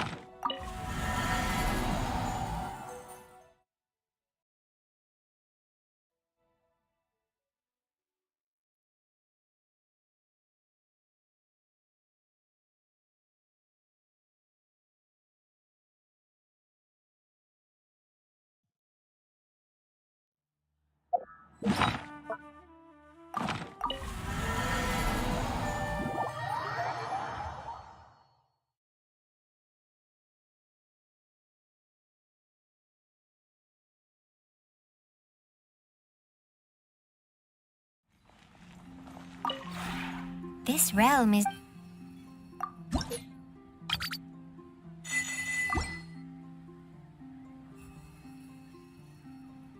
If you ever have...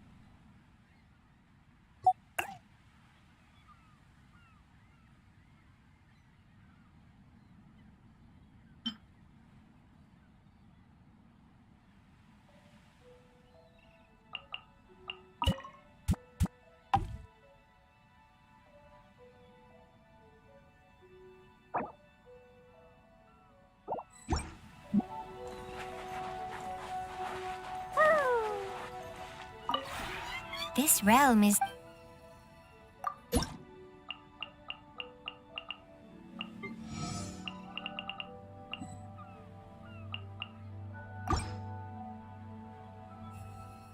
If you ever have...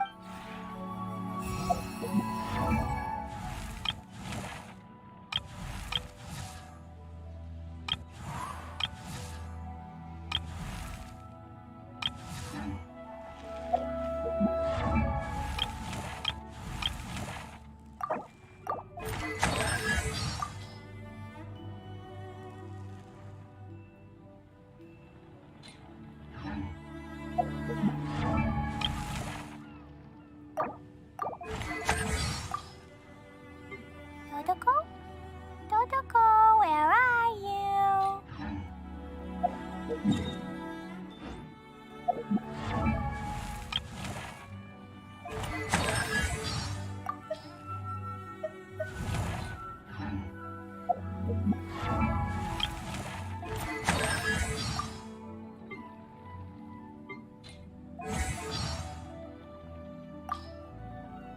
These bombs, so heavy.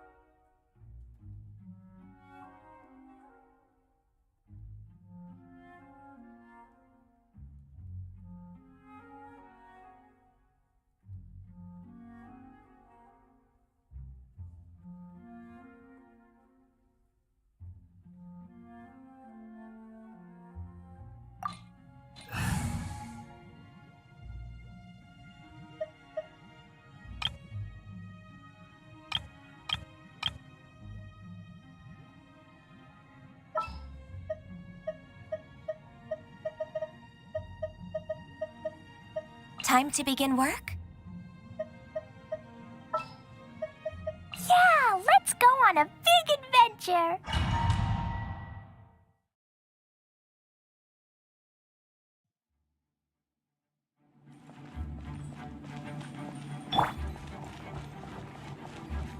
Boing, boing, boing!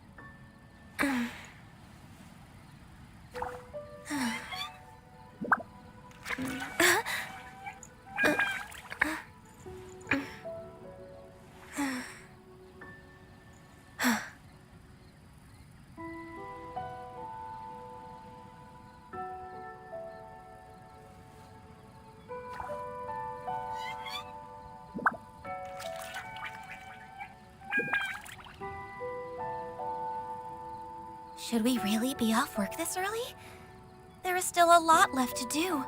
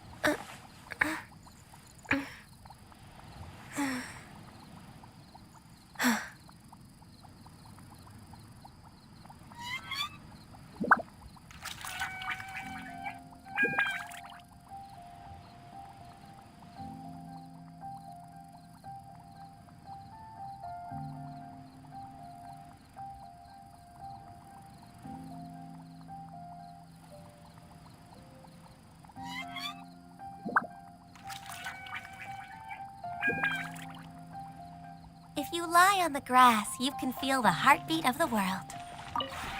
This realm is...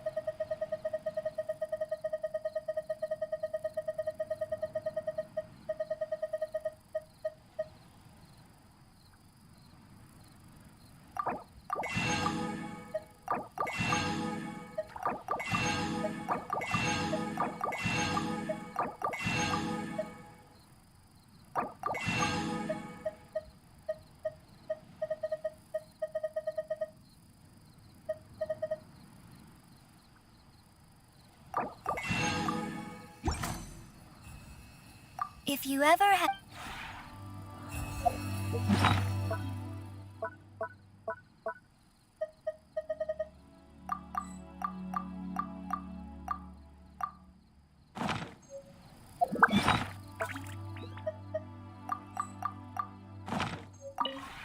This realm is truly...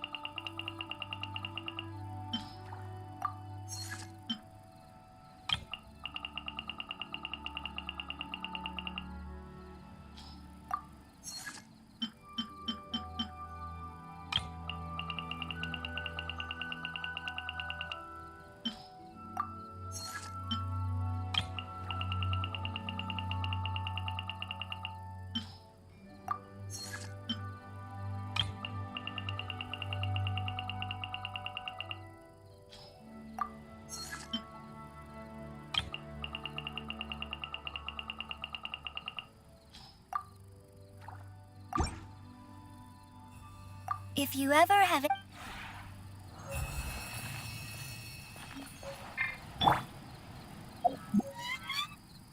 Jumpy Dumpty Go! Pew!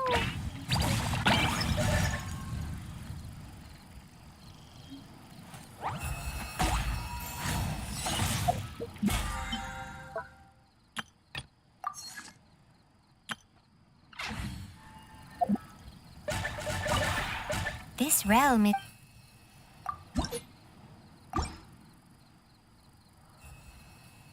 If you ever